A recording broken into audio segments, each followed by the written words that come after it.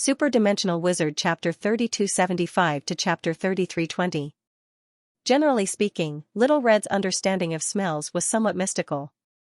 Even Canine Deacon, who discovered Little Red's talent, had no idea what Little Red could smell or what information she could get. The only thing Canine Deacon knew for sure was that Little Red was very sensitive to the smell of malicious intent. As long as the malicious intent was directed at Little Red or someone related to her, Little Red would be able to detect it. This was why Little Red was not afraid of Angor's group and brought them to see Canine Deacon without hesitation. Angor, Laplace, and the others were all good people in Little Red's eyes. She's able to detect malice and smell other special information. Most importantly, everything happened without her noticing. If Little Red had not taken the initiative to say something strange, Luigi would not even have noticed how special she was. Luigi was already surprised by her ability. She might not be as powerful as he thought, but she was not that weak either. Especially in the omniscient room, where there were many hollow people, she could fully utilize her abilities. The first thing he thought of after learning about Little Red's ability was the astral attendant in his heart space. The astral attendant was also a hollow people. Maybe he could ask Little Red to help him find some hidden information. However, this thought only existed for a moment. After thinking about it carefully, he felt that it was unnecessary. The astral attendant's past was not important. His future was more important. If he really wanted to know, he still had the Book of Wishes. The hidden information in it was enough for the astral attendant to decipher. As he pondered, Little Red returned to the guest room. She excitedly ran to the table and returned the deacon's token to the dog deacon. Then, she began to tell the deacon about the information she had gathered. Shipilov did come to the omniscient room. According to what I found, he went to see Ghost Deacon. But I didn't find out why he went to see Ghost Deacon. Canine Deacon, why did he go to see Ghost Deacon? It must be a request. Shipilov's identity was special, so his request must be ordered by someone behind him. But whether the request was about the Injit clan or someone else, I don't know. Well, it's fine. After a while, Shipilov would come over, and they would know the purpose of Shipilov's visit. Dog Deacon's words stunned everyone. Even Little Red revealed a confused expression. Is Shipilov coming to the doghouse? But I didn't receive this news. Dog Deacon, there's no need to receive any news. Ghost Deacon will send him over. Go outside and wait for him. When he comes, lead him to the guest room. Although Lil Red still had some doubts, since the dog deacon said so, it should be true. She nodded and followed the dog deacon's instructions. She went outside the doghouse to wait for Shipilov's arrival. After Little Red left, Luigi muttered, "Is she your only direct investigator? Why do you let a child like her do everything?" Dog Deacon awkwardly turned his head away. She's not the only one. It's just that she's the only one who came to this gathering. There were very few direct investigators under the Dog Deacon, and most of them were like him, otaku. This time, the Dog Deacon didn't want to come. If it wasn't for that person's personal order, he would probably stay in place like the other direct investigators. And since the Dog Deacon came to the gathering, he naturally had to bring some investigators. Unfortunately, his subordinates had already heard the news and disappeared in the name of commission before the gathering began. Only Little Red had nothing to do. Plus, Little Red also wanted to see the world, so the Dog Deacon only brought her alone. Luigi shook his head and didn't probe further. Instead, he went back to the topic. Why were you sure that Shipilov would come? Did you secretly inform Ghost Deacon? Dog Deacon shook his head.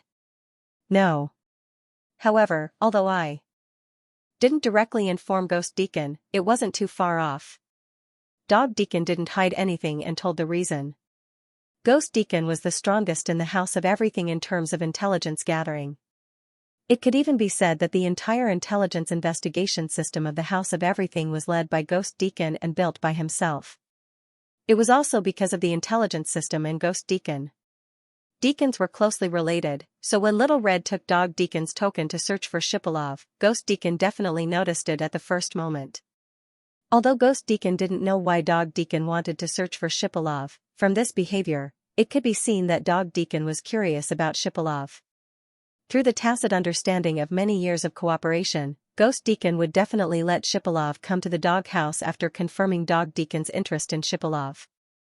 Luigi, so, you're sure that Shipolov will come just because of the tacit understanding between him and Ghost Deacon for many years? Dog Deacon nodded. Yes. However, even if Little Red didn't inquire about the information, according to the normal process, Shipolov would still come to see me. Luigi, why do you say that? Because there is a difference between a deacon's commission and an ordinary commission. For an ordinary commission, both parties only needed to sign a contract and make a good guarantee to proceed. But a deacon's commission must involve a big event, and big events often have strong consequences. It could even be said that the person who commissioned the commission would hide some information, which would lead to even more serious consequences. In order to avoid such a situation, all the commissions that the deacons received must have the person who commissioned the commission come to Dog Deacon. Through Dog Deacon's ability, he could see into the heart of the person who commissioned the commission and confirm that he didn't hide any information before signing the commission contract. However, this kind of process that required Dog Deacon to identify the heart of the person who commissioned the commission was usually done in the last few steps. Shipolov had just come to the House of Everything today, so he didn't have to go through this process. However, because of Little Red's inquiry, Ghost Deacon would definitely take action. It was estimated that he would go through this process in advance. Therefore, in any case, if Shipolov wanted to carry out the deacon's commission, he would definitely come to see Dog Deacon. It was only a matter of time. Dog Deacon's answer cleared Luigi's doubts. However, the Ghost Deacon mentioned in the Dog Deacon's answer made Luigi curious again. At present, although the House of Everything revealed 3 deacons to the outside world, Dog Deacon was the most frequently seen one. There was very little information about Deacon Man and Ghost Deacon. According to Goodalay, the 3 deacons on the surface all had special abilities. Dog Deacon could see through people's hearts. Then what was Ghost Deacon's ability?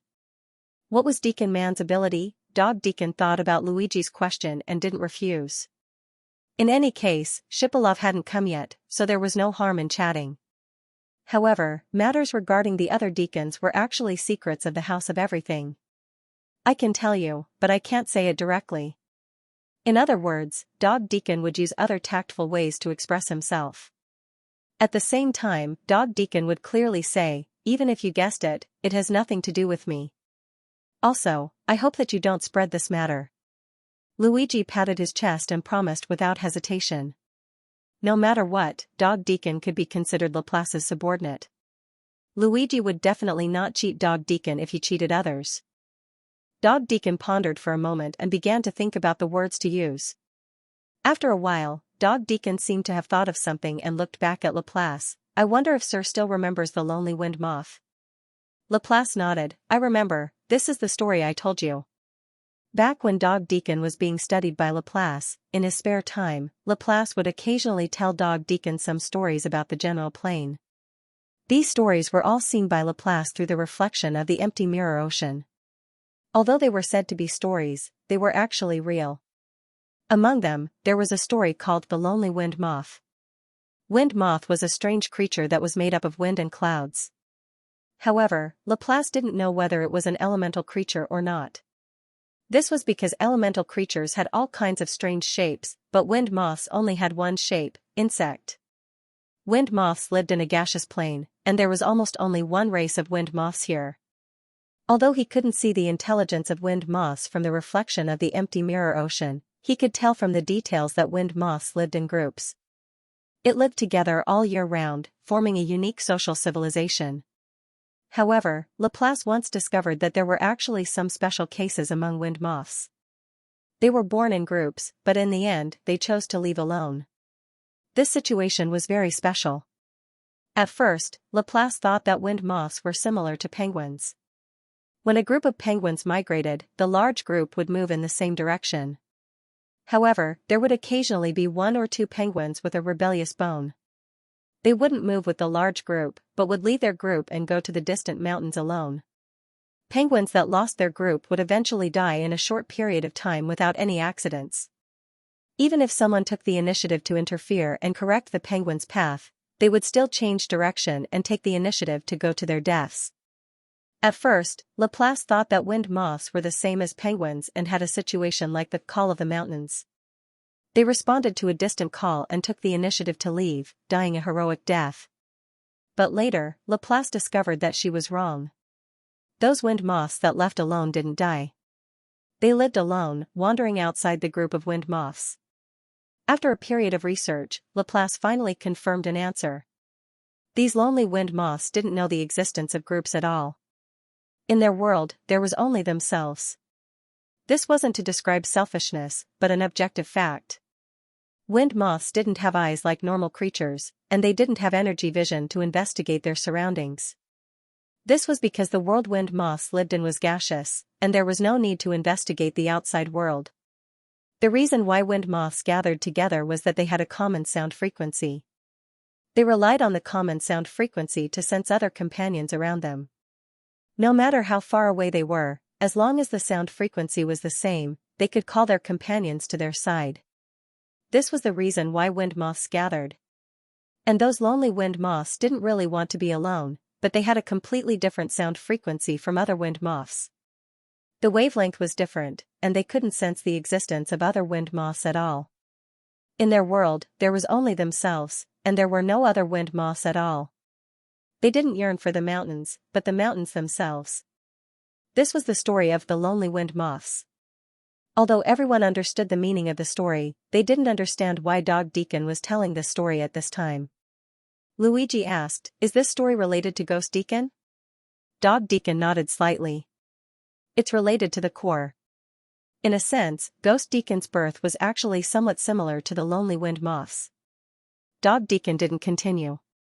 Instead, he went around in a circle and talked about something else. You should know about Mirror Mountain, right? Luigi nodded. Mirror Mountain was the territory of the Mirror Clan. The Mirror Clan was very strange. They looked like a humanoid clan, but in fact, their outer shell wasn't important at all. What was important was their consciousness. The Mirror Clan was a stream of consciousness clan. Their consciousness could move through all the mirrors in the clan, so their core was their consciousness, and their bodies could be shared. This kind of pure stream of consciousness clan communicated internally through consciousness, and their external communication was synthetic conversation. Dog Deacon shouldn't have suddenly brought up this topic. There must be a reason why he brought up Mirror Mountain. Luigi pondered for a moment. Ghost Deacon, could it be the Mirror Clan? Dog Deacon didn't reply, but his smile already proved Luigi's guess was right. Then, Dog Deacon continued. Actually, the Mirror Clan, in a sense, isn't it a group of wind moths? Although the Mirror Clan could communicate with the outside world, they used a trick to occupy the outer shell and use it to interfere with the physical world. But the true essence, the core of the Mirror Clan, was still consciousness. Because they had similar waves of consciousness, they built a network of consciousness, and flowed and mixed in the network of consciousness. They were a true group of consciousness. And the wind moths used the wavelength of sound to build a unique group shape. There were indeed similarities between the two. Luigi, combining the two, could it be that Ghost Deacon is an anomaly of the Mirror Clan? Just like the lonely wind moths, it doesn't fit in with the Mirror Clan's network of consciousness? Although Dog Deacon didn't say anything, his eyes confirmed Luigi's guess. Then, Dog Deacon told a story about a spider that was parasitized but still spun a web. Combining the two previous stories, Ghost Deacon's rough outline was slowly being described. Ghost Deacon was born in the Mirror Clan, but he couldn't interact with the Mirror Clan's network of consciousness at all. In other words, he was eliminated by the Mirror Clan from the beginning. When Ghost Deacon was eliminated, he didn't even have a spare body, and his pure consciousness was exiled. Later, Ghost Deacon received help from the creator of the House of All Things and was lucky enough to occupy a human body. And this human was a hollow person who had just passed through the eye of the sea and was coincidentally picked up by Tooth Fairy. Perhaps because he had passed through the eye of the sea, this hollow person was forming a special talent. And after Ghost Deacon merged into the hollow person's body, the special talent combined with Ghost Deacon's own consciousness. In the end, not only did Ghost Deacon obtain a body, he also obtained a special talent. Create a consciousness cloud. The Ghost Deacon's mindscape was somewhat similar to the Mirror Clan's mindscape. Both could process information to a certain extent. However, the mindscape was more inclined towards allowing information to flow, while the mindscape was more inclined towards storing information. Simply put, the Mirror Clan's mindscape was the interaction of a large number of individual consciousnesses, resulting in the flow of information. On the other hand, the Ghost Deacon acted as the main body of the mindscape. By distributing verification codes, others were qualified to enter the mindscape and store the information they obtained. This special talent was the basis for the Ghost Deacon to be able to grasp a large amount of information. He could distribute his subordinates all over the mirror realm. As long as they found useful information, they would be able to upload it to the mindscape immediately. This allowed the Ghost Deacon to grasp a large amount of information. However, just storing information alone was not enough to make the Ghost Deacon stand out. Another important reason why he could become a deacon was that the Ghost Deacon could borrow other people's computing power through the mindscape to increase his computing power. Simply put, the more people connected to the mindscape, the stronger the Ghost Deacon's computing power would be. Computing power included the ability to process data, analyze information, and integrate multiple knowledge. With the support of these three abilities, the Ghost Deacon could conduct in-depth analysis of the information stored in the mindscape. Many secret information was actually hidden in information that appeared harmless on the surface. For example, the information on the surface was that the price of certain items had increased. However, through the analysis of computing power, the final conclusion could be reached. This was the result of multiple forces fighting behind the scenes. One could see the whole picture from a single spot. The storage of multiple information, as well as the analysis of big data. This was the fundamental ability that allowed him to be a deacon. A very powerful ability. Even Gleipnir could not help but sigh in the spirit bond when he heard this information. However, from my point of view, this kind of mindscape is actually a little similar to the dream crystal. In other words, the mindscape was a youthful mini-version of the dream crystal.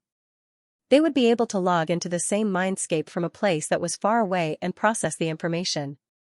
However, the mindscape could only allow a single person to log into the mindscape to store information. Not only could the dream crystal store information, but it could also interact with other people. The dream crystal was considered an enhanced version of the combination of the mindscape and the mindscape.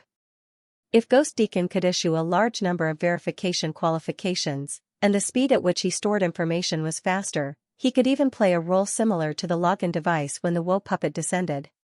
However, it was impossible to completely replace the login device. That was because when the Woe puppet descended, the consciousness cloud would be completely controlled by the Ghost Deacon alone, and there would always be doubts about his decisions. However, the principle of the Dream Crystal could allow the leaders of the various large factions and races to gather together and work together. Most importantly, there was a limit to the number of people who could be qualified to enter the Dream Crystal. As long as the Dream Crystal had a login device, it would be able to recruit people without limit. Also, the Dream Crystal could be the final safeguard. As long as one's consciousness and memories remained, they would be able to become a native and survive in another way. Gleipnir had done a comprehensive analysis of the Dream Crystal. Although she felt that the Dream Crystal was more perfect in a sense, she had to admit that the functions of the Dream Crystal were too complicated. Due to the small size of the Dream Crystal had the characteristic of being short and fast. This allowed it to gather information faster than the Dream Crystal. In other words, even if the Dream Crystal was spread out in the White Sun Mirror region in the future and had a certain amount of information gathering ability, it would probably be impossible to achieve the level of the Ghost Deacon. Unless the Ghost Deacon unfortunately met with an accident and died. So it seems that the Ghost Deacon letting Hippolov come to the doghouse is actually a manifestation of his information-gathering ability? Luigi said softly. The Dog Deacon nodded. You can say that. All right. Luigi asked, then what about the Ghost Deacon? The Ghost Deacon should also have special abilities, right? All right. According to the order of strength in the House of Everything, the Dog Deacon, the Ghost Deacon, and then the Ghost Deacon.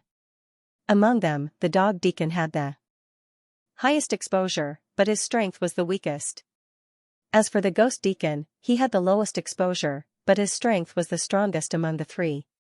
According to Good Elise, the Ghost Deacon's direct investigator only accepted battle requests. So Deacon Ren's special ability had something to do with battle? The dog Deacon did not answer Luigi's question directly. Instead, he twitched his ears and looked at Angor. You're a human wizard. According to your understanding, what kind of wizard is the strongest among your peers? Huh? Angor was a little surprised. He did not expect the dog Deacon to suddenly ask him something.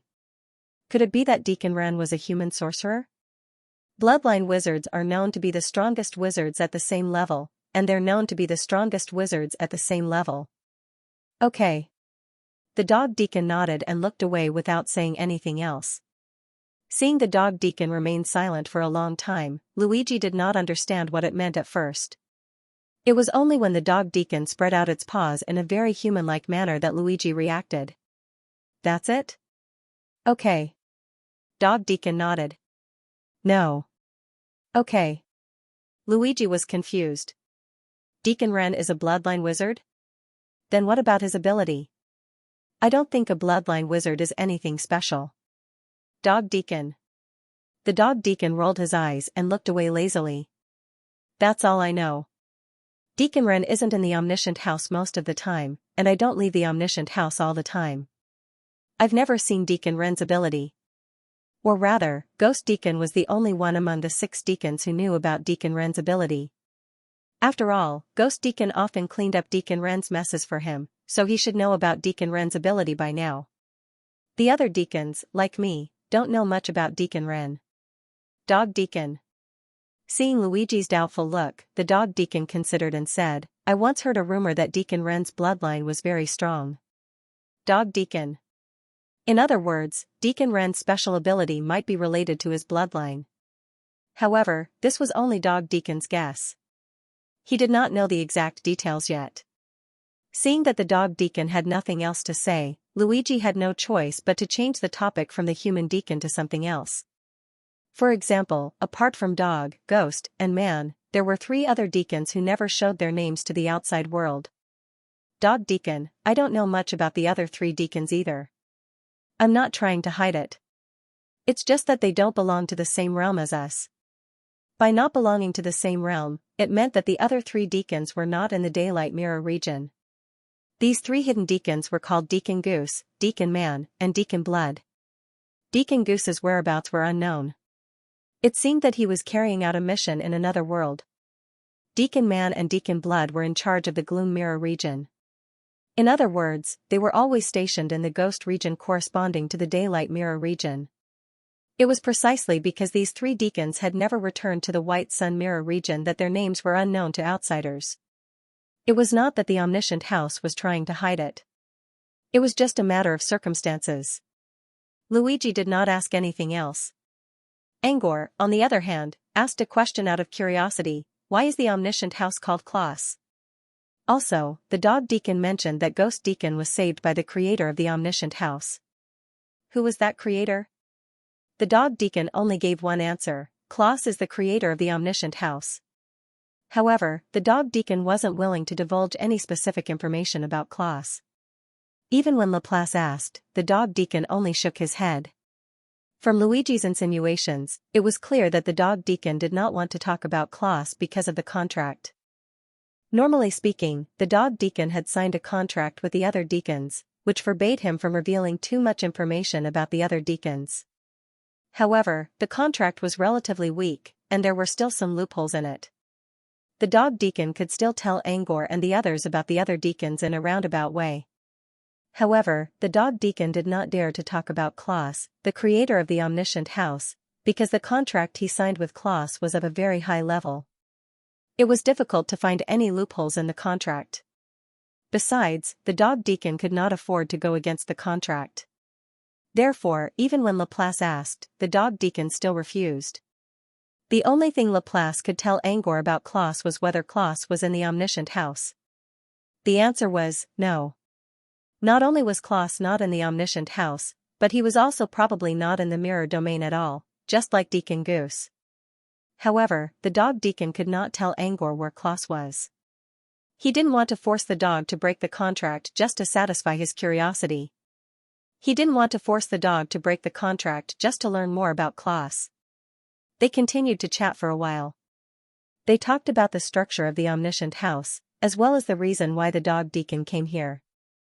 It was worth mentioning that the omniscient house was not a local organization. Most of the members of the omniscient house were hollow dwellers and outsiders. There were very few local races in the omniscient house. Perhaps because of this, the omniscient house was more like a neutral organization in the Sun Mirror domain. Other than that, there was nothing else worth mentioning. About 5 minutes later, they heard hurried footsteps coming from outside. The dog deacon stopped talking and looked at the door curtain not far away. Not long after, Little Red called out the dog deacon's name from outside the door. Dog deacon said, "Come in." Immediately after, Little Red brought in a man with an imposing appearance. "Mr. Deacon, Hypalov of the Injit race wants to sign a commission contract here." Little Red hopped over to the dog deacon. She was acting a little different from before. She was still lively, but at least she had an assistant now. The dog deacon looked at the tall man. "You're Hypalov, aren't you?" "Hypalov?" Angor glanced at Shibalov as well. "Yes, I'm Hypalov. Ghost Deacon asked me to come here to check a commission contract." Hypalov also saw 3 other people in the room, but he did not think too much about it. He just assumed that they were the dog deacon's subordinates. He saw quite a lot of people in Ghost Deacon's room. Since Ghost Deacon had a lot of subordinates, the dog deacon must have some as well. But it didn't look like there were many of them. Just as Shipalov was thinking about this, the dog deacon coughed softly. "They are my guests, not my subordinates." Hypalov paused for a moment before he remembered that the dog deacon's ability was to see through people's minds. Obviously, the dog deacon already knew what he was thinking. He did not even sense any energy ripples, yet the dog deacon already knew what he was thinking. That was scary. Shipalov didn't dare to think too much about it. He quickly stopped the thought and apologized to the dog warden. "I was rude." "Sorry." The dog deacon shook his head. "No need to apologize. Logically speaking, I shouldn't have told you that they are guests, but their situation is slightly different. They're here for you." Hypalov was still confused. He did not understand what the dog deacon meant. Then, he saw a young man with cat ears take out a familiar dragon scale from his arms. Hypalov was a little surprised when he saw the scale. He opened his palm. A black flame that was constantly twisting and changing slowly rose from his palm. Within this black fire, there was a faint golden light. Within the golden light, there seemed to be a long-handled weapon. When the shape of the weapon appeared, the dragon scale in his hand began to glow, as if it was trying to resonate with the weapon. Hypalov lowered his head and looked at the spear in the black flames, his eyes flashing with understanding. It was the dragon scale. "Mr. Dirk, and I did this for you." Hypalov. The reason for this was that his heart flame was very special. It was a type of dynamic heart flame that allowed him to choose a suitable weapon for himself during battle. As a knight who roamed the battlefield, Hypalov had to change several weapons every time he fought a battle. Long range, medium range, guided, close range, shield type, pure physical, energy type. This caused him to feel messy and troublesome every time he used a weapon. To solve this problem, he wanted to find someone to customize a weapon for him. For this, Hypalov went to see many craftsmen. Unfortunately, neither the Ingji craftsmen nor the blacksmiths from other cities could meet his requirements. In the end, he found a solution in 100 Dragon Divine Kingdom. By paying a favor to Mr. Dirk, he obtained a custom-made, transformable knight spear. Because the spear was crafted by Mr. Dirk himself, it resonated with the dragon scale in Angor's hand. After confirming that the dragon scale really belonged to Mr. Dirk, Shipalov felt a little conflicted. Ever since he asked Mr. Dirk to do him a favor, he had been imagining what would happen if someone came to him in exchange for a favor. He had fantasized about his close acquaintances coming to him in exchange for favors.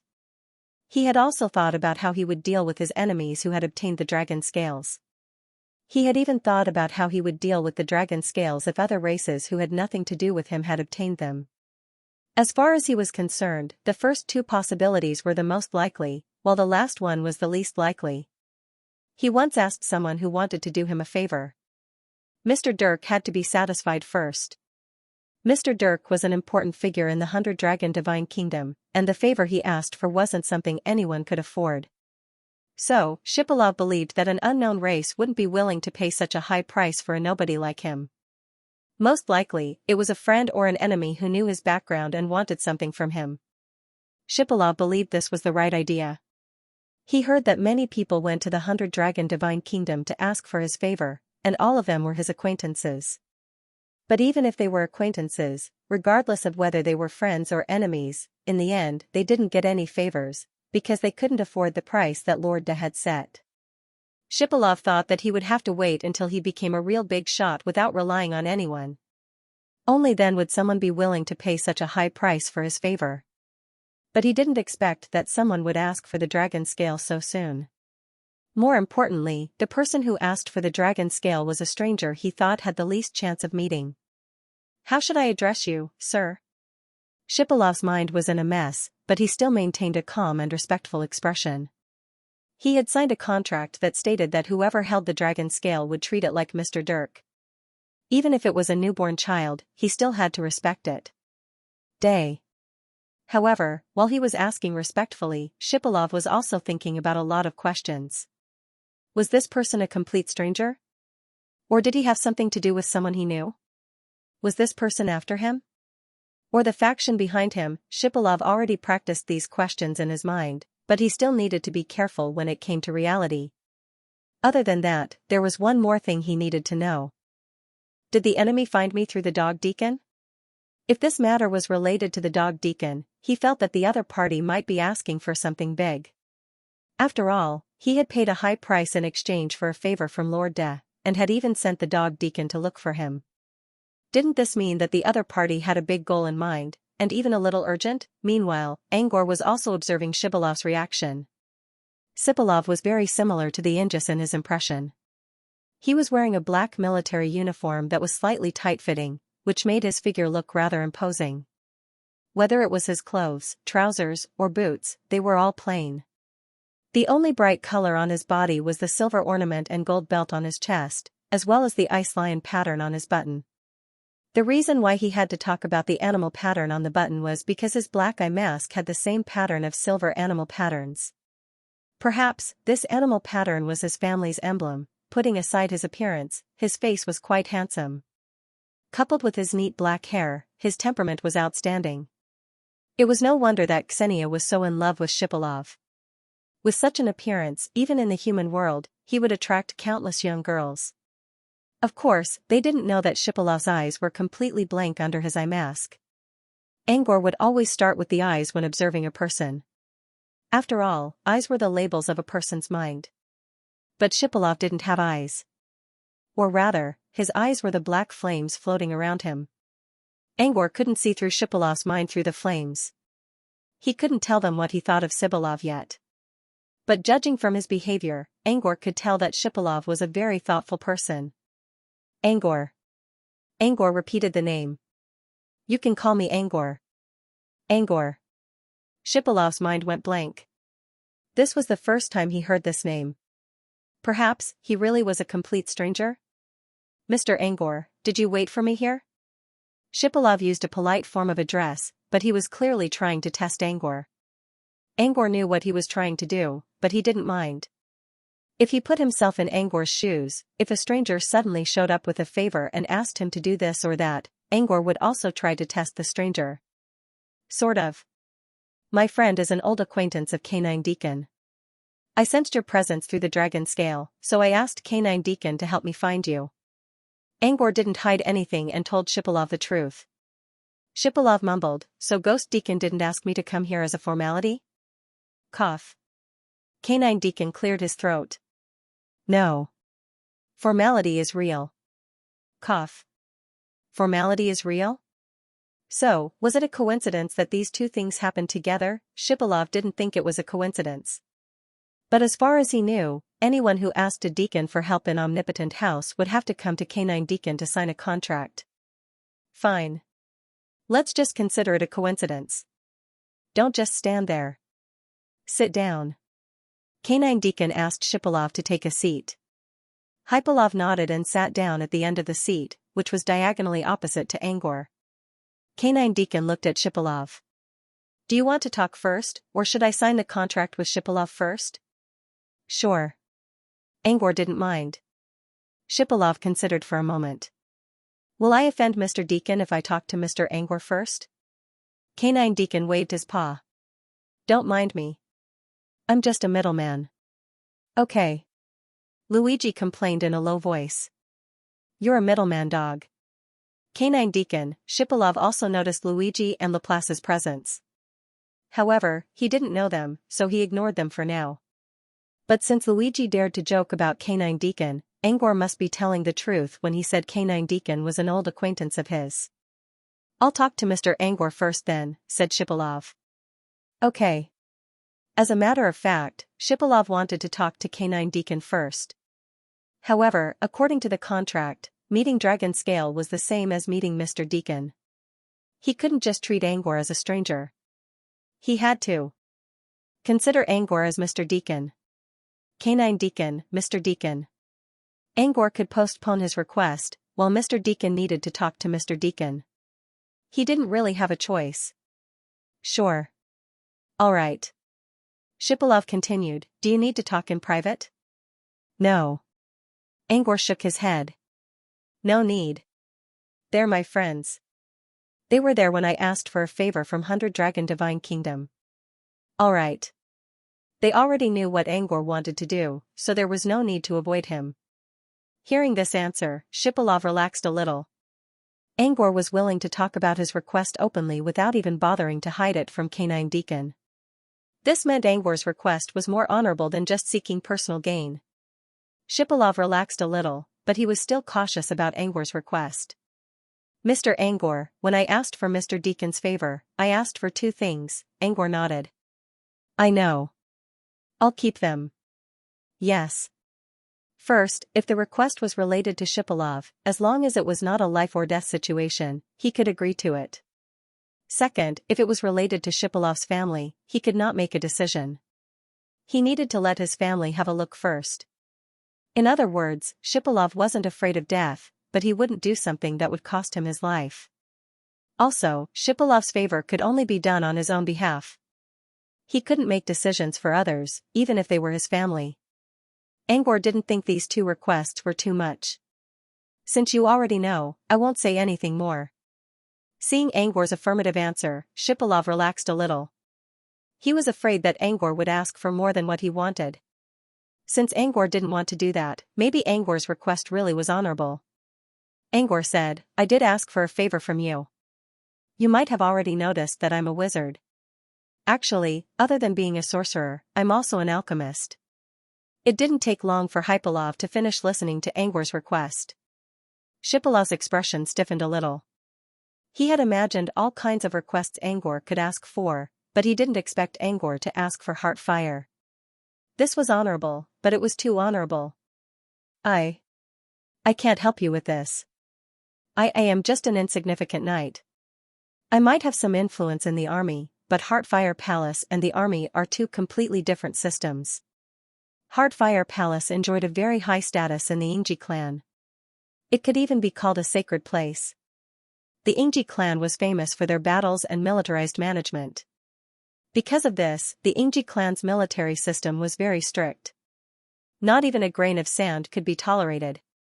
Heartfire Palace was the only place in the entire Ingji clan that had an independent military system. The soldiers of Heartfire Palace were not under the control of their superiors. The only ones who could influence Heartfire Palace were the generals. But how many generals did the Ingji clan have? Shipilov wasn't even a lieutenant. He was thousands of miles away from being a general. It was impossible for him to interfere with Heartfire Palace. He already learned about the Ingji clan's situation from Gleipnir and Pika. Considering Shipilov's position, it would be difficult for him to interfere with the Heartfire Palace's affairs. Angor wasn't surprised by Shipilov's refusal. He had never imagined that Shipilov would succeed in doing so. I understand your position. I don't want to succeed either. My request is that you introduce me to a general who is involved in this matter, and if possible, help me mediate between the 2 sides. All right. It doesn't matter if I succeed or not. All right. Angor considered a little. If I can't, just find someone and let me study Heartfire for a while. Shipilov got the gist of Angor's plan. If Angor wanted to obtain a heart fire, he would have to get the general's permission first. In this case, Angor hoped that Shipilov could help him by introducing him to a general who could decide the heart fire's ownership. If Angor couldn't obtain the heart fire, he could arrange for someone from the Ingji clan to study it. Actually, Shipilov could do these two things. His grandfather was once an honorary commander and the teacher of the current supreme commander of the Ice Kingdom. The current supreme commander of the Ingji clan was the only 3-star general in the clan. Using this connection, Shipilov could easily introduce Angor to the supreme commander. As for Angor wanting to study heart fire, it was easy. Shipilov could ask his subordinates to let Angor study heart fire. In fact, Shipilov could even give his own heart fire to Angor to study. Shipilov's heart fire was special, but that didn't mean it was excellent. His heart fire was completely different from the Ingji clan's common heart fire. If Angor could really learn something from heart fire, it would be better for him to study Shipilov's heart fire, so Angor wouldn't need to pry into the secrets of the common heart fire. In short, both of these were not difficult in Shipilov's opinion. Of course, that was if Angor really wanted to go this far. If Angor hid something and pretended to do it for heart fire, he might change his mind halfway and use Shipilov to threaten his grandfather. Then it would be hard to say what would happen next. However, Shipilov also knew that now was not the time to be suspicious of these groundless things. He just needed to consider all possibilities. There was no need to worry about it now. For now, he would follow what Angor said now was the right choice. After all, he still owed Shipilov a favor. Of course. Shipilov nodded.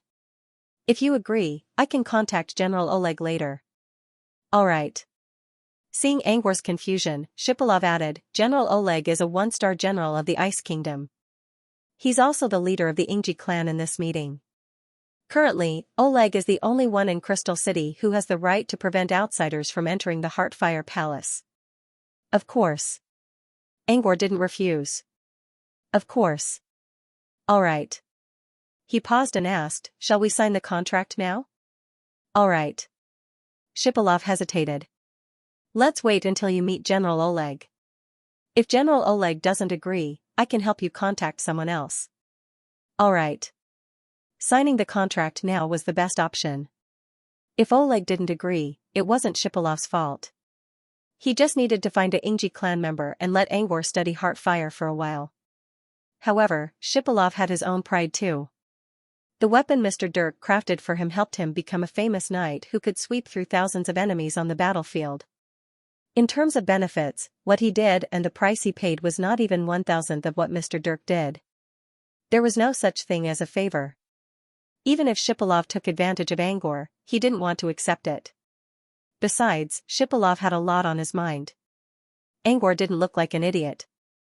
He must have paid a great price in exchange for Mr. Dirk's favor. If he could fool Mr. Dirk so easily, there must be something behind it. Shipilov was a proud Ingji soldier who had his own principles. He wasn't Palucci who liked to take advantage of others. There was no need for him to go this far. Since Angor and Shipilov reached an agreement, their conversation came to an end. Next up was the contract between Shipilov and K9 Deacon. Since it was a private matter, Angor and the others chose to avoid it. However, Luigi seemed to be interested in Shipilov's request. Before leaving the guest room, Luigi looked back several times as if he wanted to see what was going on. Are you interested in Shipilov's request? Angor asked Luigi through their spirit bond. A little. But I'm not interested in what you think. All right. Luigi gave a brief explanation. To put it simply, from the various information he had obtained before, whether it was a macro guess or the additional information added by Uncle Ku and Xianxia, it seemed to be hinting that Shipilov's commission in the House of Everything was a big one, and it was very likely to be related to the Ice Country War. But if it was really related to the War of the Ice Nation, didn't that mean that Gutalace's previous speculation was correct? It must be noted that every time Guthales made a serious deduction in the past, she had never succeeded. It had been like this for years. It was an iron law. But this time, Guta's speculation seemed to be getting closer to the truth. Was Guta going to overturn the iron law of wrong speculation this time? Luigi was always a curious person. He didn't care about what Shipolov's request was. He just wanted to know if Guta's speculation was correct or not. If Guta Lace managed to turn the tables, then he and Gleipnir would no longer be able to use her deductions as evidence in the future. Angor rubbed his chin. Shipolov's request must be something big if it even got Canine Deacon involved. With Shipolov's current status, it's hard for him to get such a big request. So it's probably related to the Iceberg War. Alright. Was Guta really going to succeed this time? While chatting, they arrived at the main hall. As soon as they arrived at the main hall, they saw a mirrored entrance on one side of the main hall. It looked like an open door, but this door was Perry's. Since the entrance wasn't closed, Angor and the others could clearly see what was inside. Little Red was crouching on the ground with a magnifying glass in her hand.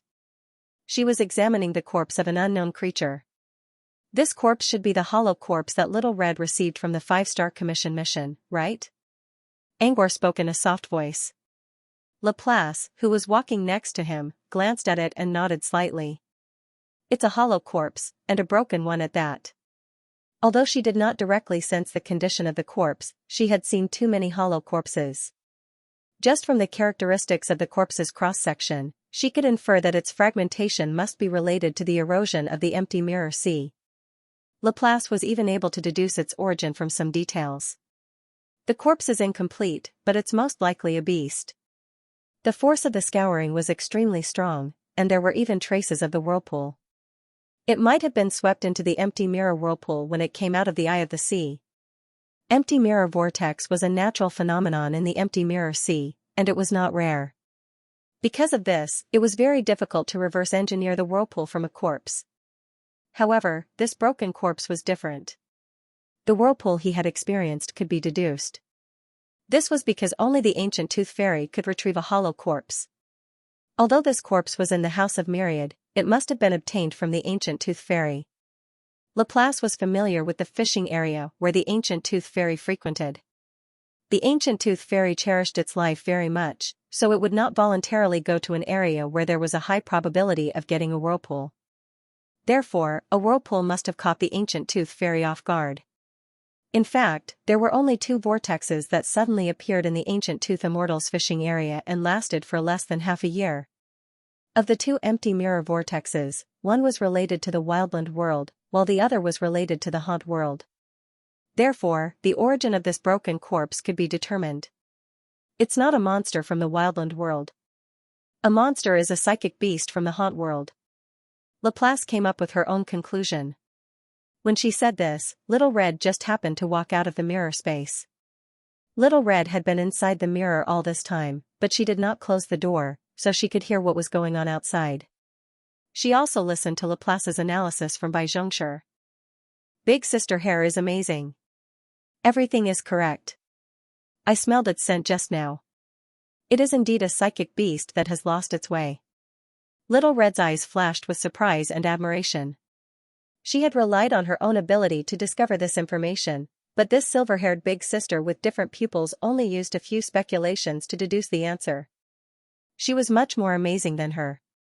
Little Red had always admired people who were more knowledgeable than her, whether it was the dog deacon or others. Now, there was Laplace.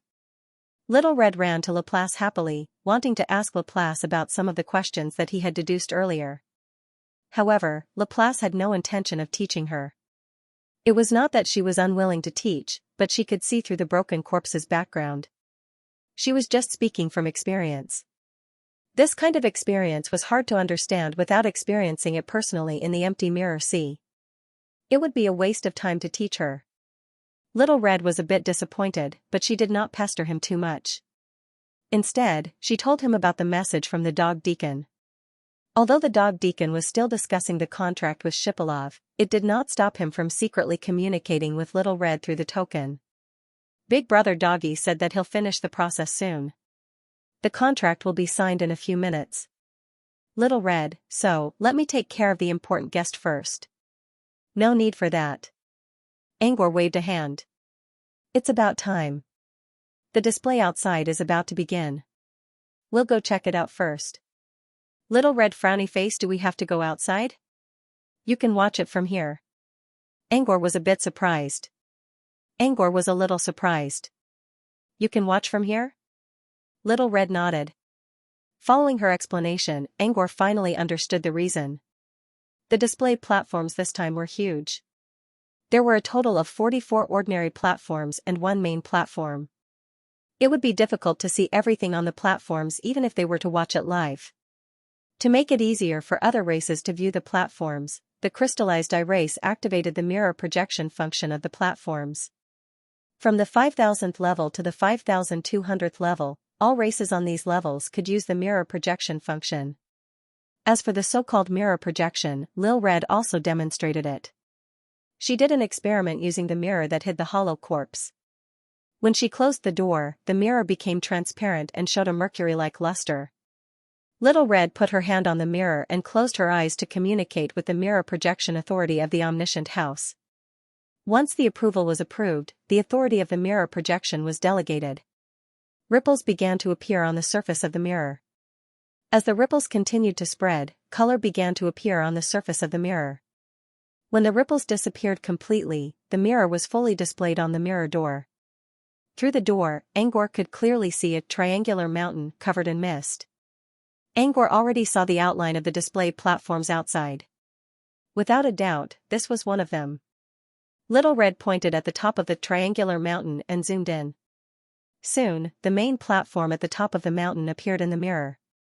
However, the main platform was also covered in mist and could not be seen clearly. But this was not a big problem.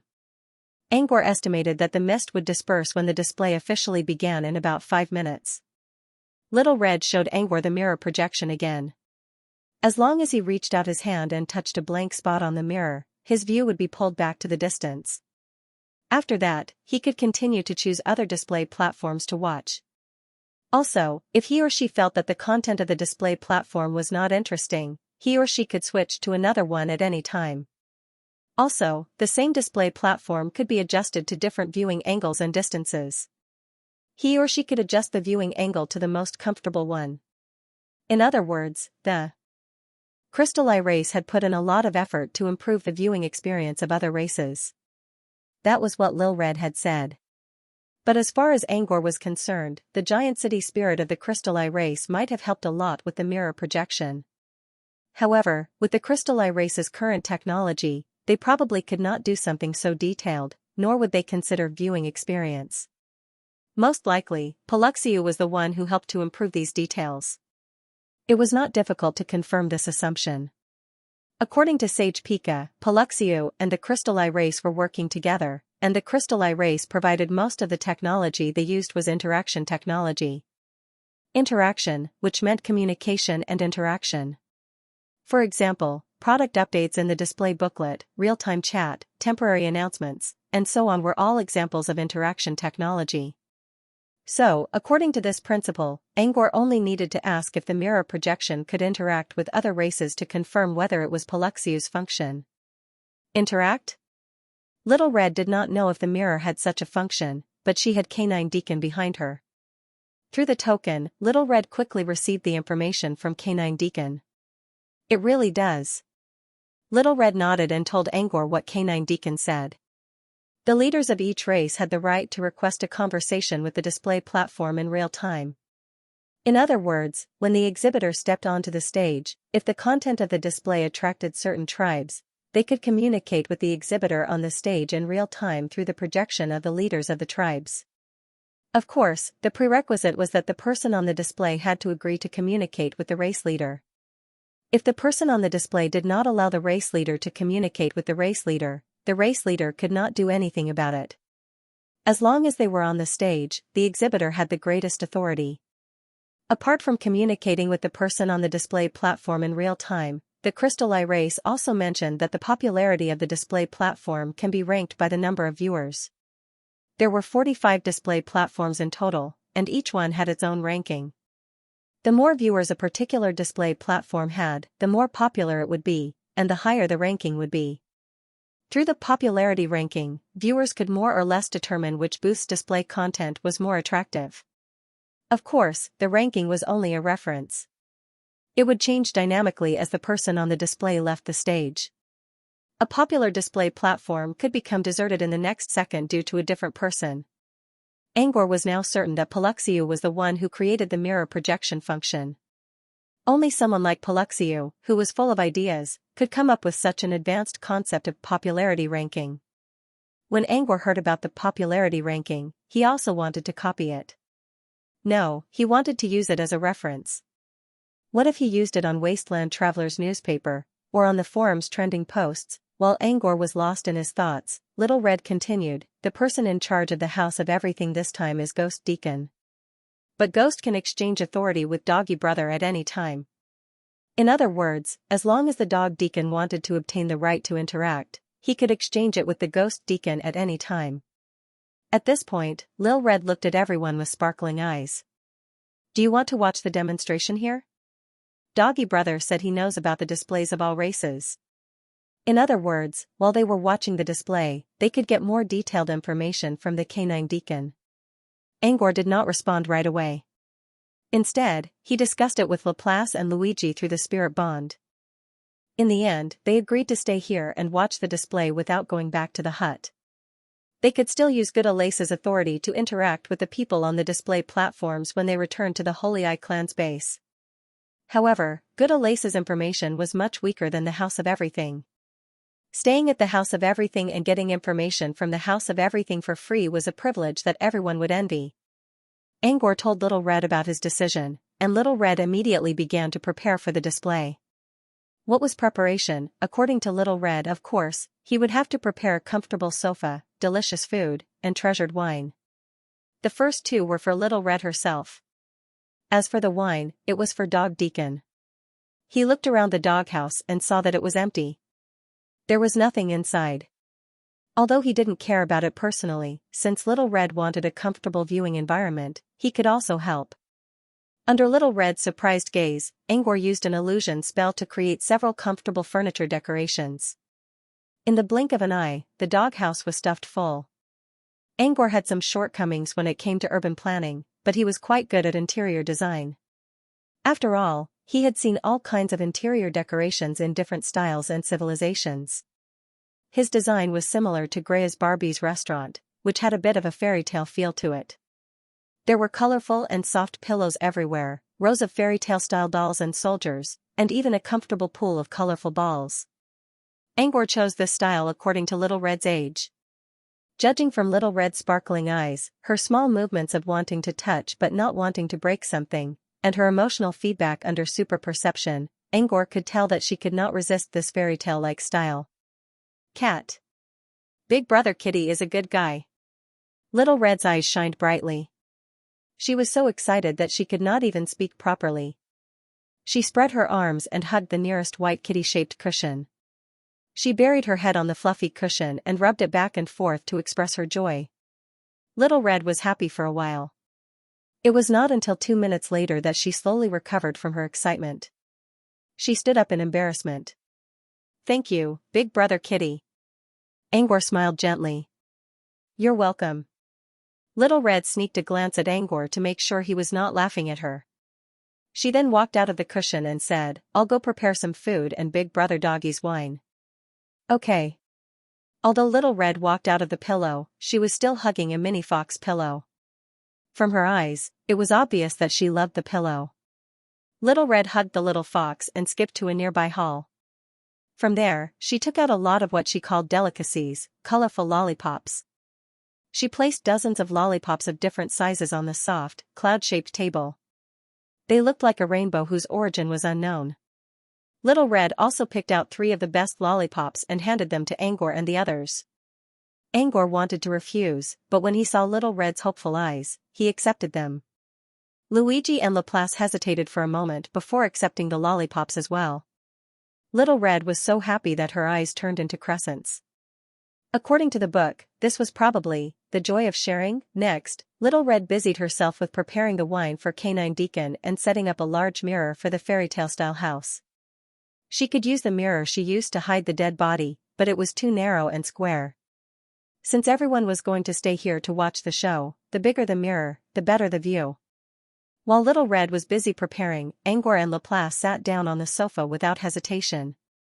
Luigi jumped into the pool filled with colorful balls like a big kid and put his feet up as if he was taking a bath. After enjoying himself for a while, Luigi took out a colorful ball from the pool, aimed at Angor's head, and threw it at him in a parabola. However, before the ball could reach Angor's head, it stopped in midair. Then, it flew in the opposite direction at an extremely fast speed, aiming straight for Luigi's head. Dodge. Luigi tilted his head and evaded the ball with a strange smile. A direct hit.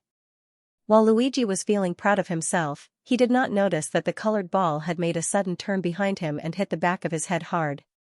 With a bang, Luigi's head fell into the pool of colored balls. After a while, Luigi sat up. "I didn't even use force, you wouldn't be sitting there like this if I did," Angor retorted. Luigi pursed his lips. "I just wanted to ask you. You seem to care about Little Red. Luigi, you can ask me through the spirit bond. Don't do unnecessary things." Angor paused for a moment before speaking to Luigi through the spirit bond. "I always pay more attention to people who have pure hearts." John was taught to respect the old and love the young since he was young. However, this concept was not a rigid dogma, and all concepts existed in the same mind. Angor accepted the idea of caring for the young as long as the other party was not a naughty kid. Little Red was one of those pure and innocent children, not naughty ones. Angor would always pay more attention to such children. "But I don't see you paying attention to me," Luigi muttered. "My heart is also quite pure." He took out the rainbow lollipop Little Red gave him and stuffed it into his mouth. He did not want to talk to her. As the lollipop melted, its sweet juice spread in his mouth. Sweet. Although it was delicious, it wasn't to the point of being delicious. But Angor could understand that this was what children liked. Sweet. Pure sweetness. Lollipop. Luigi also tore open the candy wrapper and lay down in the pool of colored balls. Compared to Angor's silence, Luigi commented on the flavor of the lollipop from the inside out. There was only one word to describe it: sweet. "I feel sorry for Little Red. She said she was going to prepare something delicious, but all she got was a bunch of sweet lollipops." Luigi sighed. "How about I make something for Little Red?" Angor asked. "Okay." Luigi stopped talking right away. Laplace also gave Angor a strange look. "You want to make..." Laplace did not finish his words, but his eyes already told Angor the name of the forbidden food. Angor nodded without hesitation. "Yup, manna bread. I'm under the effect of Wicked Witch's blessing, so it should taste good." "Okay." "Luigi. Have you forgotten what happened before?" "I didn't. It was just an accident." "Okay." Luigi wanted to argue, but he remembered that the box did have an accident. He didn't know what to say about the precedence of this incident. Laplace, on the other hand, spoke calmly. "It's not good if something happens here. Besides, I think the food you make has a high probability of accidents happening. Don't make food here. You can do whatever you want when we get back to the heart space." "Alright." Laplace had seen Angor use the box twice, and both times, the result was strange. If the result was the only thing that mattered, the chances of it happening were 100%. This was different from the records of the previous owners of the box. Perhaps Angor had some special technique. Anyway, Laplace strongly advised Angor not to use the box here. He wouldn't have listened to Luigi's advice. But since Laplace was the one who suggested it, he decided to accept it. Angor did not give up on making manna bread, but he did not give up on preparing food. He still had a lot of food on him, and the one with the most unique taste was magic meat. Angor took out a plate of magic meat from his bracelet and placed it on the table. Luigi and Laplace also saw the meat. They had never tried it before, but they saw Angor using it as a consumable for making manna bread. They thought it was just a normal consumable. But it turned out that magic meat could be eaten as food. However, even though Laplace and Luigi knew that the meat was edible, they didn't take the initiative to grab it, mainly because they were afraid. Little Red, who came out of the room with 2 jugs of wine, tried a small piece of magic meat under Angor's encouragement. "Yum." Little Red's eyes lit up in delight. "It feels soft and bouncy, but it's crunchy. Strange taste in my mouth, but it's delicious." Angor was quite pleased with Little Red's praise. He took out 2 more plates from his bracelet. Next, he took out 3 thumbnail-sized pieces of magic meat and activated them with his energy. In the blink of an eye, the thumbnail-sized pieces of magic meat grew several hundred times bigger until they filled up all 3 plates. The magic meat looked like white, greasy balls from the outside. Although these 3 plates were all white, the colors were respectively pale white, pure white, and milky white. 3 different kinds of magic meat? It was Luigi who asked. Perhaps it was because of Little Red's praise that made Luigi curious about the taste of the magic nourishing meat. He walked out of the colorful ball pool and looked at the magic nourishing meat on the plate up close. This one is different. Angor shook his head. No. Angor shook his head. They're all demon nourishing meat. Luigi poked the meat with his finger and found that its outer skin was just as Little Red said. It was smooth and soft like fat meat, but also like some kind of gelatinous substance. The skin seemed to have some memory function. It would not take long for the whole to return to its original shape. Little Red just ate the devil nourishing meat on the plate on the left. It's also the most tender devil nourishing meat. It's about 15 or 16 years old, and it's quite tender and sweet. The devil nourishing meat in the middle plate is about 100 years old. Compared to the 15 or 16-year-old devil nourishing meat, it's much more palatable. The one on the far right is about 200 years old. It's drier and chewier. Little Red, Luigi, and even Laplace couldn't help themselves from tasting the devilish meat of different ages. In the end, the magic meat was praised by everyone. Luigi and Laplace had tried better food before, but they still had to consider the fact that Angor was the one who brought out the moist meat. Compared to the manna bread Angor made before, this moist meat was the best in the world. Maybe it was because of their different ages, but Little Red still preferred the fresh and sweet one. Angor preferred the chewy one, while Luigi and Laplace preferred the dry one. According to Luigi, the drier the meat, the meatier it was. In short, he loved to eat meat. Magic meat had the property of growing. As long as they left a little bit of it and used any energy to nourish it, it would grow back. Therefore, they did not have to worry about the meat being eaten up. They could eat as much as they wanted. Especially when he was looking at the reflection in the mirror that was the size of a wall while eating meat in big mouthfuls, he felt very satisfied. White mist. The display hadn't started yet, and the mirror only showed a small area. However, people were already gathering on the main stage. It wouldn't take long for the display to begin. While waiting, Angor and Little Red chatted for a while. Work. They mainly talked about the omniscient house and Little Red's daily life. However, it seemed that Little Red only knew a little about the omniscient house. She spent most of her time training with Canine Deacon. As for her job, she used her ability to analyze information about the Hollow Men. Little Red didn't avoid talking about her natural talent ability. She took the initiative to exchange a lot of information about the Hollow Men and Hollow Corpses that she had discovered with her ability. She also learned about the hollow bodies she saw before. You're right, Miss Hare. I also sensed the scent of telekinesis from the Hollow Man's heart, which means it's a telekinesis. Also, I sensed a sense of confusion deep inside its brain. It's the same as analysis number 231, lost. This means that it most likely fell into the mirror domain because it lost its way. In addition to the smell of confusion, I also smelled another smell, and that smell filled its subconscious. It's the same as analysis number 937. Analysis number 231, taming. This means it's not a wild telekinesis. It's a tame telekinesis. Little Red's analysis didn't stop there. She seemed to have marked many of the scents with numbers and recorded them as entries so that she could get more information. Apart from lost and taming, Little Red also found entries for darkness and tenacity. Darkness meant that the telekinesis beast's attribute was dark. 10-star tenacity meant that the telekinesis beast's skin was as thick as a 10-star mission. The omniscient house had a total of 12-star missions. 10-star missions were almost never accepted by investigators. Even deacons wouldn't dare to touch them. If one were to compare the difficulty of a 10-star mission, only a rank 3 magus would be able to handle it. This also meant that the telekinesis beast was as strong as a level 3 wizard when it was alive. That was interesting. On the surface, the strongest wizards in the haunt world were the 5 3-star psychics. A 3-star psychic could at most fight against a level 3 wizard, while a level 3 wizard couldn't handle a telekinesis beast of the same level. Master. But Little Red, this telekinesis beast was as strong as a level 3 wizard. There was no way a 3-star psychic could tame a telekinesis beast. Could it be one of the legendary 4-star psychic? Angor already learned about the 4-star psychic from Laplace.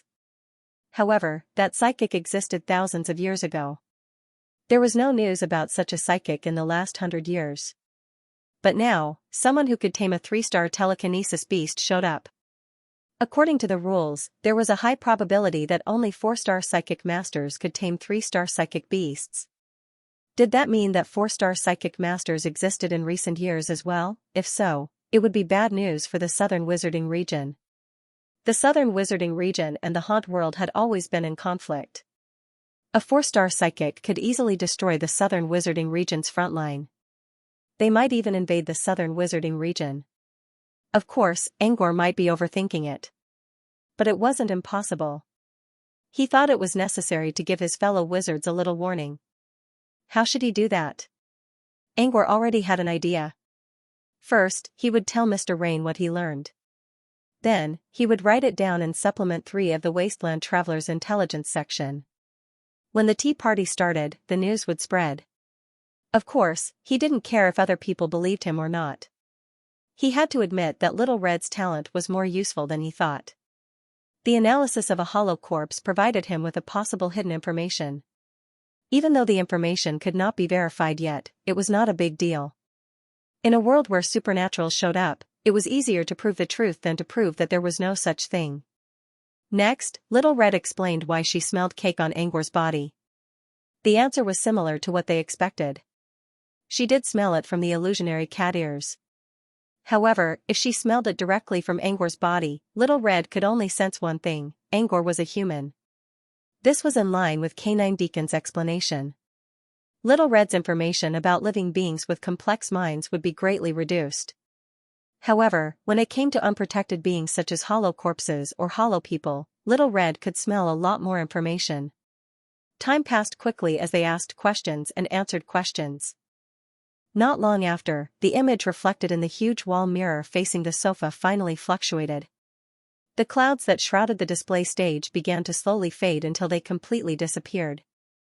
As the mist dissipated, the 45 display platforms revealed their true appearance.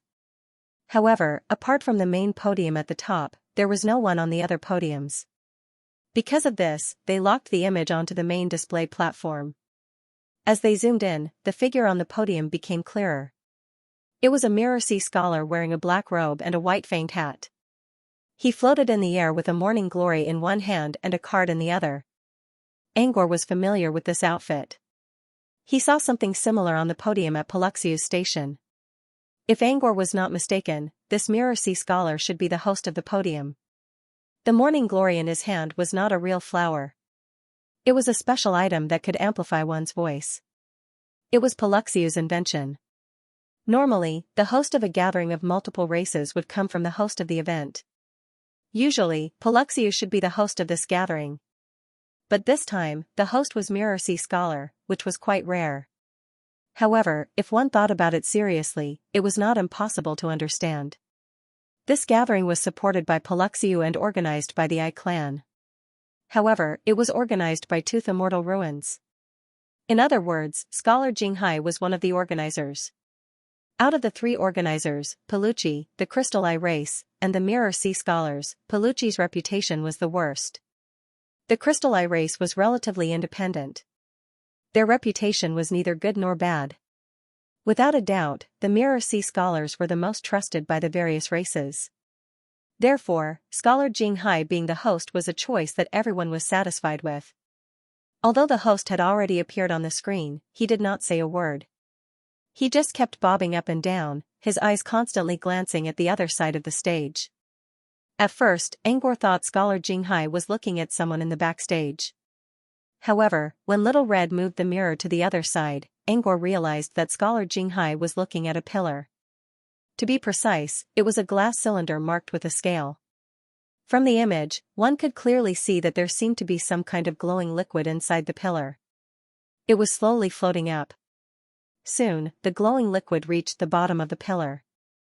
The first scale finally lit up, and the number displayed was 5%. As the 5% number on the light pillar lit up, the same number appeared on the upper right corner of the mirror, 5%. Angor was a little surprised to see the number displayed on the mirror. It took him a while to realize what was going on. This is popularity? Hot? Perhaps to confirm Angor's guess, Little Red controlled the mirror to expand the field of view and return it to the bird's eye view. From this angle, they could see all 45 display stages. In this image, 5% of the main display platform was still clearly visible. As for the other 44 display platforms, it was the same number, 0%. From this perspective, Angor confirmed that this was indeed the popularity list. And, the popularity ranking was connected to the glass cylinder on the stage. When the glowing liquid inside the cylinder reached 10%, the popularity of the main stage also reached 10%. It was easy to see what was going on. The host on the stage kept looking back at the glass cylinder because he was checking the popularity of the stage. Popularity meant how many races were paying attention to the stage. A 10% popularity meant that nearly 10% of the races were watching the main stage. Of course, this number was not 100% accurate. The popularity ranking only showed the races who had permission to use the mirror. Many weaker races or unaffiliated individuals did not have permission to use the mirror. Even if they were watching the main stage, it would not increase the popularity of the stage. The popularity of the main stage continued to rise. About half a minute. Later, it reached 25% and was still climbing. When the popularity reached 30%, scholar Jing Hai finally stopped paying attention to the light pillar. Instead, he moved to the center of the stage with the rising and falling rhythm. He picked up the morning glory and bowed slightly under everyone's gaze. Sorry to keep you waiting. Hello. I am the host of today's main stage, Mantanigus. Hello. After Batfong Nicholas gave a brief self-introduction, he began to talk about the various rules of the display platform. He also mentioned the opening time of each stage and the following arrangements. He also mentioned the function of the main stage today. In fact, these rules had already been explained to the various races. Now, it was just a brief introduction for the scattered races. After about 5 minutes, Mantanigus explained the rules clearly. He did not continue with his long speech and went straight to the main topic of the day. Each race will send one or more people to the main stage to give an overview of the exhibition list. Okay.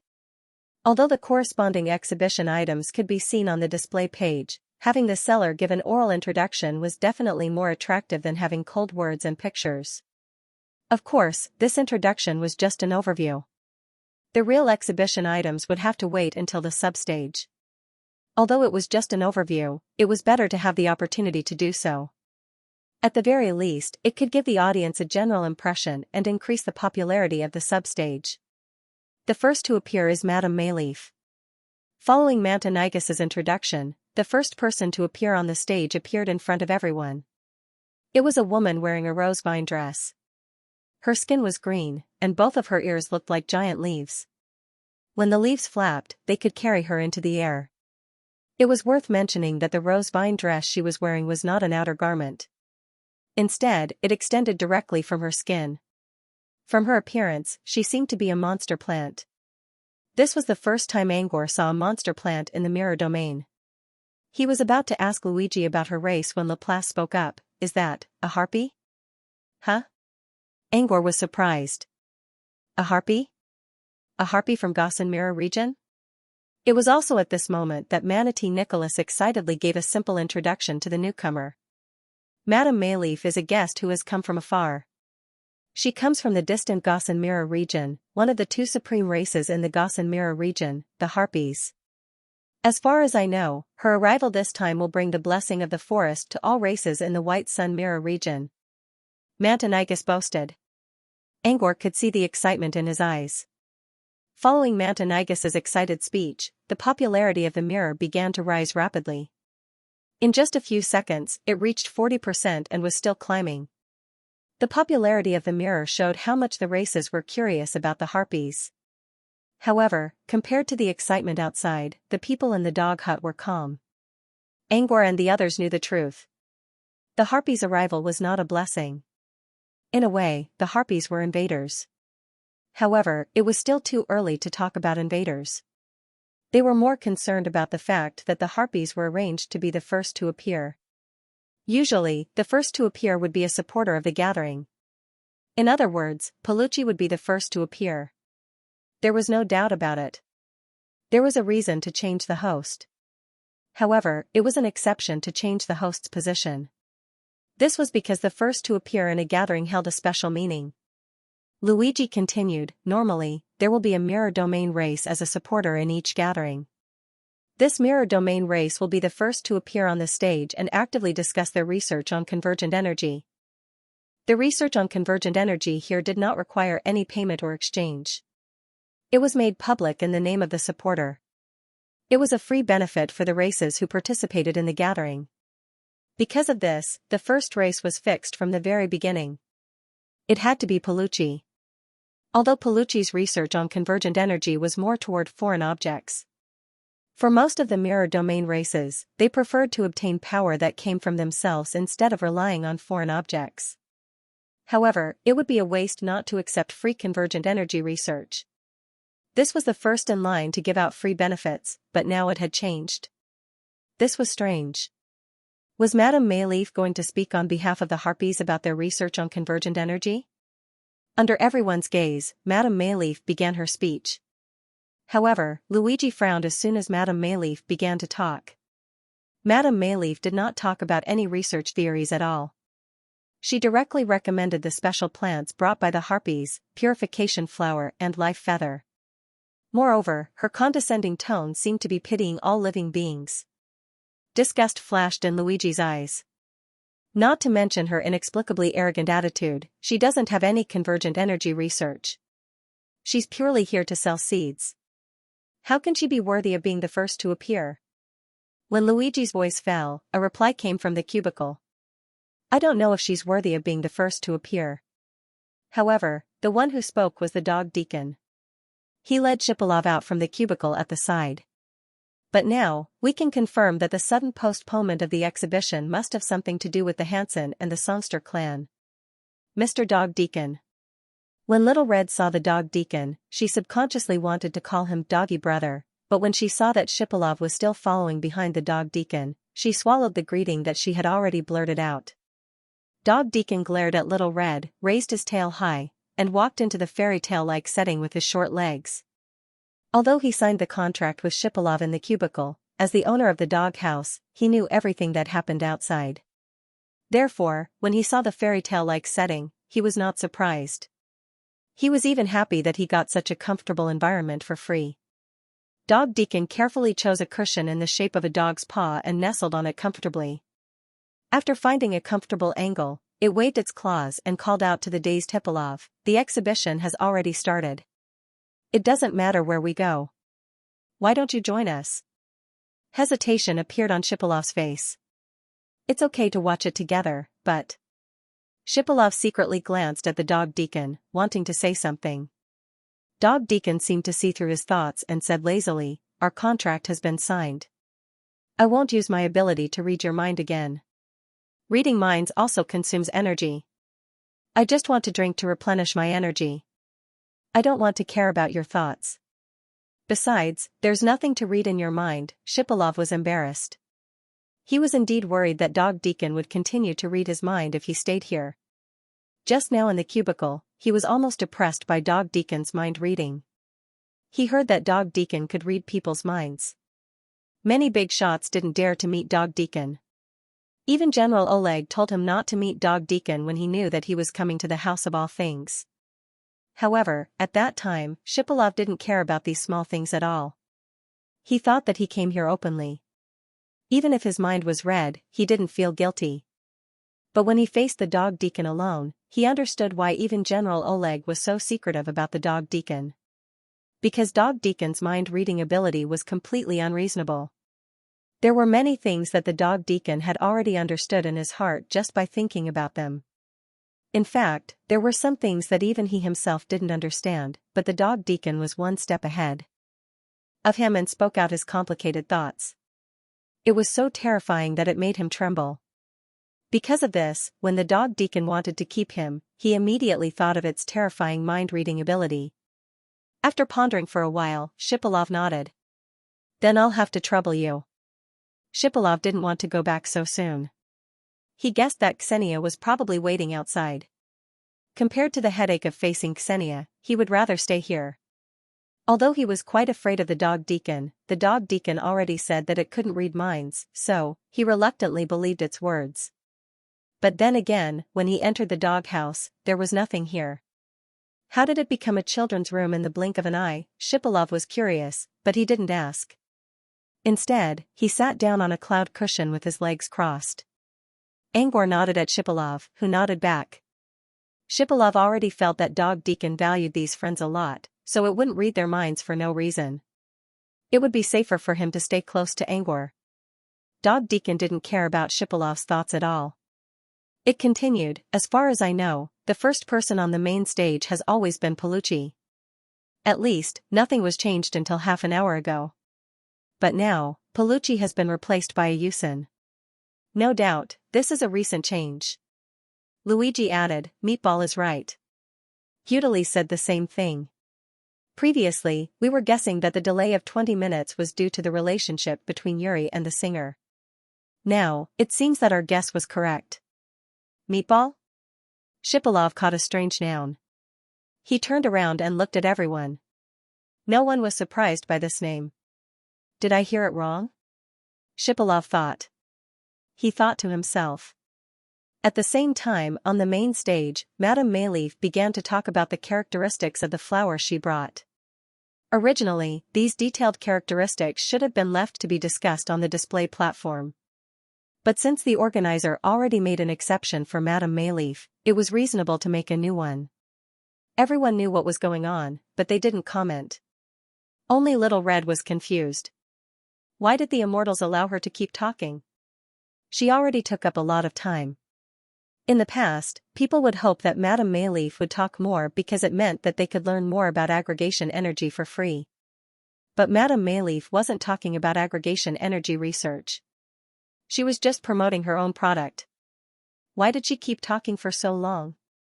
Why didn't the organizer stop her? Little Red was confused. Since Little Red was asking Dog Deacon couldn't just ignore it. It considered and said, I think the organizer is trying to flatter her. Little Red tilted its head and asked, Flatter? Why?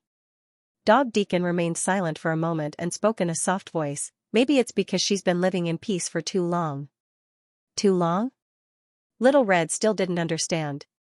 Luigi spoke up and continued Dog Deacon's words, when a race lives in peace for too long, it will lose its objective judgment of other races around it. Especially when it came to a distant and unfamiliar race, the error in judgment was even greater. At first, they think they're showing kindness to outsiders, but in fact, it's just a competition for their vanity.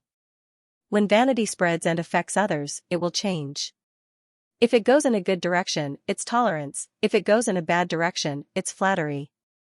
Luigi let out a long sigh after saying this, as if he was lamenting his vanity. Lil Red looked at Luigi with confusion in his eyes. Luigi said a lot, but she still didn't understand. However, because Luigi had said a lot, she sensibly felt that she would be immature if she continued to ask.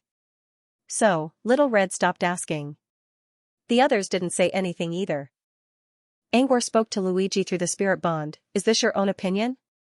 Luigi remained silent for a moment. Gleipnir said so. No wonder he doesn't sound like Luigi at all.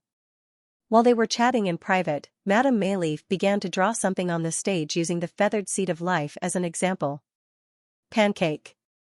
The feathered seed of life can continuously modify the environment around it, making the land more fertile and filling the air with more life energy. It can also protect creatures living near the feathered tree of life from diseases and greatly increase their lifespan.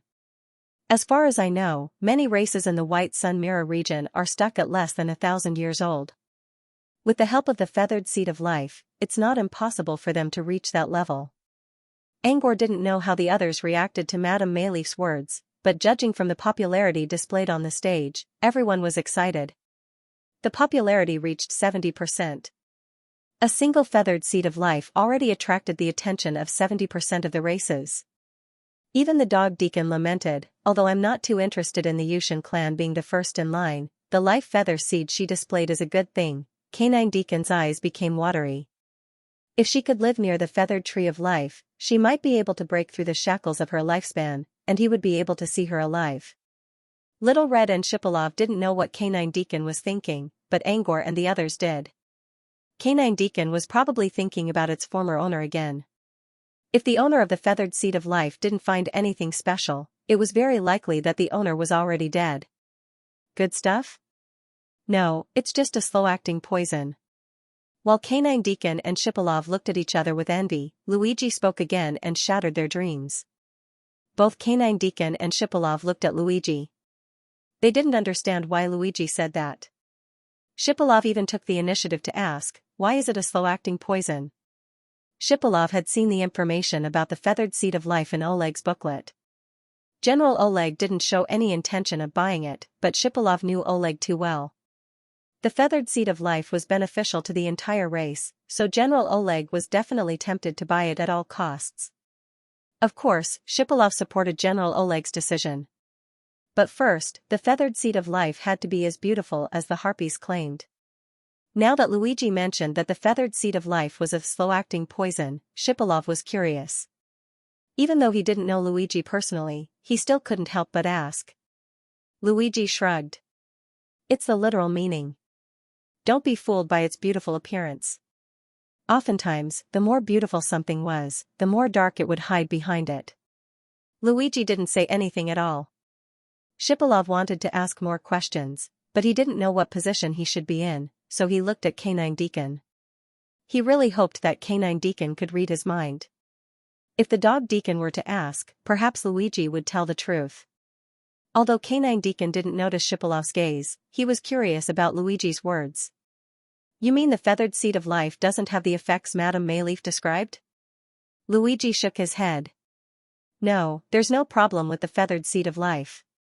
Canine Deacon, there's an effect? Then why do you say it's a slow-acting poison? Is it because it has adverse side effects? Luigi shook his head again. In terms of effects, the feathered seed of life doesn't have any adverse side effects. Canine Deacon didn't understand. Since it had effects and no side effects, why was it a slow-acting poison? Canine Deacon looked at Luigi seriously, hoping that he would explain. Shipolov also pricked up his ears. But after waiting for a long time, Luigi didn't give any explanation. He just said ambiguously with a meaningful expression, "You'll know after a while." You're keeping me in suspense? Deacon Canine muttered to himself. What, do you have to say it? Or? Luigi suddenly narrowed his eyes. Don't tell me the House of Everything has already decided to buy the feathered seed of life? Is that why you're so eager to know the whole story? Canine Deacon turned his head away in annoyance. I'm not in charge of buying things. Besides, where will the House of Everything put it? Our stronghold doesn't need fertile land. The House of Everything's stronghold was a house with folded space. There was no fixed location, and the stronghold could be changed at any time. What the feathered seed of life needed was a spacious piece of land, which could continuously and long-term change the environment of the land. This was more suitable for those races that had relocated, and not suitable for an organization like the House of Everything that changed places all year round. Luigi also thought of this. He shrugged and didn't say anything else. On the other side, Shipolov showed an anxious expression. The House of Everything didn't need it, and didn't decide to buy the feathered seed of life. But the Ingji race probably already wanted to buy the feathered seed of life. If the feathered seed of life really had hidden dangers, then they had to think twice. After all, this was something that would affect their race for hundreds of years, or even thousands of years. Shipolov was anxious. He wanted to ask, but he also felt that if there was something behind this, it had to be a big secret. Did he really have the right to ask? But if he didn't ask, he wouldn't be able to calm down. You seem to have a lot of questions, don't you? Angor asked while Shipolov was still on edge. Shipolov didn't know what to do. The others also looked at him. Since Shipalov's expression was calm, and half of his face was covered by an eye patch, they didn't notice Shipalov's expression. They didn't know what was going on. Angor was the only one who noticed Shipalov's agitation through his beyonder perception. Angor continued, "If you have any questions, feel free to ask." "Yes." Shipalov didn't know how Angor noticed him, but he knew this was an opportunity. Shipalov stood up and bowed to Angor.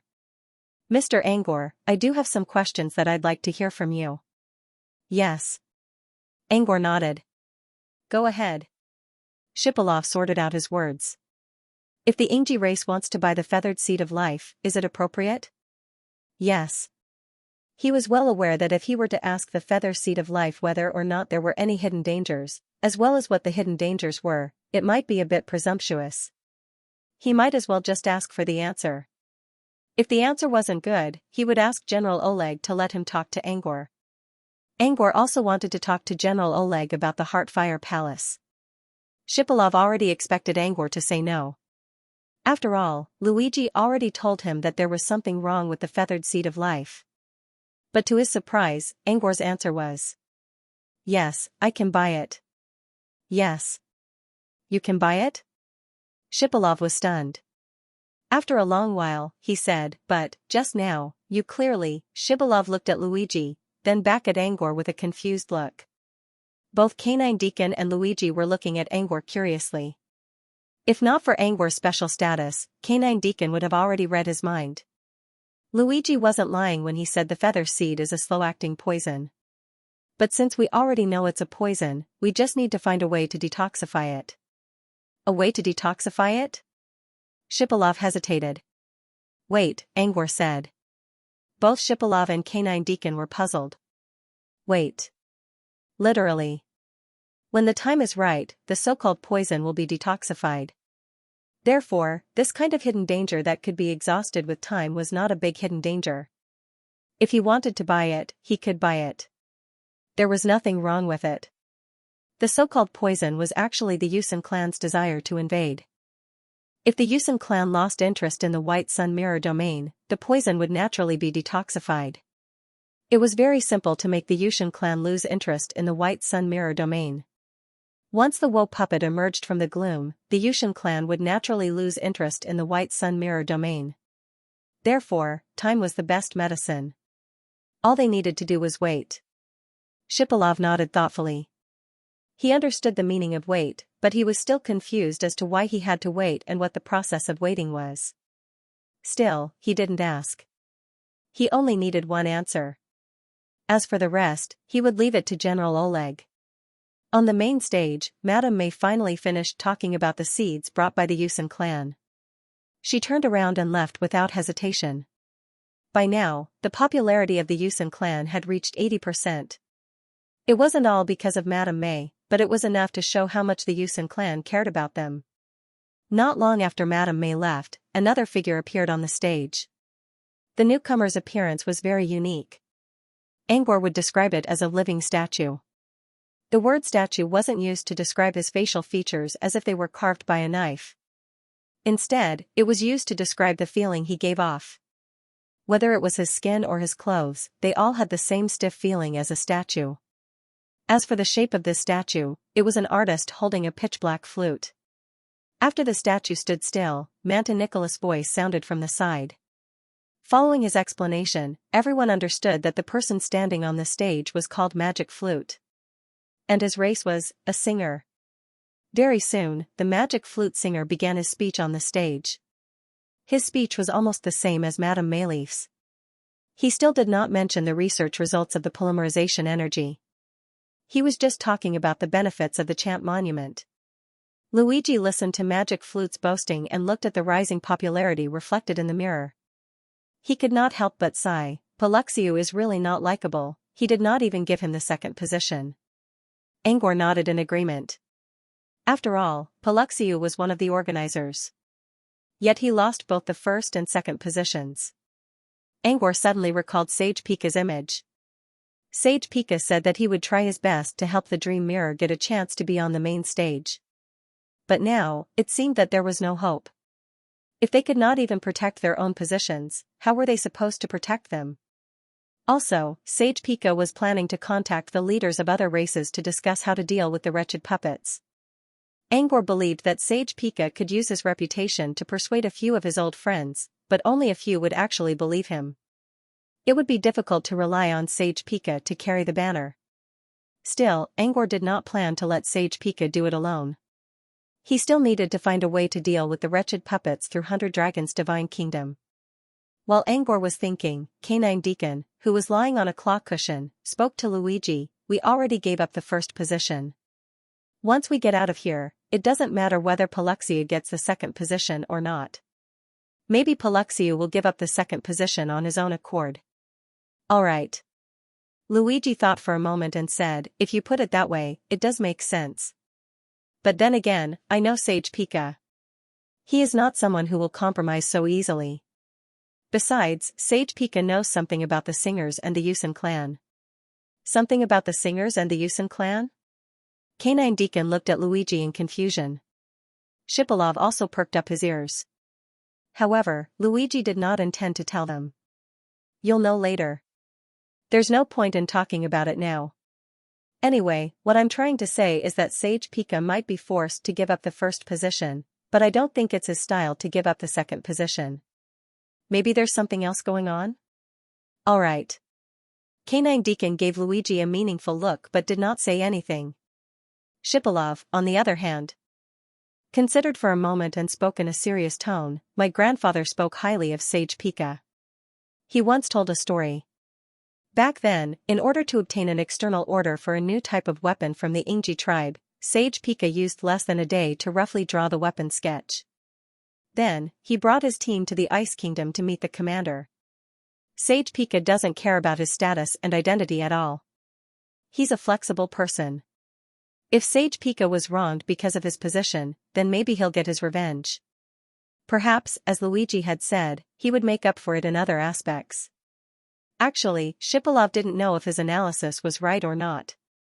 He took the initiative to speak purely because he felt that this might be able to gain the favor of Luigi and the others. He did not know who Luigi and the others were, but the Canine Deacon seemed to be treating them with great respect. Especially the girl with strange pupils. Whenever Canine Deacon looked at her, he would look away. It was clear that these people were not ordinary people. Plus, Luigi still owed him a favor, so it was not a bad idea to gain some favor. However, when Shipolov was thinking about this, he found that Luigi did not say anything for a long time.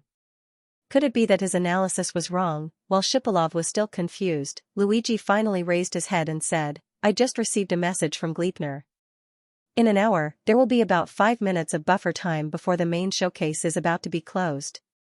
The time was supposed to be used to distribute the hottest pillars, but Sage Pika won it over. He gave us this time. That was to say, Sage Pika had helped them fight for a chance to get on the stage.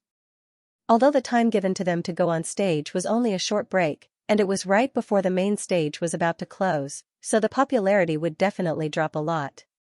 However, no matter how much the popularity of the main stage dropped, it would definitely be higher than the main stage. Especially when the time for them to go on stage was given at the last minute. Giving a short break in such a large event meant that the audience had to spend a lot of effort to communicate with different parties and balance the opinions and dissatisfaction of different parties. It was a thankless task. Even the organizer of the event had to spend a lot of effort to achieve this. Therefore, one thing was certain. Sage Pika must have paid a hefty price for them to obtain this opportunity to go on stage. In this way, the answer to their previous debate had basically surfaced. Since Sage Pika is willing to give up the first and second spots, he's probably trying to make up for it by letting us go on stage. Yes. Of course, even if Sage Pika didn't change to make up for it, with the current situation, Palucci's position as the #1 player would definitely be lost. It was better for Sage Pika to give up the second spot so that Laplace would owe him a favor. So, should we prepare for the stage now? The stage was a bit rushed this time. Angor did not think it would matter if they went on stage or not. Once the news about the wretched puppet spread, the logger would become a hot topic. Still, it was better to spread the name of the logger in advance. However, if he wanted to go on stage, he definitely couldn't fight unprepared. He had to be prepared beforehand. They only had 5 minutes. How could he let more people know about and be interested in the login device within 5 minutes? This was the question Angor was thinking about. Angor's question was very serious. However, the speaker did not mean it, while the listener was distracted. His words seemed to have awakened Luigi, who was in a daze, from a very strange angle. Stage? Stage? A stage for display? Stage? When the word stage came to his mind, Luigi's heart beat like a drum, and he ran to the unknown wasteland. Yeah, the stage was also a stage. Moreover, the stage gave them a full 5 minutes. 5 minutes was not too much, but it was not too little either. There was definitely more than enough time to arrange a program. Luigi's eyes flashed with an inexplicable brilliance. This was a stage that all the major races were paying attention to. Even if he only sang a short poem, he would be able to enjoy the attention of countless people. And for performers, attention was glory. The more Luigi thought about it, the more immersed he became. Angor, who had been watching him closely, was puzzled. Luigi? He called Luigi's name, but Luigi was still lost in his own world and didn't come back to his senses. At this moment, Laplace, who was at the side, said calmly, "Don't worry about him." When he heard that he was going to go on stage, he started having delusions. Go on stage? Delusional? He wants to go on stage? Angor seemed to have realized something. Angor hesitated a little before he added, "Perform on stage?" Laplace nodded. "What kind of performance is that?" "I'm just going on stage to introduce the logging device." "What, is he planning to perform on stage?" He hesitated for a moment and asked. Laplace waved a hand. "I won't let him go on stage." Laplace did not care about her reputation, but that did not mean she would let Luigi embarrass himself on stage. It would be fine if she was not here. But since she was here, she would not allow such an embarrassing thing to happen. "Leave it to Glepner. She'll take care of it." Laplace seemed to feel that she was being too presumptuous, so she added, "Of course, you can go on stage if you want." "Okay. It's fine," he said. "Okay." Angor did not care about going on stage. It would be nice to save some energy for now. Moreover, he also approved of Glepner taking on the responsibility. Compared to Luigi, Glepner was much more reliable. Glepner was always reliable when it came to important matters. Angor believed that there would be no problem if Glepner went on stage. With her reputation, she would be able to suppress those who doubted her. As for whether Glepner's introduction would marginalize him or not, Angor did not think it was a problem. As for Angor, he would use different methods to deal with different demonic realms. For the Dream Wasteland, he could stand on stage without any worries. After all, the Southern Wizardry region was his home base, and he had Brute Cavern to back him up. But for the Dream Crystal, he preferred to stay behind the scenes and minimize his presence as much as possible. After all, he was not a native of the White Sun Mirror region. As an outsider, it was hard for him to gain the trust of the mirror races. In addition, the Dream Crystal also had the ability to store consciousness. The consciousness of the dead could be turned into a native and live in the Dream Crystal. This ability almost blurred the line between life and death, which was an unparalleled power for the residents of the mirror region. If the native of the mirror region had such power, they might not mind it. But if they knew that it was controlled by an outsider like Angor, they would be more cautious about the Dream Crystal even if they did not say anything. In order to avoid such suspicion and keep developing the Dream Crystal undisturbed, Angor decided not to do it himself.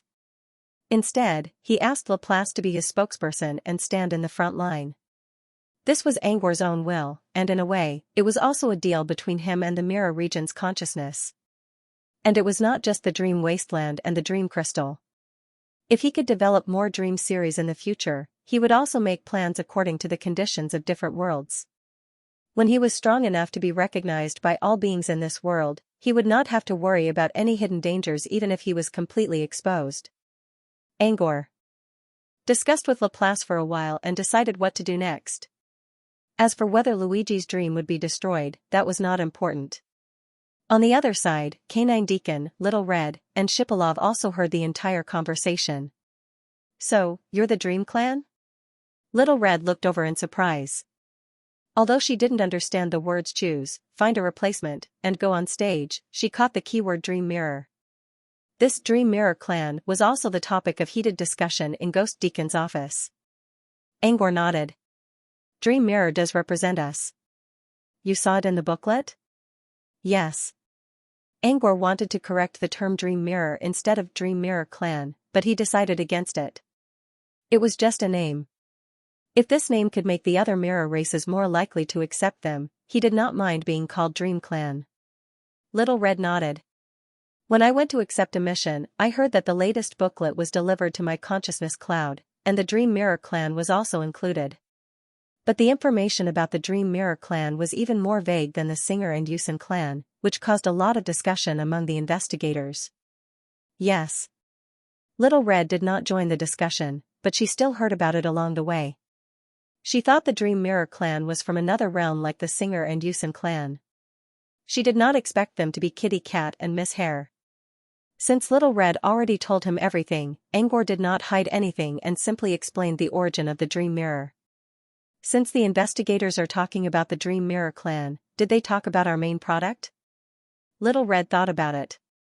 I think so. But most of them are talking about the Dream Mirror itself. Alright. Angor nodded in understanding. No matter how detailed the description of the dream crystal was, it was impossible to understand the uniqueness of the dream crystal without experiencing it in person.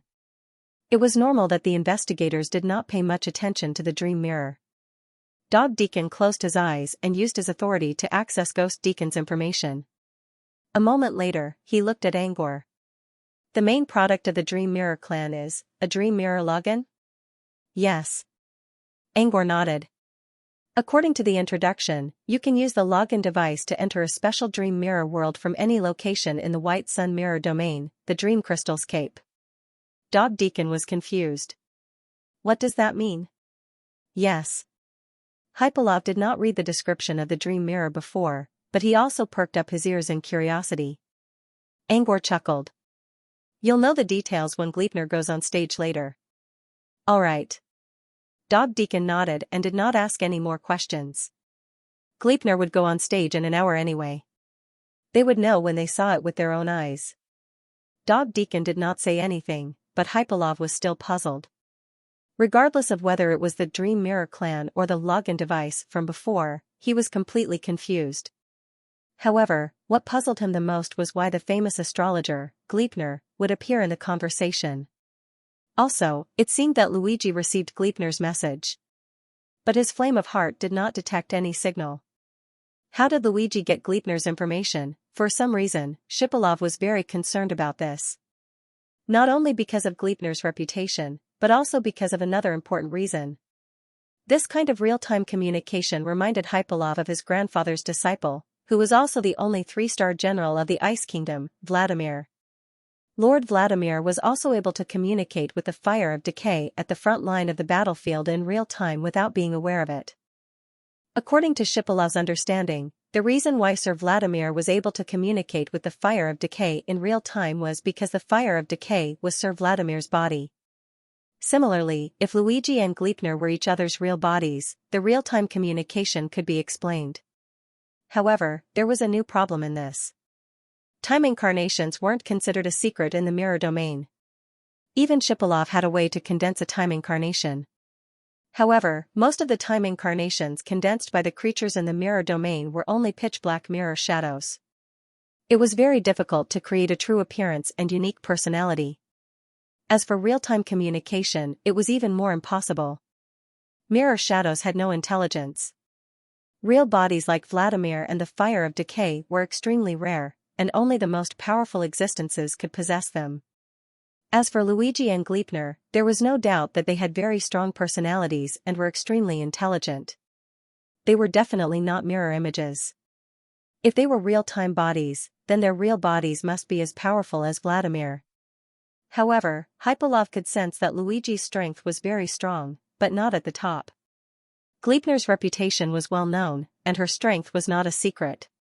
Like Luigi, she had not reached the top of the pyramid. Since their strength was at the same level, then it was definitely not their real bodies. Then who could their real bodies be? To be able to create such a powerful and real-time body, their real bodies were definitely not simple. Hypalov had some doubts before. Why would the dog deacon show respect to Luigi and the others? Now it seemed that the deacon did not respect them, but the real bodies behind them. Of course, Hypalov only dared to bury these doubts in his heart. He did not dare to mention them at all. If this really came out, it would be big news. Not to mention who Luigi's real body was, just the fact that Gleipnir was a real-time body was big news that could explode. Hypalov was not an idiot. He did not want to be targeted by the person behind Gleipnir. Shipalov's thoughts were like a wild horse that had broken free of its reins, constantly turning and flying. However, his expression was perfectly normal, as if he was taking a rest. Only Angor could tell that something was wrong with Hypalov's mind. However, Angor did not know why Hypalov was so agitated. Since Hypalov was acting so calm, Angor did not want to ask. Instead, he continued to listen to the magic flute singer on the stage. Just like Lady Mayleaf, the singer came on stage to promote the singer's monument and singing tower. Even the 3 deacons of Omniscient House were tempted by these 2 items. Seeing this, Luigi reenacted the slow-acting poison scene from before, saying that these 2 items had hidden dangers. However, Luigi did not say anything halfway this time.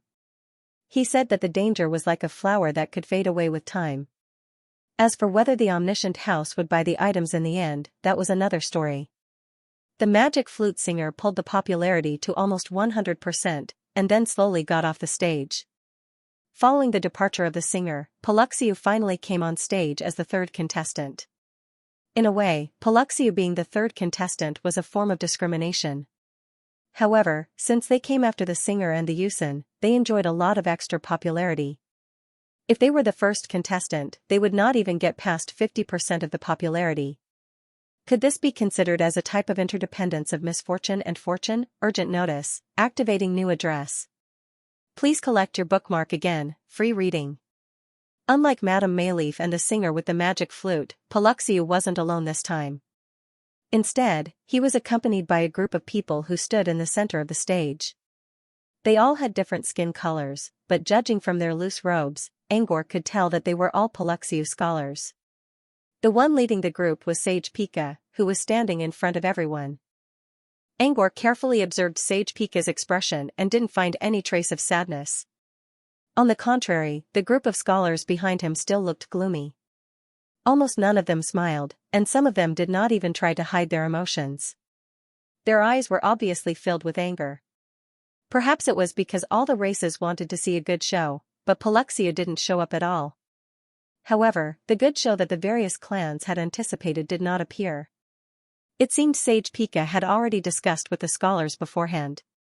No matter how angry they were, they didn't do anything too extreme. The stage was peaceful, and the audience's attention finally began to drop. When Sage Pika mentioned the research result they were going to share, the audience's attention dropped even faster. Wave Amplifier, Mirror Ghost's Convergent Wave Simulation. Sage Pika also noticed that when he mentioned the research topic, the popularity of the topic was rapidly decreasing. However, he didn't seem to care. He explained the research theory step by step and let the scholars who participated in the research share their insights and discoveries. As an alien, Angor didn't know much about fusion energy. At first, he couldn't understand the encrypted language. Fortunately, Laplace, who was familiar with wizardry, helped him translate the language. To put it simply, the topic was to find a way to disguise oneself as a mirror ghost when facing one. Mirror ghosts came from the dark mirror domain, or dark specter aura. Apart from a small number of mirror ghosts who retained their sanity, most of them were in a muddle-headed state. In such a state, as long as a mirror ghost smelled any living being, the bloodthirst and brutality hidden in the depths of its muddle-headed energy would come out and kill all living beings around it. In Angor's words, mirror ghosts were like undead spirits. They hated all living things and wanted nothing more than to tear them to shreds. Of course, this wasn't the case. Undead spirits were absolute chaos, while mirror ghosts were relatively muddle-headed. The so-called muddle-headedness meant that there was still reason, but it was buried in the depths of the mirror heart. If a muddle-headed mirror ghost suddenly encountered something that could evoke his memories, he would temporarily recover from his muddle-headedness. Therefore, undead and mirror ghosts were not exactly the same. They were only similar to each other to a certain extent. Back to the main topic, mirror ghosts normally did not use their eyes to see. They had their own energy-sensing organs. When they encountered living creatures, they would use energy perception to determine if the other party was a hunting target. Due to the mirror ghost's special ability, Paluxiu developed a device that could avoid being discovered by the mirror ghost. This device is called the wave energy amplifier. The mirror ghost's convergence energy was chaotic. If one were to observe a mirror ghost from the energy perspective, it would most likely appear as a chaotic energy vortex. Normal mirror domain creatures, on the other hand, had a regular and rhythmic way of gathering energy. It was definitely not chaotic. However, if one relied on the wave energy amplifier, then there was a way to make the external appearance of one's own condensed energy become chaotic. Once the chaotic energy was simulated, even if the mirror ghost discovered the target, it would most likely assume that the target was one of its kind and give up on hunting. This was the general outline of Paluxiu's research on wave energy amplifier, mirror ghost simulation. From Angor's point of view, this was a relatively practical research that could also show Paluxiu's talent in invention. However, from a practical point of view in the mirror domain, this research was of little value. After all, most mirror ghosts lived in the gloom mirror domain. Under normal circumstances, not many people would willingly enter the domain. Therefore, this research could not be put to good use. Of course, there were also mirror ghosts in the sun domain. For example, the town of Cursed Women was the home base of mirror ghosts. However, most of the mirror ghosts in the town of Cursed Women were still sane. Even if they did not spend much time awake each day, they could still communicate with each other.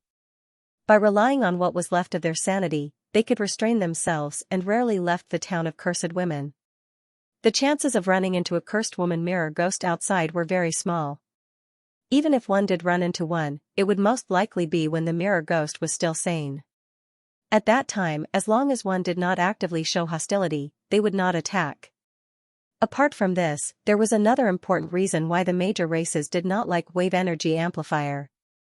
There were too many types of mirror ghosts. Wave energy amplifier could only be used on mirror ghosts that had organ characteristics. Only mirror ghosts that used energy to sense organs would be able to sense the muddled energy. And this kind of mirror ghost with organ characteristics was most likely to have a physiological structure. In other words, they were mirror ghosts with physical bodies. For example, wave energy amplifier could only be used against mirror ghosts with physical bodies such as lantern banshees, polyhedral anomalies, chaos jaws, and mirror imps. In fact, mirror ghosts with physical bodies were the easiest to deal with. The truly difficult ones were those that did not have physical bodies. Some of them were just ghost stories. For example, Light Calamity was a typical mirror ghost without a physical body. The Light Calamity could assimilate most energy and matter and turn them into an endless source of light. Wherever they passed, not a single blade of grass grew, and not a single piece of soil remained. These mirror ghosts that did not have physical bodies were called calamities. Their existence was to spread disasters indiscriminately. One had to know that they would not even let go of a blade of grass, a tree, or a cup of soil. How could they let you go just because you had a wave energy amplifier? There were also many mirror ghosts that were similar to the Light Calamity. Although most of these mirror ghosts were in the gloom mirror region, there were also some in the white sun mirror region. If someone thought that they could face a mirror monster without any worries just because they had a wave energy amplifier, then who could they reason with when they encountered a disaster-level mirror monster? This was also why the major races were not particularly keen on wave energy amplifiers. However, the good thing was that this time, Paluxiu did not advertise the wave energy amplifier to sell. Instead, he directly announced the principle and production method of the wave energy amplifier. In other words, he got a technology that could deal with mirror ghosts with physical bodies for free. It was not very practical, but it was still free. With the mood of "I've already seen it and it's better to have something than nothing," the major races still gave him face. Even though the popularity was decreasing, the overall popularity was still above 70%. While the races were carefully recording the principle of the wave energy amplifier, Angor and the others had nothing to do. After all, the wave energy amplifier was useless to them. Perhaps it was because of the silence in the air. The dog deacon thought for a moment and revealed a secret information. Before this gathering began, Ghost Deacon had already found out quite a bit of information. Among them, Paluxiu will talk about his research on the stage. An indescribable thought flashed through the dog deacon's eyes, and his tail also unconsciously swayed. Although Ghost Deacon did not manage to find out the specific research content, what can be confirmed is that Palucci has prepared 2 different research plans to deal with this time's demonstration and sharing. 2 different plans? Hypalov was surprised. Mr. Deacon, you mean Paluxiu will share another research project with us? Dog Deacon rolled his eyes at Shipalov. Do you think there's such a good thing in the world? Hypalov rubbed his nose and did not say anything. Dog Deacon continued, Paluxiu is going to choose one of the 2 plans to show us. One of them is the research on wave energy amplifier. As for the other plan, according to Ghost Deacon, it's called Survival Guide of Gloom Mirror, quickly leverage stagnant polymerization energy. Leverage stagnant polymerization energy? Angor repeated in a low voice. The name alone was enough to tell what the research was about. As expected, the dog deacon said bluntly, the content of the research has already been stated literally. Yes. It should be a normal way to absorb polymerization energy in the gloom mirror. It included Gundam from the Academy of Music. The gloom mirror domain and the white sun mirror domain were 2 sides of the same coin, but their internal structures were different. For example, the polymerization energy. The polymerization energy of the white sun mirror domain came from a special energy that escaped when the mirror was destroyed. When the mirror surface was broken, all the information contained in it turned into light particles and scattered, leaving only the purest polymerization energy. Because of this, the creatures born in the white sun mirror domain could directly absorb the polymerization energy. Most of the polymerization energy in the gloom mirror domain came from the dark mirror disaster. Although it was also polymerization energy, it did not have the process of breaking, which resulted in extremely chaotic information inside the polymerization energy. This chaotic information would cause the convergence energy to become complicated and congested, and then become sluggish. It would be very difficult to absorb it. Moreover, the chaotic information could be rejected if it was too little. But if it was too much, it might turn into a muddle-headed mirror ghost. According to Angor, the polymerization energy of the white sun mirror domain was pure mana, while the polymerization energy of the gloom mirror domain was primal mana, which needed to be transformed before being absorbed. Wizards, on the other hand, used meditation techniques to transform primal mana. If the mirror domain creatures wanted to convert the delayed aggregated energy, they had to persevere. This required a lot of time. Obviously, Survival Guide of Gloom Mirror Domain, quickly leverage stagnant polymerization energy was a method Paluxiu came up with to accelerate the polymerization energy. It was as valuable as creating a new meditation technique. There is no doubt that quickly leverage stagnant polymerization energy is more valuable and practical than wave amplifier. Canine Deacon, most of the mirror creatures will never go to the gloomy mirror region in their lifetime, but the gloomy mirror region is different. However, for powerful races who want to explore the gloom mirror domain, it is a priceless treasure. Canine Deacon looked at Sage Pika through the mirror and sighed. I don't know how Sage Pika chose the research he wanted to share on stage, but I'm not sure how he did it. But I'm guessing that if it weren't for the fact that he was the first and second choice, perhaps Sage Pika would have chosen a different research topic. Sage Pika didn't appear to be too angry, but from the way he chose the topic, the Canine Deacon guessed that he felt wronged. Angor didn't know if Dog Deacon was right or not. However, both of Sage Pika's research projects were related to the gloom mirror domain. This reminded Angor of the creepy shell. The creepy shell was a product of the town of Gloom, but it was provided by Paluxiu. Judging from the research and products related to the gloom mirror domain and the mirror monsters, Angor could tell that Paluxiu and the town of Gloom mirror domain were closer than he thought. After explaining the research results of the wave energy amplifier, the group of Palucci scholars quietly left the stage, leaving only Sage Pika in the same spot. Seeing the scene, the major races could roughly guess that Sage Pika was going to do a product promotion next. Just like Madame Mayleaf and the magic flute singer. That was indeed the case.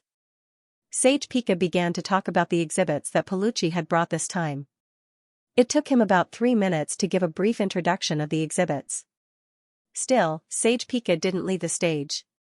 Instead, he helped the town of Gloom Mirror Demons explain the products they brought. It was obvious that Paluccio and the town of Gloom Mirror were working very well together. After introducing the exhibits of the town of women, Sage Pika still had no intention of stepping down. Instead, he took out a thick booklet from his robe. Ladies and gentlemen, you have used the special booklet for this gathering. This booklet contains the technology and ideas provided by us, the Paluccio clan. Sage Pika used simple words to explain the booklet's creation and ideas. Because all the races had already used the exhibition booklet, they all had high praises for it this time. Therefore, when Sage Pika directed the topic to the exhibition booklet, it became even more popular. After Sage Pika briefly explained the various aspects of the display booklet, he finally explained the reason why he continued to stay on the display platform. Additional pages. Starting from the end of today's exhibition, Palucci will open up a new page of services. However, the service this time was for all major races. There was only one item on the new booklet. Sage Pika described the item in a very complicated way. In Angor's words, it was an encrypted chat room. According to Sage Pika, the gathering would last for an indefinite amount of time. In order to improve communication between different races, the new booklet was introduced. To promote the new booklet, Sage Pika also released a piece of important news. Lady Marian of 100 Dragons Divine Kingdom has agreed to the new booklet.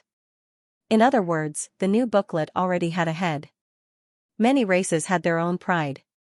Even if they didn't want to talk to the leaders of other races, they would never give face to the mirror dragons.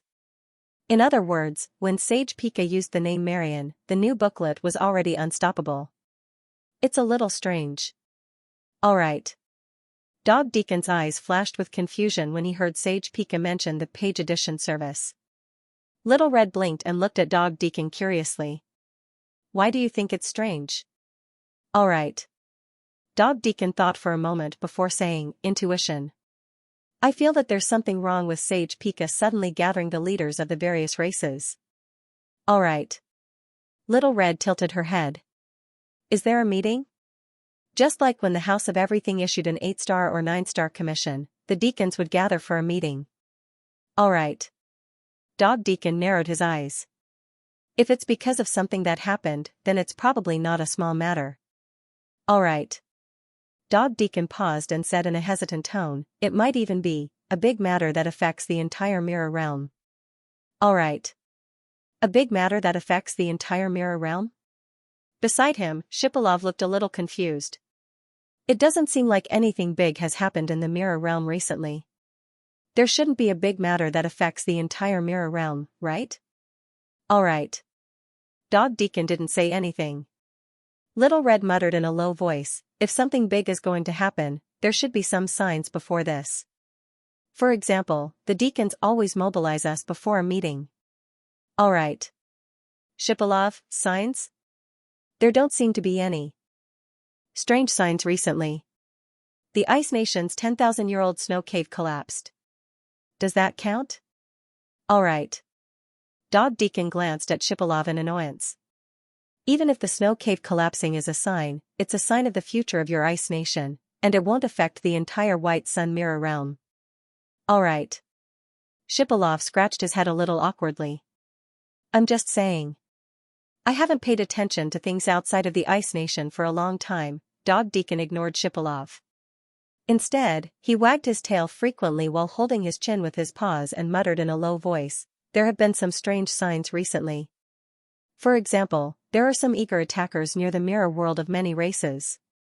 It won't be long before there will be short firefights, hostage kidnappings, deaths of important people, and even war. Alright. But according to Ghost Deacon's investigation, almost all of these sources of chaos have the Long Sense race behind them. It's the Long Sense race who's stirring up trouble behind the scenes. Their stirring up trouble may cause chaos in a corner, but it's very difficult to cause chaos in a region. Alright. The so-called signs shouldn't be these. The dog deacon was deep in thought for a long time, as if trying to figure out what strange prelude had happened recently, but he couldn't figure it out no matter how hard he tried. Shipalov also thought about it. However, the world he could see was basically limited to the Ice Kingdom, so he couldn't think of anything. Only Little Red, although she had interjected a few words earlier, did not think about any signs at all. Compared to thinking about these boring things, she wanted to take this opportunity to eat a few more mouthfuls of the crispy magic nourishing meat. Brother Kitty's recommendation of magic meat soaked in milk was simply a delicacy. Although Little Red was enjoying her food, when she saw the serious expression on her doggy brother's face, she casually said, "If we're talking about signs, Gulp, is the sudden appearance of the Yamori and Songster clan a sign? Yusen and Songster clan?" Dog Deacon thought for a moment and shook his head. "I don't think so. The Gozen Mirror region was an extremely large and powerful mirror region. The strongest races within it were the Yusen and the Song clan. According to the secret information obtained by the Ghost Deacon, the Kosen Mirror region would occasionally send envoys to the surrounding mirror regions to spread the gospel. The Arc Mirror region, Teeny Mirror region, and Gozen Mirror region all sent envoys there. The White Sun Mirror region was a bit late. In other words, Dog Deacon believed that the envoys from the Yamori and Songster clan were here to spread the gospel. Perhaps, as Luigi mentioned before, their gospel might have hidden dangers. But time would make these dangers disappear. Therefore, it was unlikely that they were just signs. Since the Arc Mirror region and Teeny Mirror region were fine, the White Sun Mirror region should be fine as well. When Little Red heard the Dog Deacon's answer, she said, "Oh," and stopped thinking. Since she already had her participation, she didn't need to worry about anything else. The food was more important. Zipalov couldn't offer any advice, and Dog Deacon couldn't figure it out either. Under such circumstances, the air around them slowly became silent. However, Angwar's spirit bond was still lively. Meatball has been staying in the house of everything for so many years that he's much more sensitive to information. Luigi commented in the spirit bond. If Meatball could figure out so many things through Sage Pika's private chat room without deviating from the general direction, it meant that Dog Deacon was very sensitive to information. Little Red's intuition is good too. Yes, Angwar added. Sage Pika tried to create a chat room to talk to the leaders of different races. Without a doubt, he was planning to deal with the upcoming Wolfle Puppets disaster. And this disaster was caused by the Yamori and Songster clan. Although the Dog Deacon didn't accept Little Red's suggestion, the fact that Little Red was able to suggest whether or not the Songster and the Yusen tribe was a prelude to something big meant that she had a keen sense of fortune. Not necessarily intuition, Luigi said. Maybe it's just a random remark. Laplace, random remark. Maybe it's fate that's adding fuel to the fire. Alright. After Laplace said this, he said indifferently, "I didn't say this. I said it on behalf of Gleipnir." Alright. Luigi. I hate fate. Alright. Laplace, then why do you use fate as a gimmick in your poems? That's what Gleipnir said too. Luigi pouted. Luigi pursed his lips. The person who wrote the story didn't necessarily like it. Just like the people who wrote the law. I don't think they really like it. They're just using it to fill in the gaps and gain personal benefits. Yeah. It's the same when I write poems. I write about fate just to make my poems grand and mysterious. But that doesn't mean I agree with fate. Yeah. Luigi and Gleipnir kept arguing every once in a while, so Angor wasn't surprised at all. When they were almost done, Angor spoke again. Speaking of which, Dog Deacon, you mentioned Arc Mirror Domain and Teeny Mirror Domain. Are they also mirror domains? Yeah. Luigi didn't say anything and looked at Laplace. He didn't know much about these realms. Even if he was Laplace's real self, he wouldn't know much about them if Laplace didn't share the information with him. Laplace, the Arc Mirror Domain and Teeny Mirror Domain are large mirror domains similar to Sun Mirror Domain and Kosen Mirror Domain. As far as I know, the Arc Mirror Domain is mainly made of arc light. The convergence energy in this domain is naturally shapeshifting. Because of this, the creatures born in the Arc Mirror Domain tend to have irregular appearances, compared to other mirror domains. Laplace never visited the arc mirror domain, but there was an eye in the empty mirror sea where things from the arc mirror domain often floated out. Sometimes, creatures from the arc mirror domain would come out. This was why Laplace was confident that the creatures in the arc mirror domain tended to have irregular appearances. They tended to have soft or distorted shapes. As for the energy level of the arc mirror domain, it was no different from the sun mirror domain. The only difference was that the convergence energy was a little different. As for teeny mirror domain, Laplace paused for a long time as if she was trying to find the right words. After a while, Laplace looked up. She didn't mention the teeny mirror domain in the spirit bond. Instead, she looked at Dog Deacon, who was still pondering something. Meatball. Hearing Laplace's call, Canine Deacon raised his head in confusion. Shipilov lowered his head as well. Although it wasn't the first time he heard the name Meatball, he was now sure that Meatball was really addressing the Dog Deacon as Your Excellency. He couldn't control himself. But then again, the fact that this girl called Laplace dared to call Dog Deacon Meatball and Dog Deacon looked so respectful meant that Laplace's identity wasn't simple. While Shipilov was thinking, Dog Deacon respectfully waited for Laplace to speak. You mentioned the teeny mirror domain just now. Laplace, is this information from the House of Everything? Dog Deacon nodded. Yes. Is this information from Ghost Deacon? Laplace continued asking. Dog Deacon shook his head this time. No, Ghost Deacon's consciousness cloud is all about the sun mirror domain. The information about the teeny mirror domain was left by the founder of the House of Everything. Dog Deacon was very careful with his words, mainly because Shipilov was here, and because of the contract, he didn't dare to say too much. However, Laplace understood. The information about the teeny mirror domain was left by the mysterious founder of the House of Everything, Klaus. How much information does the House of Everything have about the teeny mirror domain? Laplace didn't ask about the identity of Klaus. She knew that Dog Deacon was bound by the contract, so there was no need to make things difficult for him. Dog Deacon thought for a while. There are some more, do you want to take a look? Laplace, can I? Of course. Dog Deacon stood up and shook his body slightly. Then, with a nimble leap, he came to the sofa on the cloud where Laplace was sitting. Dog Deacon raised his head, and there was a faint glow between his eyebrows. Laplace saw this and seemed to understand what he meant. She reached out her finger and touched Dog Deacon's eyebrows. The glow between Laplace's eyebrows instantly passed through her finger and entered Laplace's body. The glow stayed in Laplace's eyebrows for a while before turning into a large number of information dots and entering the depth of Laplace's mind. Seeing that Laplace had closed his eyes and was deep in thought, the Dog Deacon retreated and nestled back into the claw-shaped bolster. A moment later, Laplace opened her eyes. Quite a lot of information. Dog Deacon noticed Laplace's strange look and asked curiously, is there something wrong with the teeny mirror domain? Laplace shook her head. Nothing. Laplace didn't say anything else after that. However, Dog Deacon could sense that Laplace, Luigi, and Angor were communicating with each other using some kind of ability. Dog Deacon was curious about what they were talking about, but in the end, it didn't use its ability to spy on them. Instead, it suppressed its impulsive desire and focused on the display platform again. On the display platform, Sage Pika had already left. The newcomer was an elder of the Crystal Eye race. He also brought a large number of Crystal Eye soldiers with him. These soldiers were all wearing crystal shells of different colors.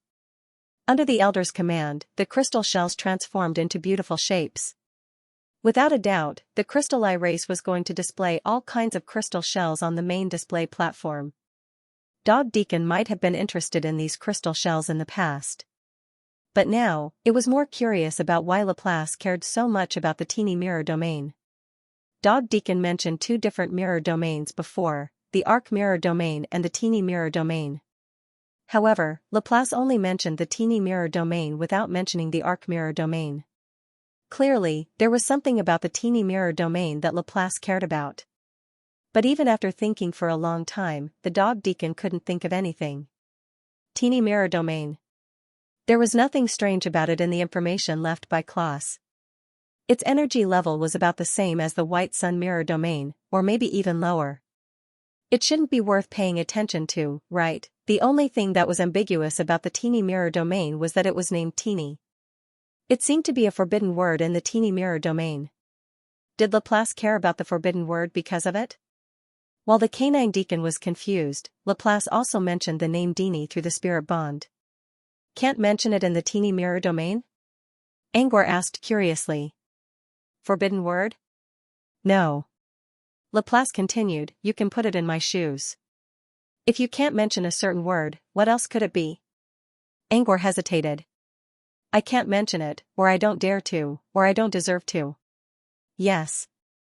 Laplace nodded. It's not a forbidden word. The races in the teeny mirror domain don't think they deserve to mention it. Yes. Laplace didn't hide anything and told Dog Deacon everything she knew. Teeny was the name of the teeny mirror domain. The name was similar to Gozen in the Gozen mirror domain, but it wasn't exactly the same. Gozen represented the singers and the harpies, the two most powerful races in the Gozen mirror domain. Teeny represented a woman named Teeny. She called herself Princess Teeny. I don't know if Princess Teeny exists or not. But according to the information I got from the Gozen mirror domain, Princess Teeny is a supreme god in the eyes of the races in the teeny mirror domain. Luigi was surprised. Gozen mirror domain? Why did you get the information from Gozen mirror domain? What does that mean? Yes.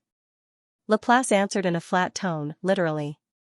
I never got any information about the teeny mirror domain through the mirror sea. Yes. Laplace was confused because she never heard anything about the teeny mirror domain. One had to know that even a mirror domain as large as the Gaussian mirror domain could leak some information through the eye of the empty mirror sea. However, if Laplace hadn't learned of the existence of the teeny mirror domain from some information he had obtained from the Gaussian mirror domain, he wouldn't have even known of its existence. Maybe there's no mirror sea in the teeny mirror domain? Luigi wondered. Laplace shook her head. The mirror sea is the foundation of the mirror domain. Yes.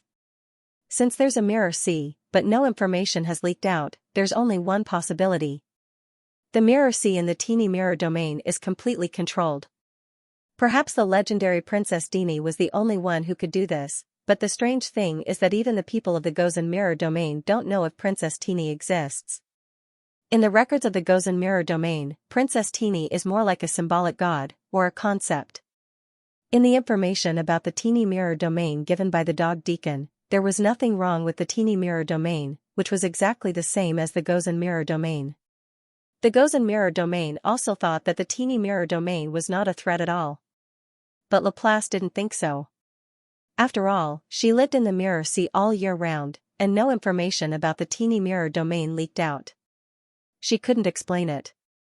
The only reason she could think of was that a powerful existence had completely controlled or blocked the mirror sea in the teeny mirror domain.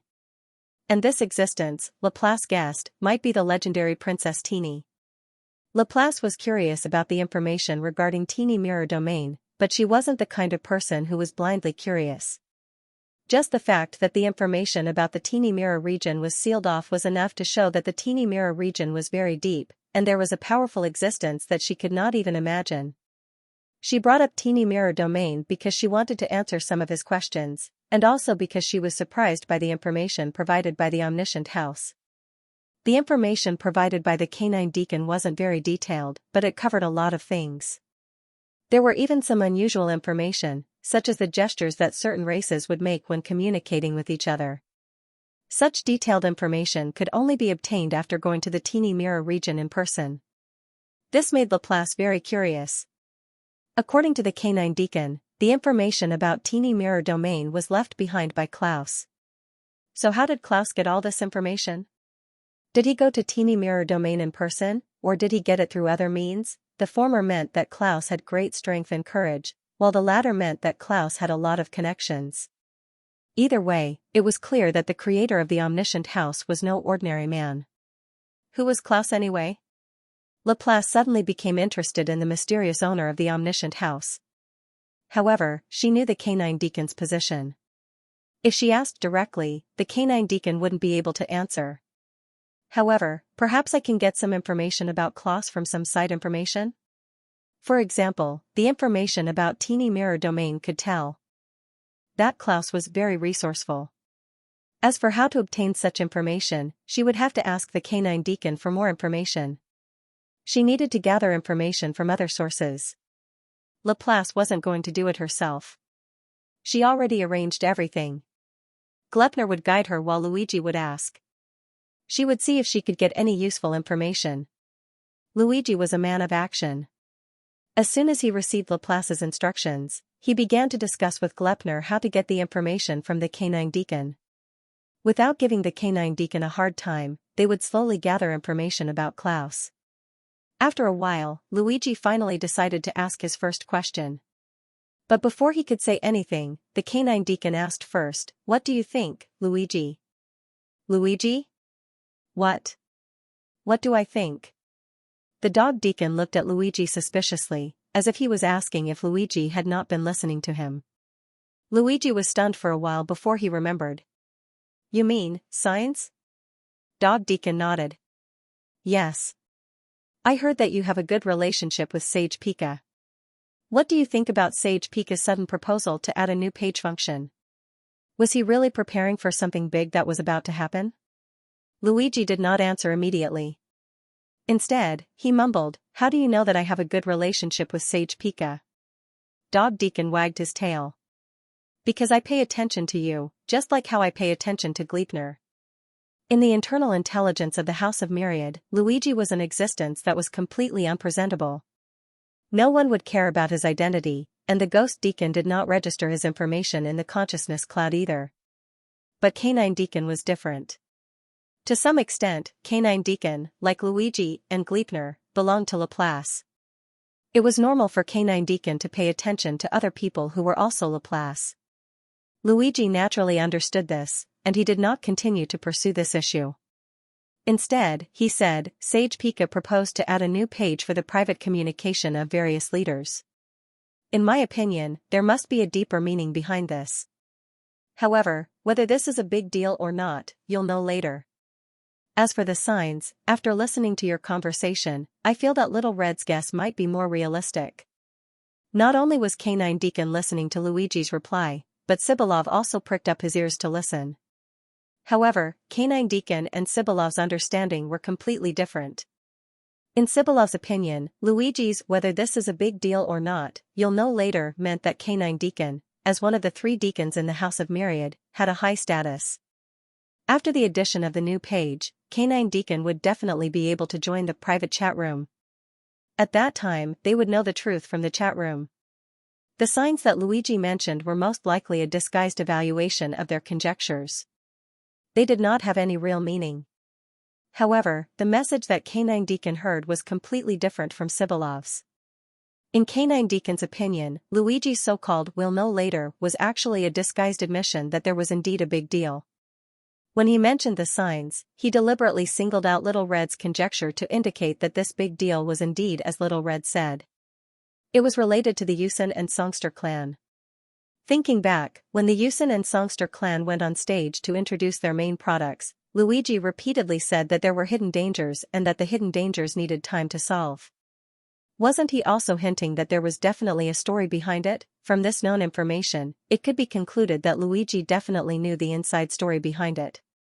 Canine Deacon did not continue to ask what the inside story was.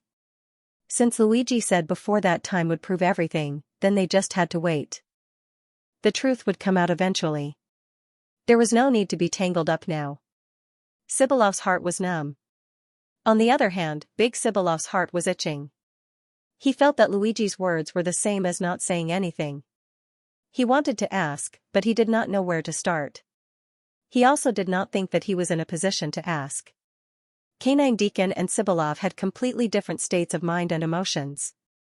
This was actually very normal. After all, their hearing was different, and the information they knew was also different. Canine Deacon knew Luigi very well, and he also knew Luigi's identity. As Laplace's body, Luigi's every word could not be taken as a joke. The so-called conjecture was most likely said after careful consideration. It could not be lumped together with ordinary conjectures and had to be taken seriously. Before today, Sibilov had never heard of Luigi. Although after learning that Gleipnir was related to Luigi, he had some guesses of his own, in the end, they were only guesses. In Sibilov's opinion, Luigi was still a stranger.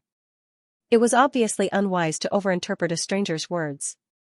This also led to an obvious deviation in the information that Sibilov and Canine Deacon received. This topic was temporarily put to rest. Canine Deacon originally planned to continue to ask Laplace why he was so concerned about the teeny mirror domain, but after thinking about it, he decided to forget about it. Many times, the more you knew, the more difficult it was to extricate yourself. Canine Deacon was not a creature of the mirror domain. He joined the house of everything purely to find the former her. No matter how suspicious the teeny mirror domain was, it was still a local matter. Even if he knew why Laplace was so interested in the teeny mirror domain, it would not help him find his former master. Since that was the case, there was no point in asking further. Canine Deacon stopped asking questions. It was Luigi's turn to speak. He had already made an agreement with Gleipnir about what to say so that he could slowly extract information from Canine Deacon. At first, the dog Deacon didn't think too much about it and just said it casually. However, as Luigi asked for more and more information, the depth reached the bottom line. At this point, the dog Deacon could guess Luigi's thoughts even without using his mind-reading ability. He hesitated for a moment and decided to answer Luigi's question. However, before doing so, Canine Deacon asked Angor to cover their voices. Both Canine Deacon and Luigi did not need to hide, but as an outsider, Sibilov did not have the right to know much information. And just as Canine Deacon said, the more he knew, the more dangerous it would be for him. In a way, Canine Deacon was trying to protect Sibilov. Of course, Angor would not refuse. With a thought, a medium-sized pumpkin house appeared in the fairy tale decorations. It was just enough to protect Luigi and Canine Deacon. The pumpkin house did not completely block the view. There was still a window inside. However, the window was facing the mirror on the wall. In other words, Canine Deacon. Canine Deacon and Luigi would not miss anything when talking to each other on the main stage. There were also 2 morning glory flowers by the window, one red and one blue. The red one was used to receive sound from the mirror, while the blue one was used to transmit sound. If Canine Deacon had something to say to them, he could use the blue flower to communicate with them. As Luigi and Canine Deacon entered the pumpkin house, the outside gradually quieted down. Sibilov was too embarrassed to talk. Little Red, on the other hand, was completely focused on the food on the table. Angor and Laplace did not say anything either. However, they were secretly chatting with each other using spirit manipulators. You said that the messenger from Kosen's mirror domain couldn't confirm Princess Teeny's existence after going to Teeny's mirror domain. Laplace gave Angor a thoughtful look. I think I know what you're going to say. Angor scratched his head and chuckled. If the messenger from Kosen's mirror domain went to Teeny's mirror domain, he must have investigated the place thoroughly. Since he couldn't find any trace of Princess Teeny on the surface, there's only one possibility. Princess Teeny isn't inside the mirror domain's mental boundary. She's outside of it. Just like the White Sun mirror domain, almost all the creatures in the mirror domain lived within the boundaries of their minds. They knew almost nothing about what was beyond the boundaries of their minds. Since there's no mirror light destroyer, there's very little convergence energy outside the mental boundary. Princess Teeny wouldn't go there. Then, the only possibility is that Princess Teeny is outside the boundary of her mind. Both Angor and Laplace answered at the same time. The empty mirror sea. According to Laplace's theory, the one who sealed the information about Teeny's mirror domain was most likely the legendary Princess Teeny. To seal the information about Teeny's mirror domain, one must control the empty mirror sea. In other words, one must control the eye of the sea under the surface of the sea. Someone who could control the eye of the sea must be able to move freely in the empty mirror sea. In other words, Princess Teeny could survive in the empty mirror sea. Laplace's true form had been staying in the empty mirror sea for 10,000 years. Only a handful of people knew who she was, and those who saw her in person could be counted on one hand. If Princess Teeny also stayed in the empty mirror sea for a long time, it would make sense that she wasn't discovered by Kosen's mirror domain. After all, the empty mirror sea was a forbidden area in any mirror domain, even among ghosts. No one would go to the empty mirror sea for no reason. If one accidentally ran into a tide and turned into a hollow being, it wouldn't be worth it.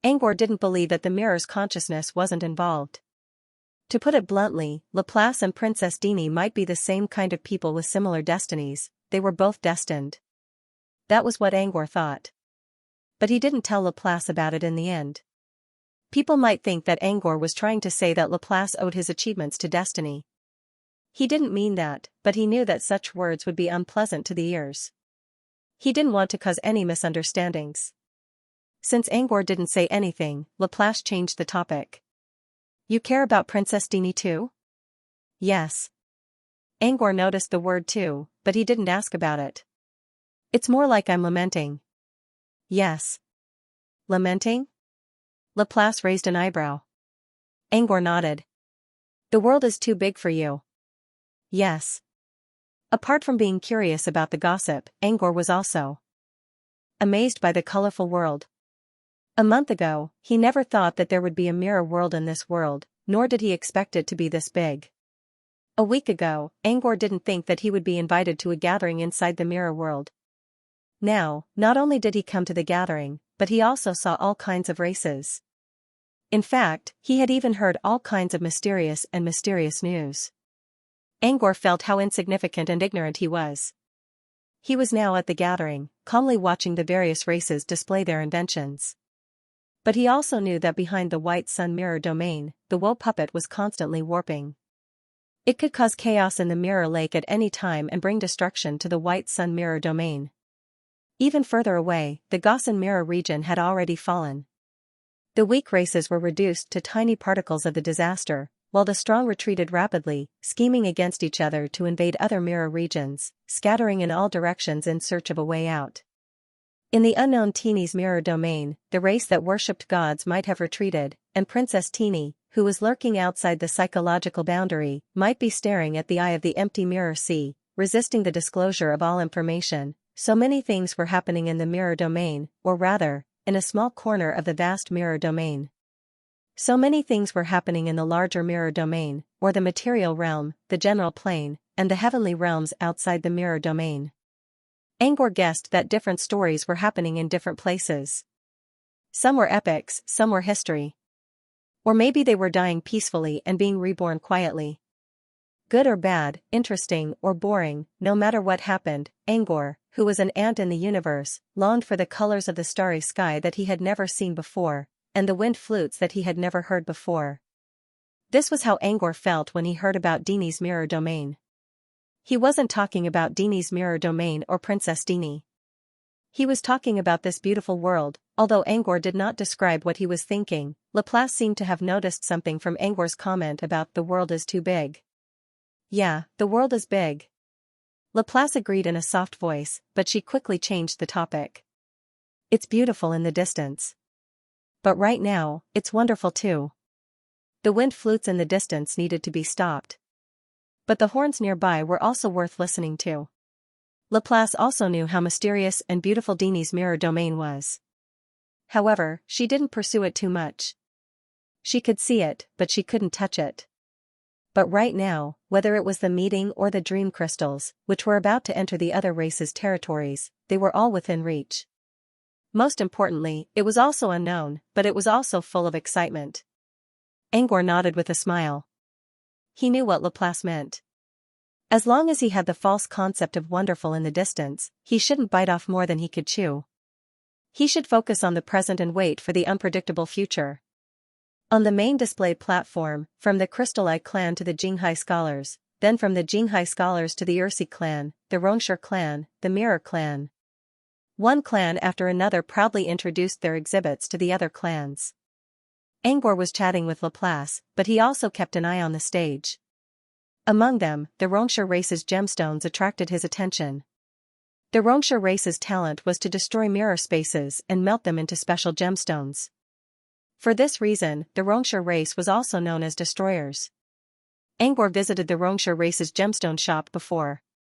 There were many different types of gemstones, but most of them only contained polymerization energy, which was useless to him. But this time, the leader of the Rongshur race clearly stated that he could customize the gemstones as long as he provided the mirror space. It didn't sound like a big deal, but Angor realized that there was a lot of room for manipulation.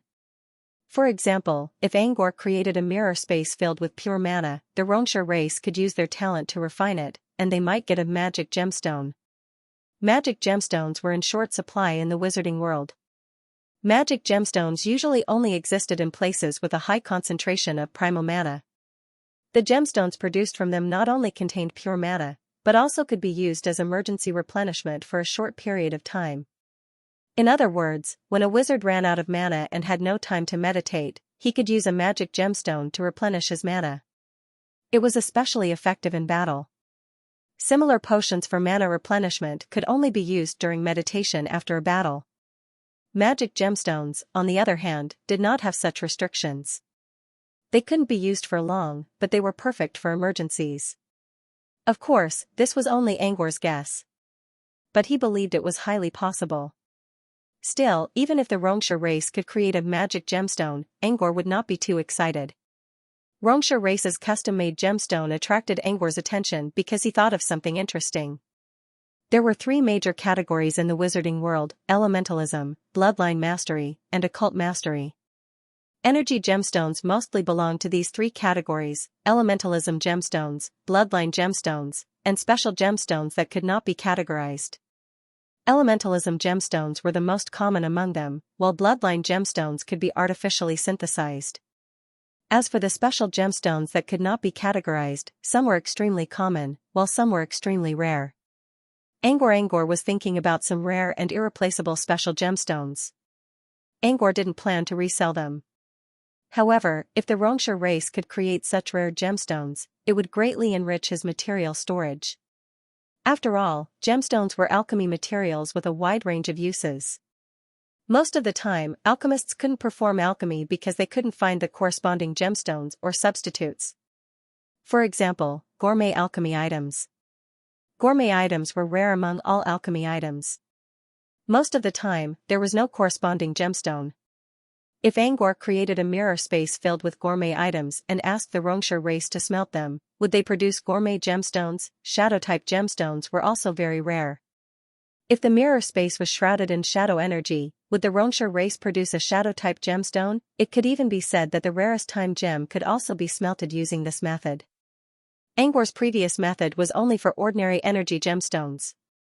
What if he could turn them into occult gemstones? For example, if Angor filled a mirror world with all kinds of occult manifestations, would the Xianxia race be able to smelt the mirror world? Of course, Angor didn't think that he could create occult items in such a way. But if the smelting was successful, could such a mysterious gem be used as a material to refine a mysterious object? If he could really obtain a mystery gemstone, it would be a great help to him. Because of these interesting methods, Angor was interested in the custom-made gemstones of the Xianxia race. Perhaps, after today's exhibition, he could contact the Xianxia clan's customizer. Apart from the Xianxia clan, he wasn't interested in the performances of the other clans on the stage. However, he noticed that Laplace seemed to be interested in the goggles display. Angor had been chatting with Laplace for a while now. However, when the goggles introduced their items, Laplace suddenly stopped talking and focused on the goggles display. Verdant and Evil Abyss. These were the first two items introduced by the goggles. Although they were two exhibits, in terms of classification, Light Swan and Evil Abyss belonged to the same category. They were both dreams created by the goggles. Yes, the goggles were selling dreams this time. Since the dream realm was far away, no one in the White Sun Mirror region dreamed for a long time. The goggles were the originators of this stream of consciousness. They couldn't dream, but they could create a dreamlike environment for other people by manipulating their consciousness. It was said to be a dream, but in fact, when one was asleep, a part of their active consciousness was projected into the special mirror space that had already weaved a story. What happened in this special mirror space was called a dream by the goggles. It was different from a traditional dream. But it still brought a dreamlike experience to the mirror creatures who had been without dreams for many years.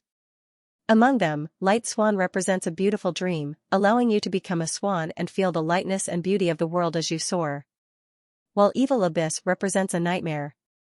According to the Mirror Clan, although nightmares aren't pleasing, having a nightmare can alleviate your fear and anxiety when facing reality. In short, one of the goggles' main products was to sell dreams. Angor wasn't interested in the two dreams at all. Dream peddlers looked similar to the goggles logins, but they were two completely different things.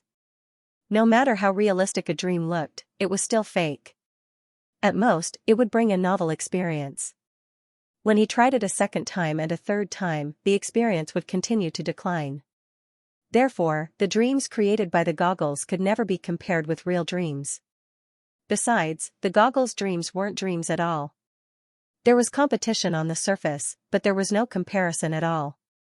Angor didn't care. He didn't care at all. But Angor didn't understand why Laplace cared about the dreams sold by the goggles. Could it be that Laplace didn't see the true nature of the goggles' dreams? Before he could ask, Laplace cut him off.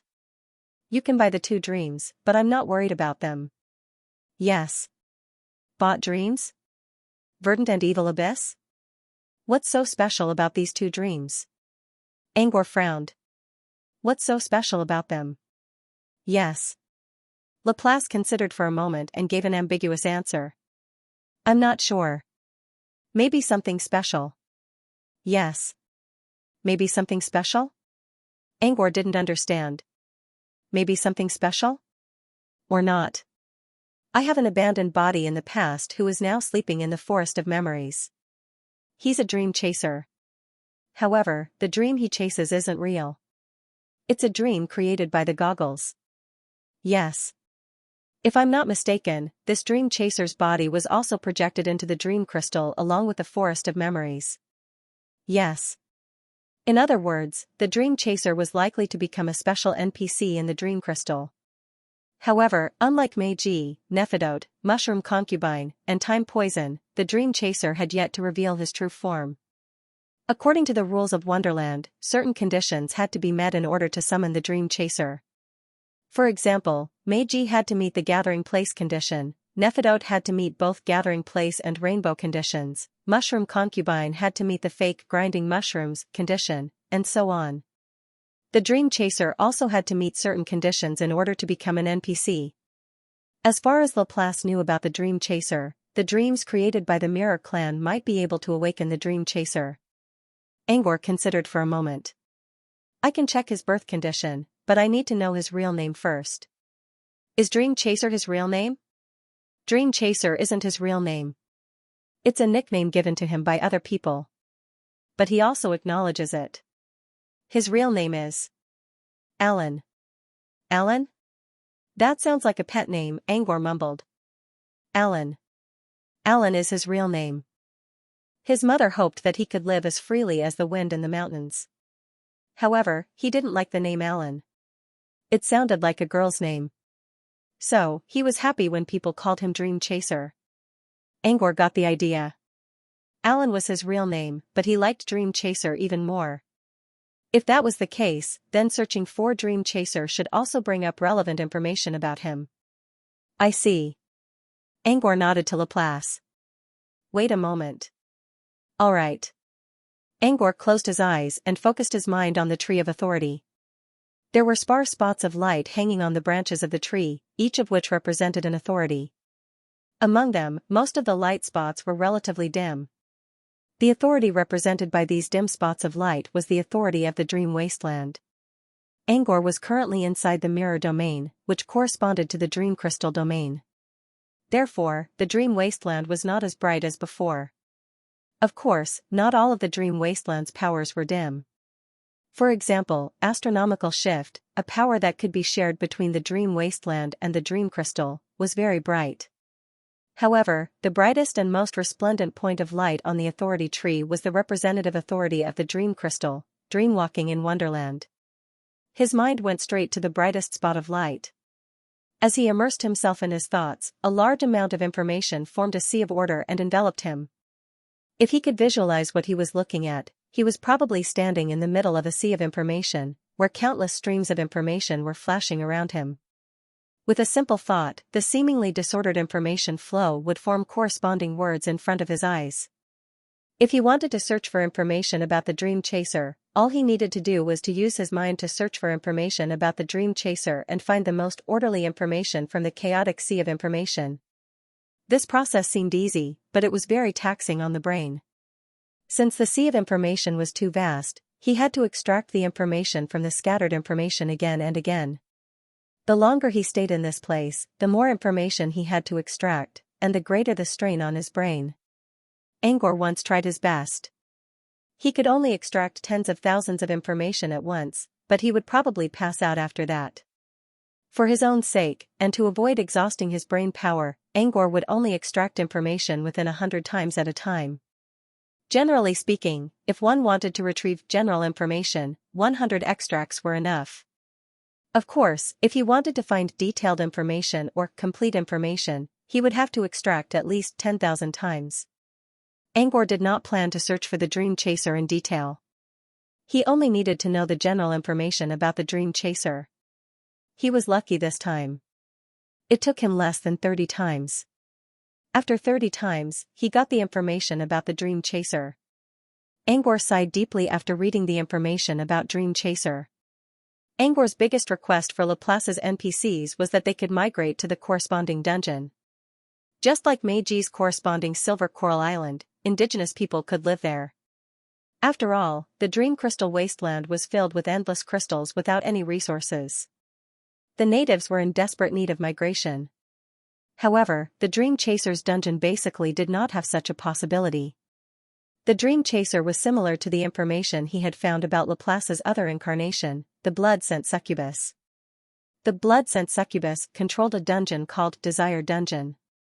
Desire Dungeon. Angor could tell from the name alone that it was not suitable for migration. Besides, there were a large number of succubi in the dungeon. It might be a good place for certain people, but for most natives, it was not worth living in. Similar to the Blood-Scent Succubus, the Dream Chaser Alan's dungeon was called Dream Zoo. Angor did not know what kind of dungeon it was yet. But from the general information, he could tell that there were some ferocious beasts in the zoo. More importantly, those beasts were free-range. Leaving aside how big the zoo was and whether it could accommodate people. Just the wild beasts alone put an end to the possibility of migration. After all, not everyone was a hunter who could kill the beasts. Most natives were still mortals. If they had to live with the beasts, they would become food for the natives. Besides, even an experienced hunter wouldn't want to live in fear every day, right? Angor opened his eyes and spoke to Laplace after reading the information. I found some information about Dream Chaser Alan. According to the information, 3 conditions must be met to make him appear: a gathering place, a nightmare, and a sweet dream. A gathering place was one of the prerequisites for most dungeons. After all, a gathering place represented a large number of migrants. Without people, the dungeon would be pointless. Nightmares and sweet dreams refer to 2 consecutive days when the same native living in the settlement had nightmares and sweet dreams consecutively. This is considered to have met the conditions. This condition is actually quite broad. Gracefulness and Evil Abyss represent a beautiful dream and a nightmare at the same time. If you bring them to the Dream Crystal Plane and let the same native experience Gracefulness and Evil Abyss for 2 consecutive days, you should be able to activate the prerequisite of Alan, the Dream Chaser. In other words, Laplace's guess was correct. Buying Gracefulness and Abyss and bringing them to the Dream Crystal Wasteland would indeed summon the special NPC Dream Chaser Alan in advance. However, he doubted that the Dream Chaser could be summoned ahead of time. Considering the current environment of the Dream Crystal, was it really suitable for the summoning? It was not only because the Dream Zoo could not be migrated, but also because there were too many unknowns in the Wonderland dungeons. Angor did not think it was necessary for so many new dungeons to appear before the Dream Crystal Wasteland. Like the Misty Island Dragon Tomb that was born not long ago, it came too suddenly and gave everyone a fright. He planned to let the bunny girl show Mirror Dragon around the Dream Crystal, but he didn't expect this. If it weren't for the fact that Mirror Dragon's tomb was more beneficial than harmful, Angor believed that Mirror Dragon would give up because of this. The Dream Zoo also brought unknown variables. Besides, it could not be migrated. Therefore, Angor did not think that the summoning of Dream Chaser was necessary at all. In fact, the disadvantages outweighed the benefits. Angor told Laplace his thoughts. However, he was still very confused. With Laplace's wisdom, she should have been able to see through this. Why did she still want to summon Dream Chaser Lon? Was there something special about this Dream Chaser Alan? Laplace did not try to hide the truth. Alan is my abandoned body, but he was supposed to replace Laplace. After Laplace finished speaking, he added, Little Laplace. Little Laplace, the rabbit girl. At that time, when I created Little Laplace, I hoped that this body could carry my past. Or rather, to carry Laplace's childhood and adolescence. At that time, Laplace wanted his body to be straightforward, pure, and naive, and Lan perfectly met Laplace's standards. Lan's personality made him the most favored by Laplace, even among all the punctual beings in the Forest of Memories. Therefore, Laplace had decided from the very beginning that Lan would be one of his incarnations. In the end, Laplace gave up on Alan, but it was not because of Alan's personality. It was because Laplace found a new way to create his bodies. This method was called self-condensation. Luigi and Gleipnir were both Laplace's bodies, but their memories, personalities, and even abilities all came from someone else. The rabbit girl was not only Laplace's body, but she also carried Laplace's childhood memories without the help of anyone else. This was the so-called self-condensation. Alan was also abandoned because of the birth of the rabbit girl. However, Laplace still had special feelings for Alan. Because of this special feeling and her understanding of Alan's personality, she sincerely hoped that Alan could arrive in the Dream Crystal earlier. Currently, the special NPCs in the Dream Crystal all have some problems with their personalities. Melji pursues kindness, but her standard of kindness goes beyond the nature of kindness. Mushroom Mistress doesn't distinguish between good and evil. She longs for the arrival of the day of tribulation to ensure that no one is without a mushroom. Nephidode is extremely narcissistic. She believes herself to be the most beautiful creature in the universe. Her perception is obviously biased. Timebane, as a half-blood demon, spent his childhood and adolescence in disgust and loathing. His father also passed away. As a dragon hunter who inherited the blood of God's wrath, he has hidden madness and paranoia in his personality. These NPCs who came out of the Forest of Memories all inherited the personality of their bodies. They could communicate with them normally by smoothing their hair, but their bottom line was very obvious. If someone accidentally touched them, the consequences would be unimaginable. But Alan was different. If he still inherited the personality of his body, he would be the most normal NPC and the easiest to communicate with among all the NPCs. This was why Laplace gave birth to Alan before Angor defended him. These were also why Laplace gave Alan Xianxia king before saving his daughter Kaj's apprentice. One of the reasons. After listening to Laplace's explanation, Angor fell into deep thought. If there really was a special NPC who was willing to communicate with him and was easy to communicate with, it would be a good thing. However, Alan's personality alone allowed him to be born first. Angor felt that it was still a bit hasty. After all, once Alan was born, he would belong to the Fairyland system no matter how good his personality was. His priority would be to clear dungeons. And there were too many unknown variables in a dungeon. For example, the Circus of Sunshine. Not only was the process of clearing the dungeon extremely difficult, but Angor and Laplace's 3 hours also almost failed. This was evident from the fact that both of them almost failed. What was even worse was that the Circus of Sunshine was a recruitment dungeon. Every week, there would be a circus show, and the show required actors. If there were not enough performers, they would be recruited from all over the realm. Random recruitment meant that no one knew who would be pulled into the dungeon next. This was very unbearable. Also, because of the special mechanism of the Circus of Sunshine, Angor would not know who would enter the dungeon later. Those who entered the Dream Crystal had to learn about the rules of the circus so that they would not be at a loss when being randomly pulled into a circus. Similarly, no matter how good Alan's personality was, if his dungeon was similar to the Circus of Sunshine, it would not be a good thing for him to be summoned. He considered for a moment and decided to use his Wonderland again. Earlier, he was looking for information about Dream Chaser Alan. This time, he planned to learn a little about the rules of the Dream Zoo. If the rules were reasonable and there was no forced recruitment, he could let Alan try to enter the dungeon no matter how difficult it was. With this question in mind, Angor entered a sea of information. 1 extraction, target, missing. 2 extractions, target, missing. 3 extractions. 4 extractions. 5 extractions, Angor's luck. seemed to have run out when he searched for Dream Chaser Alan. This time it took him a total of 400 attempts to extract the brief information about the Dream Zoo. The brief information only contained the general rules.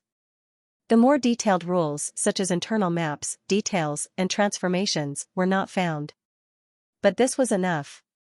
As long as he could understand the rules, the other details were not important. The only thing that annoyed him was that the information contained in the tree was way too complicated. Although he had the authority to search for information, every search would be carried out along with the sea of information, and the consumption of mental power was inevitable. Spirit power consumption was a direct reflection of brain power consumption. This also caused him to feel dizzy as soon as he pulled his mind away from the tree of authority. Luckily, he was still lying on the sofa, so his legs did not give out. Several seconds later, Angor opened his tired eyes. I can summon Dream Chaser Alan now. All right. Laplace had been looking at the stage the whole time. When he heard Angor's hoarse voice, he turned around in confusion. From Laplace's perspective, Angor's expression and posture did not change at all. However, Angor now looked like a salted fish who had lost his dream. Laplace hesitated. Are you, all right? Angor shook his head. I'm fine. It's just that using my authority to search for unknown information is really tiring. All right. Laplace knew that Angor had a special authority, so she did not ask about it. However, she was still curious about the unknown information Angor obtained. Angor did not try to hide it. He rubbed his forehead to ease his stiff thoughts. I can't tell what Dream Chaser Alan's personality is until I see him in person. However, what was certain was that Alan was also a special NPC. She would be born together with a Wonderland instance dungeon called Dream Zoo. Alright. Dream Zoo is a special dungeon. It did not have a fixed entrance to the dungeon. It existed in a deeper layer of the dream. In Angor's own words, it was a dream within a dream. The dream crystal was a gap between the dream realm, demon realm, and mirror realm. It could be considered as the edge of dreams. Dream Zoo was a dream within a dream. If the dream crystal was reality, then Dream Zoo was a deep dream that existed outside of reality. Since Dream Zoo does not have a fixed entrance, there are only two ways to enter it. First, you can have nightmares and sweet dreams for 2 days in a row. You can find the entrance of Dream Zoo in your deep dream. This method was obviously more inclined towards the Aborigines. The natives in the dream crystal were no different from the outside world. They could sleep and dream, but the chances were low. After the Dream Zoo was released, the probability of dreaming during sleep would greatly increase. Although there was a certain threshold to achieve 2 consecutive days of nightmares and sweet dreams, the probability was definitely higher than that of a non-native. Secondly, if invited, you can also enter the Dream Zoo. And this invitation referred to tickets. Just like going to a theater to watch a song and dance performance, or a circus to watch a circus, one could borrow a ticket to watch it. The Dream Zoo could also be entered with a ticket. However, it wasn't easy to get a ticket to the zoo. According to the information I've gathered, there are 3 ways to obtain tickets. First, the rewards from other dungeons. Dungeon rewards were easy to understand. When the Dream Zoo appeared, the rewards from other dungeons would have a higher chance of obtaining tickets to the Dream Zoo. For example, when Luigi cleared the Sunshine Circus dungeon, he received an invitation to Sunshine Circus as one of the rewards. This invitation letter corresponded to another Immortal Region instance dungeon, Carnival. It was normal to obtain tickets to other dungeons through dungeon rewards in Dream Wonderland. Second, the zookeeper will occasionally appear in the Dream Crystal. At that time, they could buy admission tickets from him through bartering. The zookeeper here was Dream Chaser Alan. Alan was different from other NPCs. He could walk out of the dungeon and appear anywhere in the Dream Crystal. However, there was a limit to his travel. He could only occasionally appear. When Alan appeared in the Dream Crystal, he would bring a random number of zoo tickets. People who wanted to enter the zoo could exchange tickets from Alan through transactions. It was worth mentioning that Alan only accepted items from the Wonderland. Even if Angor used the Dream Whelk to pull a very powerful item from the real world into the Dream Crystal, Alan would not give it a second look. According to the rules of the Wonderland, Alan's bartering was a recycling mechanism for the items in the Wonderland. The third way to obtain tickets is simpler and more straightforward. However, the threshold is not something that can be met at present. When a colony reaches a certain size, becomes self-sufficient, and has multiple complete systems, the leader of the colony will be given a random number of zoo tickets at the beginning of each month.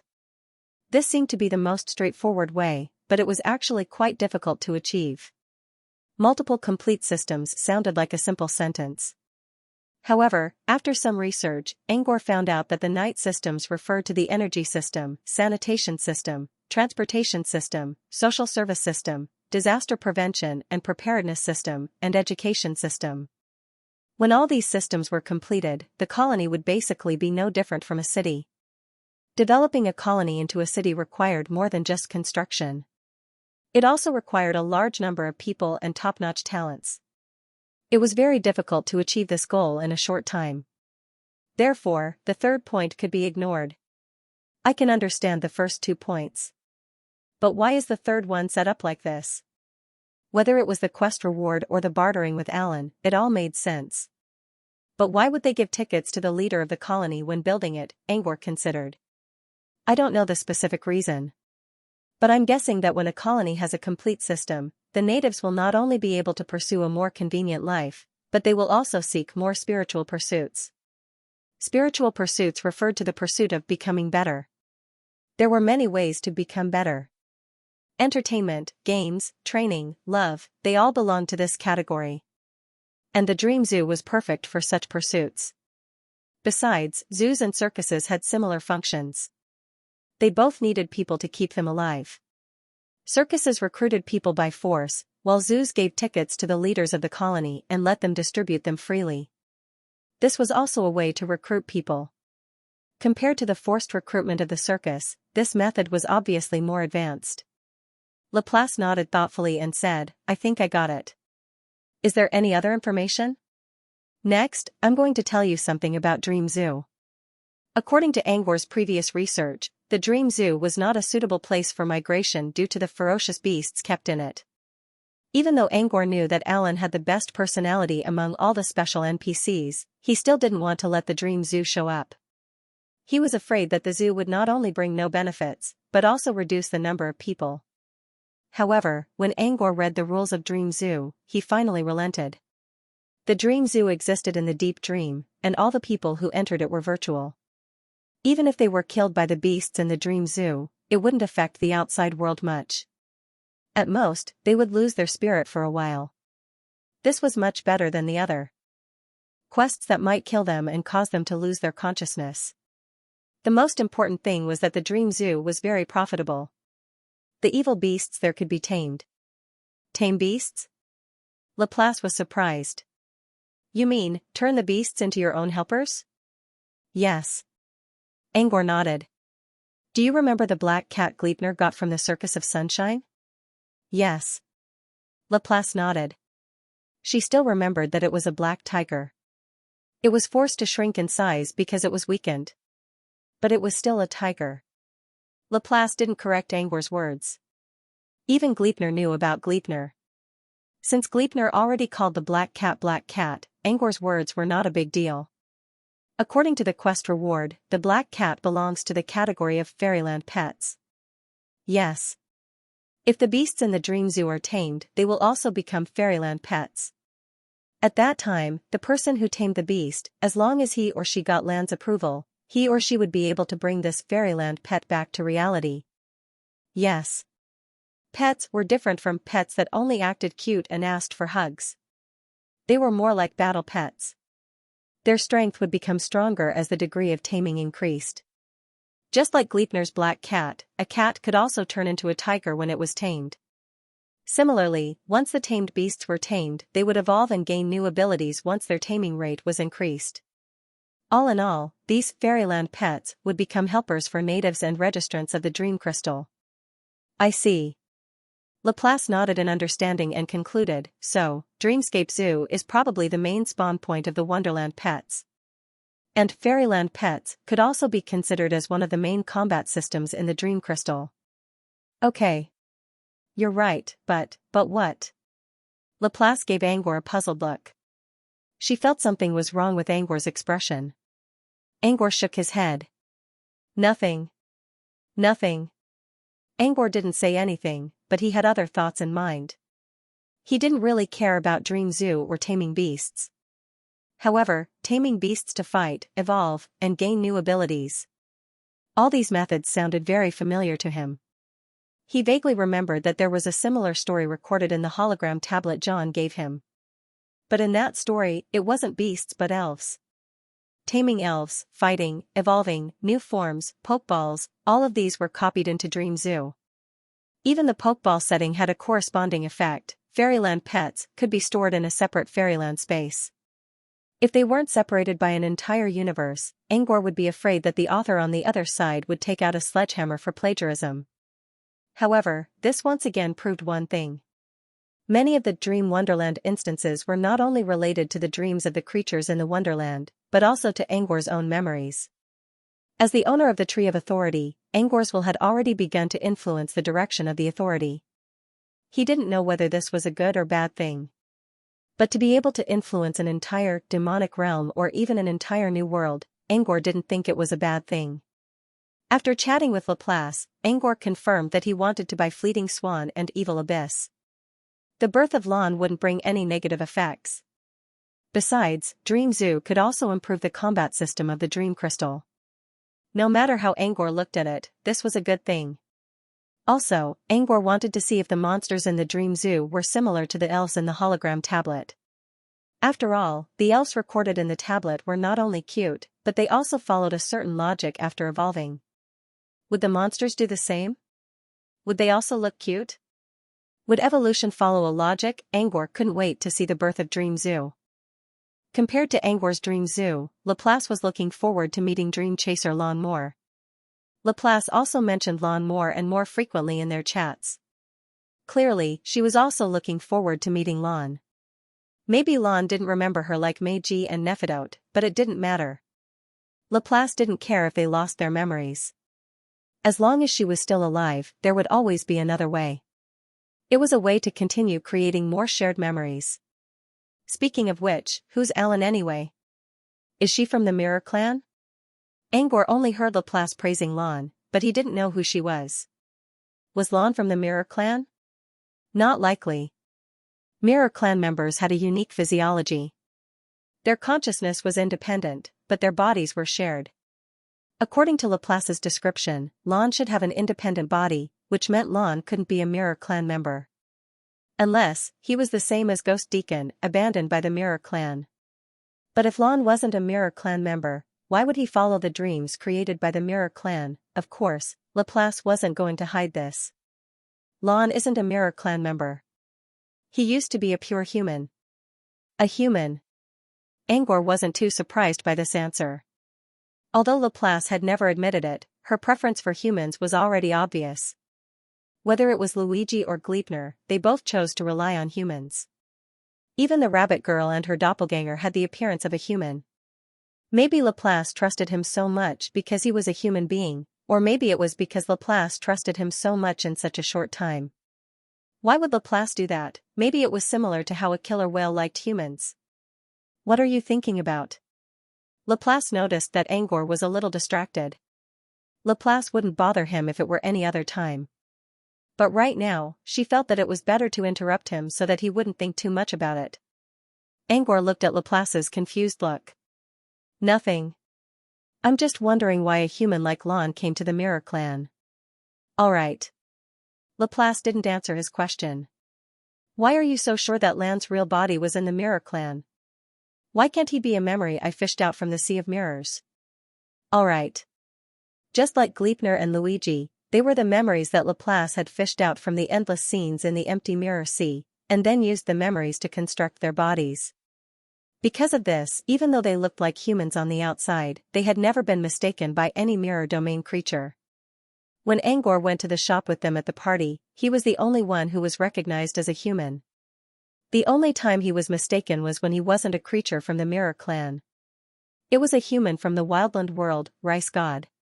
Because you told me that Alan's dream is created by the Mirror Clan, and that's why I'm here. Since Lon has such a memory, he must have lived in the Mirror clan or been here before. After all, the Mirror clan only lived in the Sun Mirror clan. Laplace nodded. You're right. Yes. Yes, Lon isn't a hollow man. But his parents are. He's the second generation of a hollow man, yes.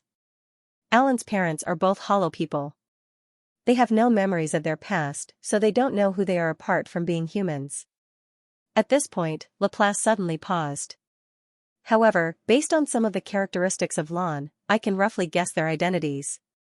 Characteristics of Alan? Bloodline inheritance? Angor repeated in a low voice. Bloodline inheritance? The only way to deduce the identity of the previous generation was through bloodline inheritance. The Noah clan, for example, had a very special bloodline. This was why Adonis was able to find Alan so easily. Laplace nodded. You can think of it that way. Alan was born with a special ability, which probably came from his bloodline inheritance. It's not obvious. Even if he told others about it, they might not believe him. Yes. It doesn't appear in the real world, and it can't affect reality. In Alan's own words, this ability is called Dream Friend. Yes. Dream Friend referred to friends who existed in Alan's dreams. When Alan was still a baby, he could already see his friends in his dreams. At first, there was only one. As Alan grew up, new friends appeared almost every year. There were men, women, old people, young people, and even some that were not human. At first, these friends could only accompany Alan for a short period of time. However, as Alan grew up and learned more, he began to give his friends names. His Dream Friend ability seemed to have evolved. A name was like a contract. The friend who was given a name would always accompany Alan. These dream friends were the reason why Alan was able to establish a complete worldview at such a young age. It could be said that the fact that Alan was able to grow up properly in an environment like the Mirror region was all thanks to the friends in her dreams. Friends in dreams is most likely an ability that comes with Alan's bloodline. So, from the perspective of bloodline inheritance, at least one of his parents once had a similar ability. In other words, one of his parents might be a dream wizard, Laplace said. Yes. But that's not important anymore. It happened thousands of years ago. Alan's parents died long ago. There's no point in investigating their identity. Yes. Laplace paused and continued talking about Alan. His friends in his dreams have helped Alan a lot during his growth. It can even be said that his friends in his dreams have gone beyond the boundaries of friends. They are Alan's family. Especially after Alan's parents passed away, the friends in her dreams had completely become Alan's emotional sustenance. It was not an exaggeration to call them family. Because Dream Friends is Alan's bloodline talent. Under normal circumstances, as long as there are no accidents, this ability will not disappear, and those Dream Friends will accompany Alan for a lifetime. At this point, Laplace sighed softly. However, not long after that, something that both you and I are very familiar with happened, the separation of the dream realm and the mirror world. Angor muttered. Laplace nodded. That's right. At that time, there was a game between the will of the world, and the dream realm and the mirror world were completely separated. Alan's talent was closely related to dreams. When the dream realm was far away, he could no longer dream. Unable to dream, the ability Dream Friends would not work, and his group of dream friends, Alan naturally would not be able to see them again. Alan considered his dream friends as his family. How could he be willing to part with them like this? Therefore, he began to frantically search for the reason why he could not dream. But how could he know the game between the wills of the world? From this day on, Alan became a dream chaser. While searching for the reason why he could not dream, he also looked for a way to let him dream again. After an unknown amount of time, Alan heard a rumor that the Mirror clan could weave dreams. Whether it was beautiful dreams or nightmares, they could weave them for everyone to experience. Alan went to the Mirror clan in great joy. Unfortunately, on his way to the Mirror clan, Alan encountered a mirror light destruction. A great disaster. His body was shattered, and his soul vanished. I obtained his memory fragments and made them into a time clone. Laplace stopped here. Alan's story came to an end. Angor sighed. He had been chasing his dream and his friends until his death, and he even gave up his life for it. Did he ever think about going back to his parents' home? Laplace shook his head. When Alain's parents became hollow people, they lost all their memories, including their emotions. Homesickness was also an emotion. But Alain's parents no longer had such emotions. When their emotions were cultivated again, they no longer saw the southern region as their home, nor their old race as humans. It was the mirror realm. Under the influence of his parents, Alain knew that he was a human, but he never tried to search for them. To him, being a human was his identity, but the mirror realm was his root. Angor understood. After all, it was normal for someone who was born and raised here to have such feelings. The only pity was, if he could go back to the southern region to trace his parents' home, or even leave the mirror realm, he would be able to dream again. But Alain never thought about leaving the mirror realm. But there were also people who did not want to leave. Of course, Angor could only say this from the perspective of a god.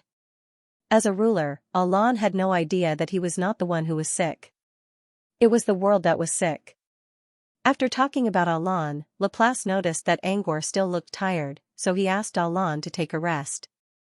It just so happened that none of the races on the stage were worth watching. He could just close his eyes and listen. He could always open his eyes when he heard something interesting. With that in mind, Angor closed his eyes and rested for a short while. On the other side, Laplace contacted Gleipnir through mind synchronization and told her to place an order with the Mirror Clan for Lightness Swan and Evil Abyss. Gleipnir was preparing to go on stage, but such a small matter would not affect anything. Besides, Good Alace was still there, so Laplace asked Good Alace to help. With Good Alace's status, she could probably get her hands on Lightness Swan and Evil Abyss before the end of the exhibition. And she was right. When Good Alace contacted the Mirror Clan through her own exhibition, the Mirror Clan was flattered. Before Good Alace could say anything, they already sent someone to deliver Lightness Swan and Evil Abyss to the Mirror Clan's area. Angor could not help but wonder why there were always people who yearned for special privileges. Having special privileges would indeed make things easier in many ways. Even the condensed crystals spent to purchase Qinghong and Yuan were much cheaper than when they were purchased normally. Although he had already bought Verger and Evil Abyss, now was not the time to pull them into the Dream Crystal. He told Gleipnir to put them away first, and this matter could be considered to have ended for now. He leaned back on the sofa with his eyes closed, listening to the various products on the stage while chatting with Laplace in private. Suddenly, footsteps came from outside the doghouse. Little Red quickly put down the food in her hand, put on her mask, and rushed out of the doghouse. Soon, a series of noises came from outside. Angor did not know what was going on outside. However, he noticed that Canine Master, who was curled up on a claw cushion, did not even look back, so it was probably not a big deal. About 3 minutes later, a large group of footsteps came from outside and left. Little Red entered the doghouse with an oval mirror in her hand. There was nothing special about the mirror in Lil Red's hand, but a few figures could be seen on the mirror. The figures were sitting in a daze as though they were prisoners who had lost all hope in a cage. Little Red said that Yu Ye's name was Xianxia, and Yu Ye's name was Yu Yi. Little Red's words were better than Hua Ding. Kitty brother, I just bought these hollow men from Mirror Ocean Scholar. Do you want to take a look? A hollow man? Humans? Little Red shook her head. No humans this time. They're all humanoids. I'll have to find out what kind of people they are. This is why the investigator gave me these hollow men. Little Red, to put it bluntly, these hollow men were the future backbone of the Omniscient House. The Omniscient House bought these hollow men to train them. For example, the investigators outside were all trained by the Omniscient House. However, before training them, the Omniscient House still needed to find out where these hollow men came from to avoid future problems. As for how to determine their origins, that was Little Red's job. Angor politely declined the invitation to watch. They were not humans. He did not know where they came from, and they were all hollow men. Angor could not think of a reason to watch them. Seeing Angor's lack of interest, Little Red did not say anything else. She put away the mirror and returned to her table. She continued to count the mosey meat that was still growing. A small group of hollow men was currently on the stage. They were not displaying any specific items. Instead, they were displaying the concept of training together. According to Angwar's understanding, it was a way for many people to absorb energy together and create a certain resonance, which would speed up their training. Angwar was not interested in such a concept. In fact, most of the people in the mirror were not interested in it either. There was a limit to such a method. It might be useful for small groups that did not have enough energy. However, for those who lived in the eternal mirror sea, it was not enough. Angwar could tell that people did not agree with such a concept, judging from the decreasing popularity. However, the person on the stage didn't seem to care. He continued to talk non-stop. Judging from his style of talking, he probably wouldn't stop until the next race went up on stage. During this time, Angwar and Laplace talked about the Hollow Men.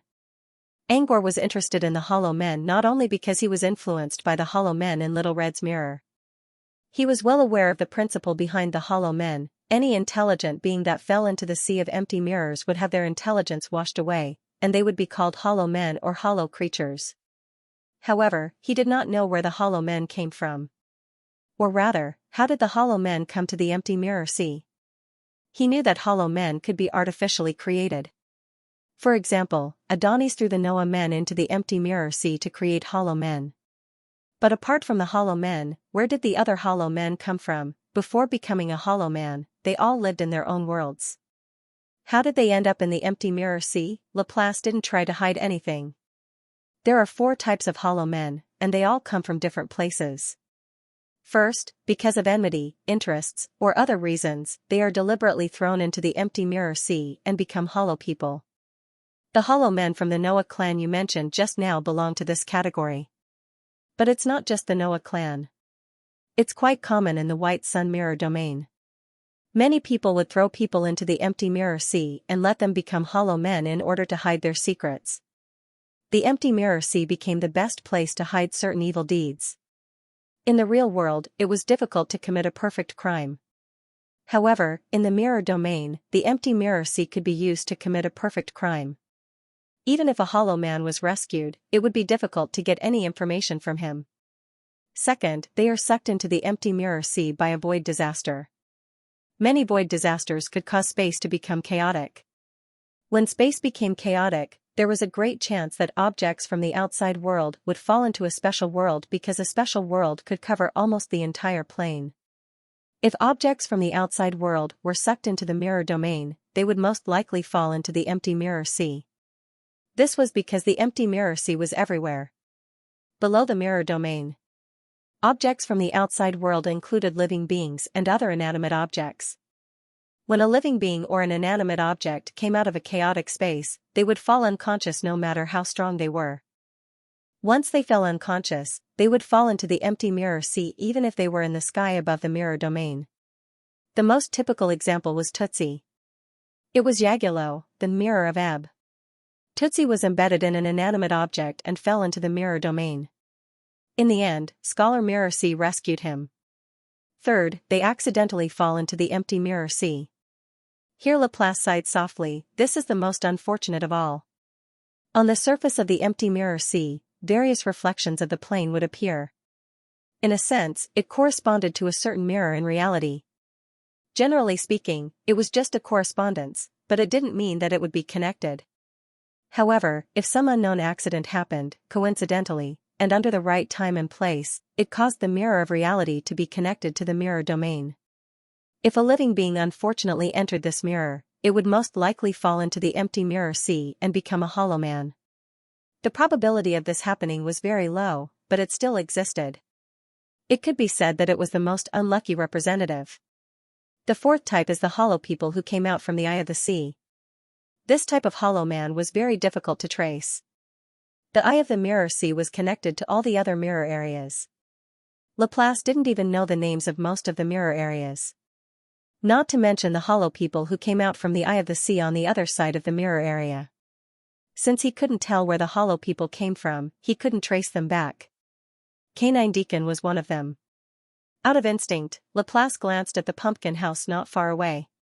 Even though they were separated by an entire pumpkin house, the dog Deacon seemed to have sensed something and turned around to look. Through the window, Canine Deacon met Laplace's eyes. Canine Deacon looked at Angor in confusion. Laplace gave Canine Deacon a nothing look. The dog Deacon was suspicious, but he didn't say anything. He turned around and continued his conversation with Luigi. Outside the pumpkin house, Laplace looked at Angor and said, I think those are the 4 types. The mirror sea usually doesn't create huge waves. It exists at the bottom of the mirror area since time immemorial. Hollow people can only be sucked into the mirror sea by accident or on purpose. On purpose and on purpose were all included in Laplace's explanation. So most of the hollow people found by Ancient Tooth Fairy belong to the 2nd type, right? Yes. Laplace nodded. Yes. That's the most common type. Literally speaking, only a few living beings could survive being sucked into the mirror sea. However, most of the creatures who could travel through the void were not to be trifled with. They might not be able to survive the disaster directly, but they had other ways to avoid it. Why was Tootsie sleeping inside a giant rock when he was found by Ancient Tooth Fairy? Because this was how he avoided the void calamity. He hid inside the rock to avoid being cut by the chaotic space. Even though he fell into the mirror sea in the end, he still managed to survive. You're interested in the hollow people? Laplace asked. Angor nodded. I was inspired by the omniscient house. Hollow people are more suitable for training than other complicated people. Why were the investigators of the House of Everything so loyal? Wasn't it because they were originally hollow men? They were like a piece of white paper that was slowly painted with the traces of the House of Everything. How could such a trained subordinate not be loyal? Laplace raised his eyebrows. You also want to raise a hollow man? Like the star attendants? I do have this thought. But I'm not going to train them as subordinates. I'm going to make them some. It took him a while to come up with a suitable word. Facade.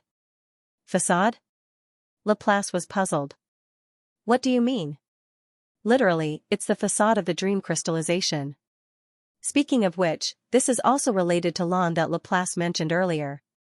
According to Laplace, Lon had the best personality among all the special NPCs. Angor hadn't met Lon yet, but he trusted Laplace's judgment and admitted it.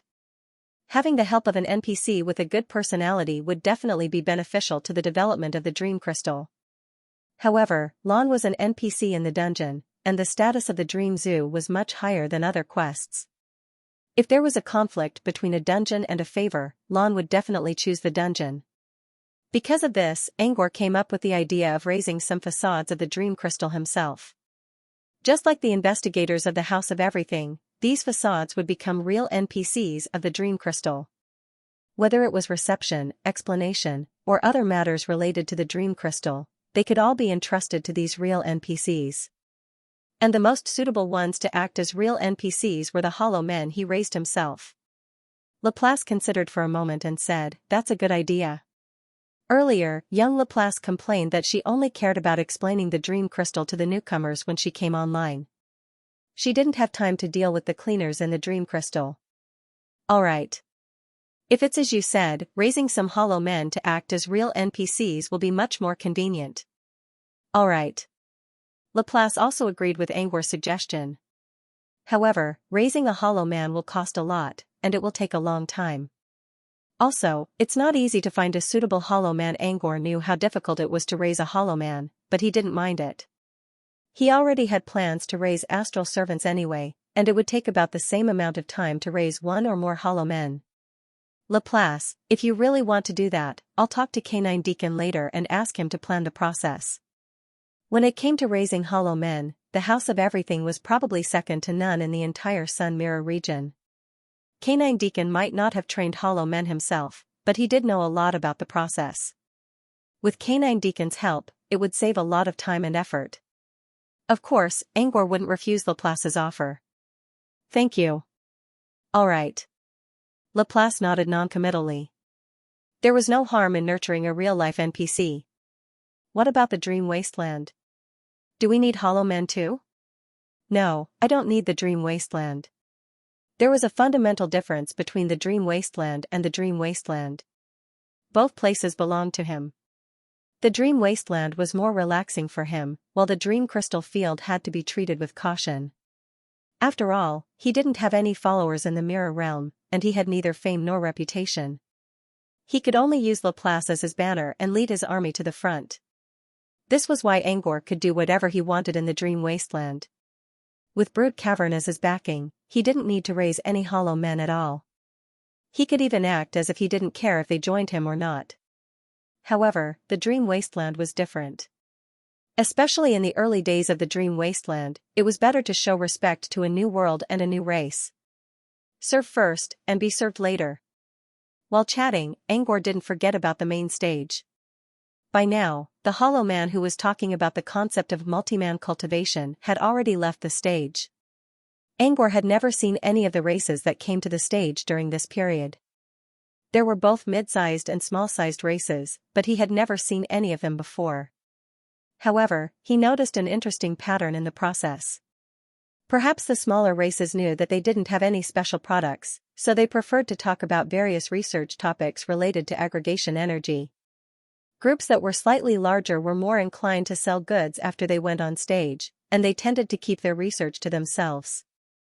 In both cases, the popularity of the dream wasteland decreased or remained the same. However, when the opposite happened, such as a small race introducing a product or a medium race introducing a research topic, the popularity of the dream wasteland would skyrocket. Angor was curious about this. He wanted to ask Laplace if the products of the smaller races were more valuable, while the research of the medium races was more professional. But Laplace gave him a simple answer. Nothing special. Since neither Angor nor Laplace used their spirit bond, Shipilov also heard Angor's question. What do you think? He hesitated for a moment and spoke up. Well, it's all about experience. Experience? Experience? Both Angor and Laplace looked at Shipilov in confusion. Yes, I'm speaking from experience, and it's not just once. For example, there was a group of barefoot cowards who brought a rare white Euro-silver paint to a party. They didn't advertise it at first, so someone bought it at a very low price. That's right. Also, at a certain gathering, Tooth Fairy Paradise brought a research report on the breaking law of the mirror light outside the indestructible mirror sea. At first, no one paid attention to it. Later, scholar Palucci conducted an in-depth study of this report and finally borrowed this report. The report showed that Pippi Castle's feet were discovered. That's right. Right now, the reason why Pippi Castle is able to move in the Eternal Mirror Sea is because of the report from Tooth Fairy Paradise. That's right. The barefoot cowards mentioned by Shipilov were a small race in the White Sun Mirror domain.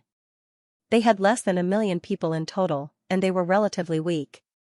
However, the white Euro-silver paint they brought was a rare material used to coat mirror surfaces. The Tooth Fairy of the Tooth Fairy Paradise, needless to say, was a medium-sized race. The two places where Luigi did his road shows the most were Bulua Royal City and Tooth Fairy Paradise. That's your experience? But, why would this happen? Shipilov asked. Shipilov, because small tribes don't have enough knowledge and almost no foundation, they don't recognize some rare items. This also leads to a phenomenon where even if a treasure appears in front of them, they still won't recognize it. Shipilov asked. As for the middle-sized races, they have a certain level of knowledge and a certain level of foundation. This kind of mediocre situation allows them to have the ability to spread their knowledge, but they are not shackled by the top academic level. Therefore, they often have a special perspective when it comes to research topics. Unfortunately, although they have the perspective, they do not have the comprehensive research. Shipilov asked. In short, the products brought by small races were easy to be picked up because of their lack of knowledge. Medium races had vision and ideas, but they didn't know how to do research. Their ideas, however, could give insights to top-level scholars. It was precisely because of this experience that whenever a small ethnic group or a medium-sized ethnic group brought out a research topic on the main display stage, those tycoons and scholars who were keen on picking up the scraps immediately smelled the scent and came over. This could be seen from the reaction of the heat pillars. What about medium or large races? They have everything. It's almost impossible to pick up scraps from them. But one thing was for sure. If a medium or large race came out to talk about a research topic, the heat pillar would reach the peak. Yes. Angor already knew why without Shipilov's explanation. Anything from a top-level race could become an heirloom treasure for other races. Unfortunately, apart from Paluxiu, none of the other medium or large races showed up to talk about their research topics. As for the races at the top of the pyramid, they didn't even show up. While Angor was talking, another group of newcomers showed up on the main display stage. This time, it was a race that looked no different from normal humans. But when it opened its mouth, Angor felt something was wrong. The beautiful woman didn't open her mouth when she spoke. Instead, a cross-shaped flower bloomed on her head. To put it simply, the woman's face split into 4 parts. Sharp teeth could be seen protruding from the inside of the crack. It was a terrifying sight to behold, almost as if it was an alien. What race is this? Angor looked at Shibilov. Shipilov's flame of heart flickered as if he was scanning the image on the mirror. Half a second later, he replied, "They're the fragrance seekers from the forest." What? What? What? Scent-seeking clan. He vaguely remembered this name. Laplace mentioned it before. But the forest? What's this? Just as Shipilov was about to answer, a voice sounded from the side. The 10,000 roaming forest is similar to the Bulua royal city. It is a huge mirror world with countless races, including the fragrance-seeking tribe. All right. The one who spoke was Luigi. He opened the door of the pumpkin house and walked out with Deacon K9. However, the forest is always traveling around the white sun mirror domain like a flying boat. It's also called the mirror ship. That's how it got its name. All right.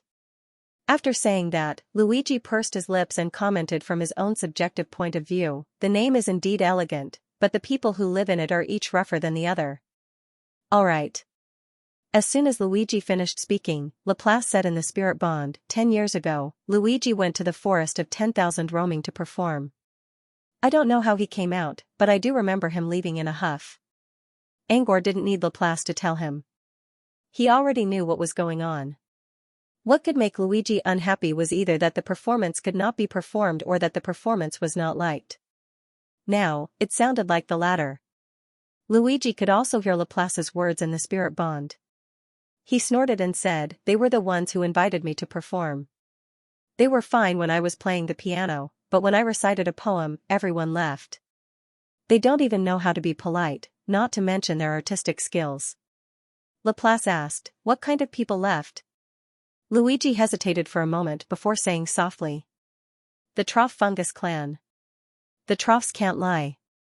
When it comes to art, they can only say whether they like it or not. There is no third choice." And here Laplace glanced at Luigi. "They don't know how to appreciate art." Luigi muttered, "A bunch of mushroom people who only know how to spread spores. What do they know about art?" "Fine. Let's not talk about them anymore. We're talking about the fragrance seekers. Judging from the past, they probably brought some special powder this time." When Luigi mentioned perfume powder, Angor also recalled the information about the fragrance seekers. Not long ago, they mentioned the fragrance seekers. Back then, Angor obtained a bunch of items from the empty mirror sea. One of them was charcoal wood. In the wizarding world, the ancient sunken wood that was forced into a low-lying riverbed due to natural disasters such as earthquakes, floods, and mudslides were called charcoal wood. However, in the white sun mirror region, this type of charcoal wood was called incense wood. The fragrance seekers were the ones who came up with the name incense wood. The fragrance seekers were not a powerful race in the sun mirror domain. However, they relied on their unique technique of making perfume powder to become one of the upper-middle races in the sun mirror domain. Incense wood was the raw material for making perfume powder. Now that he recalled the information about the scent seekers, he began to pay more attention to the alien on the stage. In his opinion, there were 2 techniques that had the most to do with alchemy in the sun mirror domain. One was Palucci's many inventions, while the other was the special perfume made by the fragrance seekers. Palucci's inventions could be considered as mechanical alchemy in the field of alchemy. The perfume powder of the fragrance seekers was a branch of apothecary. Angor had never made perfume before, but he knew a thing or two about it. He wondered if the perfume powder made by the fragrance seekers was different from other perfumes. Did they come from the same branch or 2 different leaves? Or was it that he had opened up a new path and set up a new battlefield? The alien from the fragrance seekers was called Quena. Angor knew her name because she introduced herself in a very sweet voice when she stepped onto the stage. However, no matter how elegant her movements and her voice were, coupled with the fact that her head was split into several pieces and the sharp teeth inside the mouth that looked like a snail's, Angor could not help but feel sorry for her. At least, Angor did not find her elegant at all. He only felt his hair standing on end. Don't be fooled by her appearance. She's one of the few decent ones among the fragrance seekers, Luigi said. It was Luigi who spoke. Maybe he saw the strange look in Angor's eyes and quickly added. Then. I'm a little curious about what the other fragrant clans are like. Angor believed that he and Luigi had the same sense of beauty. They both belonged to the same category. If Quaina was one of the few capable people in the fragrance-seeking tribe, then how much more inferior would the other fragrance-seeking tribe leaders be? Angor was already imagining things. Could it be that the mouths of other scent-seekers could tear their bodies apart? If that's the case, then it's no different from an alien. However, the answer was completely different. Luigi moved closer to Angor and whispered, "The other fragrance seekers don't look like humans at all. They either look like trees or flowers." As he spoke, Luigi gestured with his hands. Angor could imagine what a bunch of plant life looked like from the man's gestures. He originally thought that the other fragrance-seeking tribes would be even more horrified, but now it seemed that he was wrong. Luigi said that Xianxia was the only outstanding member of the Sari-seeking tribe because she looked the most like a human. The others were all in the form of plants, and couldn't even be considered vegetative. But then again, Angor might be able to accept it if they really looked like plants. Maybe this was the uncanny valley effect. The more human-like a creature was, the more horrifying it would be. Luigi didn't know what Angor was thinking. Actually, it's not just the fragrance seekers. Most of the creatures on the forest are plants or fungi. But they aren't real plants. They don't even have any plant-related organs in their bodies. They're completely different from aliens like Yusin. They look like plants, but they don't mean anything. Their cores are the unique energy form of the mirror realm. When Luigi said this, the dog deacon beside him added, "Actually, I heard a legend about the 10,000 roaming forest. It said that the 10,000 roaming forest, according to Canine Deacon, a mysterious forest spirit from the real world projected itself into the mirror realm and gave birth to thousands of people on the forest. Also, the mysterious forest spirit influenced them to look like plants." Angor heard about forest spirits before, which were similar to tree spirits and wood spirits. They were the aggregation of spirits born from an entire forest, similar to a collective consciousness. But he couldn't imagine what the Canine Deacon was talking about. Maybe they were the amalgamation of a large number of mystery phenomena? Luigi curled his lip at Canine Deacon's explanation. There are many similar rumors, but there's no proof. Or have you found evidence in the house of everything? Dog. Canine Deacon wagged his tail. No proof. But. Luigi paused. Dog. Canine Deacon didn't say anything. Instead, he stared at Luigi with his dark eyes. Luigi looked back and saw Laplace slowly drinking the hot tea on the table. When Laplace put the cup back on the table, she spoke slowly, "I told Meatball about this." Dog. Luigi didn't know what to say. Luigi turned around and glared fiercely at the dog deacon. He said silently, "Since Laplace said it, you should have pointed it out earlier." Canine Deacon tilted his head lazily and leaned against a claw pillow with an innocent look. "Does it matter who told you? Of course it does."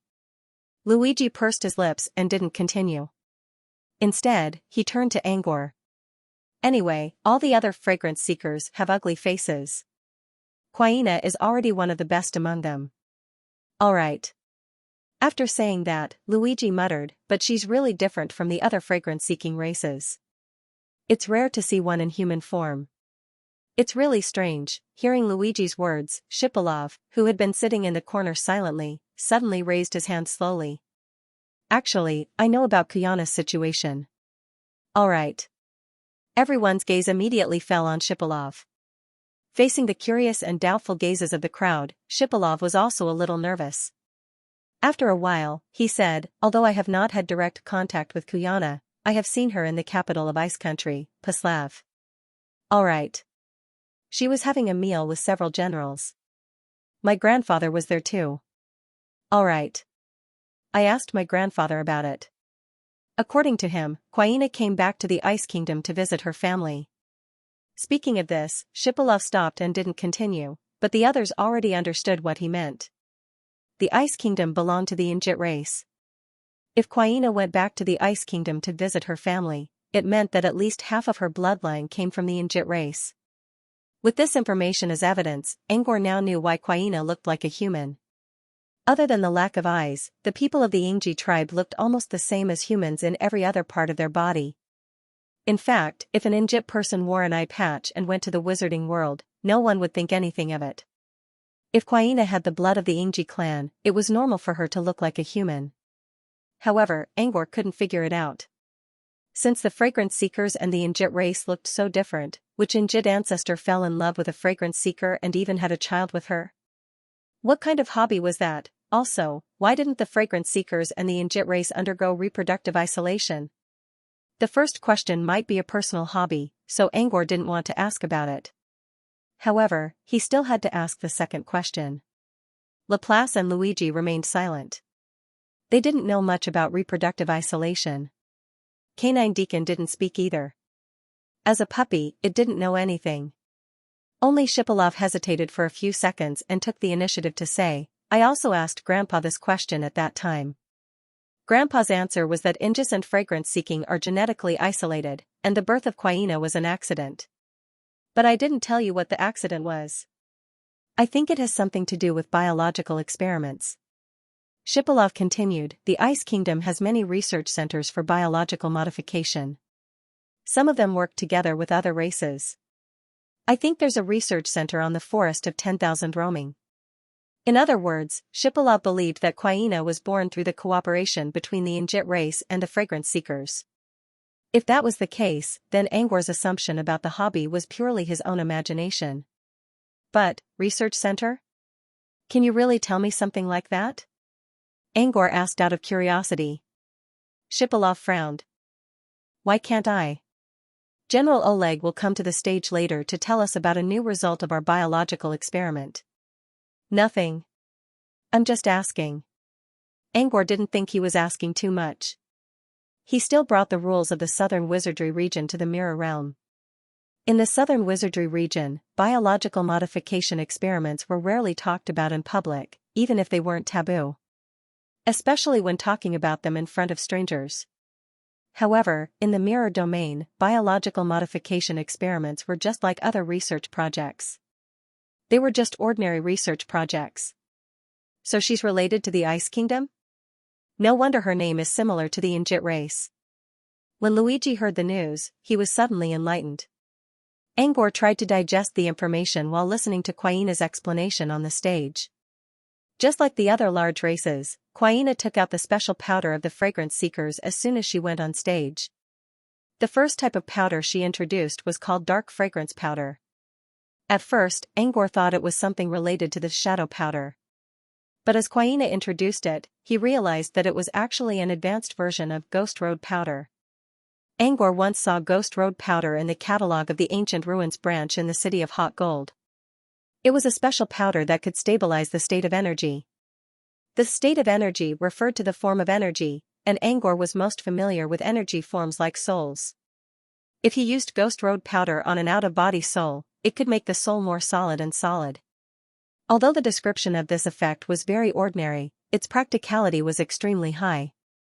For example, some souls would be muddle-headed after death, and could be swept away by the Khazadar world spirit tide. But if you use the Nether Road powder, you can clear up the muddle-headed soul, allowing it to enter the material realm and possess a certain amount of substance. This way, the spirit tide would not be able to take you away. Of course, this was Angor's interpretation of Ghost Road powder from a human's perspective. Speaking from the perspective of the Mirror Realm, the biggest buyer of Ghost Road powder was the town of Cursed Girls. It allowed the town of Cursed Girls' mirror monsters to maintain their forms and increase their lucidity. In other words, the fragrance seekers invented Ghost Road powder specifically for the town of Cursed Girls. Now, the fragrance seekers upgraded Ghost Road powder to Shadow powder. The general purpose of the powder remained the same, but its effect was improved. It could double the lucidity of a mirror monster. The mirror ghosts of the town of resentful ladies rarely purchased items from other clans. Because of this, they were all fat sheep. Although many clans were afraid of the town of resentful ladies, they still wanted to take advantage of the mirror ghosts.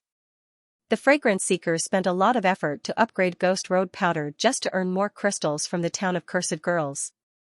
It was definitely effective, as evidenced by Kuyana's horrified smile. However, Angor wasn't interested in shadow powder. Besides, he already knew about its existence, so he didn't pay attention to Kuyana's promotion at all. Instead, he was chatting with Laplace and their spirit bond. Is the legend Dog Deacon told me true? Angor was quite curious about the mystery forest spirits. I don't know, Laplace replied. I don't know if it's true or not, but I found it at the origin of the Forest of 10,000 Wander. It's engraved on an ancient stone tablet. 10,000 years ago, when Laplace was just born, she once sent her clone to explore the mirror realm. That was when Laplace went to the Forest of 10,000 Wander.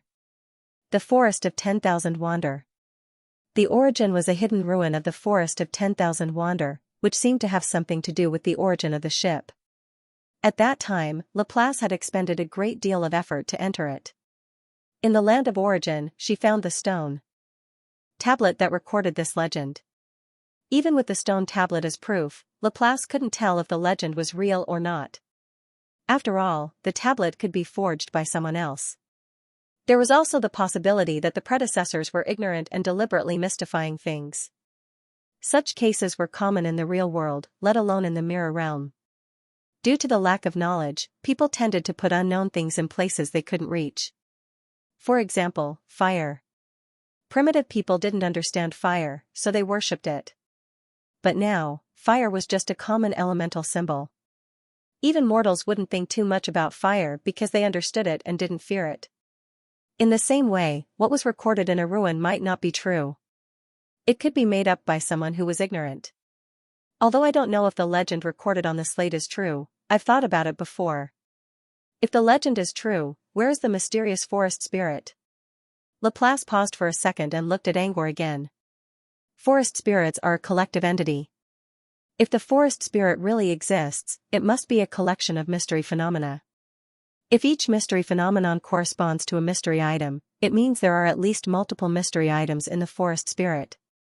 Multiple mystery items appearing at the same time in a fixed place.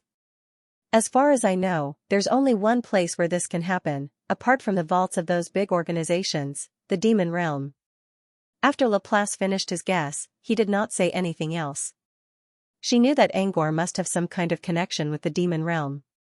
Maybe Angor was a mirror walker, but a wanderer from the demon realm. Laplace had a lot of guesses about Angor and the demon realm, but she wouldn't bring them up. Being considerate of each other and not asking about each other's secrets was a way of showing respect between friends. Now that they were talking about the nightmare realm, they might end up asking about Angor's privacy. So, Laplace didn't go too far. On the other hand, Angor realized what was going on. In fact, halfway through Laplace's explanation, he had already begun to guess in the direction of the demon realm. It wasn't a secret that a large number of mystery items existed in the demon realm. Wasn't this the reason why the demon realm was so mysterious, making people fear and yearn for it? However, he was a little surprised to hear another piece of information about the demon realm under such circumstances. Did the forest spirit really exist in the demon realm? Angor didn't know. He could ask Spotted Puppy, but he wasn't sure if Spotted Puppy would be willing to answer. Still, Angor wouldn't be surprised if there really was such a forest spirit in the nightmare realm. After learning that the creatures inside the Forest of 10,000 roaming were probably projections of the demon realm, Angor found it easier to accept Quena's terrifying appearance. The creatures in the demon realm were like deep-sea fish. They came in all kinds of strange shapes and sizes. It was normal for aliens to appear. A place like Origin sounds like a forbidden area. I didn't expect you to have such a rich experience when you were young. Instead of talking about the nightmare realm, he went back to the beginning. Laplace did not mind and said indifferently, exploring unknown ruins is also one of the ways to make up for the lack of knowledge. Moreover, the place of origin was 10,000 years ago. Although it was difficult to find, it was not valued by the tribes there. Of course, I don't know if they value it now. There's one more thing. You said that it was my experience when I was young. In other words, I'm no longer young? Even if her true body wasn't human, she was still a woman. Most women were very sensitive to their age. He did not know how to explain it.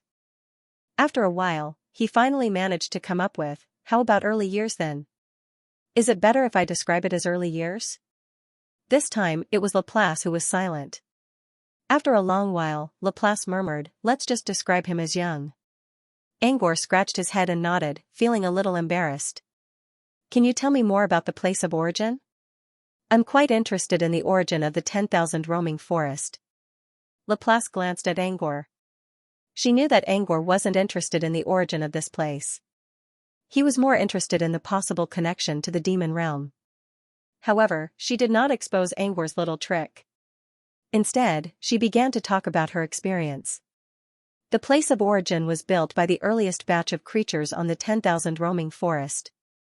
According to the current chronology of the 10,000 roaming forest, the year of its birth can be considered a time gap. The creatures living at that time can't be underestimated. Ancient spirits that know but can't be heard. Angor listened attentively to Laplace's story. It was not until Queena moved on to the second topic, research report sharing, that Angor finally realized where he came from. The story of the place of origin sounded more like the travel notes of an adventurer. It recorded the history of the forest, as well as a group of mysterious ancients who explored the place of origin. The stone slab with the legend inscribed on it was also recorded by this group of mysterious ancient spirits. In terms of the adventure and the story of the mysterious ancient spirit, this story could be considered wonderful. It could even be adapted into a stage play and performed on the stage. However, the information contained in the story, especially about the demon realm, was almost non-existent. The amount of mana contained in the story was almost zero. Angor sighed at the difficulty of the adventure, but he did not have any other thoughts. Laplace was not surprised by this. The land of origin was created by a group of newly born mystery ancient spirits. Those mystery ancient spirits called themselves mystery, but they knew nothing about mystery. It was not surprising that they were not gods who were born with knowledge. They were just a group of newly born creatures. Even if they were supernatural beings, their knowledge was very limited. One could even compare these mysterious ancients to primitive men. The mysterious ancients who explored their own origins were the same as primitive men who explored the origin of mankind. They had no value other than making people smile. If the mysterious ancients could actually record information about the demon realm, it would be truly incredible. Like Angor, Laplace didn't look like he was going to think about it. Instead, he turned his attention to the stage. Unlike the other races, the fragrance seekers would not only recommend their main products, but also stay for a while to share their research report. The report they shared was called 6-Point Appraisal of Incense Wood. The topic of the report was a special way to use polymerization energy. Using the wizardry system as an analogy, this was a special item appraisal spell, which belonged to the category of appraisal spells. This spell could only be used to appraise incense wood, but it was still very valuable for research.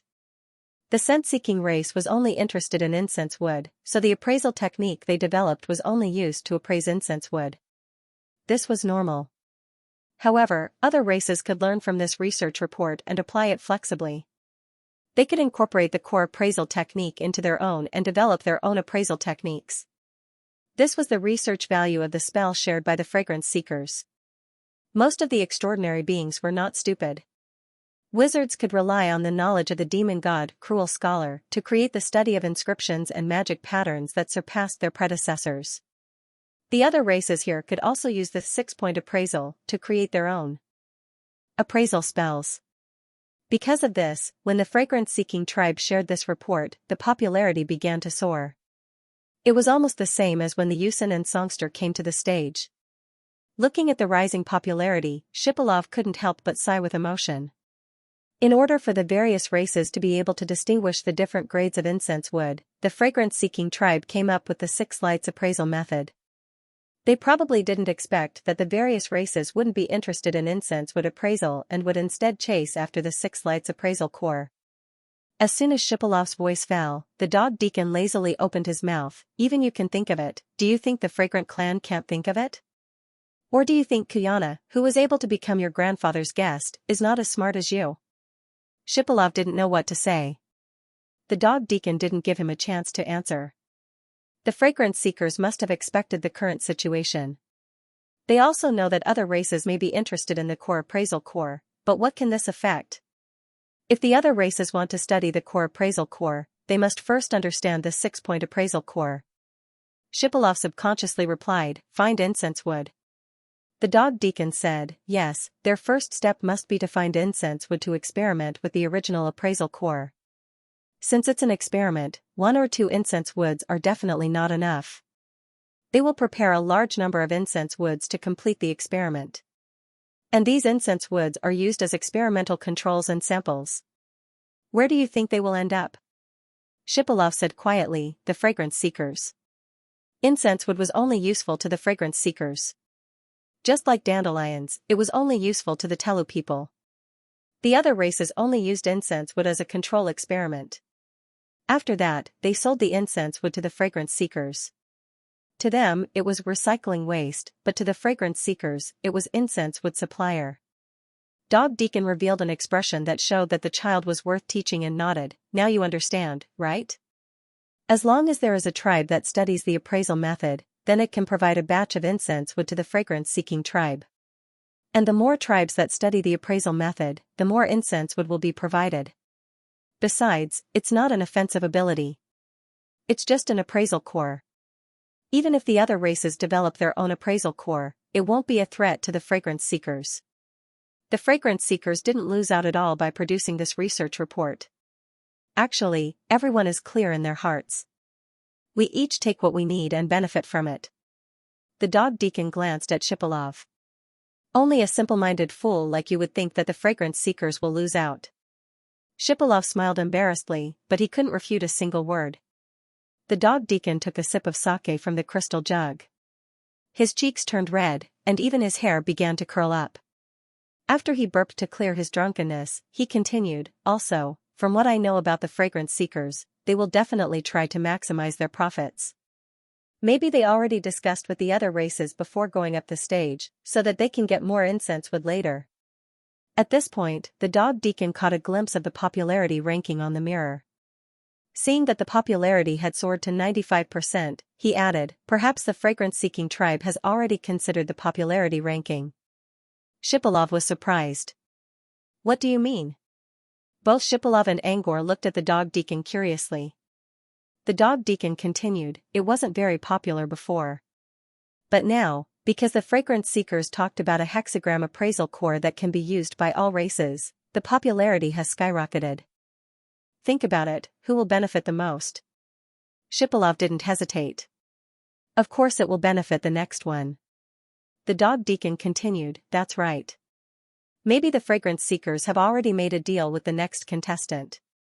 By using this method, they won't have to worry about no one watching them. There was still confusion in Shipilov's eyes. But is this really meaningful? Content wins. Even if the next contestant is popular, they won't have any value if they don't have any content. The dog deacon continued, yes, content wins. But have you thought about something? What if the next contestant is hated by everyone? Shipilov fell into deep thought. If it was really a race that was hated by the people, then they could use the popularity of the fragrance-seeking race to get the attention of the people for a short period of time. Then, they could use this short period of time to introduce their things to the people who should listen to them. It was indeed a win-win situation. But, was that really the case? The dog deacon continued, you can see for yourself whether it's true or not. There aren't many races that are hated by everyone. Apart from Paluchi, there are only a few. After a pause, the dog deacon suddenly thought of something and turned to Shipilov. Why don't we make a bet? Let's see if the next contestant is like what I've analyzed. As for the bet. Before the dog deacon could finish, Shipilov shook his head. No, I don't want to bet. Although Shipilov didn't fully believe the dog deacon's judgment, from a purely analytical point of view, the dog deacon's speculation was very likely to be true. Moreover, Shipilov didn't know much about the fragrance seekers. As one of the deacons of the House of Everything, the dog deacon must know more about the fragrance seekers than he did. Shipilov wasn't smart, but he wasn't brainless either.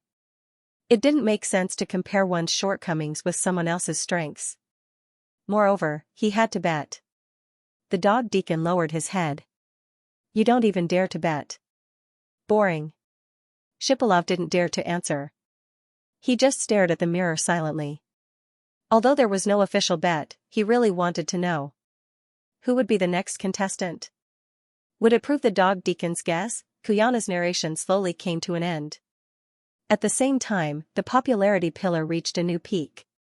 99% popularity was enough to show how attractive the hexagram appraisal method was to the major races.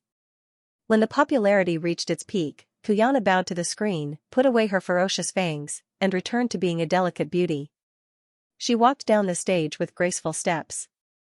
Normally, there would be a delay of about a minute between getting down the stage and going up. But this time was different. After Kuyana got down the stage, a figure immediately went up the stage. When Shipilov saw the figure, his eyes flashed with joy and admiration. Fortunately, he didn't bet with the dog deacon. Admirably, the dog deacon was right. Because the contestant was the most hated race of all, except for Paluchi. The Changhua from the Valley of Division. In fact, for many races, the Evermorse were even more disgusting than Paluchi. Paluchi was just a despicable businessman, and he usually wouldn't take your life. However, Evermorse loved to sow discord between races. They could easily get into fights or even start wars. Not many people liked this kind of race. Dog Deacon glanced at Shipilov and asked him with his eyes, "Am I right?" Shipilov didn't say anything. Canine Deacon ignored him and continued, "Normally, the Changhua tribe doesn't care about their reputation. They aren't that desperate for popularity either. They are more like snakes that hide in dark and damp corners. They like to take a bite out of people when they least expect it." Okay. That's why I didn't expect them to take the initiative to make a deal with Evermorse. Okay. I think they're going to do something big this time. Dog Deacon didn't know what kind of big move they were going to make. Maybe it's a new product they're trying to promote? Or something else. Considering Dog Deacon's successful guess, everyone paid more attention to his words.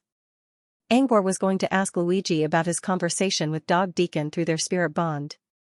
However, after hearing the deacon's words, he also turned his attention to the display stage.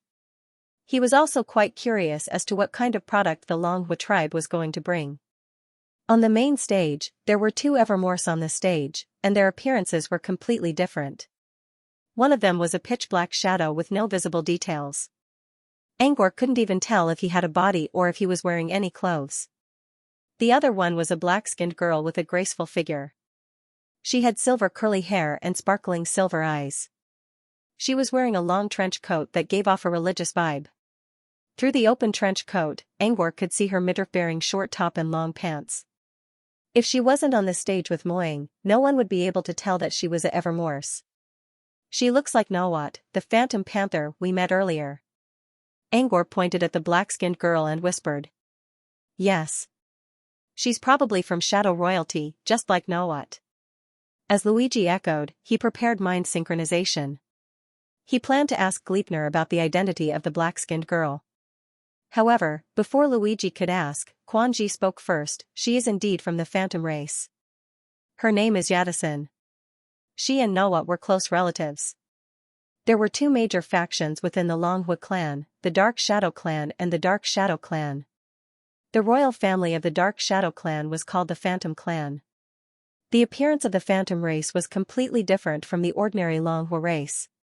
Apart from their slightly darker skin, they looked similar to humans. Nawat, whom they had met earlier, was from the Phantom clan. This black-skinned girl named Yatsen was clearly from the Phantom clan as well. Canine Deacon, although Aitsin and Nawat are related by blood, their ideals are different.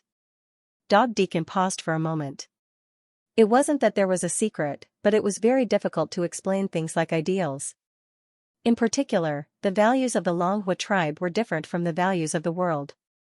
On this basis, it was even more difficult to understand the conflict between their ideals. After pondering for a long time, Canine Deacon finally found a slightly suitable way to put it: you can think of Nawat as Mao Zedong. Even though he also pursues chaos, Nawat's chaos is for his own cultivation. On the other hand, Yadison's philosophy is that of a hawk. The chaos she pursues is not only for her cultivation but also to satisfy her own inflated desires. In simple words, the phantom race knew how to control their desires, while the hawks preferred to indulge their desires. After explaining Yadison's ideals, Dog Deacon gave a sincere suggestion. If you want to interact with the Longhua clan, it's best to do so with the phantom race. Yadison is a hawk. She always smiles and talks rationally, but she doesn't care about the consequences of her actions. Okay. Angor nodded to show that he understood. He didn't think he would have much to do with the Longhua clan, but it was better to learn more about them.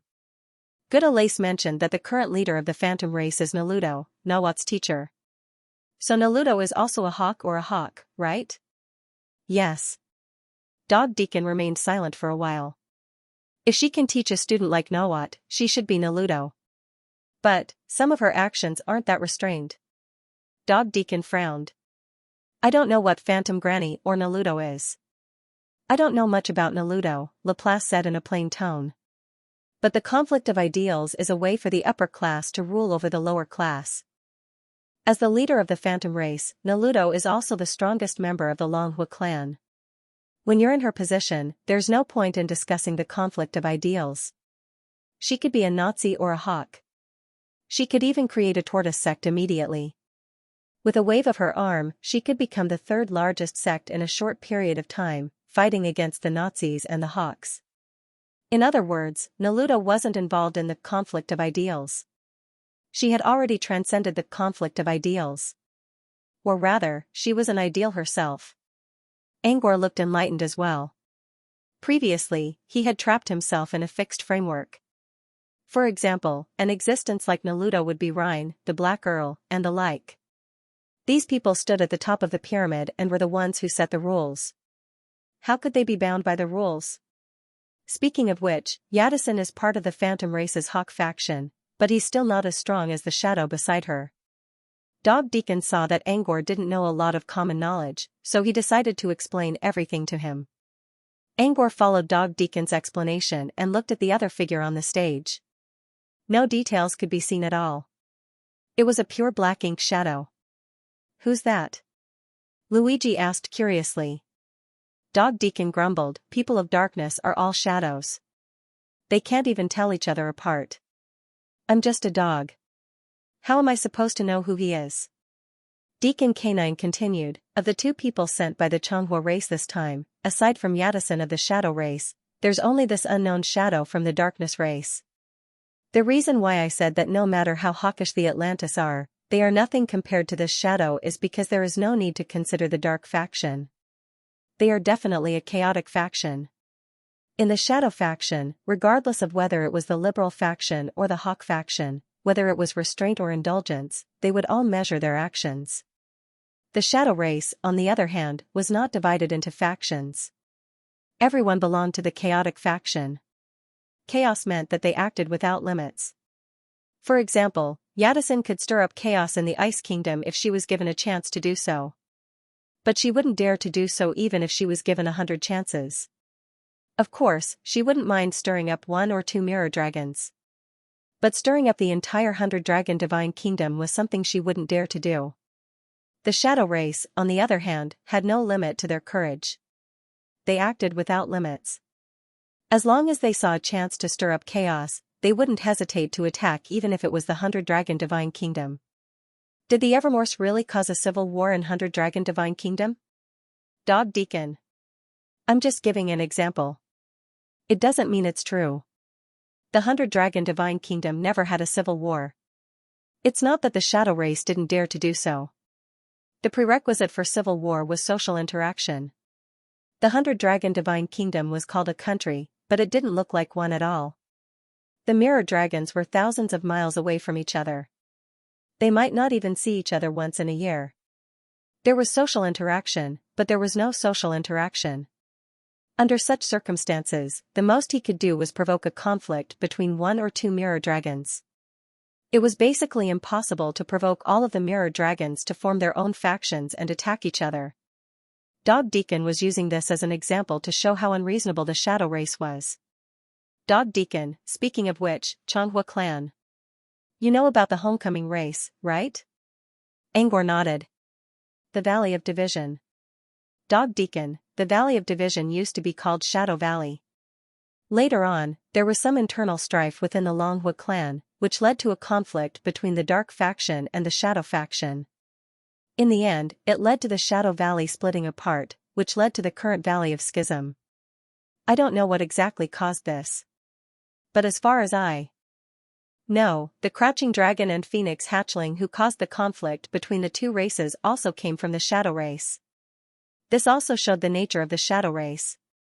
The Shadow race wasn't just messing with other races, but also their own race, which led to the separation of the Shadow race and the Darkness race. But I've heard another version of the story. The Valley of Division might be a decision made by the higher-ups of the Shadow race. It wasn't just an internal conflict. Dog Deacon, but that's just a rumor. I don't know if it's true or not. However, Ghost Deacon believed in this rumor. He felt that perhaps 40% of the Xianxia tribe's act of splitting was true, but the remaining 60% was fake. This 60% fake was a decision made by the upper echelons of the Xianxia tribe. It was a show for outsiders. Dog Deacon didn't really care about Ghost Deacon's opinion. It didn't matter to him who the Shadow race was acting for. Dog Deacon only told Angor about it because of Laplace. While Dog Deacon and Dog Deacon talked about the Shadow race, the main stage wasn't idle either. The unknown shadow from the Dark bloodline retreated to one side of the display stage. The royal member of the Shadow bloodline, the Phantom clan's Yatisen, stood in the center of the display stage. Aitsin stood still and saw the popularity of the Shadow race dropping. The Shadow race had a better reputation compared to the Shadow race, but they were still a Shadow race. Love the house, hate the house, and hate the house. Before Aitsin could say anything, the popularity of the Shadow race had already dropped by 10%. Luckily, the Fragrance race gave Aitsin a good start. Even though the popularity of the Shadow race had dropped by 10%, it was still better than most of the other races. Yatisen also noticed the change in the popularity column. A dark glint flashed across her eyes. She snorted and said, "We, the Long Sense race, are different from the other races that have gone on stage before. We are not stingy, and we will not go on stage just to promote useless products." She spoke in a sarcastic tone and criticized all the other races. Angor didn't know how the other Shadow races were feeling right now. But judging from the calm looks of Dog Deacon and Shipilov, this was how the Shadow race always spoke. They wouldn't be happy if they didn't do something. Even if they could only take advantage of Shadow race with their words, they would still do it willingly. Provoking others by stepping on them and comparing them is a must for Shadow race cultivators, said Dog Deacon lazily. Dog Deacon said lazily, "If you had gone up the stage before them, they would have treated you as a target to be trampled on. This is very normal. I don't know what happened to the Shadow race's ancestors. They need to sow discord to grow stronger." Dog Deacon sighed and kept listening to Addison's speech. "We, the Shadow race, will show you two things this time. One is to show you our newest product, and the other is to show you the results of our latest research." At this point, Aitsin paused for a moment and glanced at the heat pillar next to him. The Shadow race wasn't a small race. They were hated by many, but no one dared to do anything to them. Not only was Phantom Granny Nilujuo intimidating them, but they were also very strong themselves. Unlike the Fragrance race, which relied on their perfume to rise to the top, Shadow race was truly strong. Even the Injit race, which was good at fighting, would have to think twice before going against the Shadow race. Therefore, when the Shadow race announced that they were going to show their results of cultivation, it would be like a thunderclap. As expected, as soon as she finished speaking, the heat pillar began to slow down. It even seemed to be going back up. Seeing this, the corners of Yatisen's lips curled up as he watched the heat pillar return to 90%. Until this moment. Only then did Yatsen speak again, and the results of our research are related to barrier breaking. Breaking through the barrier meant breaking through the barrier between levels. The so-called barrier was similar to an ordinary apprentice advancing to an official wizard. This barrier was equivalent to a bridge to transcendence. It was the beginning of evolution. It existed not only in the wizard's magic power system but also in other energy systems. Even the Mirror Realm's polymeric energy system had such a barrier. Just by looking at the rate of becoming an official magus, one could tell how difficult it was to break through this barrier. When Yadison mentioned that the research results of the Xianxia tribe were related to barrier breaking, the popularity of the topic shot straight to the top in an instant. Addison's expression became even more smug. However, seeing that he had become the center of attention, Aitsin slowly said, "However, the research results of breaking the barrier will be explained by my companion. I'm here to introduce the most advanced invention of the shadow race. Anger Collector." With the research results of the barrier breaker as bait, the anger collector that Yatsen was going to talk about next was useless against most races. However, the popularity of the topic showed no signs of decreasing. Angor could tell that barrier breaker was so attractive to all races that they could ignore their own preferences. The rage collector, if this invention was categorized in the field of alchemy, it would probably belong to the category of biological alchemy. This was because its main material was the organ of an unknown creature. The anger collector looked like a human head that was howling in anger. Aitsin did not explain how it was made. He only said that it was made by combining the organs of several different creatures. The biggest problem in bioalchemy was organ rejection. Even a top-tier alchemist like Donggu would not dare to use multiple organs in bioalchemy. How could the inventor of the Everhustle race do that? There was a high chance that Yadison was lying or exaggerating when he said this. Still, the process itself was a secret, so it was fine to play with words. The most important thing was the anger collector. Although it was called anger collector, it was actually meant to collect negative emotions. As long as the anger collector was placed in a place with a lot of negative emotions, such as a battlefield, a prison, or an execution ground, the anger collector would be able to collect the floating negative emotions. At first, the anger collector would look like a calm human head with closed eyes. When the anger collector was filled with negative emotions, it would look like the anger collector in Addison's hand, a human head with glaring eyes. The anger collector could be used in 3 different ways. First, the Everhustle race would collect the overflowing anger collector. They would evaluate the quality and concentration of the negative emotions contained in the anger collector, and the anger collector would be sold at 2 to 10 times the original price. In other words, the Everhustle race had issued a long-term mission to collect negative emotions. As long as the anger collector was filled with negative emotions, the anger collector would be able to exchange them for crystals. This was a great way to earn extra money for races that often fought in wars or lived in negative emotions for a long time. For example, an Injit race like Hypalov, who spent most of their time on the front lines, was interested in the anger collector. However, even though he was tempted, Shipalov was still suspicious about the purpose of the Longhua tribe's collection devices that were overflowing with negative emotions.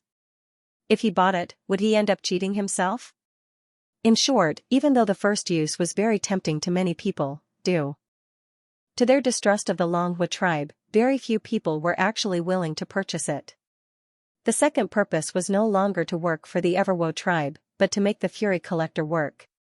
A collector of negative emotions that can amplify and intensify the anger of others. For example, if 2 parties quarreled, the original result might be a verbal spat, but in the end, nothing was settled. However, if the collector of negative emotions was placed nearby, the quarrel between the 2 parties could be intensified, escalating from a verbal argument to a physical fight, or even a fight to the death. In short, this was a hidden weapon that could affect the battle silently. In many cases, it could play the role of intensifying conflicts. If the envoys of the 2 countries met, and one of them had a collection device, it might even cause a war. It was rather frightening and extremely sinister. On the surface, the anger collector was criticized by many people, but its effect was still very useful. Many people might complain about it, but they might secretly buy it in private. Luigi, for example. Through his astral perception, Angor noticed that Luigi was quite interested in the anger collector, despite his disdain. Luigi probably already had a target in mind. Next, Yatsen began to explain the third use of the anger collector.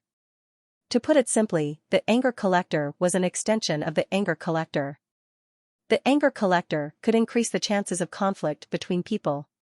For example, if the anger collector released negative energy from the anger collector could slowly turn the anger collector into anger collector and anger collector. Two good friends could be suspicious of each other because of this. In a way, this was a prerequisite for the anger collector as well as a supplement to the anger collector. Angor didn't know what other people thought about the anger collector. But through his astral perception, he noticed that Hypalov seemed to be very interested in it. Hypalov was already interested in the anger collector because he spent most of his time on the front lines. But now, he seemed to be even more interested. Angor wondered who he was thinking about. Angor glanced at Shibalov from the corner of his eyes and thought of a certain person. Xianxia. Hypalov mentioned that he didn't want to see Xianxia, so he would rather stay in the room of everything than go out. So, the person that Shibalov wanted to pit against right now was Xianxia? But Angor didn't think it was possible. Xianxia might have a bad temper, but she didn't need to use the anger collector. This was the first time he met Hypalov, and he didn't know much about the man. Angor didn't want to think too much about it. Hypalov had his reasons for buying the cry collector. Angor didn't need to. But he had his own reasons for wanting to buy the anger collector. Angor didn't really care about the anger collector because he could perfectly use his mana illusion to collect and release negative emotions. Besides, the anger collector only worked on negative emotions. Angor could control both negative and positive emotions. Angor didn't really care about the anger collector. His only thought was that the Everlasting Sense clan was selling something that could cause chaos. To put it bluntly, buying the anger collector was like having an entire Everlasting Sense clan with you. The Everlasting Sense clan was best at stirring up conflicts and driving a wedge between people. That was what the anger collector could do. The anger collector didn't arouse any discussion among the group. Angor and Laplace didn't want to talk about it because they didn't want to. The others had their own thoughts and didn't want to talk about it either. That was why the current atmosphere was so quiet. And so, the anger collector was moved on to the next topic. Mirror and barrier breaker. As Atsun left, Dark Shadow, who had been waiting on the side, stepped forward. He first introduced himself. His name was very strange. Not only did it sound strange, but it also had a strange meaning. Coward meant coward. Dark Shadows were all lawbreakers, yet they called themselves cowards. What a strange name. If it was any other time, its name alone would probably cause a lot of discussion. But at this moment, everyone's attention was attracted by Coward's introduction of breaking mirror and breaking barrier. His strange name did not cause much of a reaction. According to Cowardly's explanation, mirror breaking and barrier breaking was a secret knowledge that was carefully researched by the Longhua tribe. This time, they were willing to share it with others because of the decision of the Phantom Granny Nalujuo and the Son of Darkness Hades. Coward's words clearly meant for your own good and selfless sharing. However, everyone who heard these words showed obvious disbelief on their faces. Even the dog deacon, who was already a little tipsy, furrowed his brows after hearing the cowardly preamble. His expression was subtle and obscure. If it was just Nalujuo alone, she might have made some decisions that were out of line. But with Nethery here, it's impossible for her to be selfless. Dog Deacon shook his head. I was looking forward to the Everlasting Sense clan's barrier breaker research. But now, I think there's something fishy going on. Alright. Because of the Child of Darkness, Yoth, the canine deacon changed his mind. Who was this Yoth? If Naruto is the leader of the shadows, then Nethery is the leader of the Darkness clan. Dog Deacon explained, Nethery is far weaker than Naruto in terms of strength. Naruto is stronger than him. But he still follows the ideals of the Darkness clan. Chaos, and no reason. Alright. Using the wizardry system as a comparison, Nethery was probably someone who had just reached level 3. He was still a long way from reaching the peak. But compared to most of the races in the mirror domain, he was already at the top of the pyramid. Nethery is a new leader who rose up in the last few hundred years. The reason why he rose up so quickly was because he fanned the flames of chaos everywhere. Deacon K9 shook his head as he recalled, the records of the crimes committed by Yute in the House of All Things are simply too numerous to record. If I were to go into detail, it would take more than 3 days and 3 nights to finish. Yeah. Anyway, anything that involves Nethery won't go away peacefully. Similarly, if Nethery was involved in the mirror and barrier breaker research, it would not be a simple case of selfless sharing. There must be something else going on. Before Coward could even begin, Canine Deacon had already said this. As Coward explained the mirror and barrier breaker in detail, Dog Deacon's words slowly came true. Something good might happen in this world, but it would never happen to a Everlasting Sense clan, especially one led by Nethery. There was a big problem with the Everlasting Sense clan's so-called barrier breaker research. Why didn't the Everlasting Sense clan write barrier breaker research alone, but write mirror and barrier breaker instead? Would there be a mirror breaker before barrier breaker? This was where the problem lay. The Everlasting Sense clan's so-called barrier breaker had a necessary prerequisite, and that prerequisite was mirror breaker. And what was mirror breaker? It referred to the broken mirror space. Through the broken mirror space, the special energy needed for barrier breaker was extracted. Literally, it was a bit similar to the talent of the Rongshire clan. The Rongshire clan, known as the Destroyer clan, could cause the mirror space to condense gems through the shattering of the mirror space. This was indeed the case. After Coward explained the basic principle, he said clearly, the cultivation method of barrier breaker refers to the talent of the Rongshire clan. It's just that after the Rongshire clan destroyed the mirror space, they condensed gems. We can condense special barrier breaker energy through the broken mirror space. Barrier breaker energy was a term created by the Everlasting Sense clan for this demonstration. In Coward's words, it was a special energy that existed specifically for barrier breakers. This kind of energy could be extracted through a certain special method. And this special method would be provided almost free of charge by the Everlasting Sense clan through the press conference in the next few days. Almost free was also a cowardly word, but no one knew whether it was really free or not. In addition, there was another noteworthy aspect of barrier breaker energy. Barrier breaker energy could only be obtained after the mirror space was broken. And although it could be required for barrier breakers, it did not mean that it could definitely break through barriers. Barrier breaker energy was divided into purity and level. When the ordinary mirror space was broken, at most, a small wisp of low-level barrier breaker energy could be obtained.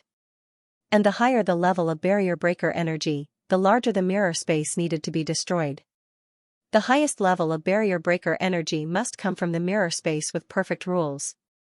In Coward's words, it was, the highest level of barrier breaker energy has the best effect on barrier breakers. And this kind of barrier breaker energy requires the use of a mirror world with complete rules and stable space. For example, the Crystal Kingdom where we are now, Paluxiu's Pippi Castle, Ingji clan's Ice Kingdom, Rongshire clan's Eternal Home. Coward pointed at the territories of several clans in a row. Angor could not see the expressions of the clans whose names were mentioned in the omniscient room, but he could imagine how terrible they must be feeling right now. This could be seen from the gloomy expression on Kipilov's face. Dog Deacon is right, Angor muttered. So the Evermores are really up to no good. They're really trying to get us out in the open. Angor muttered. Even though Angor was not a member of the White Sun Mirror domain, he could still see the fangs of Coward's frown. Barrier breaker energy did not matter. Whether it worked or not, a large number of mirror spaces would be destroyed after today. If the barrier breaking energy was as perfect as Coward had described, then perhaps the lands of some races would be destroyed because of it. The ones who did this must be those who were stuck in front of the barrier for a long time, unable to move forward. The Everlasting Sense clan's move caused a huge commotion. Even through the screen, I can smell blood coming, Dog Deacon said in a low voice. The Dog Deacon sighed in a low voice. After today, I estimate that the spring water of the mirror domain will be disturbed. However, before Deacon Canine could sigh, he heard Luigi say, even without today's barrier breaking, what should be chaotic will still be chaotic, and it will come faster than this so-called bloody storm caused by the Changhua tribe. Luigi's words attracted the attention of the Dog Deacon and Sipilov, but they did not pursue the matter. Luigi had mentioned disaster many times already.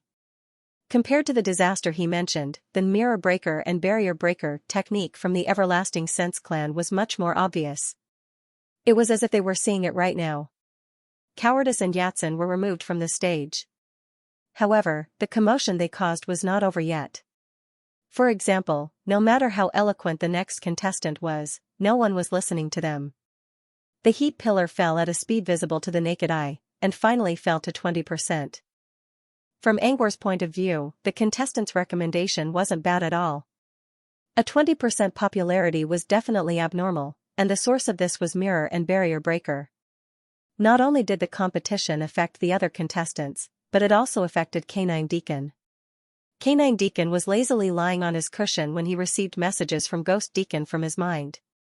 Canine Deacon read a few messages and spoke to Angor and the others with a bitter smile. "I think the kennel house is going to be a mess soon." "What's going on?" asked Luigi. "Sigh." Canine Deacon sighed. "It's all because of the Evermorse. Many races want to verify the authenticity of Mirror and Barrier Breaker, and they need my help." Sigh. Canine Deacon didn't go into details, but they already knew what was going on. Canine Deacon's talent allowed him to easily read the minds of creatures in the mirror realm. Even a powerful mirror dragon couldn't resist this ability. Therefore, all the races who wanted to verify the authenticity of the Barrier Breaker all had their eyes on Canine Deacon. The Ghost Deacon didn't say which clans he wants to verify, but from his urgent tone, I can roughly guess that some of the stronger clans have probably come to an end. Sigh. Otherwise, Ghost Deacon wouldn't have contacted Canine Deacon in such a hurry. Ghost Deacon had already arranged for Canine Deacon to meet with the Evermorse before the competition was over. Anyway, some Evermorse might come to the kennel house later. "I hope they won't disturb you." Canine Deacon spoke in an apologetic tone. Both Angor and Sibilov didn't say anything. They knew very well that the dog Deacon's apology was not directed at them. Based on the direction the dog had been looking at when it spoke, it was clear that it was looking at Laplace. Obviously, Canine Deacon was apologizing to Laplace as well. "Don't disturb you was a fake you. It was just a courtesy." Laplace said indifferently, "It's fine." Laplace was not so disagreeable a chief or a patriarch as Datus was, and Laplace was not so disagreeable as Guaras was. The tricks of the Longhua tribe were no different from a magician's performance in front of him. He could see through them with a single glance. In Laplace's eyes, the actions of the Long Sense race were no different from clowns. There was no need to pay attention to them. Dog Deacon let out a sigh of relief. "It's good that you don't mind." After saying that, Dog Deacon rubbed his swollen head with his paw and said, "The Longhua tribe is really a troublemaker. The show hasn't even ended yet, and they've already attracted the attention of the dog house." When he thought about how he would have to deal with the Longhua tribe and the leaders of the other tribes, the dog attendant felt a headache coming on. Luigi heard the Canine Deacons murmur and complained, "At least it's just the smell of blood, not the rain of blood. Being blown by the wind is nothing, and you don't have to worry about meeting the leaders of the various clans. They might not dare to meet you. At most, I'll let you add a new page to the exhibition booklet and chat with you in a private chat room." The other clans didn't know Dog Deacon as well as Laplace did. Even if Dog Deacon told them in advance that he wouldn't use his talent in front of them, they wouldn't believe him. No one dared to meet Dog Deacon in person under such circumstances. They didn't want to bet that Dog Deacon wouldn't find out their secrets. Even if they didn't have any big secrets, they were still worried that Dog Deacon would find out about them. Therefore, it was impossible for them to meet the Dog Deacon in person, but they had to talk to the Dog Deacon in detail. At this time, Sage Pika's suggestion of a private chat room would come in handy. Dog Deacon mumbled, "It's annoying even if I don't meet him in person." There was nothing to do, and they could have a good rest. Who would be happy about something like this? Dog Deacon didn't seem to be in a good mood, so Angor decided to talk with Laplace and Luigi in private. He wanted to talk about what Luigi and Dog Deacon talked about. But before he could ask, Luigi brought up another topic. "Actually, I think that compared to the private chat room set up by Sage Pika, the Dream Crystal is more suitable for them. If they go to the Dream Crystal, they won't need to talk on paper. They can talk face to face." "Are you sure Dog Deacon's talent can't be brought into the Dream Crystal?" "Huh?" Luigi was surprised. "Dog Deacon's talent can be brought into the Dream Crystal?" "Huh?" Laplace also looked over. Regardless of whether it was her or the three bodies, it seemed that they had not been brought into the dream crystal when it came to extraordinary talents. Could the dream crystal contain special talents? I'm just giving you an example. I don't know if you can bring your talent into the dream crystal. Dog Deacon's talent was, in a way, a gift from the world's consciousness. A talent related to the consciousness of the white sun mirror domain might not work in the dream wasteland, but it might work in the dream crystal. After all, the dream crystal was sandwiched between the white sun mirror domain, the demon realm, and the dream realm. The consciousness of the white sun mirror domain could affect the dream crystal to a certain extent, so it wasn't strange for Dog Deacon to bring his talent into the dream crystal. Besides, even if Dog Deacon can't bring his talent into the dream crystal, do you think the leaders of other races will believe it? Dog Deacon's reputation was enough to make people resist him for a short time. Only when the leaders of the other races had a deeper understanding of the dream crystal and knew that they were using a new body in the dream crystal, would they gradually desensitize the Dog Deacon. But now was not the right time. Luigi gave it some thought and agreed with Angor's words. Without waiting for Angor to bring up the topic, Laplace asked about the conversation between Luigi and Dog Deacon in the pumpkin house. Wait a minute. I'll talk to Gleipnir again. Laplace didn't know what to say. Luigi and the Dog Deacon were talking about Klaus. However, the Dog Deacon was restricted by its identity and contract, so it couldn't directly tell Luigi about Klaus. Therefore, when Luigi chatted with it, Luigi had to go through various details to tactfully supplement Klaus's persona. In the end, it formed a complete image of Klaus. How could Luigi find out more details about Klaus's character profile? Of course, Luigi had to keep asking questions. With Luigi's intelligence, he might be able to figure out how to ask questions, but there was no way he could come up with so many questions in such a short time. Although Luigi was talking to Dog Deacon alone, Gleipnir was also standing behind him. Gleipnir would give the suggestions while Luigi would ask the questions. In the end, the two of them would work together to create a complete image of Klaus. Judging from Luigi's reaction, Luigi and Gleipnir already had a result. However, the result was still questionable and needed further confirmation. About 5 minutes later, Luigi finally confirmed it and said in the spirit bond, Gleipnir and I agree that Klaus might not be a creature of the mirror realm. He's very likely an agent of a void merchant group. Void merchant group? Both Angor and Laplace frowned.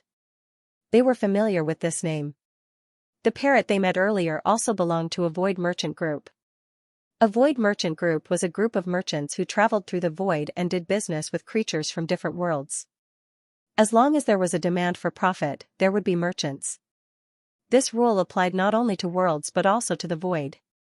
There were many merchant groups in the void, many of which belonged to non-human races. They controlled many secret portals and used them to trade with different worlds.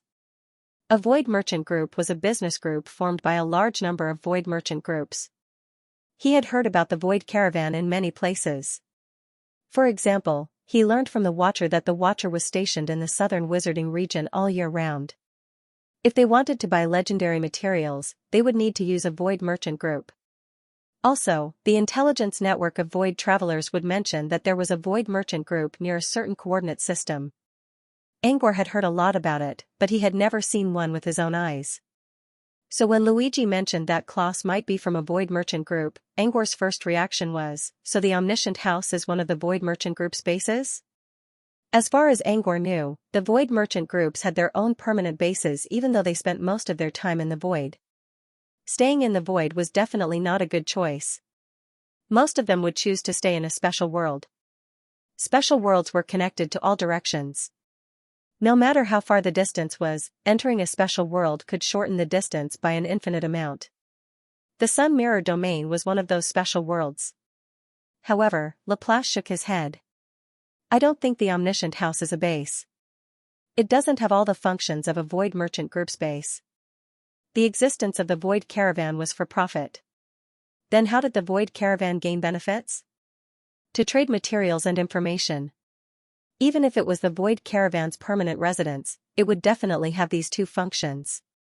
However, the main function of the Omniscient House was to accept requests and complete them. Even though some requests could be made to trade materials and information, there was no such thing as a regular base. This was completely different from a void merchant group space. This was why Laplace said that the omniscient house was not a base, because it did not have any corresponding functions. But if it was not a base, what was the use of the omniscient house to Claus? Was it just for collecting information? Or to sell it to people from other mirror domains? Angor did not think that made sense either. The information about the Sun mirror domain didn't seem to be anything special. Angor couldn't figure it out, so he looked at Luigi again. Luigi, I'm not as sure as Laplace. I don't know if this is the permanent base of the Void Caravan. Canine Deacon and I talked more about Klaus than the omniscient house. Luigi paused for a moment before he continued, let's talk about Klaus so you don't keep talking about him. The reason why Griepner and I think Klaus is a representative of a void merchant group is because of his behavior. While talking to Canine Deacon, Luigi learned a lot about Klaus' behavior. He found that Klaus rarely stayed in the omniscient house. He spent most of his time wandering around different worlds. Every time he came back, he would bring back a lot of information and materials from other worlds. Also, the speed at which Klaus traveled from one world to another was shockingly fast. There were only two ways to do this. First, he must have mastered some kind of ability that allowed him to travel across time and space quickly. Second, he must have mastered a special space passage. The former was similar to Mirror Roamer or Spirit Walker, which were the favorites of special worlds. Very few people had such an ability. Klaus should not be such a person, because if he was such a person, then he could only be the Mirror Realm Wanderer. After all, the omniscient house was located in the mirror domain. Every time he went to another world, he would start from the omniscient house. As the chosen one of the Sun mirror domain, Laplace could vaguely sense the presence of a roamer. As far as Laplace knew, there was only one creature who was close to the level of a roamer in the Sun mirror domain in the past 1,000 years. It was Adonis. The other creatures were far from the level of a roamer. Since Klaus was not a roamer in the mirror domain, there was only one reason why he could travel to different worlds so quickly. He must have mastered a special space passage. 99% of such passages were occupied by the Void Caravan. Therefore, both Luigi and Gleipnir believed that Klaus came from the Void Caravan and was likely to be a representative of the caravan. Only high-ranking members of the caravan could use multiple special space passages. Angor agreed with Gleipnir's analysis. But he still had a question. If Klaus was the representative of the Void Caravan, what was the value of the omniscient house to him? Perhaps Luigi saw Angor's train of thought running wild again. You're thinking too much again. We're talking about Klaus. You can think about the rest later. Angor, Luigi continued, after asking about Klaus's identity, I asked the Canine Deacon about some of Klaus's missions, so that I can determine Klaus's ability and level. But according to the Canine Deacon's answer, Klaus never did any missions in the Sun Mirror domain. However, the Canine Deacon did say that Deacon Man and Deacon Blood, who were stationed in the Omniscient Mirror domain, encountered some strange phenomena and asked for help from the Omniscient House. He went to the Omniscient Mirror domain alone and solved the problem in less than a day. Angor didn't know what happened to Deacon Man and Deacon Blood. But according to the Canine Deacon, Deacon Man and Deacon Blood were both excellent fighters and adapters. They shouldn't be weaker than Deacon Ghost and Deacon Man. In other words, they were at least level 2 Truthfinder or level 3 wizards. Since Klaus solved the problem that both of them couldn't, he must be stronger than them. It was hard to tell whether he was a legendary wizard or not. But he was definitely at the peak of level 3.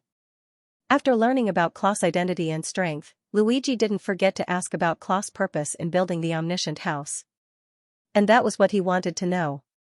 However, no matter how many questions Luigi used to test the Dog Deacon didn't give him an answer that could be considered. It wasn't that the Dog Deacon didn't want to answer. It just didn't know anything about Mercenary House. Luigi, why Klaus built the Omniscient House, and what he's trying to do, is a mystery. Not only was Klaus' purpose a mystery, but he himself was also shrouded in many mysteries. What was his background? What was his race? Why did he want to recruit Hollow Men as investigators? The Dog Deacon had no answer to all these questions. The only thing it knew was that Klaus looked like a human, but it couldn't tell whether he was a human or not. But the Dog Deacon did mention something. Luigi, Goose often goes to the real world with Klaus, so Goose must be closer to Klaus than the other deacons. There were 3 deacons in the omniscient house: dog, ghost, and man. There were also 3 deacons who hid in the shadows: Goose, Vine, and Blood. Among them, Deacon Man and Deacon Blood were in charge of the gloomy mirror, so they stayed in the laminated ghosts all year round. Goose, on the other hand, was the most similar to Klaus. Every time it returned to the omniscient house, it would leave in a hurry and go somewhere else. The only thing that was known was that it didn't stay in the gloomy mirror. It would go to other worlds. However, Goose was a little better than Klaus. Klaus would go away for decades, while Goose would come back once every few years. In the past few years, Goose would come back every year and rest in the omniscient house for a week or 2, working with the other deacons to deal with the backlog of old requests. Because of this, Deacon K9 had a deeper understanding of Deacon Goose than of Klaus. After confirming this, Luigi also tried to learn more about Klaus by learning more about Goose.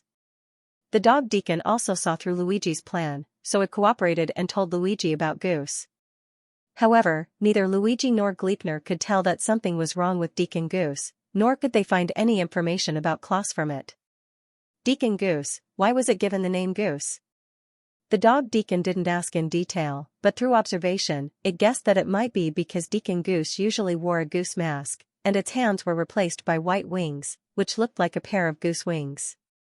As for Deacon Goose's strength, Deacon K9 hadn't seen it with his own eyes, but from the conversations between deacons, he could roughly determine that Deacon Goose was around the same level as Deacon Man and Deacon Blood. However, it was certain that Deacon Goose was not proficient in the ability of the convergent energy system. The ability system it used was from the outer domain. Apart from that, there were also some of Deacon Goose's speech patterns, thinking patterns, and behavioral logic. According to Gleipnir's analysis, Deacon Goose was most likely from a race with a strong sense of community, a tacit moral code, and a highly developed civilization, similar to the Adept civilization. As for the rest, it was hard to judge. As for finding any trace of Klaus from Deacon Goose, it was basically impossible. The only possibility was that Deacon Goose and Klaus came from the same civilization. However, there was no way to tell from the information on the surface. I'm done. That's all. Luigi shrugged. It's not a lot of information, but I've spent a lot of time asking questions and piecing together the information bit by bit. Alright. I don't know if it's you or Gleipnir who's the one who's doing it. Alright. I did my part. It doesn't matter who did the most. Luigi didn't mind Angor's teasing. Weren't you thinking too much? You can continue now. Alright. Angor didn't know what to say. The thoughts that should be diverged had already been diverged when Luigi was telling them about it. Angor still couldn't figure out why Klaus built the omniscient house. What was the purpose of the omniscient house? Angor could only look at Laplace in silence. Maybe Laplace knew a lot. Maybe he had a new idea. Laplace hesitated for a moment. Although the House of All Things is an organization that mainly deals with missions, the investigators of the House of All Things not only directly collect intelligence on the Daylight Mirror Zone in the name of missions, but also intervene in the wars between the various races in the name of missions. In a way, the Omniscient House was getting involved in the internal affairs of the Daylight Mirror Zone. The investigators of the Omniscient House played many roles, such as mediators, saboteurs, helpers, and so on. Many of their roles were contradictory when viewed from both sides. Therefore, it was hard to tell what the Omniscient House was actually doing. The only thing that Angor could tell was that the Omniscient House was constantly intervening in various affairs. Because of the Omniscient House would turn bilateral talks into tripartite talks or even multi-party talks. The Omniscient House was slowly embedding its presence among the major races in the Daylight Mirror Zone. And it was successful. Since the Omniscient House was located right next to the main stage, it was easy to tell that the Omniscient House had become an important figure in the minds of the various races. Luigi, in other words, the Omniscient House is strengthening its presence, for what? Laplace remained silent for a moment. Maybe it's for the right to speak? For the right to speak? Luigi, it makes sense if the Omniscient House is a local race in the Mirror Zone. But their investigators are all hollow dwellers. Their 3 deacons are all extraterrestrial creatures, except for Ghost Butler, who is a living being in the mirror zone. Why would a bunch of extraterrestrial creatures want the right to speak in the daylight mirror zone? Luigi still didn't understand. Laplace also remained silent. She could see that the omniscient house was trying to achieve something, but she couldn't figure out what it was. Since they couldn't figure out Duclos and the omniscient house's purpose, they decided to take a break. Laplace and Luigi returned to the main stage. Angor snapped his fingers and surrounded himself with a cloud of mist. The others were curious about what Angor was doing inside the mist, but they didn't ask since it was someone else's private matter. Several minutes later, he removed the mist around him. Both Hound Deacon and Shipolov tried their best not to talk to Angor. Laplace also remained silent. Only Luigi didn't care about etiquette.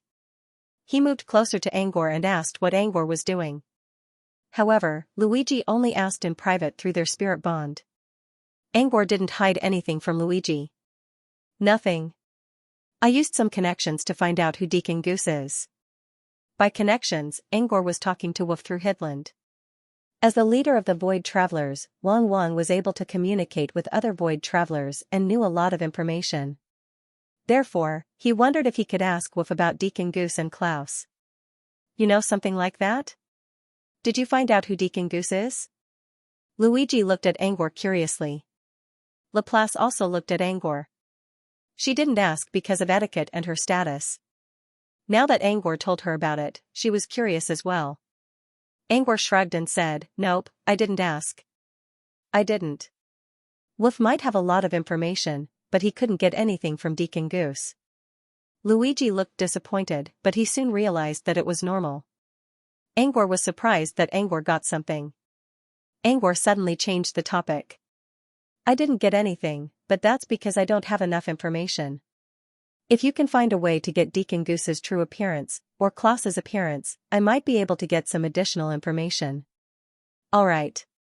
Void travelers were usually timid and wouldn't talk to other life forms. At most, they would observe them from afar. Angor couldn't make them understand by using words alone.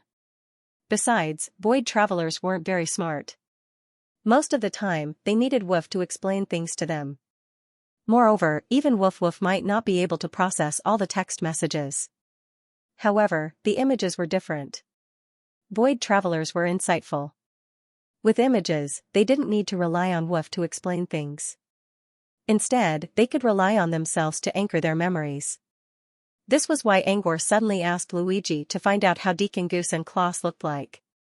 Luigi didn't know what Angor was going to do, but since Angor asked him to do it, there had to be something else. Without hesitation, Luigi stood up and dragged Dog Deacon Goose to the pumpkin house. Dog Deacon Goose was still trying to say, "Wait for the president. We can talk about it later," but Luigi didn't care.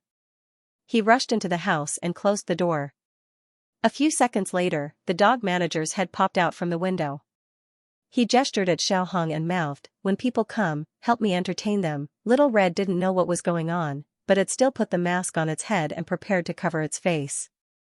The races on the main display stage changed one after another, but the popularity was never very high, hovering between 20% and 30% all year round. Perhaps, this was also the follow-up effect of Breaking Mirror and Breaking Barrier. Time passed, and the second half of the main stage was about to arrive. Every time, the second half of the main stage would bring about a new wave of excitement. Almost all of the top creatures would show up as the finale. This time, Priest Crimson Mirror from Neon Capital and Marion from 100 Dragon Kingdom were both going to show up in the second half. However, from the arrangement of their positions, it was estimated that it would be some time before they would appear on stage. Most of the creatures on the stage were still small or medium-sized ones. Some of their inventions or research were quite good. At least, Angor thought they were worth mentioning. But none of them really caught his attention. Angor simply watched the creatures on the stage in silence.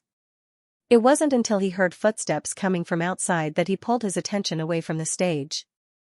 As soon as Little Red heard the footsteps, she immediately wiped her mouth, put on the fox mask, and went to the door of the doghouse to wait for the person.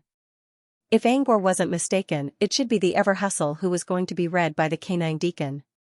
From the sound of the footsteps, one could hear a series of heavy footsteps, as well as a strange yet rhythmic sound. He didn't know what was going on until Little Red welcomed the visitor into the kennel. There were two visitors. One was a tall, dark-skinned young man, while the other was a black panther following behind him. The faint sound Angor heard earlier wasn't here. It was the black panther's footsteps. The dark-skinned young man was the ever-hustle who came to read Angor's mind. Angor was familiar with the man. They met before when he was outside the city. He was Phantom Panther Nawat, a member of the Shadow Clan. He was also the disciple of Nalujuo, the leader of the Phantom Clan. The fact that the Ever-Hustle clan sent Nawat to read Angor's mind meant that they were sincere. The first thing Nawat saw when he entered the doghouse was the fairy tale-style decoration, as well as Angor's group outside. Nawat didn't know who these people were, but he saw Goodalees following them around, so he assumed they must be someone important. He placed a hand on his chest and bowed to Angor's group. Judging from his etiquette, it was hard to tell that Nawat was from the Long Sensual clan, which was cursed by everyone. Angor nodded to show his respect. Only Shipalov didn't look at Nawat at all. Nawat didn't mind at all. He could tell that Shipalov was an Injit knight, and the Injit clan was often instigated by the Ever-Hustle clan. It was normal that Shipalov didn't like Nawat. Nawat cautiously observed his surroundings. He wanted to see where the Demon King Dog Deacon was. However, he didn't see the Canine Deacon anywhere. Just as Nawat was feeling puzzled, the door to a dreamy pumpkin house suddenly opened. Nawat looked at the door and saw Luigi with a strange expression.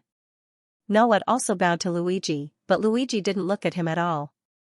Instead, Luigi ran to Angor and whispered something to him. Nawat felt strange, but he didn't want to ask. The door of the pumpkin house moved again. Nawat looked carefully and saw a small dog wearing a robe walking out of the house. If Angor wasn't mistaken, it was the Canine Deacon. Nawat could clearly see that Canine Deacon was trying to put on a serious face, but it was helpless as it walked, and its face was a little red. At the same time, Angor could smell the fragrance of wine in the air. Nawat glanced at the fairy tale-style cloud table. Not only were there unknown foods on it, but there were also several bottles of fragrant wine. Seeing this, Nawat's eyes flashed. Why was the Dog Deacon drunk? Why was there a faint smell of wine in the air? After he came, the Dog Deacon must have been drinking. As for why the Dog Deacon and Luigi came out of the pumpkin house, Nawat did not know. Nawat admitted that he was a person who liked to understand everything and know all the secrets. But today, facing the great Demon King, there was no need to ask for too much. He came here this time just to follow his teacher's order and sign a contract with the Dog Deacon. He was not here to mess with the House of Everything, so there was no need to understand everything. Although, he could not mess with the Dog Deacon in the House of Everything. Nawat nodded to the others, but gave a full salute to the Dog Deacon. His slender fingers caressed the uniform's neatly ironed chest. He closed his dazzling silver eyes, bowed 60 degrees, and said softly, "It is Nawat's honor to see you again, Sir Deacon." Following Nawat's bow, the Black Panther next to him also lowered its head in a very human-like manner, as if to express respect.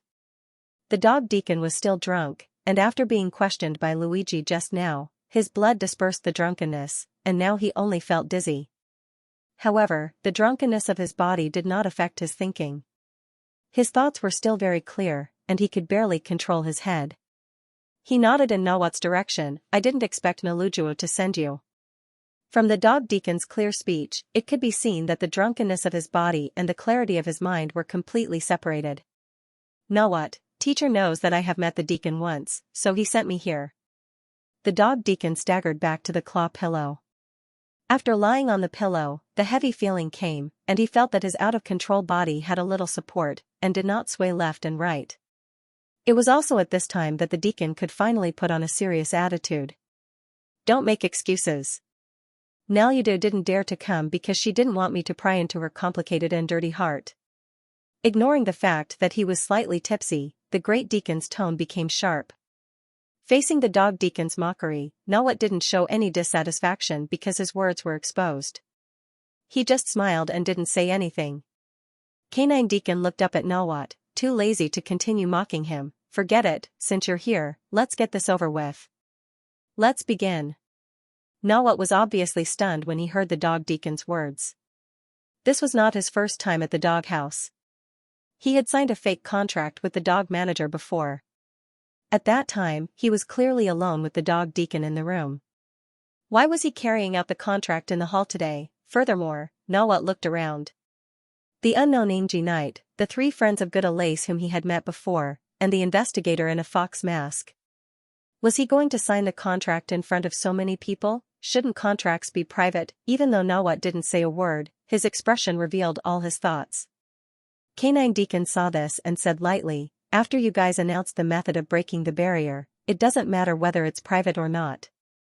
I'm sure that countless pairs of eyes are watching everyone who came to the Longhua tribe this time. As for you, as Nalujua's student, you will definitely be the focus of attention. Your origin, your destination, and even your entry into the House of Myriad, I'm sure all the higher-ups of the various races already know about it. At this point, what's the point of privacy?"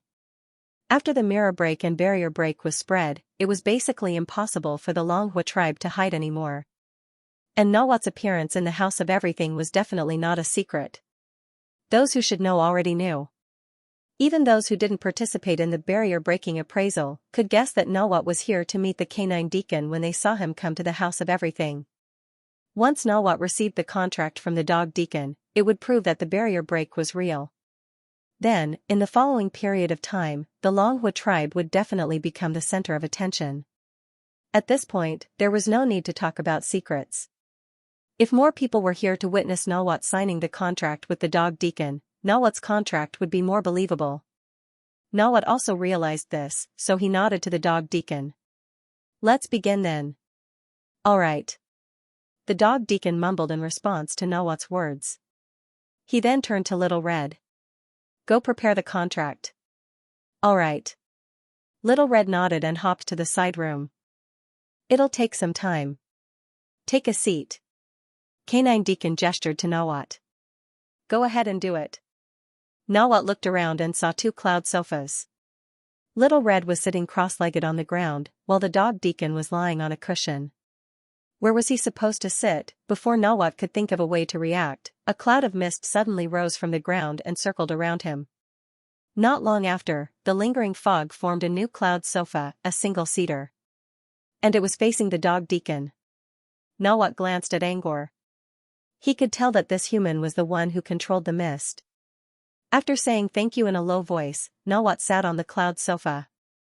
The dog deacon glanced at Nawat and looked away. Out of instinct, it reached for the wine bottle beside it. But just as it was about to touch the wine bottle, it paused and finally silently withdrew its hand. There were still guests here. Even if it wanted to drink, it had to deal with the contract first. Besides, it would have to get up if it wanted to grab the bottle. It couldn't control its own body right now, and it would be embarrassing if it fell on the ground. Nawat noticed the dog deacon's actions, but he didn't say anything. He just sat there calmly with his head lowered. On the other side, Luigi was still describing Dog Deacon Goose's appearance. However, when he saw the dog deacon staring at the bottle, Luigi couldn't help but complain in their spirit bond. "That thing told Nawat that we don't need privacy for this contract. I bet it's not that privacy isn't important. It's just that it doesn't dare to get up right now." Speaking of this, Luigi also vividly described the scene in the pumpkin house. The dog deacon was lying on the cushion without moving at all. It only talked to them from time to time. It had been drinking, but it didn't look drunk at all. When Luigi dragged the dog back to the pumpkin house, he was surprised to see that the dog deacon was already drunk. "When it was in the pumpkin house, its body was so soft that I thought it was sick. But it turned out to be drunk." The dog deacon's body is completely separated from its mind. Its body is drunk, but its mind is still awake. But its mind can't control its drunken body, therefore, the difference was that the great executor did not move from his position on the pillow. It was because he did not dare to move. If it did, it would expose the fact that it was drunk. Come to think of it, what it said to Nawat before was because it couldn't control its body and was too lazy to move. That was why it signed the contract with Nawat in front of everyone. Angor simply chuckled at Luigi's unspoken criticism. Still, he agreed with Luigi's explanation. Still, it was a good thing that the dog deacon signed a contract with Nawat in the hall. Angor was curious about the dog deacon's ability. Was it really able to see through people's minds? Or was it just that the energy was slightly concealed? Luckily, the hall was filled with his illusion energy, so he didn't need to hide it. If the dog deacon sensed any energy reaction when it used its ability, the illusion would tell him about it. Soon, Little Red came out of the side room with a brand new leather scroll in her hand. Following the usual procedure, Little Red placed the handkerchief-sized scroll on the table surrounded by mist. After that, Little Red signaled that both parties could read the scroll. This was the confirmation process before the contract was signed. Luigi was curious about the scroll as well, but he didn't want to stand up to read it right now. Soon, Luigi learned what was written on the scroll through their spirit bond. Of course, it was Angor who told Luigi about it. Angor didn't use his spirit feelers to see what was written on the scroll. However, since the scroll was placed on the table, the illusion would naturally provide him with relevant information. Angor didn't need to move at all to see what was written on the scroll. To put it simply, it was just a basic contract. There were only a few simple words without any detailed clauses. Angor assumed that the next step of the contract would be written on the spot. As expected, after both sides confirmed that there were no problems with the contract, the dog deacon asked Lil Red to help draft the terms of the contract. Normally, the dog deacon should be the one to write it. However, its body was still in a drunken stupor. It could still move its hands, but it couldn't write anything on the scroll. Fortunately, Little Red still had Little Red. Every time the dog read a clause, Little Red would write it down, all under Nawat's witness. Everyone, including Shipilov, was a witness to the contract being drawn up. The dog deacon was drunk, but its mind was still clear. It considered all aspects of the contract so that the leaders of all races would be satisfied without embarrassing the Everhustle clan. When the dog deacon asked for Nawat's opinion, Nawat nodded without hesitation. The next step was for the dog deacon to ask questions, Nawat would answer them, and finally, the contract would be signed. Nawat was ready. He began to calm his mind. He had signed a contract with the dog deacon before, so he knew that the dog deacon could read his thoughts whenever it used its power. Therefore, in order to prevent the dog deacon from seeing through his thoughts, he tried his best to clear his mind of all the complicated thoughts in his mind. Before Nawat could settle down, he heard the dog deacon's voice again. "All right, it's your turn." "All right." Nawat was stunned for a moment. He looked up. He looked up and saw a red paw print on the contract on the table. The dog deacon had already signed its seal, so it was time for Nawat to sign the contract. But what was the problem? Shouldn't it be a one-on-one interview? Nawat looked at the dog deacon in confusion. He didn't understand why the procedure was skipped. Even Angor was confused. Was the dog deacon purposely going easy on them? Perhaps sensing that the surroundings had become somewhat quiet, the canine deacon looked up and said indifferently, "Sign it." "I've already seen it. The method of breaking through barriers is real. However, your appetite is quite big. You actually want to touch the eternal mirror ocean." "All right." If the dog deacon only mentioned the first part, Nawat would be doubtful. But when the dog deacon mentioned the eternal mirror sea, Nawat knew that the dog deacon had seen through his mind. But when did the dog deacon see through his mind? Nawat had no idea. Nawat was confused, and so was Angor. Judging from Nawat's expression, Angor knew that the dog deacon already knew what he was thinking. The dog deacon's decision to sign the contract proved it. They should be able to meet each other. However, Angor didn't sense any energy ripples. The dog deacon had been lying on a claw pillow since the beginning, which was created by Angor using his illusion energy. Whenever the dog deacon used any energy, Angor could sense it even if the energy was hidden inside the dog deacon's body. However, Angor's illusion energy didn't tell him anything. It would be fine if the dog deacon didn't use its ability. But it did. Angor learned about the spirit bond not long ago. According to the book, the dog deacon's ability could be brought to the dream crystal. But Angor still believed that the dog deacon's ability would be sealed in a new body. But now, Angor doubted himself. The dog deacon's ability was too mysterious. It seemed that the world's consciousness really favored it. If the dog deacon's ability was engraved in Angor's consciousness instinct, It might really be able to see through people's minds into the dream crystal. While Angor was thinking, Nawat was still confused. When did the dog deacon see through me? Don't worry. I did it according to the rules. I only used it when you were sure the contract was correct. Nawat hesitated. But I was thinking about something else. He was sure that he was thinking about settling down instead of breaking the barrier. The dog deacon didn't want to answer. But when it saw Angor looking at it curiously, it hesitated and took a drop of liquor from a nearby bottle and put it on the table. Do you see what this is? The dog deacon pointed at the liquid on the table. Liquor, Nawat said. The force that caused the liquor to fall on the table has left. But as long as the liquor hasn't dried up, you can still see it. It was the same. Every thought would leave behind an imprint. The dog deacon could read someone's mind, and through the traces, it could also read someone's mind. The dog deacon did not clearly state its ability, but Nawat was not stupid and had already guessed the answer. But this answer made Nawat's eyes widen in shock. Just by looking at the imprint in his mind, it could read his thoughts before. This ability had reached an unimaginable level. In an instant, Nawat's mind was filled with thousands of thoughts, and in the end, all the chaotic thoughts turned into deep fear and hidden killing intent. But, just as the killing intent appeared, the dog deacon looked over. Its eyes were very clear, without the murkiness of a human. But in this clarity, Nawat saw a trace of mockery. It seemed to be mocking his thoughts, that he was overestimating himself. Nawat knew very well that he could not kill the dog deacon. Especially, the dog deacon was still in the all-affairs room. Even if he attacked with all his strength, he would not be able to touch a single hair of the dog deacon. But even if he knew this, the murderous intent in his heart that was born out of fear was still stirring. This seemed to be a kind of instinct, or rather, an instinct that was written into the depths of his blood. It was like an insect facing a bird. When being targeted by a natural enemy, it would produce a bloodline instinct of fear and hatred, but also helplessness. Even though he knew it was impossible, he still wanted to kill. The last time Nawat saw the dog deacon, he did not know the limits of its ability. Now, he finally understood why so many people would unconsciously reveal killing intent when they talked about the dog deacon. Even his own teacher, Naruto, was the same. Its ability was the natural enemy of all life forms in the mirror domain.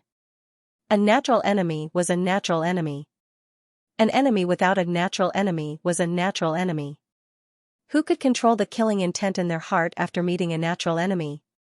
Nawat tried to suppress the killing intent in his heart. Because of this, his silver eyes even became bloodshot. He managed to suppress the killing intent with great difficulty, but the dog deacon in front of him said casually, "Most people who have seen my ability will want to kill me. For example, Sipilov sitting over there, don't look at him sitting properly now. When he signed the contract with me, his expression was not much different from yours." The dog deacon said calmly, "In the White Sun Mirror domain, there are at least 10,000 people who want to kill me. Your teacher, Naruto, once tried to use confusion to kill me. Of course, you saw the result in the end. If she could really kill me, you would not be standing in front of me now. So, there is no need to be patient, because I do not care."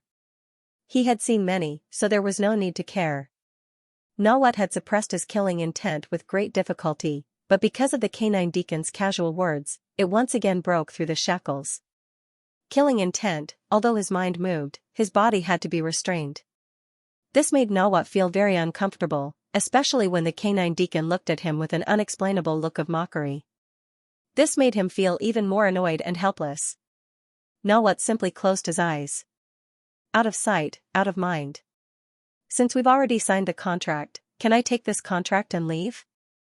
The dog deacon's ears twitched as he lazily said, "Sure." Nawat quickly picked up the contract and stood up.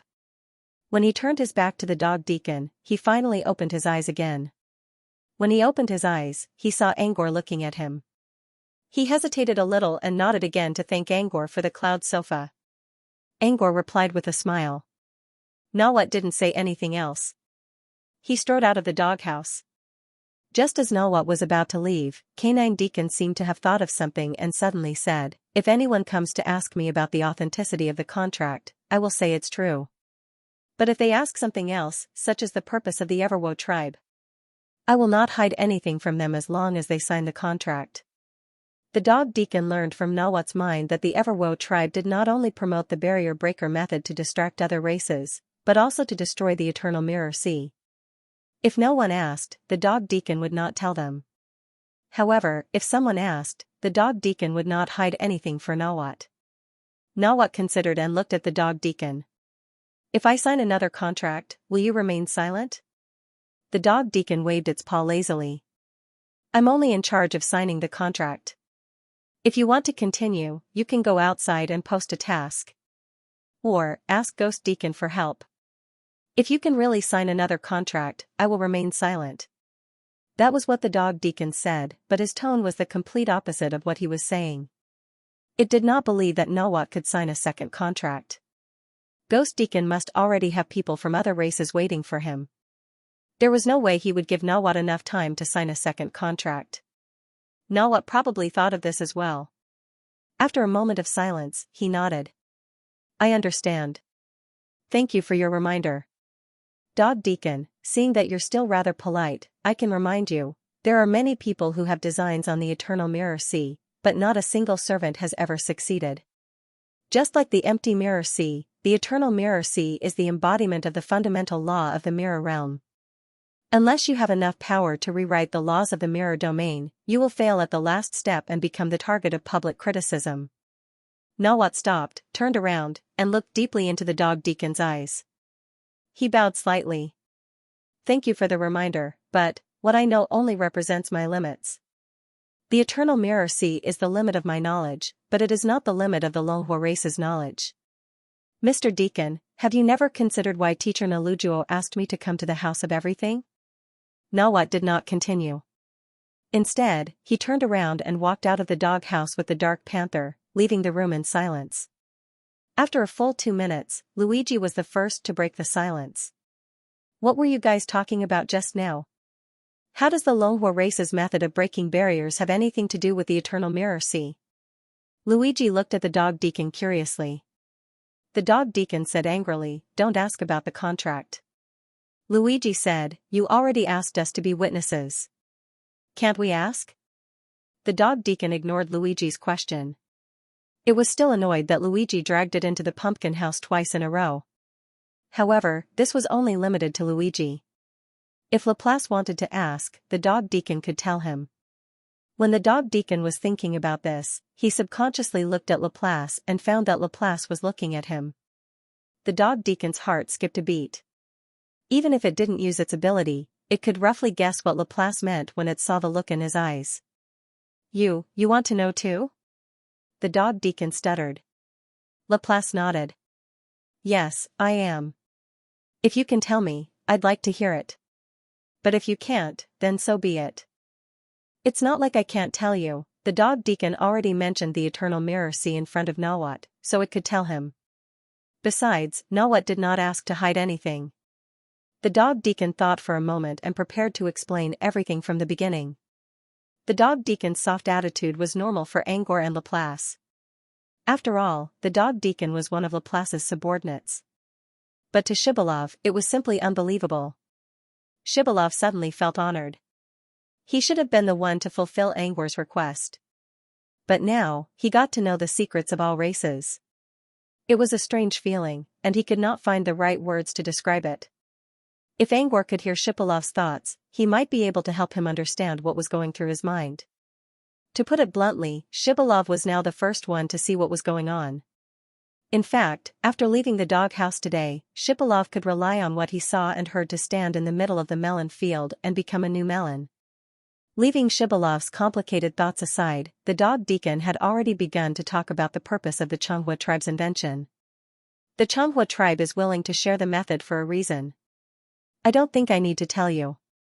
They want to confuse other races. Breaking a mirror. Such an action could easily lead to conflicts between different races. If breaking through the realm was connected to breaking through the barrier, then it would be even worse. It would be a disaster among disasters. Take a simple example. Originally, there was only a small conflict between two groups, which could be resolved by each side taking a step back. However, if one of them was stuck at the edge of breaking the barrier and decided to use the mirror-breaking barrier technique, then this small conflict could easily escalate into a major conflict, or even to the point where both sides would fight to the death. This was the first step to confuse other races. As for the other purpose of the Xianxia tribe, according to Nawat's memory, they want to use the Eternal Mirror Sea. The Eternal Mirror Sea looked like a galaxy from afar. The reason for this flickering effect was that there was a constant birth and death of mirror light inside. Every time a mirror light was extinguished, it meant that a mirror space was broken. The Xianxia tribe's method required breaking a mirror. If the breaking mirror could be combined with the mirror lights inside the Eternal Mirror Sea, the effect would be much more terrifying. It would be like obtaining a perpetual breaking machine. This was the second purpose of the Xianxia tribe. Luigi said, although the indestructible mirror sea is broken all the time, the broken mirror only releases regular polymerization energy, which shouldn't be the same as the special polymerization energy corresponding to the barrier breaking technique, right? The Eternal Mirror Sea was dangerous, but because it constantly released polymerization energy, a large number of races resided above the Eternal Mirror Sea. And the condensing energy that was released came from the shattered mirror light. If these mirror lights were special polymerization energy, other races would have started studying them long ago. There would be no need for the Xianxia tribe to write a paper. Moreover, Pipi Castle, which had the most researchers and scholars in the entire White Sun Mirror region, was located on the Eternal Mirror Sea. If the Eternal Mirror Sea could really release special polymerization energy, Scholar Palucci would have discovered it immediately. Now, Scholar Palucci didn't have any relevant research, which explained the problem. The polymerization energy released by the mirror lights of the Eternal Mirror Sea is indeed different from the polymerization energy required by the method. However, this doesn't matter. Didn't they share the method? Deacon Canine said meaningfully. Luigi was stunned. You mean, the Xianxia tribe plans to let other races study it? Deacon Canine nodded. Yes, they can't study it themselves, but that doesn't mean others can't. One had to know that there were tens of thousands of races living in the Eternal Mirror Sea. Those who were good at research were gathered in the Eternal Mirror Sea. With their participation, they might be able to research a perpetual motion machine with the Eternal Mirror Sea as the core. Luigi, but even if others study it, it's their research results. It shouldn't have anything to do with the Xianxia tribe, right? They can't force others to hand over the research, right? Unless... Luigi kept asking questions and denying himself. In the end, he thought of a possibility. Unless there's a deeper secret to the method? And only the Xianxia tribe knows this secret? Only the Xianxia tribe who grasped the core secret could still be proud of the method after others developed the perpetual motion machine, and even trade the research report of the perpetual motion machine from others. Luigi told him his guess. After hearing this, Deacon Canine said indifferently, I can't give a definite answer whether your guess is true or not. But according to the imprint in Nawat's heart, there might be some hidden secrets to the method. However, Nawat doesn't know these secrets either. The only one who really knows all the secrets of the method is Nalujuo. Luigi didn't understand. If there are secrets to the method, will the other races still recognize the contract in Nawat's hands? Deacon Canine, why not? As long as the method itself is real, even if there are any secrets, it's a game between the leaders of the various races and Nalujuo. To put it simply, the reason why Nahua was being watched was because the various races still had doubts about whether the barrier-breaking technique was real or not. As long as it was confirmed that the method could be used, then the subsequent matters were not something Nawat could participate in, but between the upper echelons of the various races. Things happened. Luigi nodded thoughtfully. I think I understand. But then again, when Nawat left, he said the Eternal Mirror Sea is only the limit of his knowledge. What does that mean? The dog Deacon fiddled with its furry tail with its claws as it replied, what Nawat is saying is that there is a limit to his knowledge of the barrier-breaking method. He also suspects that there is a deeper secret to the barrier-breaking method. In the end, Nawat said, let Deacon Canine think about why Nalujuo sent him to the House of Everything. In fact, it was the same meaning. Based on his understanding of Nalujuo, he thought that Nalujuo sent him because Nalujuo knew very well that he didn't know the deepest secrets of the method. Because of Nawat's ignorance, Nalujuo didn't have to worry about him being peeked into by Deacon K9. Luigi, in other words, Nawat and Nalujuo are also suspicious of each other? Deacon K9 nodded. Yes, that's right. Luigi frowned and shook his head, sighing. As expected of the Changhua race, there are still such suspicions between teachers and students. At the end of the dark corridor, a white light flashed past. When the white light completely replaced the darkness, Nawat had already left the narrow corridor and appeared in the office of the omnipotent house. There were people coming and going around. Other than those who had come to submit their requests, the rest were basically investigators in trench coats. Nawat glanced around. Although no one was looking at him directly, he could vaguely feel that many eyes were secretly watching him, or rather, watching the contract in his hand. Nawat squeezed the parchment of the contract and continued to walk forward. After taking a few steps, a black shadow blocked his path. Nawat instinctively took a defensive action, but soon, he realized that he was in the office of the omnipotent house. No one would dare to attack him in the territory of the omnipotent house.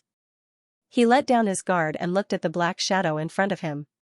The black shadow was condensing at an extremely fast speed and finally turned into a black stick person. Nawat heaved a sigh of relief when he saw the figure that resembled a matchstick. Why are you here? Nawat's tone had a rare sense of relaxation and intimacy because the person who had come was one of his few trusted subordinates, his younger brother, Dark Nado. Miss Yadison went to see Her Excellency Marion. Master Coward was also called away. Now, there are almost no higher-ups in the Longhua tribe's base. To avoid any accidents, Miss Yadison asked me to come and meet you. Nawat nodded. He had a rough understanding of the situation. The Longhua tribe was now the target of public criticism.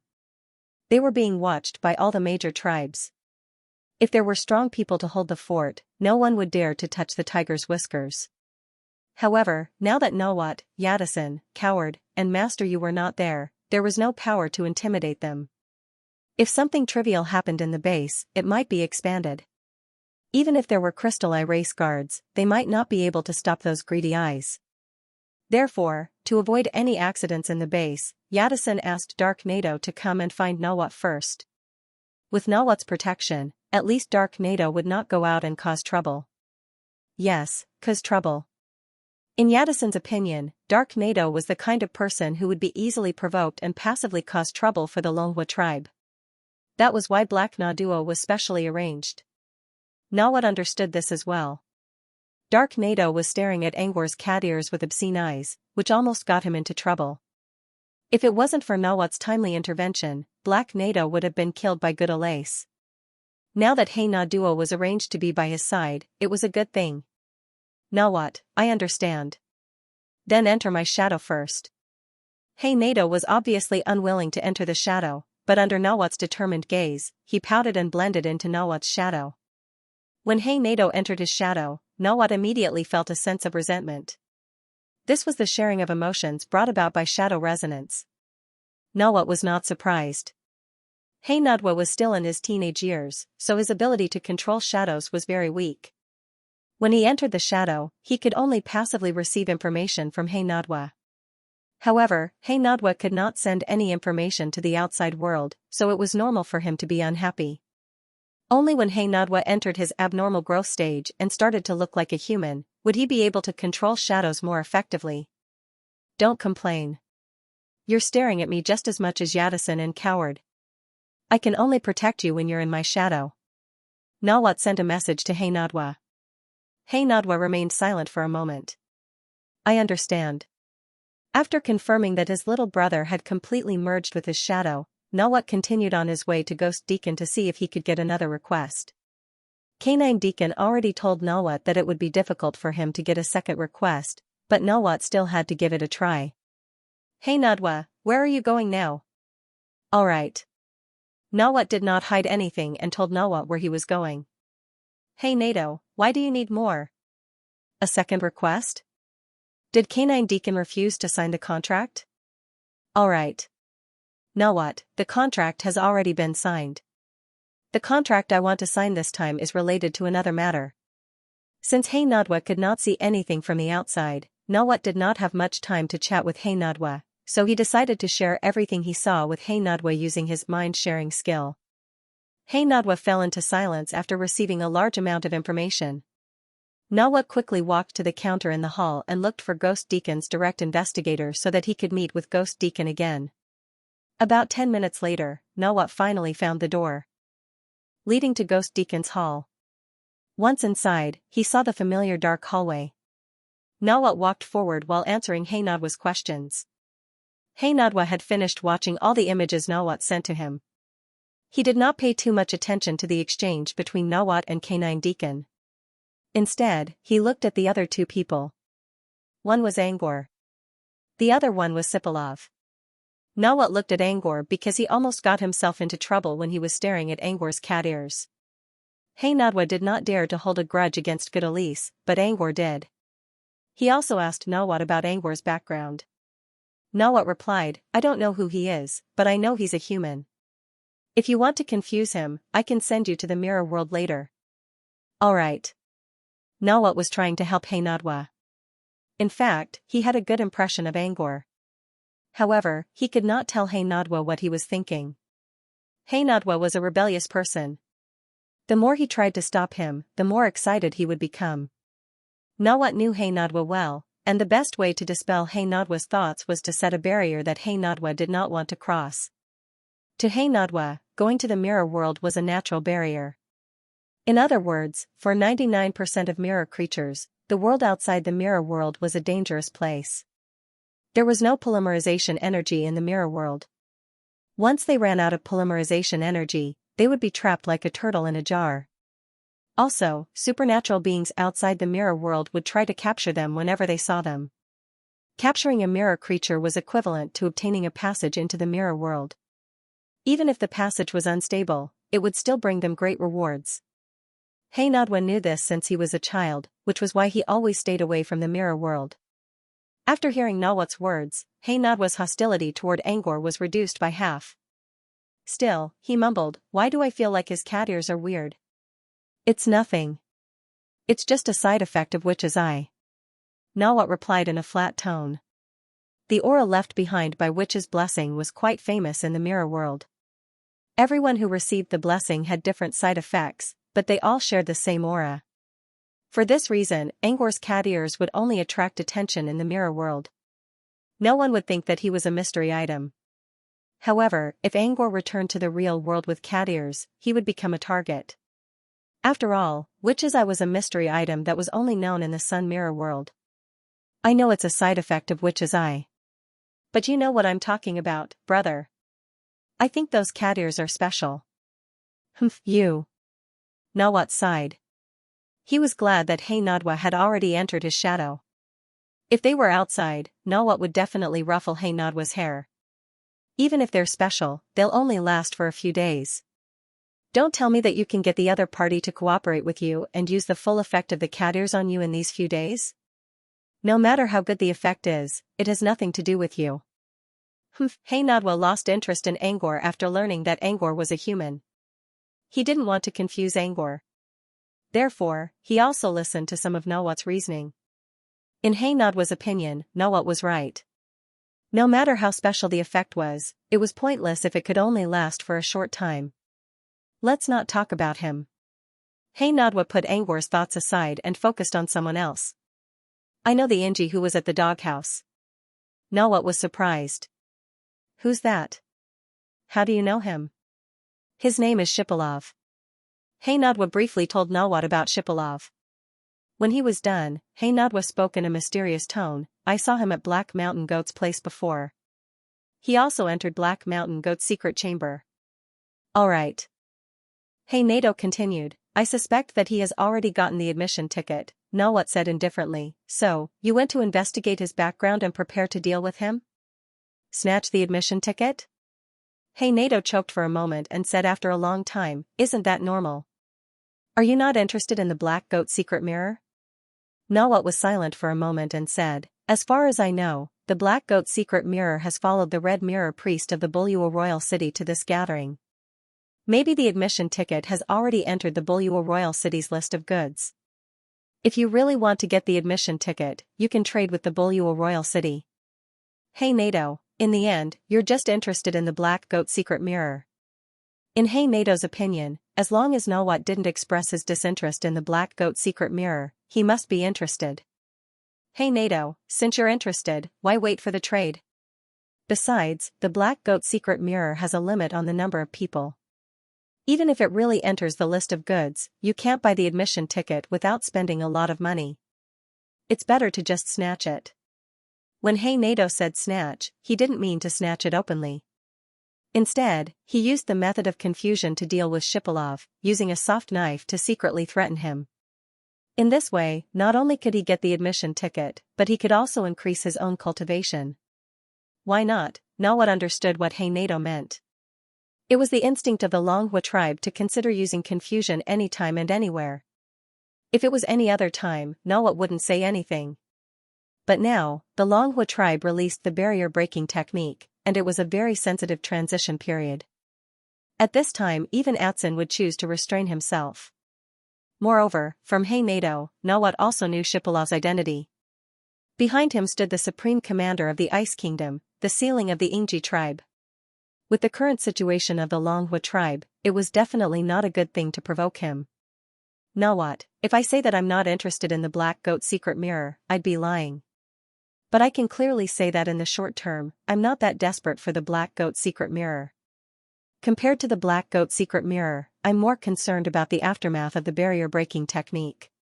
In the dark shadow world, Hey Nato sat cross-legged in the dark void and curled his lips. That's you. Anyway, I'm very interested in the black goat's secret mirror.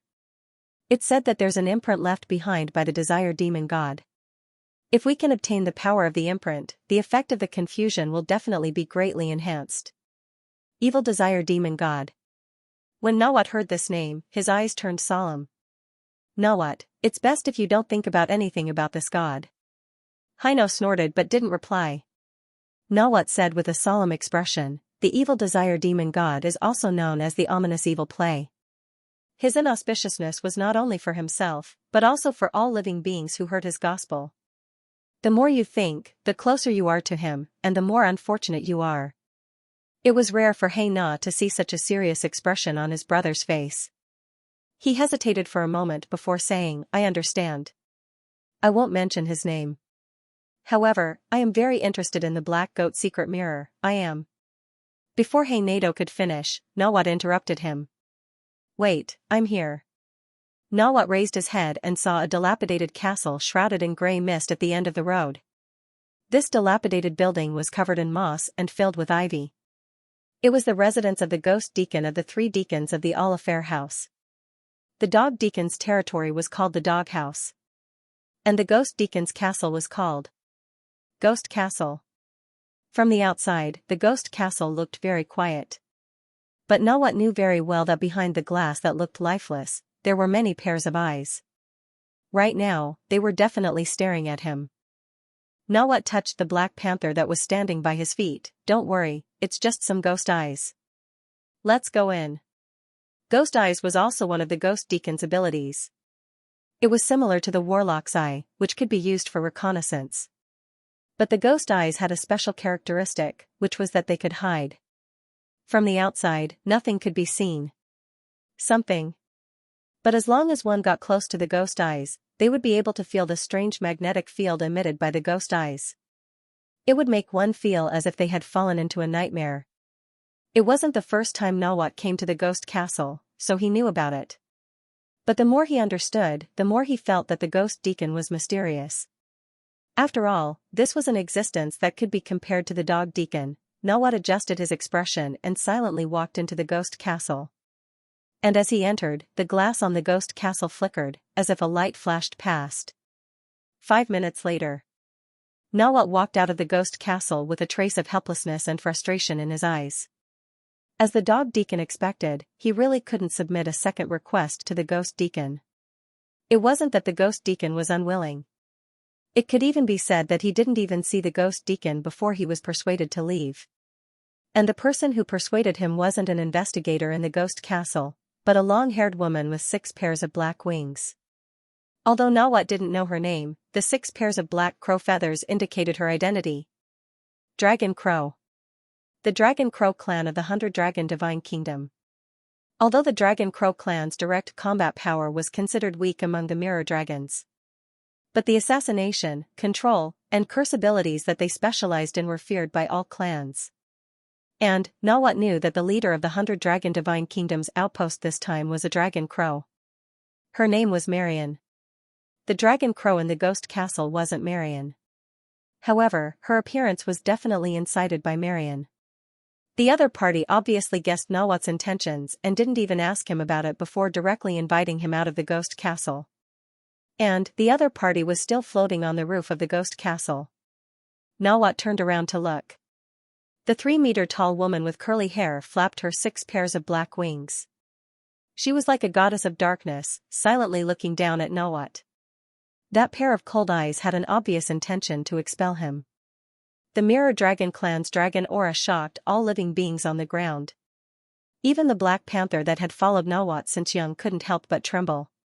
Its tail also drooped down to show its submission. Fear flashed across Nawat's eyes. He sighed deeply and respectfully bowed to the Dragon Crow lady before turning to leave. Until Nawat disappeared at the end of the corridor, the Dragon Crow retracted her 6 pairs of black wings and slowly landed. She muttered troublesome and then disappeared into the darkness, inside the doghouse. Luigi sighed with emotion. As expected of the Longwood clan, they even set traps between teachers and students. He raised his head and looked at the dog deacon with a gossipy gaze. The dog deacon inexplicably felt a chill down his spine when Luigi looked at him with such a passionate gaze. He hesitated for a moment and said, Why are you looking at me like that?" Luigi blinked and leaned in front of the dog deacon. "I just want to ask, since you've already read Nawat's inner imprint, then, you should already know how to break through the barriers, right? As the signatory of the contract and sent by Naludo, Nawat must be familiar with the barrier-breaking method. Otherwise, the contract couldn't be signed at all." Since Nawat was familiar with the barrier-breaking method, then the dog deacon had already read Nawat's inner imprint. Didn't that mean he also knew the content of the barrier-breaking method? This was what Luigi was curious about. Although he didn't need the barrier-breaking method at the moment, it didn't mean he didn't need it. If he was stuck in front of the barrier in the future, maybe he could learn from the barrier-breaking method. The dog deacon originally thought Luigi wanted to ask about some secret, but it turned out that he was just curious about the barrier-breaking method. He was a little speechless as he lay on the pillow and pulled his ears. "I didn't read everything. Besides, the imprint in his inner imprint is only a short-term emotion. It can't leave behind a long-term memory." It was like dripping wine on the table. The imprint left behind would only exist for a short period of time. Once it exceeded the time limit, it would be dried up and erased. The dog deacon could see the current thoughts and the short-term emotions in the imprint. However, he couldn't see the long-term imprints that had already disappeared. "If I can really see all the contents, then wouldn't your cultivation methods all be the same in my eyes? Was it transparent? Think about it, is that possible?" The dog deacon said helplessly. "Besides, if you're really curious about the barrier-breaking method, you can exchange it yourself. The Longwood clan deliberately spread the barrier-breaking method. If you want it, it's definitely not difficult." Luigi replied without blinking, "I don't have a condensed crystal." The dog deacon tilted his head. "I don't believe you." Luigi continued, "My condensed crystal is used to buy music scores. This is very important to me. I can't use it carelessly. Besides..." Pausing, Luigi stretched his head towards the dog deacon's ear. He lowered his voice and whispered, "Laplace must also be curious about the barrier-breaking method." Luigi knew very well that as long as Laplace was mentioned, the dog deacon's tone would definitely soften. As expected, the dog deacon hesitated for a moment and said, "In Nawat's mind, there are indeed some remnants of the barrier-breaking method. However, it's not complete. If Nawat was still here, the dog deacon would have focused all of its attention on barrier breaker. Nawat's mind would have been filled with the topic of barrier breaker. That way, it would have been able to easily pry into the content of barrier breaker. However, he didn't focus on the barrier-breaking method before. He also didn't give Nawat the time to think about the barrier-breaking method. Even if he saw a portion of the barrier-breaking method, it wasn't complete. Luigi said nonchalantly, "It's okay. I can use it as a reference even if it's incomplete. Anyway, he didn't need to use it immediately. He could get a portion for free first and see how it was. The dog deacon hesitated for a moment and finally nodded. Luigi's action stunned Shipilov. He didn't expect to be able to trick the barrier-breaking method like this. But then again, if the dog deacon told Luigi about the barrier-breaking method, wouldn't he be able to earn some money for free? While Shipilov was thinking happily, the dog deacon raised his paw and condensed a mirror full of information. He gently pressed it on Luigi's forehead. Luigi didn't resist. He accepted the information in the mirror while thinking, so that's how it is. But, what should I do here? Oh, it's solved like this? Obviously, Luigi had received the barrier-breaking method.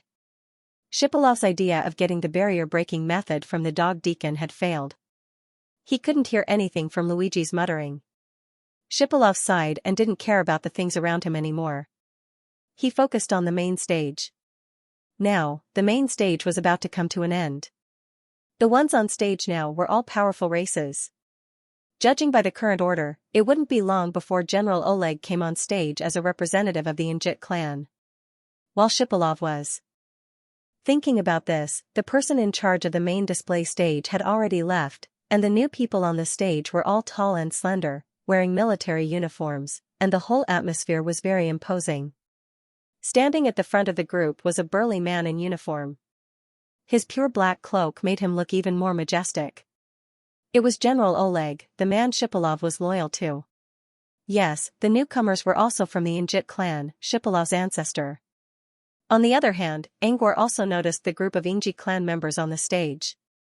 Although he was curious about what the Ingji clan members were going to share with him, he was more interested in the spirit bond than to see what the Ingji clan members were going to do. Luigi had already shared the remaining part of mirror and barrier breaker in the spirit bond. Not only Angor and Laplace could see it, but Gleipnir, who was connected with Laplace's mind, also saw it. As a scholar, Angor also began to read the research piece out of curiosity. However, he only read 30% of it before he stopped. There were too many terms he had never heard of before, such as polymeric state separation, birth-death mirror, and aggregation. Luigi very considerately translated these nouns into the common language, but what was the use of translating the nouns? He still didn't know what they meant. To understand these terms, Angor first had to have a general understanding of polymeric energy. After all, polymeric energy was the key element. That was the underlying energy logic that built the mirror domain. It was a system that had nothing to do with magic. As the saying goes, different professions are like different mountains. Right now, it wasn't just different professions, but an entire world. This was no longer something that could be expressed by mountains and seas. It was simply like the shores of a different time.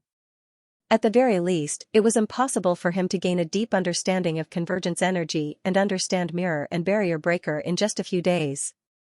Angor knew better than to give up on reading the book. Unlike Angor, Luigi didn't give up on reading the book. Instead, he was more interested in something else. Luigi returned to Angor's side and raised an eyebrow. Continue. Angor knew that Luigi was going to tell him more about Deacon Goose's appearance to see if his intelligence system was good enough. Angor didn't refuse. He couldn't understand barrier breaker anyway, so he decided to keep talking to Wolf about the void. Angor snapped his fingers, and a cloud of mist appeared out of nowhere and covered him and Luigi. Several minutes later, a gap slowly appeared in the mist. Luigi's figure was ejected from the gap. Luigi looked at the remaining mist and complained in the spirit bond, "It's not like I'll die if you let me see your intelligence network. Why did you have to kick me out? You're so mean." Before Luigi could finish, Angor's voice came from the spirit bond, "Next time, don't say anything bad about me in the spirit bond." Humph. How can you hear me if I don't say it here? Fine. Go on then. I'll pretend I didn't hear you. Luigi frowned and began to slander Angor in their spirit bond. But no matter how exaggerated his words were, Angor didn't say anything. Luigi glanced at the swirling mist and sighed helplessly. So boring. Humph. Inside the mist, Angor ignored Luigi's complaints and summoned Heidlin from his bracelet. As soon as the Hydra appeared, its body emitted a light purple brilliance, illuminating the surrounding mist into a hazy watercolor. As usual, Angor rubbed Hydra's soft body and prepared to connect to the void network. But just as he raised his hand, before he could point at the center of his brows, he suddenly paused. Angor looked down at Hydra with a puzzled look. Just a moment ago, his super perception detected a trace of anger from Headland. Angor was a little surprised by the sudden emotion. Headland rarely expressed his emotions. In other words, other than Wang Wang, the rest of the void travelers were not very good at expressing their emotions. That was because the expression of emotions was a reflection of the degree of intelligence, and void travelers did not have much intelligence. Of course, it didn't mean that void travelers didn't know how to express their emotions. It was just that void travelers tended to express a single emotion. For example, when they reached a resting place after a long journey, they would express happiness. When Wolf was caught by Boiling Gentleman, they would express anger. When they encountered their natural enemy, Void Whale, they would express fear. These emotions were very simple, and there had to be external stimulation for the void traveler to show the relevant emotions. As for those complicated emotions, as well as those inexplicable emotions, void travelers rarely showed themselves. This time, he was interrupted because he sensed complicated and unknown emotions from Headland. Anger. This was a type of anger, but it had not reached the extreme of anger. Instead, it was anger that had yet to reach the peak, and the fire in the heart had yet to burn. Moreover, sometimes this kind of anger wasn't real anger, but a kind of fake anger. To some extent, this was actually a rather complicated emotion. As for what was meant by no reason, if he understood it literally, he would feel emotions for no reason. But in this world, there are very few emotions that have no real cause or reason. No reason actually has a cause, but this fake cause is generally relatively small. According to common sense, such a small reason should not cause such a big emotion. For example, even though she had only seen the wind stop, the rain stop, the people leave, and the tea turn cold, she felt a wave of sadness in her heart and couldn't stop crying. This was the so-called no-reason emotion. But were these emotions really without a reason? Actually, it was not like that. The changes of the wind and rain touched the emotions deep in the heart. The tea turned cold after the people left, bringing back the memories of the past.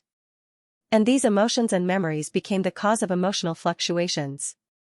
Apart from being reminded of the past, the sudden rush of emotions, the sudden release of emotions after being blocked for a long time, and the sudden emotion of oneself were all called no reason. But in fact, they all had a reason. As for Headland's anger, it was also an inexplicable emotion, and its reason was also very small. Angor interrupted it to watch the show. Angor noticed that Headland seemed to be able to fit in with the audience very well. It even followed Dankros to watch Apothecary of Strange Flame. After discovering Headland's hobby, Angor decided to change Headland's monotonous life.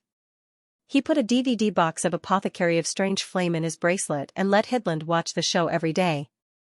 About 10 minutes ago, when Angor summoned Headland, Headland did not show any emotion, perhaps because the story was still in a stable state. But this time, the story of Apothecary of Strange Flame was at its climax. Being interrupted in the middle, Headland subconsciously showed its anger. Headland quickly regained his composure, but Angor still noticed the hint of anger in his eyes. "You like Apothecary of Strange Flame?" Angor looked at Headland, who was still floating in the air, and asked in a serious tone. Headland did not understand why Angor suddenly looked at it. After a moment of hesitation, Headland blinked its eyes. Its eyes, which looked like small black beans, turned into the shape of a heart. "You mean, you like it?" Angor held out his hand. "If you like it, touch my hand." "Yes." Headland thought for a long time before it reached out a tentacle and touched Angor's hand. Seeing Headland's answer, Angor was a little surprised.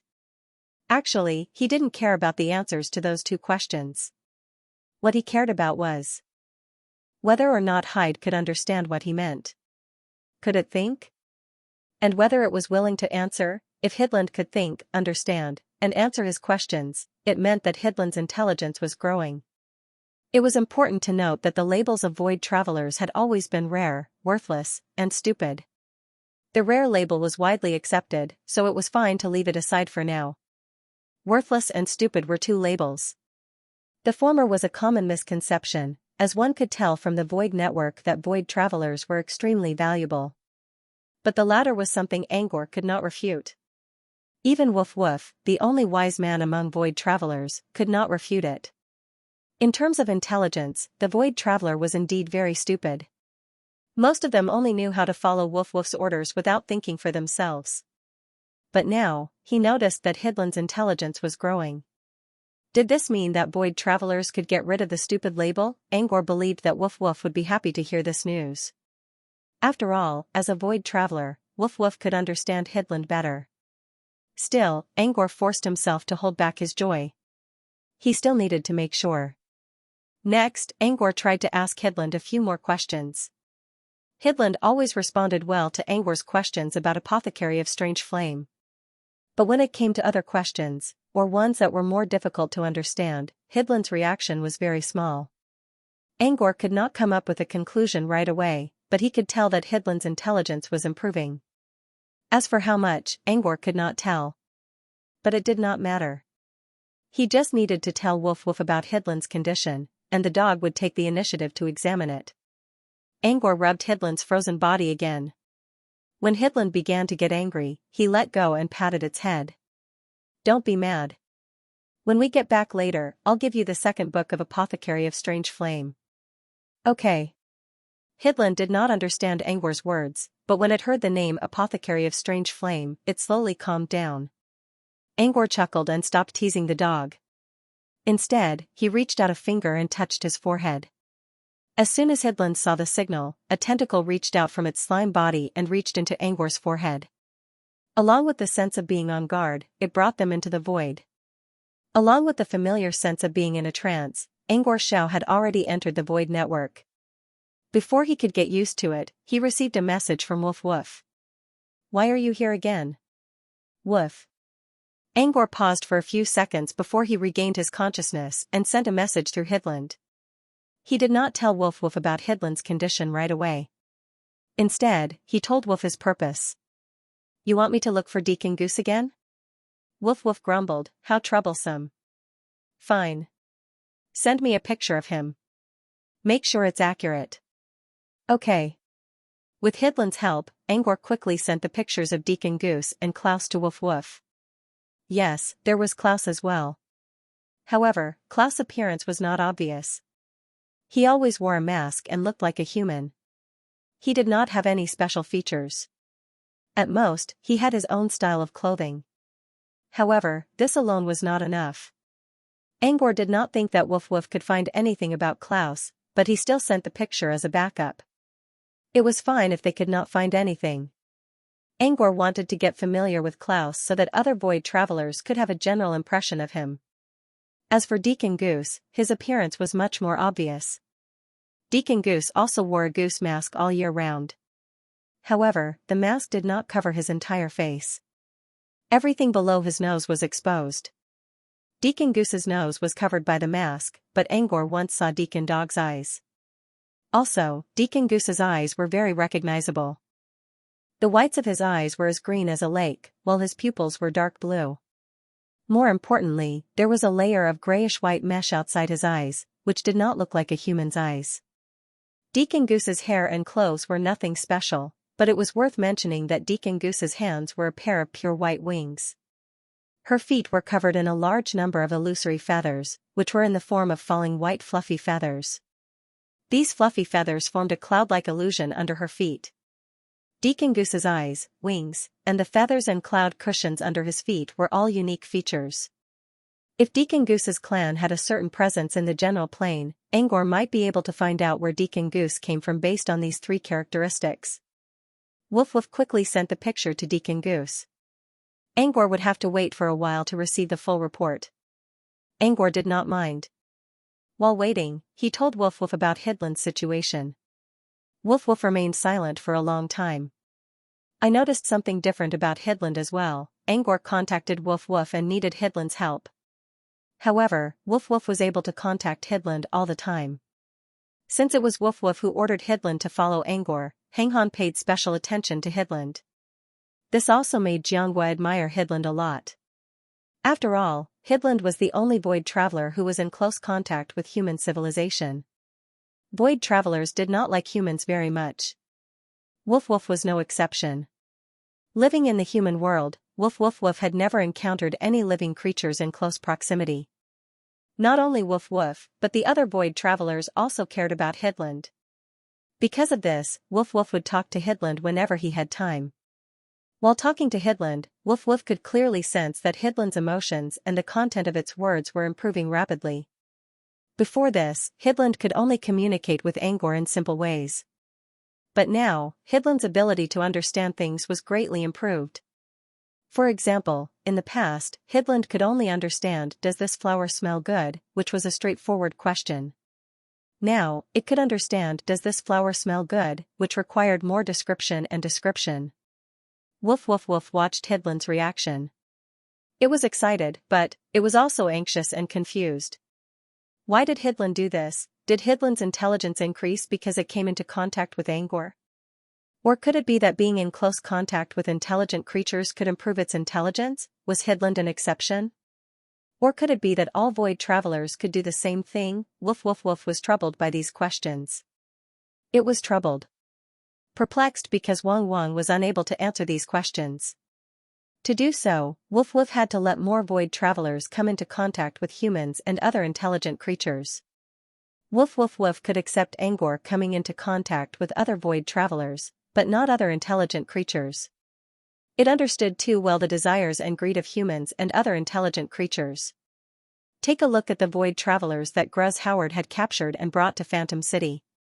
Think about the human adepts who would conduct all sorts of research and experiments on the void travelers as soon as they caught them, and then think about the demon whale who was eyeing the void travelers like a tiger watching its prey. All these cases made Wang Wang unable to trust other living beings.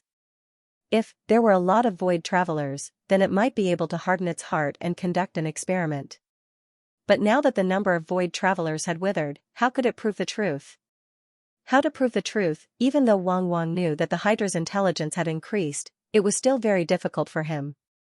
This was not a pure surprise, but an unknown gift that was packaged beautifully on the outside but filled with anxiety and worry on the inside. Woof had been troubled for a long time as well. He wanted to contact Angor and ask him about Hidland. Unfortunately, this also involved his own worries, and he didn't know how to tell Angor about it. Now that Angor had brought it up, it finally had a chance to tell Angor all about its worries, so it decided not to hide anything from Angor. Angor didn't answer right away.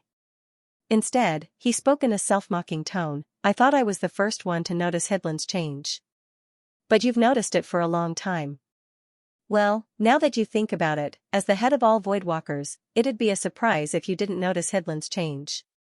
Well, but then again, as the head of a family, you saw the child changing, but you only filled your mind with a bunch of worrying questions. You didn't care about Hidland at all. This is the first time I've seen something like this." "Well, Woof Woof, is this what people call weird?" "Woof Woof, can you speak normally?" Well, Angor nodded. "I'm just talking normally, okay?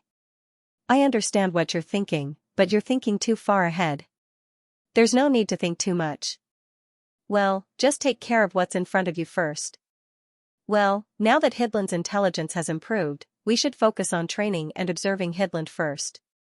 Through analyzing its behavior, we can gain relevant experience. Well, as for the other Voidwalkers you're thinking about, they're not important. You don't even know the upper limit of Hidland's intelligence, and you're thinking about other people? Think about it. Is this right? Well, if Hidland's intelligence could only be raised to that of a 7- or 8-year-old child, then it wouldn't be worth promoting. Just maintain the status quo. If Hidland's intelligence could reach Woof Woof's level, then it would be a great improvement for all Voidwalkers, and they would need to focus on training it. Even if they had to do several control groups, they wouldn't hesitate. Right now, Hidland's intelligence was worse than a 3-year-old child's. There was no need to think about universal education so far away. Also, there's something you didn't consider. Woof Woof was confused. What is it? Well, your intelligence was given to you by nature, which is why it's difficult for you to find a way to improve the intelligence of Voidwalkers. But Hidland is different. If it can reach your level of intelligence, then its intelligence will gradually grow from a poor child to a rich spirit. Its growth is traceable, and it knows its own growth. Well. Because of that, it would be the most suitable to set the path of wisdom for the void travelers. After all, Hidland already Hidland. Therefore, Angor believed that Wolf's concerns were unnecessary. First, they would get rich.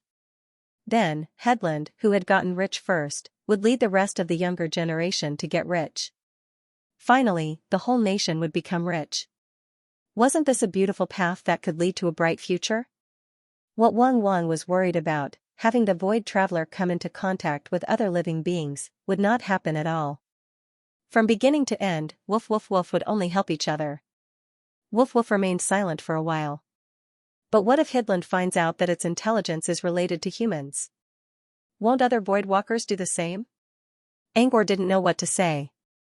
If Wolf was in front of him right now, he would probably drag the dog to John and teach it how to think. Unfortunately, Wolf was far away from him. Angor had no choice but to hold back his thoughts and explain patiently, if that happens, Hidland's the one who needs to worry about the consequences, not you. Wolf, but no buts. You're the leader of all voidwalkers, but you have to admit that you haven't spent much time in contact with any civilization. Hidland, on the other hand, has already matured and has been in contact with human society for a long time. It will know more about the ways of the world than you do. It will consider everything thoroughly. Of course, the premise of all this was that Hyde could really grow to this level.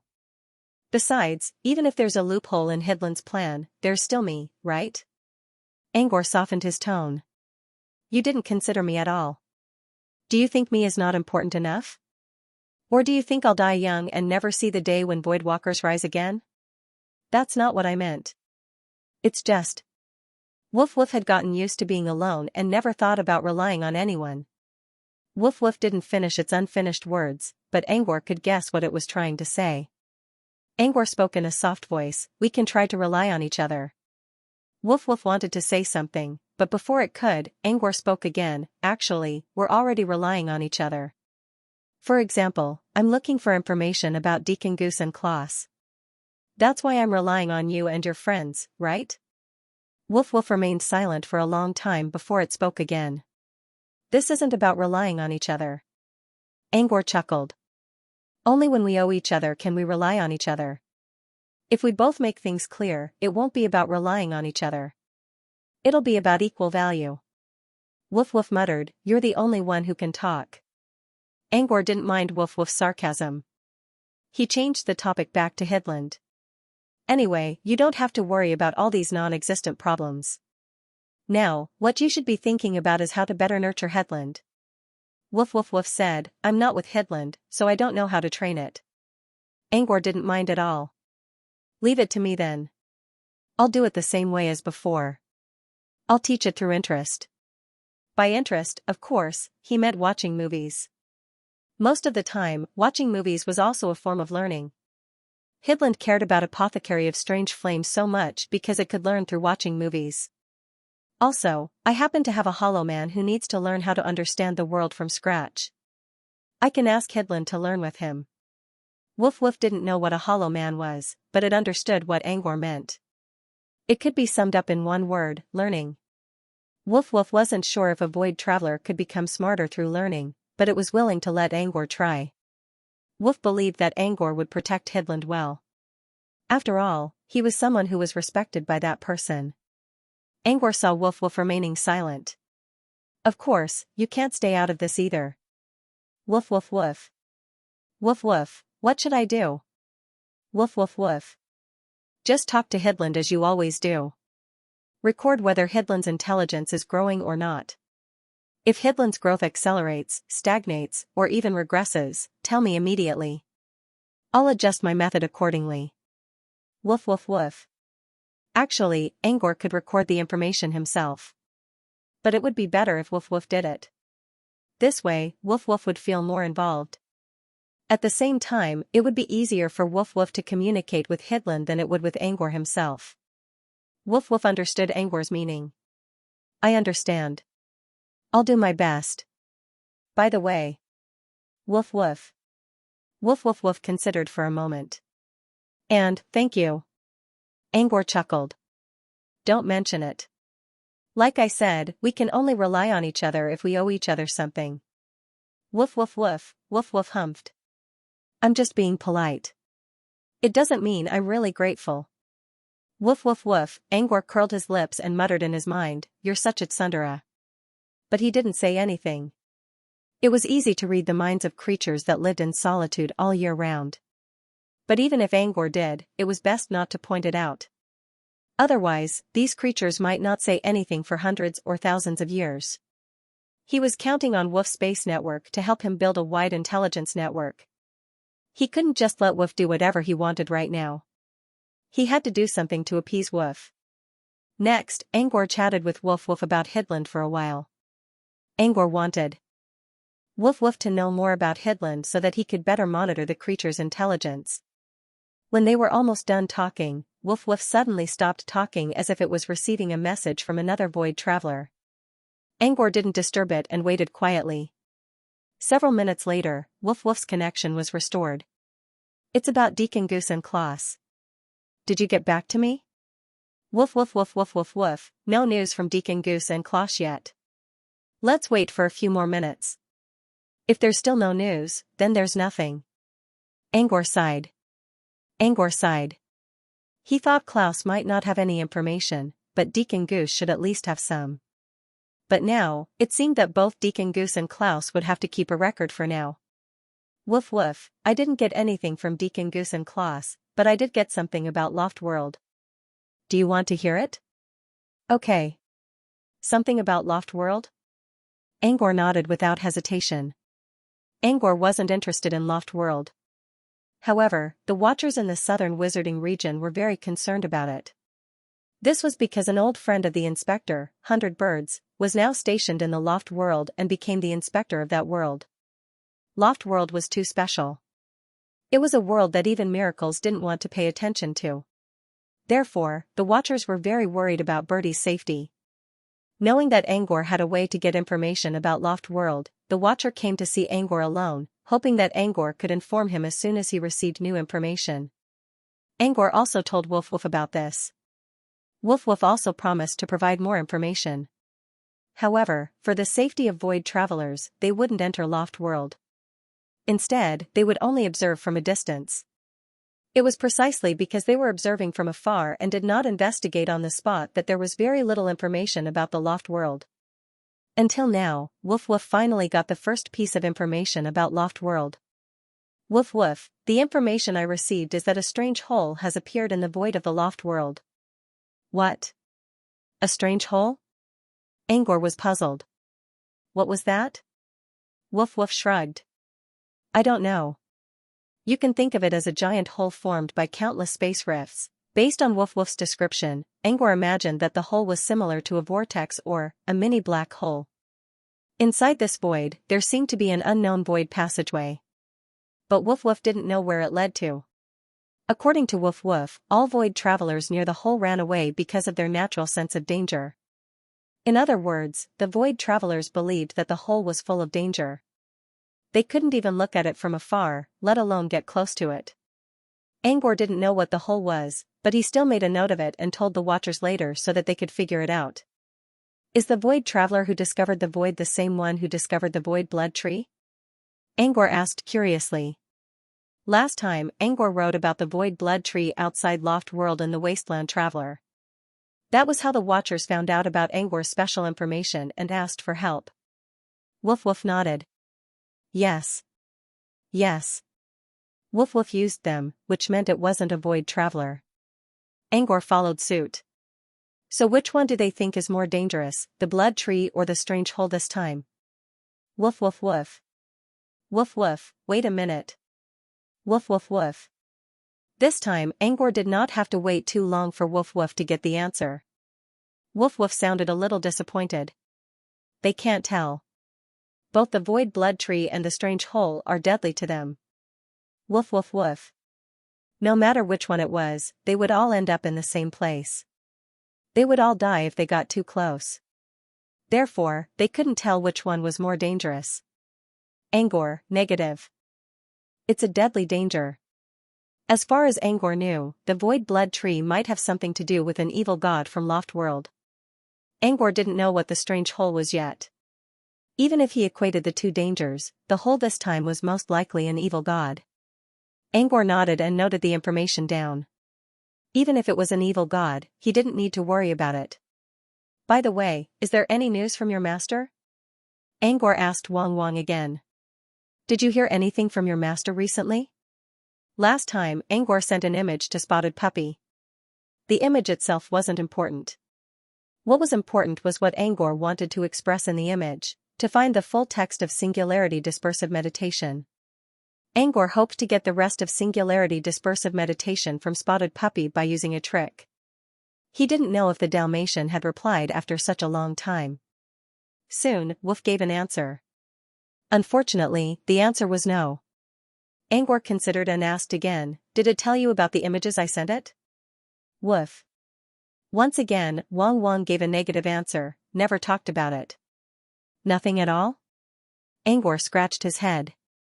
Did it ever mention me? Woof. This time, Wang finally gave a different answer, yes, he did. Woof. Not only did it mention him, but it also mentioned him frequently. But. Woof, don't ask me what Master said. I won't tell you without Master's permission. Woof. Woof already noticed that Angor's status was much higher than Spotted Puppy's. But even so, Woof did not intend to give Angor the green light.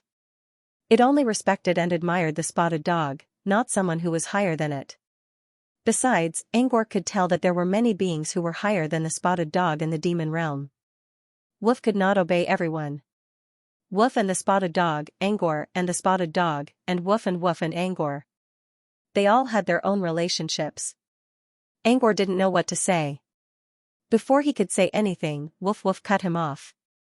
Woof seemed to realize that it was being too harsh, so it added, I can't tell you what Master said, but I can assure you that Master never said anything bad about you. Woof. You don't have to tell me that. Angor was confident that the spotted dog would not say anything bad about him. However, it didn't matter if he spoke ill of her. He was more curious about what the spotted dog would say about him. Angor knew that Woof had a principle. If the dog did not want to talk, he would not get an answer no matter how hard he tried. Besides, the spotted dog probably told Woof not to talk.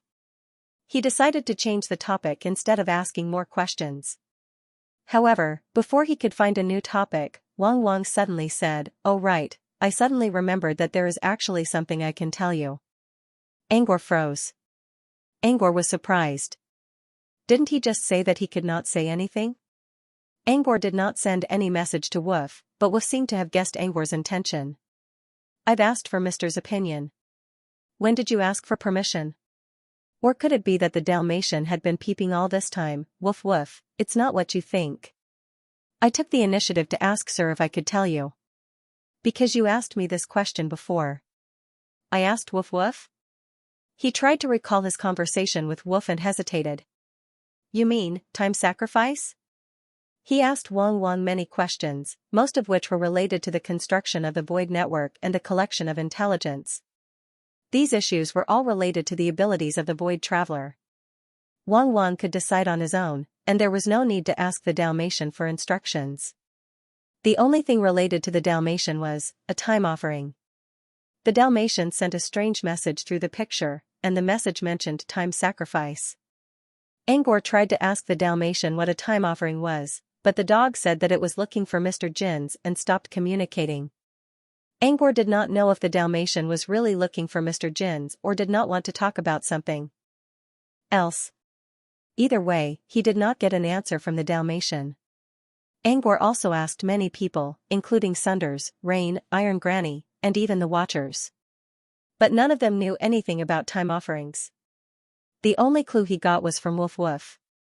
Woof also did not know the specific definition of a time sacrifice, but Woof was very sure that the drop of golden blood that came from the time thief was a time sacrifice that had hid in the sky. That was what the Dalmatian said. The drop of golden blood was given to Angor by the Dalmatian. However, it was useless for Angor now since the time thief might locate it. In the end, Angor gave the blood to Woof Woof for safekeeping. When the Dalmatian gave the blood to Woof Woof, it clearly stated that it was a time offering. This was the only clue they had. It was also one of the few times Woof mentioned something about Dalmatians during their conversation. Woof Woof also said that it would inform Angor if it learned more about time offerings. If Woof Woof asked the Dalmatian in Angor's name, it could only be a time offering.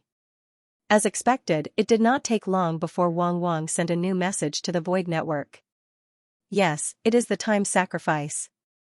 Yes. About 3 days ago, Sir told me that it wanted to go to the Outer Black Belt for a look.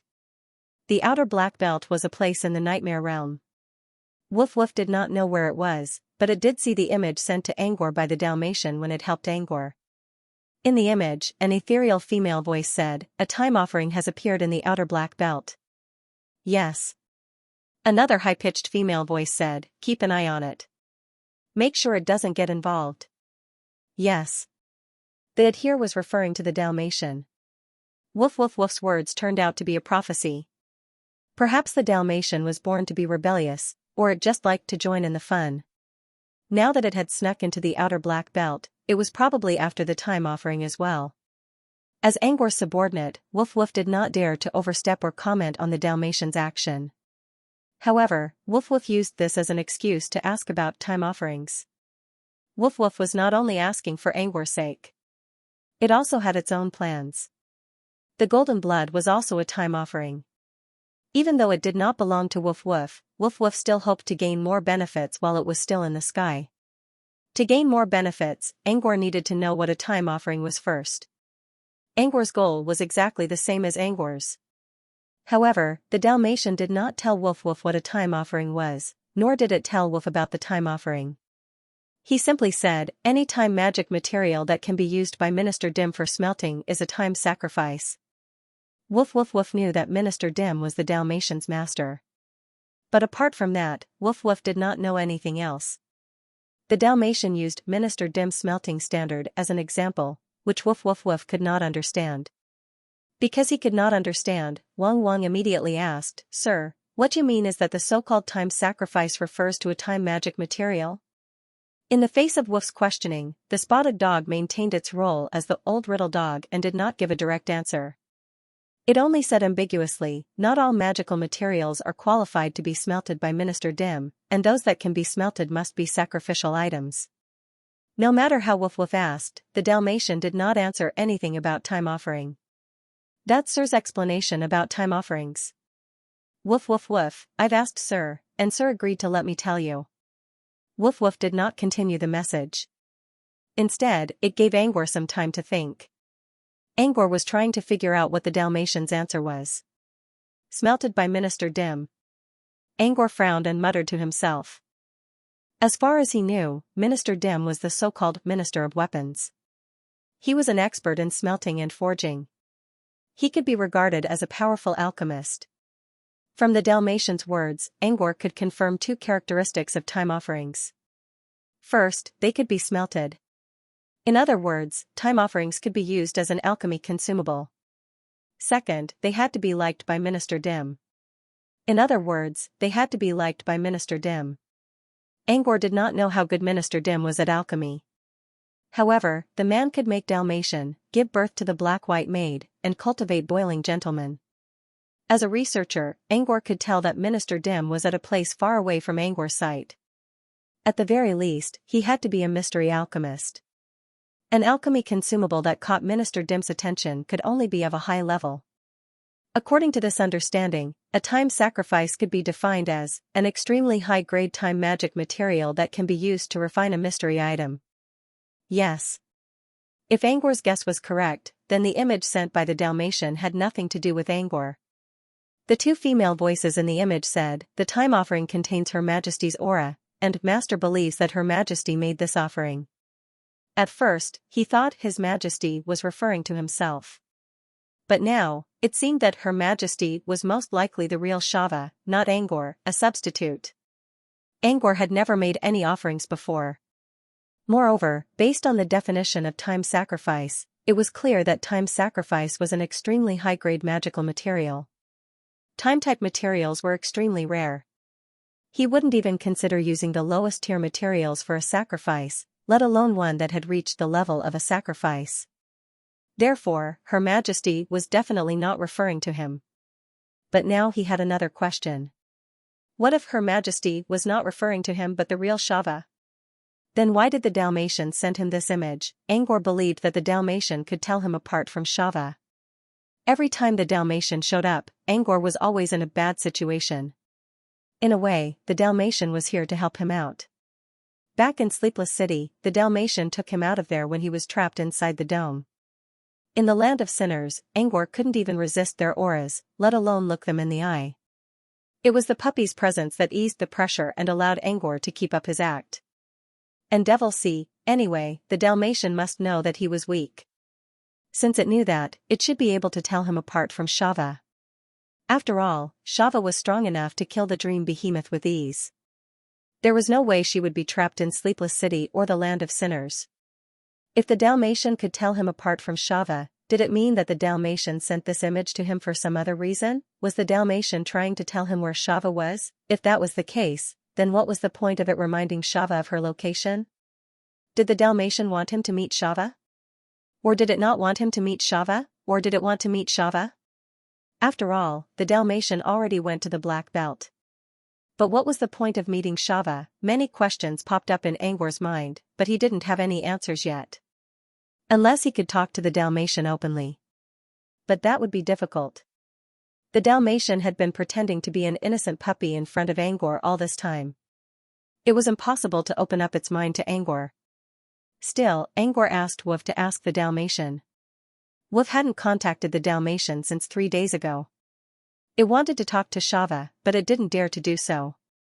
With Angor's permission, Wolf sent a pop-up request to the Dalmatian without hesitation. However, the Dalmatian didn't even accept the most basic request.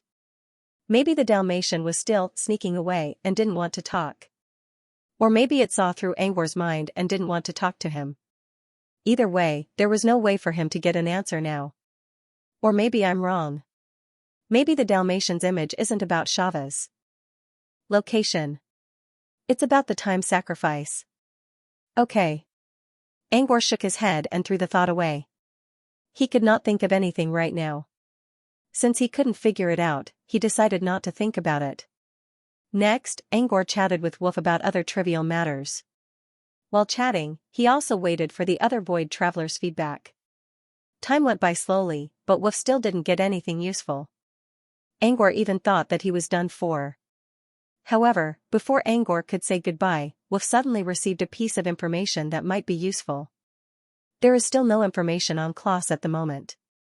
But I just received a message about the Goose Deacon. Okay. There are winged beings with blue eyes and blue pupils in the Northern Cross District.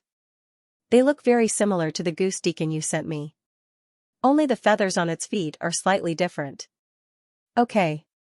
I'll send the image to Hidland now. Hidland received the image from Wolf and transferred the information into Angor's mind through the tentacle between Angor's eyebrows. The image reflected in the image was indeed what Wang Wang had described. It was a humanoid whose arms had turned into wings. More importantly, these humanoids all had blue eyes and blue pupils. They were exactly the same as Deacon Goose's eyes. Also, Deacon Goose was also a winged humanoid. Judging from these two characteristics, Angor was sure that Deacon Goose came from this race. What kind of race is this? Angor asked Wolf curiously. Wolf, I don't know. You should know that Void Travelers won't actively contact any intelligent beings. This image is just a record of my friend's observation from afar. Well, it's a coincidence. It's from the Void Traveler who reported about the Void Blood Tree and the strange hole. Angor was surprised. The information this time was actually first discovered by a Void Traveler near Loft World. Did that mean that Deacon Goose's homecoming was actually near Loft World? No. My kin is stationed near Loft World, but it doesn't stay in one place all the time. Woof woof, it would wander around the Northern Cross District from time to time. This time, it discovered the winged man in the Northern Cross District. The Northern Cross District was large enough to be called boundless space and time. Loft World was close to the Northern Cross District, but they were not affiliated with each other. It was just like how the Solar System and Alpha Centauri were neighbors, but the distance between the two was daunting. Therefore, even if the winged creature discovered by Woof Woof's kin was indeed Deacon Goose's kin, and the creature's settlement was near the Loft World, its homecoming could not be said to be near Loft World. The real distance between Loft World and the Northern Cross District was very, very far. Woof Woof, using the human timekeeping method, my kind discovered the winged creature about 10 years ago. We haven't seen it since then. So, it's possible that the creature lives in the Northern Cross District, but it could also be a passerby. The Northern Cross District was too big. Woof Woof's statement was not correct. It described the Northern Cross District as small. But the meaning it conveyed was actually pretty much the same. It was as good as not saying anything. Angor, then when you saw him, was he alone? Were there other kin around him? Woof Woof, I'll ask for you. Several seconds later, Woof Woof replied, he was traveling alone in the void. He looked a little anxious. I think he was in a hurry to reach his destination. However, even though there were no other clansmen with him, he seemed to have a very strange pet. Pet? Is it with him? Angor asked in surprise. Is it with him? I didn't see it in the image you sent me. Woof Woof. It didn't send it to me either. Give me a second. I'll send you the image of his pet. Angor nodded. He could guess the reason. Voidwalkers were not smart enough to understand the meaning of whole and individual. As long as Deacon Swan was related to something, the bird would only show him the image of the winged creature and hide everything else. About 10 seconds later, Angor received a pet image. Angor didn't know what to say. The scale of this pet was simply too large. If the winged creature's size was 1 unit, then the size of his pet would be 1,000 units. He had no idea what kind of pet it was or what its name was. But judging from its appearance, it did not look like anything at all. Its body was like a silver-belt fish, long and narrow, winding like a winding mountain road. Its head was like a venomous snake, with a triangular head, vertical pupils, and a long tongue. It had no legs and looked like a reptile, but it was surrounded by faint white clouds, just like the mythical dragons in Chown's hometown. Just like that, the winged creature stood on the head of this David's deer, like a general giving orders, directing it into the depths of the void. Yes, this pet was more than just a pet. It was also the winged creature's mount. Angor couldn't help but admire the voidwalker who delivered the information. This was because if he was the one describing the scene before him, he definitely wouldn't have overlooked such an enormous creature. In the end, Wang Wang's fellow clansmen ignored such an enormous beast and only described the winged creature's tiny figure. That was a rare ability. Angor sighed in his mind while committing the David's deer's appearance to memory. He didn't know what it was, but he could ask someone else. Every wizard in Brood Cavern was his source of information. Besides, Laplace spent most of her time observing the void at the Mirror Sea, so she knew a lot. Maybe she knew something about the David's deer. Then, using the David's deer and investigating the winged creature's background, Angor might be able to confirm Deacon Swan's identity. However, he didn't forget about Woof Woof. As the core member of the Voidwalkers, Woof Woof was also a hub for information. Perhaps he could learn more about the origin of this David's deer from it. Woof didn't give him an answer right away. Instead, it asked Angor to wait while it talked to the other void travelers. Not long after, Wang Wang sent a message, I don't know the name of this pet. However, other members of my race have indeed seen similar pets in the Northern Cross District. Are you sure it's a pet? Wang Wang hesitated for a while before saying, I think so.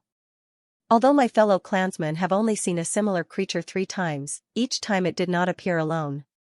There were 2 main points in the information provided by the Void Traveler.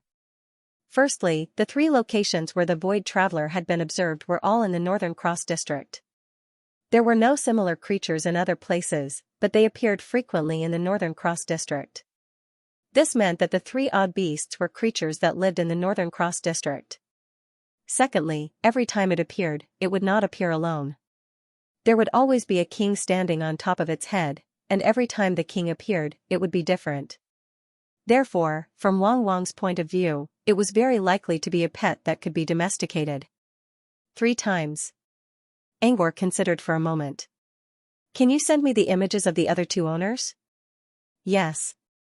They're not of the same race. Wang Wang replied. In other words, there was no way to find any similarities. It's fine. Yes. As long as he had information, he could find a way to analyze the situation. It was fine if he couldn't find anything in common. Perhaps he could use the appearance of its owners to determine the living area of the David's deer. Wang Wang quickly sent 2 different images to Angkor through Headland. The field of view of the 2 images was similar. They were both looking from afar. 2 giant David's deer were wandering in the void. Apart from their different colors, they had the same body shape. The one standing on top of the David's deer should be its owner. Angkor took a quick look. One of them was a burly humanoid with purple-red skin like a burning demon, while the other was a gaseous creature made up of luminous dots of various colors. Without considering the size, it looked like a living nebula. Angkor wanted to see if he could recognize these 2 races, but he didn't find anything similar to them. He had to memorize their appearances first and ask Laplace or someone else later. After receiving the information about Deacon Goose, Angkor waited for a while to see if he could collect more information about Klaus. Unfortunately, in the end, Wang Wang didn't receive any information related to Klaus. There was too little information. Angkor's description of Klaus was too simple. Most humanoids could easily disguise themselves as Klaus. In the end, Angkor bade farewell to Wang Wang with a bit of regret. When he opened his eyes, he stretched his body and looked at Heidlin, who was slowly falling down from the sky like a feather into the hand of spell. Maybe it was because Headland had entered the Void Network twice and sent several images, but it looked a bit tired. It looked like a piece of plasticine that was spread out on the light blue hand of spell. Angkor looked at the cute Headland and reached out to give it a squeeze. It was soft and cool to the touch. Headland, on the other hand, didn't react at all. Either it was really tired, or Wang Wang had already started a lesson with Headland. No matter which one it was estimated that Headland would need a period of time to settle down and become a woman. Therefore, there is a problem. Alright. After putting Headland into his bracelet, Angkor took a moment to collect his thoughts. Then, he removed the mist and revealed himself. Everyone in the kennel sensed Angkor's movement, but none of them looked back. They were all staring at the screen as if something was attracting their attention. Laplace was the only one who didn't seem to be interested in the item on the stage. He nodded at Angkor and greeted him through their spirit bond. Angkor also looked at the stage and saw that it wasn't the Injit representative who was standing there. Instead, it was a group of people who wore similar clothes but were from completely different races. Apart from the Injit, Paluxiu, and Crystal Eyes, Angkor even saw a fat pink ball among them. That was Dudu's race. As far as Angkor knew, Dudu's race was similar to the mirror dragons. Both of them were born with great strength and talent. However, there were very few of them in the mirror realm. In fact, they were even rarer than the mirror dragons. Ever since Angkor met Dudu in Gold Rush City, he never saw any other Dudu's race. But now, he saw a similar pink ball on the stage. Or is this actually Duduli herself, because Duduli now belongs to the Hot Gold City, and there are many races in the Hot Gold City, and the differences are also great. The appearance on the display stage is definitely not uniform, and the shape of the body is also normal. As Angkor thought about it, the pink ball on the stage lifted its head and revealed its eyes. Angkor didn't know what to do when he saw the pair of sharp, triangular eyes. This was definitely not Dudu. Dudu looked 90% similar to Dudu in Angkor's hologram tablet. But the one on the stage was 50% Dudu and 50% Angkor. And it was Angkor's Angkor. Angkor then looked at the long, white uniform. That didn't look like Dudu's style at all. Angkor didn't think about it anymore. Instead, he asked about the people on the stage through their spirit bond. They have something to do with you, Laplace said in a plain tone. Angkor immediately understood. Unfallen Capital? Laplace bowed his head in acknowledgement. The full name of Unfallen Capital City was Lady Mirror's Unfallen Capital City. It was created by Lady Mirror, one of the 3 ancestor souls of Brute Cavern. In a way, Unfallen Capital City was under Lady Mirror's jurisdiction. The residents of Unfallen Capital City also considered themselves Lady Mirror's subjects. They even considered Lady Mirror as their god, which was why the city's priest system was established. In descending order, they were the red mirror priest, the black mirror priest, the sun mirror priest, the fire mirror priest, and the last and most common mirror attendant priest. Although there were different levels, their purpose was to serve the goddess of the unfallen kingdom, Lady Mirror. But Angor was sure that Lady Mirror didn't know what was going on here. And even if she did, she wouldn't care. Lady Mirror was born in the material realm. She could enter the mirror realm, but she only treated it as her own backyard and never came here. According to Laplace, Lady Mirror had never visited Unfallen Capital City ever since it was created. Because of this, Angor didn't really care about the priests or the gods of Unfallen Capital City. They might not be loyal to Lady Mirror. Perhaps Lady Mirror was more of a symbolic symbol in their minds. Lady Mirror never showed up, which was why she was created as a god. If Lady Mirror really came to Unfallen Capital City, she might start a deification campaign. Even though Unfallen Capital City had something to do with Lady Mirror and himself, Angor didn't feel close to them at all. He saw them as a completely foreign organization. Angor didn't really care about Unfallen Capital City, but he was curious about its roots. He didn't know much about the concept of mirror worlds in the mirror realm. But now that he had his heart space, he had a better understanding of mirror worlds. For example, all the mirror worlds in the mirror realm had their counterparts in the material realm. Mirror worlds.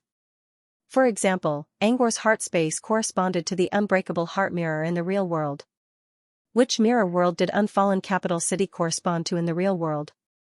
Since Lady Mirror created the city, and her true form was a mirror that carried the entire brute cavern, could it be that Unfallen Capital City actually corresponded to Lady Mirror's true form? That was why Unfallen Capital City was so sturdy. Even if it stood in the eternal mirror sea for tens of thousands of years, it wouldn't be affected at all. Angor wasn't sure if his guess was right. If it was, Unfallen Capital City wouldn't be able to deify Lady Mirror even if it created a god. Lady Mirror had absolute control over her true form, which meant she could easily do anything to Unfallen Capital City. Angor's thoughts started to wander.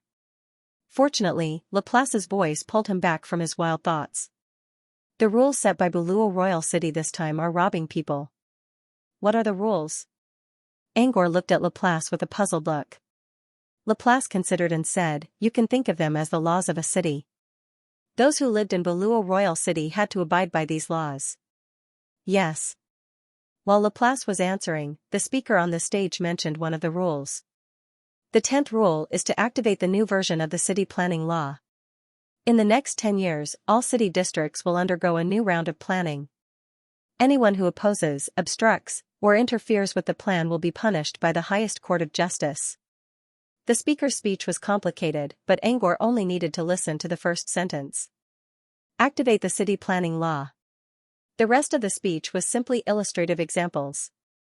After hearing what the speaker had to say, and then thinking about the law that Laplace had just mentioned, he began to think about it. Angor understood that the man in charge of Unfallen City was talking about the rules of Unfallen City. Every family had its own rules, and every country had its own laws. What the speaker was talking about was the rules and decrees that only belonged to Never Falling Royal City. But then again, shouldn't these rules be announced to the people inside the city? Why didn't the people from the Royal City announce it at the Crystal City's gathering? Angor didn't understand.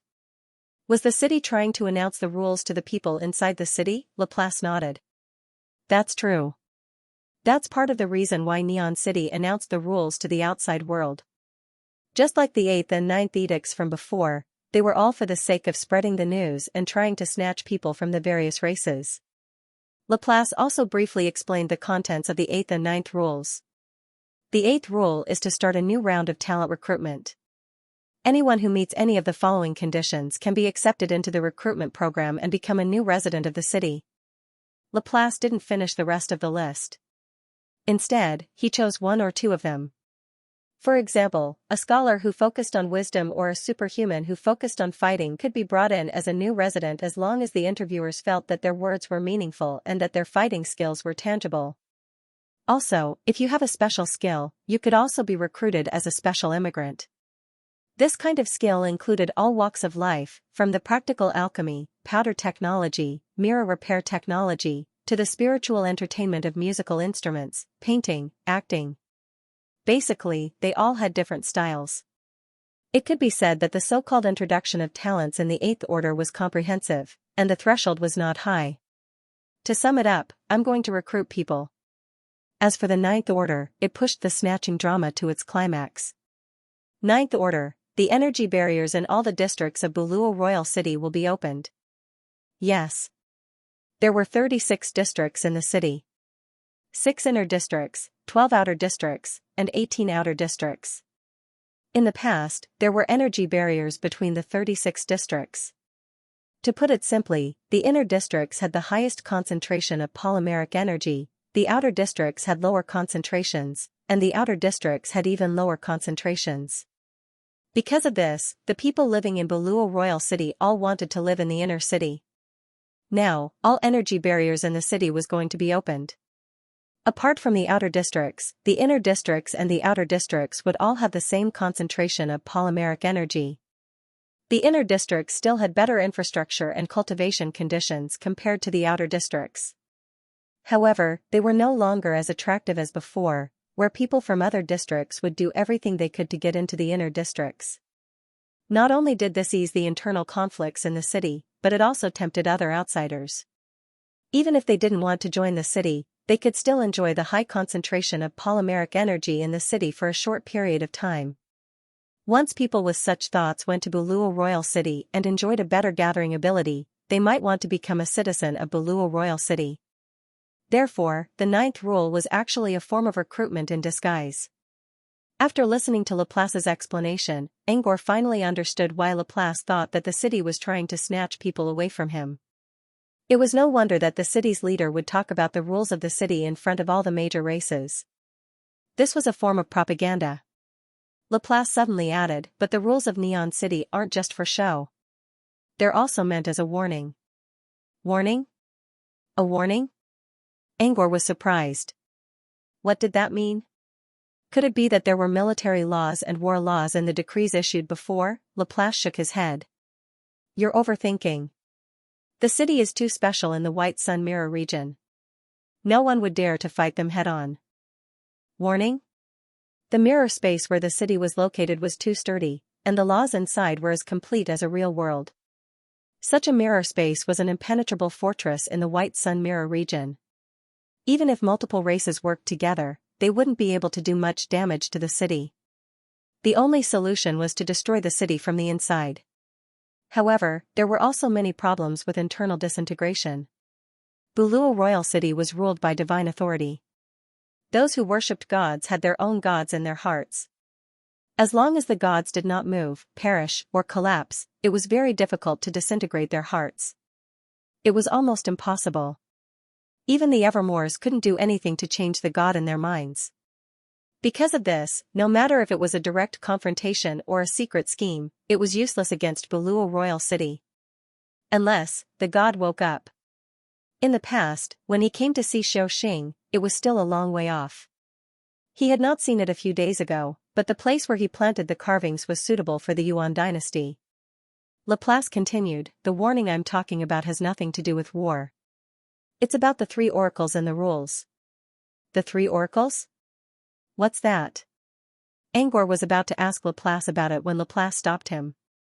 However, Laplace quickly explained as he saw through Angor's mind. The rules of the city included more than just laws. There were also 3 oracles, 6 prohibitions, and 18 decrees.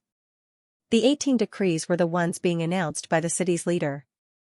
They contained many things, such as rules of conduct. Since they involved too many things and were fairly common, Angor decided not to mention them for now. The 6 great prohibitions and the 3 great oracles were the main focus of the divine rules this time. This was also the reason why Neverfall Royal City would publicly announce it. Simply put, the 6 prohibitions were 6 things that could not be done in Buluo Royal City. They weren't forbidden by law. They were forbidden by law. There was a fundamental difference between laws and prohibitions. If the law forbade you from doing something, you could do it in secret. As long as you didn't get caught, you would still be fine. However, the rules were different. Once you violated one of the rules, you wouldn't need anyone to punish you at all. You would be directly annihilated by the power of the rules lingering in Buluo City. Unless you had the power to go beyond the rules. But to do that, you had to be at least a legend. Currently, there weren't any legendary creatures in the White Sun Mirror region. Therefore, the 6 great prohibitions of the Buluo royal city were actually targeted at all living beings in the White Sun Mirror region. As long as these creatures entered the territory of Buluo royal city, they must be prohibited from doing these 6 things. The 6 prohibitions aren't fixed. It would change every 10 years. As the de facto leader of the city, Priest Crimson Mirror will be the first to know about the prohibitions. You don't have to abide by the prohibitions in the past, but you have to abide by the prohibitions that currently exist. Laplace said, and now, it's the time for the new prohibitions to be born in the city. Therefore, in order to prevent outsiders from entering the city and being punished by the prohibitions, the city will definitely send someone to talk about the specific contents of the prohibitions in public. This was because Buluo Royal City was an open city and a free trade port. It accepted all foreigners who came here. Therefore, the contents of the prohibitions had to be announced to the public. If the city chose to close the city in the future and no longer announced the prohibitions to the public, no outsiders would be willing to come. After all, no one wanted to die for violating the rules for no reason. After a brief introduction of the background, Laplace talked about the 6 prohibitions that were issued this time. These 6 prohibitions were very clear to Ange. Air was dumbfounded. Originally, he thought that the prohibitions might be a very serious accident. However, the prohibitions that Laplace told him about made him dumbfounded. This was because many prohibitions were simply behavioral norms in daily life. For example, one of the prohibitions this time was very strange. In the city, you can't hold black flowers in public places where outsiders are present. Yes. There weren't many black flowers in the mirror realm, so it was difficult to violate this prohibition. However, it was still just a flower. Angor couldn't understand why holding a black flower in public was prohibited. More importantly, the prohibitions were very common, and anyone who violated them would be killed for no reason. It sounded like something out of a fairy tale. But why did the city have such prohibitions? Who was the one who did this? Why would he do that? While thinking about this, Angor suddenly thought of Lady Mirror. Was this something left behind by Lady Mirror? No, it couldn't be. Lady Mirror didn't care about the city at all. If that was the case, she didn't need to do anything malicious. Angor couldn't figure it out, so he had to ask Laplace.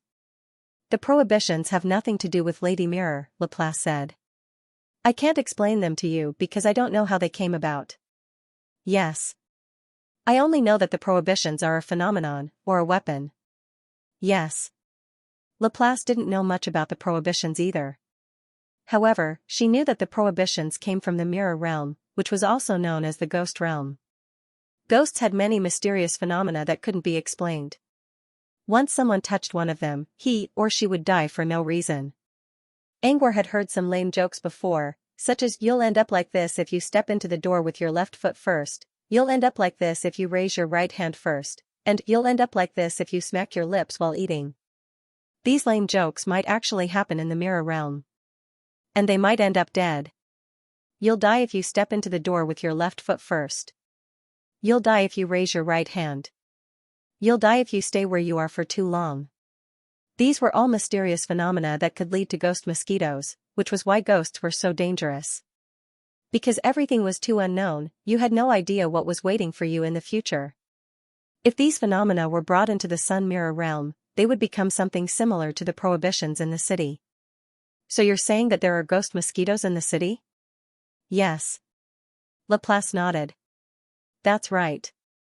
But I'm also wondering how the city managed to capture and contain these phenomena. Also, how did they know about the prohibitions? I don't know any of these. Since the Porphyrins have a common system. I know all 3 of them. Okay. Maybe Priest Crimson Mirror found the core of the phenomenon? Or maybe Priest Crimson Mirror found the specific content of the phenomenon by sacrificing human lives. Laplace didn't know much about this either. But he was sure that Priest Crimson Mirror knew something about the prohibitions. According to Laplace's knowledge, the specific content of the prohibitions was random. However, Priest Crimson Mirror was always able to minimize the threat of the prohibitions. For example, the prohibition against black flowers. It was normal to carry flowers in one's hand. However, there were very few flowers in the sun mirror realm, and black flowers were even rarer. It was very, very rare for someone to enter a public place with black flowers. Unless it was done on purpose, it would never happen. Apart from this prohibition, there was another one that was similar: you are not allowed to call out the true name of the Winter Night King in the city. At first, he didn't see anything wrong with this prohibition. In fact, he thought it was perfectly normal that he couldn't call the king by his real name. Until Laplace told him, no one knows who the Winter Night King is, not even Priest Crimson Mirror. If you don't even know who the Winter Night King is, how call out his real name, not to mention that the Winter Night King had 7 parts of his real name. Assuming that each part of a real name had only one character, the 7 parts of a real name had 7 characters, which didn't have any logical meaning. Normal people couldn't call out all 7 characters at the same time even if they wanted to. Not to mention that each part of a real name had more than one character. Take the time thief for example. He didn't lie when he told people his real name. It was just that he only told people one part of his real name. Based on what Angor knew about the time thief, his real name was probably Matoro Sutwan XXXX Cassini XXX. It was obvious that each part of a real name had more than one character. Therefore, it was basically impossible to completely aim at the 7th phase's real name and shout it out loud. Because of this, even though these prohibitions existed and were very intimidating, they were not as scary as he had imagined. Normally, these prohibitions wouldn't be triggered. Priest Crimson Mirror must have done something to reduce the threat of the prohibitions to such a degree. Angor carefully went through each of the 6 prohibitions in his mind. Most of the prohibitions looked normal, but they were extremely difficult to trigger. Take Angor as an example.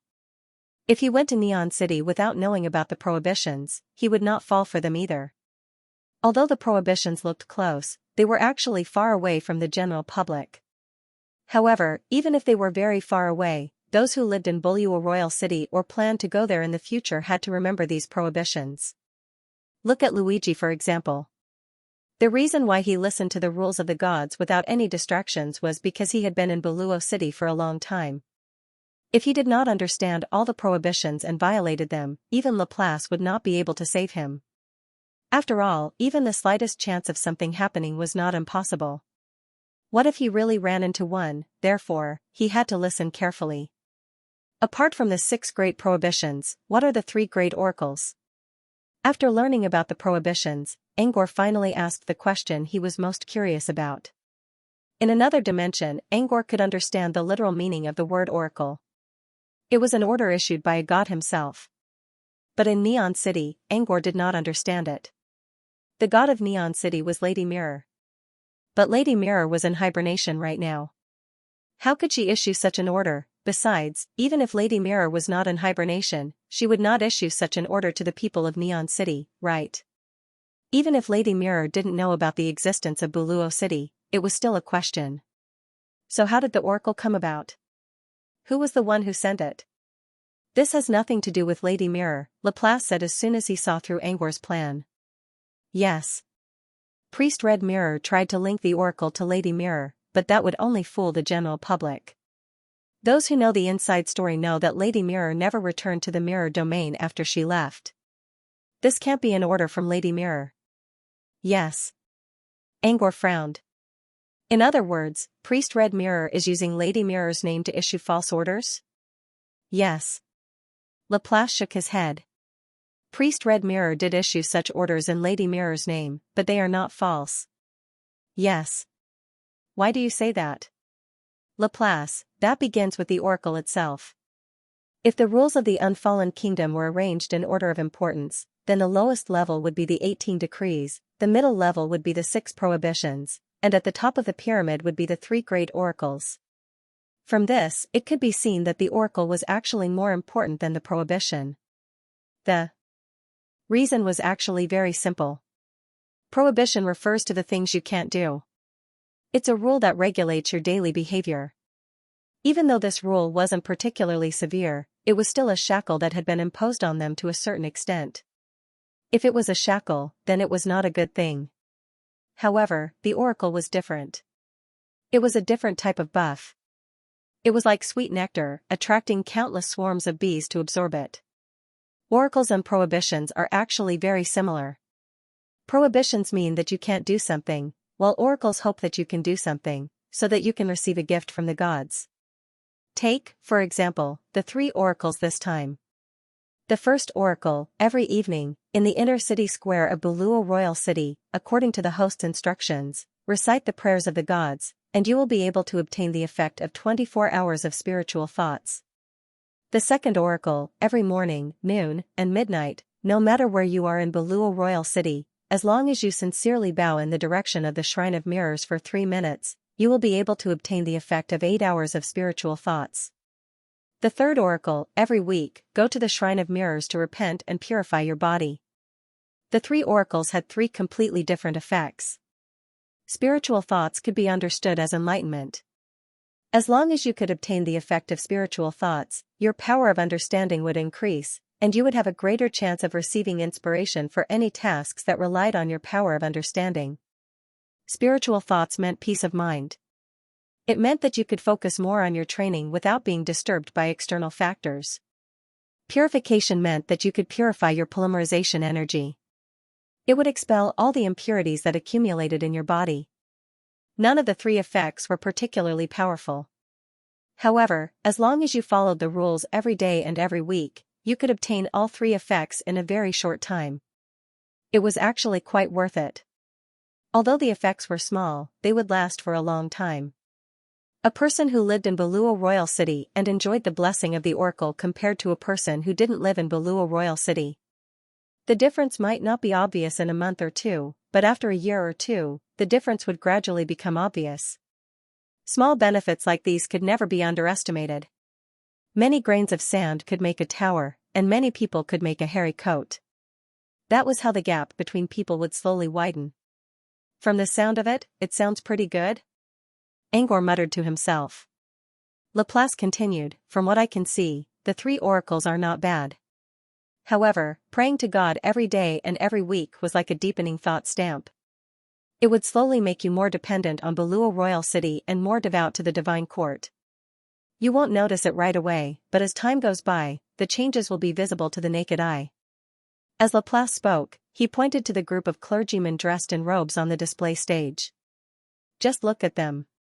They might have been ordinary citizens of Buluo's royal city, but after years of prayers and years of repentance, they've already seen Lady Mirror as a supreme god. She's exceeded their expectations and became their only faith. So, in my opinion, the 3 oracles are not that different from the 6 prohibitions. The prohibitions regulate your behavior, while the oracles shackle your faith. Angor looked at where Laplace was pointing. The clerics on the stage all looked very serious. Their eyes were shining brightly, and they seemed to be in high spirits. However, they didn't look like ordinary people. They had a bit of fanaticism in them. In particular, every time the speaker talked about God, the fanaticism in their eyes would deepen. Clearly, they had begun to walk down the path of fanaticism. Angor frowned when he saw this. He didn't mind praying every day or every week for the sake of benefits. But if such small benefits could make them believe in God, he didn't think it was necessary to pursue them. If I keep following the oracles, I'll definitely become a fanatic. Laplace didn't say anything. It wasn't that she didn't want to answer, but that someone else spoke first. Not necessarily. If you're strong enough and have enough spirit resistance, you won't necessarily become a fanatic. But if you're weak and easily swayed, you'll probably become a fanatic. It was Luigi, who lived in Buluo City all year round. The speaker on the stage had finished explaining the 18 laws, and the citizens of Buluo City were already preparing to leave. Seeing that there were no more rules to follow, Luigi began to think about Angor. Even if you're weak, you won't necessarily become a fanatic as long as you have a strong will. Luigi stole a glance at Laplace out of the corner of his eye. Anyway, I think Laplace is being a little too vigilant in this matter. Laplace looked down and did not pay any attention to Luigi's silent criticism. He only said calmly, "You can't just look at the surface when looking at things." Luigi pursed his lips but didn't say anything. "What do you mean?" Angor hesitated. Luigi shrugged. What she means is that even if they don't become fanatics, years of prayer will eventually subtly change their beliefs.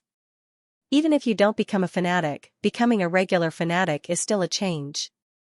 Even if you don't become a regular fanatic, at least you won't reject the God of Buluo City.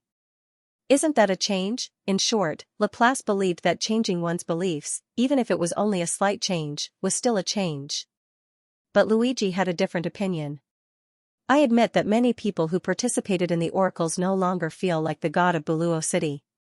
Yes, I do. But I don't think it's a big deal. After all, this god is Lady Mirror. Luigi wouldn't mind if it was some evil god or demon god related to the Abyss Plane. But he knew that the highest level of authority in Buluo City was the Lady Mirror. Lady Mirror was neither an evil god nor a demon god. She wasn't even a god. In the Sun Mirror region, she belonged to the Order faction. Wasn't it normal for such an existence to have a favorable impression of her and not reject her? Do you agree with Luigi? Laplace didn't refute Luigi's words right away. Instead, he looked at Angor and asked, "Do you agree with Luigi?" "All right." Angor considered carefully. "I thought the Oracle of Buluo City was trying to use Lady Mirror's name to stir up trouble. But if it's only to this extent, I won't reject it if it doesn't bring shame to Lady Mirror." "All right." Angor knew Lady Mirror. Apart from being obsessed with handsome men, Lady Mirror didn't have any other problems. Even if she did become a religion, she wouldn't bring bad ideas to her followers. Laplace said indifferently, "You said before that the Mirror Maiden is just a symbol in unfallen royal city. She's a servant of Buluo City, just an excuse for the theocracy." "All right. In other words, the symbol is the most important thing. But who it represents isn't that important." "All right. If Lady Mirror really comes to Buluo City from the material realm, do you think the theocracy led by Red Mirror will allow her to become a god?" "All right. They won't." "I'm sure you have the same answer. Since Lady Mirror's symbol isn't that important, do you think it's possible for the symbol to be replaced?" Laplace paused for a moment, and a barely noticeable light flashed in his heterochromatic eyes. It should be noted that, although Lady Mirror is very famous in the White Sun Mirror region, few people have actually seen her. Yes. Since no one had really seen her face, wouldn't it be easy for Red Mirror to find someone to replace her? Laplace also remembered that Priest Red Mirror once held a god bestowment show 1,000 years ago. The will of a god descended upon him from the distant void and used the same tone as Lady Mirror to brainwash others. This meant that the Red Mirror priest himself could use all kinds of excuses to replace Lady Mirror's position without even needing to change the god's symbol. In this kind of situation, do you still think that the change in the signal is not a problem? In this kind of situation, do you still believe that it was Joe who persuaded you? Laplace looked at Angor. This time, he didn't say anything. He considered the possibility of switching gods. However, he thought that Priest Red Mirror would do it after Lady Mirror entered the Sun Mirror region. But he didn't consider that Priest Red Mirror could still find a way to switch Lady Mirror's faith. There's something else you need to pay attention to. Yes. Just like how the wizarding world accepts equivalent exchange, the Sun Mirror region has a similar idea. Everything is fair, Laplace said. You have to give what you get. Yes. It's the same for the Oracle. You've gained benefits, but what did you pay in return? Yes. Laplace left such a question, but she did not continue to answer. Instead, she talked about something else. Once, the Red Mirror priest explained this matter to the outside world. The Prohibition and the Oracle are two sides of the same coin. Yes. In other words, the 6 prohibitions were the price to pay for the 3 oracles. Because of this, you won't have to pay the price for gaining the 3 oracles. But was that really the case? Laplace knew that the 6 prohibitions came from the gloomy mirror region. But he didn't know where the 3 oracles came from. The prohibitions and the oracles were similar, but did they really work together? Laplace felt that something was wrong here. If the prohibitions weren't the price to pay for the oracles, then what was the price to pay for the oracles? When you enjoy the benefits of the oracle, are you paying with your own loyalty? Laplace didn't know how to answer all of these questions. He should be on high alert for all unknown risks. But for the sake of the oracle's benefits, he really shouldn't have taken such an unknown risk for profit. After hearing Laplace's words, Angor's mind was already on Laplace's side. Luigi, on the other hand, didn't quite agree. After all, Luigi often went to Buluo City. Even though he didn't covet the small benefits of the three oracles, many of his friends had experienced this kind of good influence. Luigi didn't see any change in his friend after he completed the ritual. At most, he didn't reject the Lady Mirror anymore. In Luigi's opinion, this wasn't a big deal at all. For this reason, Luigi believed that he had a better say than Laplace and Angor, who never visited Neon City. Laplace didn't mind. Everyone had their own opinions. Even if Luigi was her real body, he still had his own independent personality. It was normal for him to see things from a different perspective.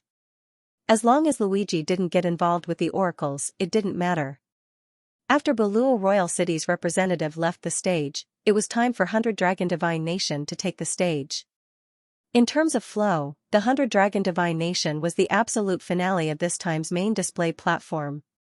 However, in the eyes of Sage Pika and a small number of people, the true finale wasn't the 100 Dragon Divine Nation, but the Dream Mirror clan, who would make their appearance after the 100 Dragon Divine Nation's representative left. There was still some time before the Dream Mirror clan's appearance. Through Laplace's message, Angor learned that Gleipnir had already left the illusion hut and was preparing for the main stage. It was also at this time that the representative of the 100 Dragon Divine Nation stepped onto the stage. As expected of the strongest race in the White Sun Mirror Zone, the 100 Dragon Divine Kingdom's popularity was still rising even though no one knew what they were going to talk about. Previously, the 100 Dragon Divine Kingdom's popularity was already at 95%. Now, it had reached its peak. As the popularity reached its peak, the host's voice echoed in everyone's ears. According to the host's introduction, the 100 Dragon Divine Kingdom's performance was slightly different from the other races. When the other races went on stage, they would go up in a row and let whoever got their turn speak. But the 100 Dragon Divine Kingdom would send 3 people.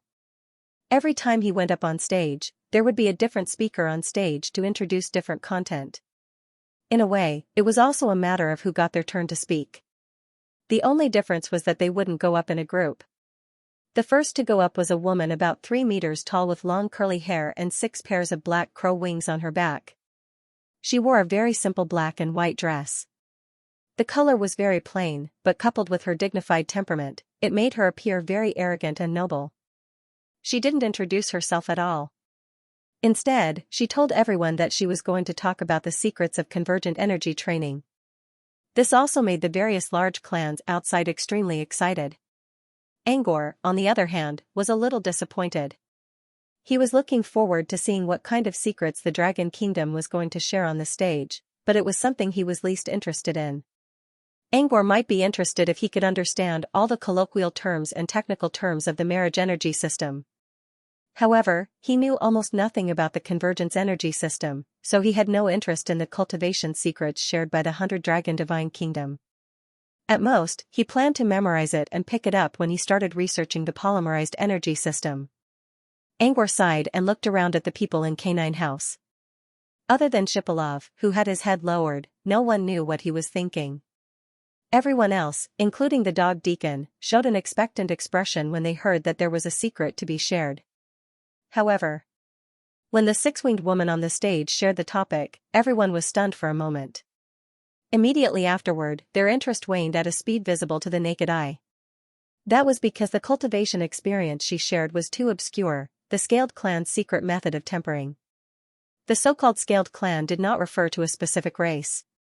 Instead, it referred to all races with scales on their bodies. In the White Sun Mirror domain, there were not many races with scales on their bodies. Even the mirror dragons did not have scales on their bodies. For this reason, the fake cultivation experience was really unpopular. This was the case for the people in the doghouse. None of them had scales. Even if they heard about the secret method, they would not be able to use it. Of course, if there was a genius among them, they could use the core of the Scaled Clan's secret method of tempering to develop their own cultivation methods. Just like Mirror Breaker and Barrier Breaker. As long as the races seriously developed and reformed their cultivation methods, they could easily localize them. However, this was not something that could be done by one person. It required the efforts of an entire race. None of the people in the doghouse met this condition. The six-winged woman on the stage explained the topic in great detail, but not many people in the doghouse were paying attention to it. Angor also noticed that no one was interested in what she was talking about. Knowing that his questions would not disturb the others, he asked Laplace about the woman's identity through their spirit bond. Her identity? I only know that she's a dragon crow from the mirror dragons. But I don't know her specific name. Huh? Dragon crow? Angor remembered Laplace mentioning that dragon crows were a type of mirror dragons. They had 6 pairs of wings and 8 legs. They were extremely large, and they were known to look like divine crows. However, they were also known to have problems in their bodies. The most famous dragon crow in the 100-dragon divine kingdom was Lady Marian. She was also the actual leader of the 100-dragon divine kingdom. So the woman on the stage is Lady Marian? Angor wondered in his mind. This was because almost all of the leaders of the races that had ascended the stage had appeared. Logically speaking, Her Excellency Marian should have ascended the stage as well. But then again, the dragon crow woman on the stage only had 6 wings on her back. She did not show her beast form at all. Instead, she was in her human form.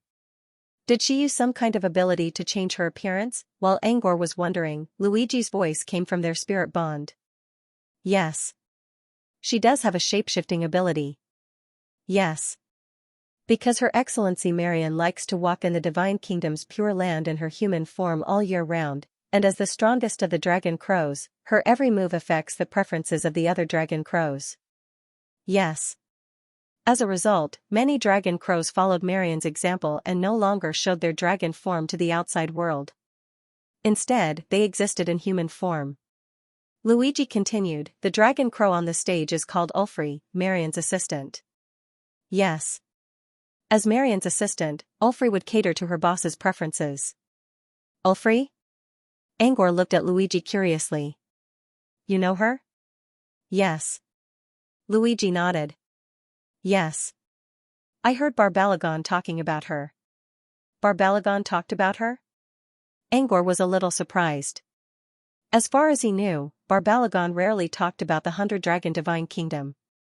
Before Angor could ask further, Luigi explained, Barbalagon talked about her because she has a crush on Cuculus. Yes. Luigi shrugged. That's what Barbalagon said. I'm not sure if it's true. Yes. Angor and Laplace didn't know what to say. Now he understood. So it was gossip. And it was the kind of gossip that could easily be used as a topic of conversation. No wonder Barbalagon would talk about her when he left the 100-dragon divine kingdom for a long time. However, Angor wasn't interested in such gossip. If it was someone he knew, he wouldn't mind asking about it. But he didn't know anything about the 2 mirror dragons at the center of the 8 trigrams vortex. Even though Cuculus had already entered the dream crystal, Angor still didn't know anything about him. Therefore, he couldn't find anything interesting to watch. Angor asked more questions and didn't find anything interesting, so he changed the topic for now. Luigi wasn't interested in Ulfri's scale refinement method either, so he took the opportunity to ask about the information he collected. I sent you my face this time. Did you get any feedback from your intelligence network? Luigi purposely emphasized the word intelligence network. Compared to the information, he was more interested in Angor's intelligence network. But since Angor didn't seem to want to share his intelligence network, Luigi couldn't ask further. He could only use this method to express his dissatisfaction. In fact, Luigi was already prepared for no feedback. After all, Angor only gave the general appearance of Miss Goose and Cuculus. It wasn't easy to find out where they came from. The void was boundless, and the general planes were boundless. Looking for someone with a vague appearance was like looking for a needle in a haystack. No matter how powerful Angor's intelligence network was, Luigi didn't think it could be done in a short time. This was why Luigi didn't ask about Angor's information when he saw him coming out of the illusion. He didn't believe that Angor could get the information so quickly. He only brought it up now because he wanted to vent his anger about Angor's unwillingness to reveal his information network. However, Angor's reaction was completely different from what Luigi expected. I did get some information, but... No information? Then, your intelligence network might not be. Luigi had planned out the content, but halfway through, he suddenly froze. Eh? Huh? You said you got some information? Yes, sir. Judging from Luigi's reaction, Angor had an idea of what was going on. But he didn't mind. He wouldn't tell anyone else about his intelligence network in a short time, not even Laplace, who was a close ally of his. Since he wasn't going to tell anyone about his intelligence network, Angor was prepared for other people's reactions. Therefore, he completely accepted Luigi's reaction and expressed that he didn't care at all. Angor nodded casually. I did get some information, but it's still vague. Luigi didn't ask any more questions because Laplace spoke before him. Oh, really? What is it? Let's hear it. Judging from Laplace's expression, she was also surprised by Angor's speed of gathering information. Angor had a lot of questions about the information he got. For example, what was that snake-shaped pet in the void? Where did it come from? Also, what race did its three masters belong to? He needed someone with knowledge of erudite to answer all of these questions. Laplace was obviously someone with knowledge of erudite, so she might know something. Angor couldn't hide the information he got from Laplace. So far, I don't have any information about Klaus. But I did get some information about Deacon Goose, but it has nothing to do with Deacon Goose. Maybe I can use it to find out where Deacon Goose came from. Alright. Angor waved his hand and summoned a strand of illusion energy around them, which formed a thin mist that blocked their view. Both Dog Deacon and Little Red had already gotten used to Angor's illusion. Now, they didn't even bother to look at Angor's illusion anymore. Shipilov, on the other hand, was still looking down at something and didn't notice Angor's change. He waited until the mist completely blocked the view of the outside world. Under the watchful eyes of Laplace and Luigi, he displayed the information he got from Wang Wang in the form of a hologram.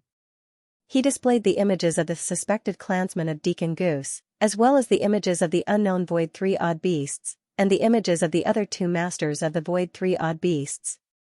He also gave a brief description of the location of these images, the Northern Cross region. Apart from the phantom feathers, this one does look like Deacon Goose's race. Laplace looked at the first image. If he's from the Northern Cross district, does that mean Deacon Goose is from there as well? Yes.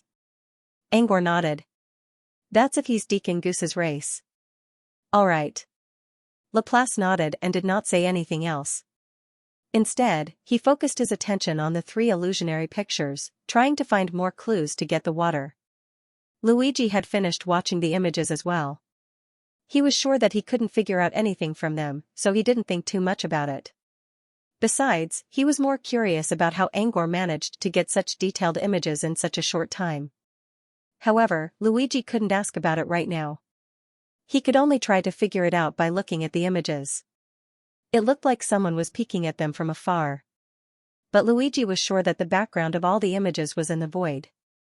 And it was in the Northern Cross district. In other words, Angor's spy network could reach the Northern Cross district at least. Somewhere near the Northern Cross district.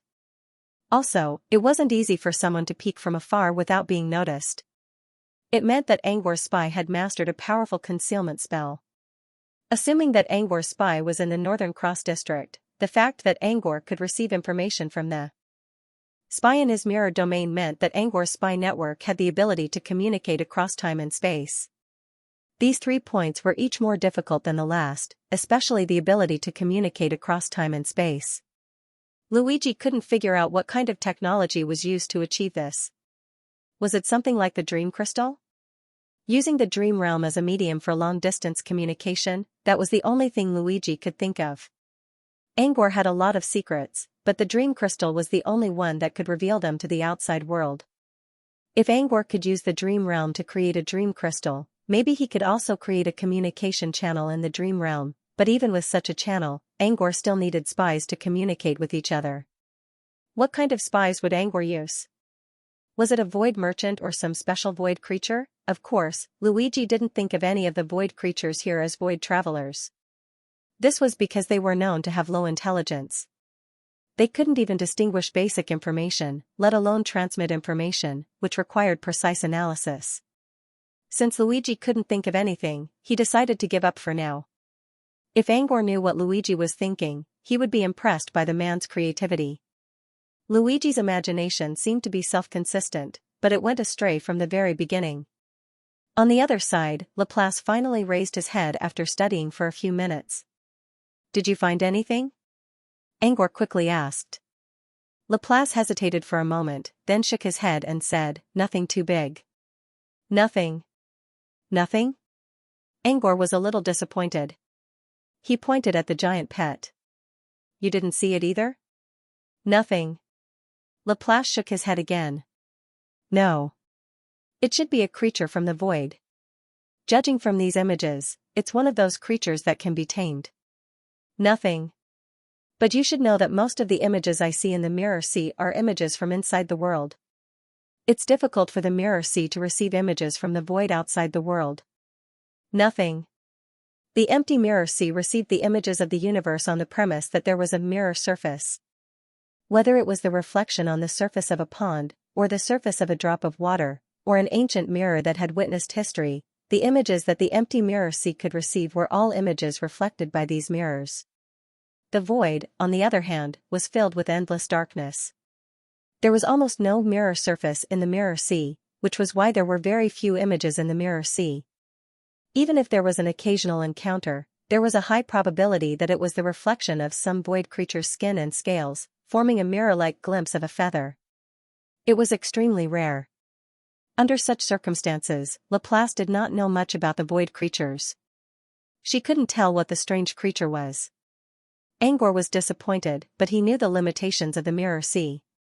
He was hoping to get more information from Laplace, but it seemed that he couldn't do that now. He would have to ask Rain and the others later. Since he couldn't get an answer now, he decided to cancel the illusions around him first. When he was about to remove the third image, which showed the two masters on the monster's back, Laplace suddenly spoke, "Actually, I know something about this thing." "Nothing." Angor paused and looked at the screen again. There were two races in the image. One was a burly humanoid with purple-red skin that seemed to be on fire, while the other was a gaseous creature made up of various glowing dots, which looked like a miniature nebula. "Which one are you talking about?" Laplace pointed at the gaseous creature. "This one." "Is there anything special about it?" Earlier, Laplace told Angor that he didn't find anything. But now, Laplace suddenly pointed at the gas creature and said that he had seen it before. He didn't know what Laplace was thinking, but he assumed that there was something special about the gas creature that made Laplace so hesitant. Laplace shook his head. "There's nothing special about it. But if I remember correctly, its race went extinct." "Extinction?" Angor gave Laplace a puzzled look. "You're saying it's a survivor of an extinct species?" Laplace nodded, but then shook his head. She nodded because she believed Angor's theory was correct. The gaseous creature was probably a survivor. She shook her head because the creature might have already gone extinct. What Angor saw was something that happened when it was still alive. Laplace thought so because Angor mentioned that the scene was recorded decades ago. As for this gaseous creature race, they had only gone extinct in the past 5 years. It was possible that Angor's intelligence network recorded a survivor, or it might have become a member of the destroyers after it returned to its home. It went extinct within the last 5 years? Angor frowned. Did some advanced civilization find them and wipe them out? Laplace shook his head again. If it's really a higher civilization suppressing a lower one, they won't be completely wiped out. That's right. In a battle between civilizations, only when both civilizations were of similar levels would they kill each other until the very last moment. However, if a high-leveled civilization were to crush a low-leveled civilization, they would rule. However, a higher civilization would never do that. Whether it was a hypocrite or not, this was the result. It was similar to how humans wouldn't try to exterminate low-level animals right away. Instead, they would chase them into remote forests or keep them in zoos. Only civilizations that were close to each other would do such a thing. This was because the level of civilization between them was almost the same. If they didn't completely exterminate each other, once a single spark was left, It was possible to burn the entire grassland with the help of the east wind. So they went extinct because they tasted defeat in a battle against a civilization of the same level? Laplace shook his head again. No. They didn't go extinct because of a battle between two civilizations. It was an unnatural extinction. An unnatural extinction was an unnatural extinction of an entire race. I'm sure they went extinct because of an external force. But I don't know what kind of force it is.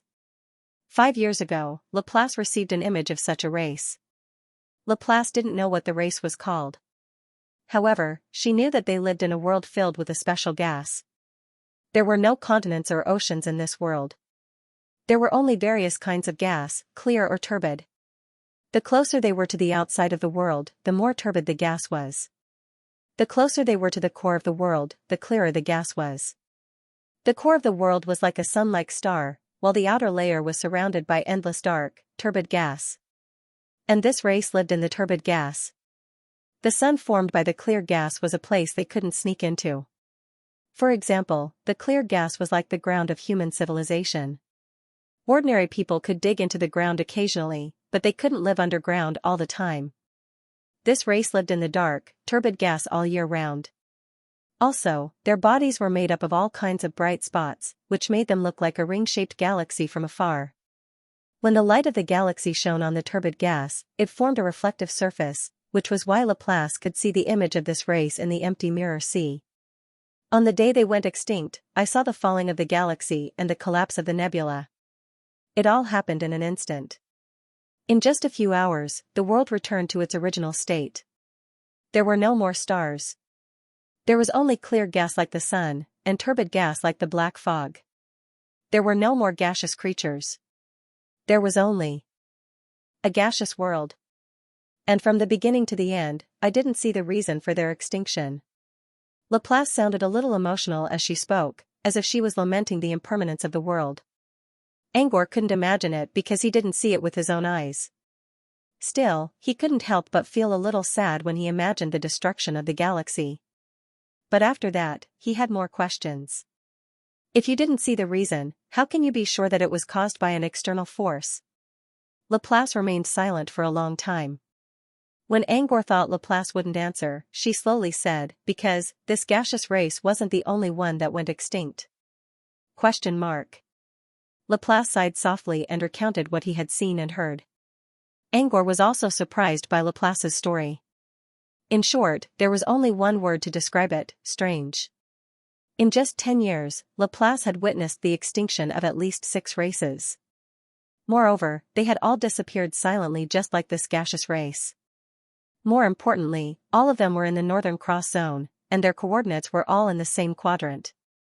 According to Laplace's theory, some kind of unknown disaster must have happened in the Northern Cross Zone, which would lead to the extinction of all civilizations. This was why Laplace didn't tell Angor about it right away. This was because even she could feel the strangeness of this matter. The waters were so deep that even Laplace did not want to get involved. After all, there were many supernaturals among the extinct races.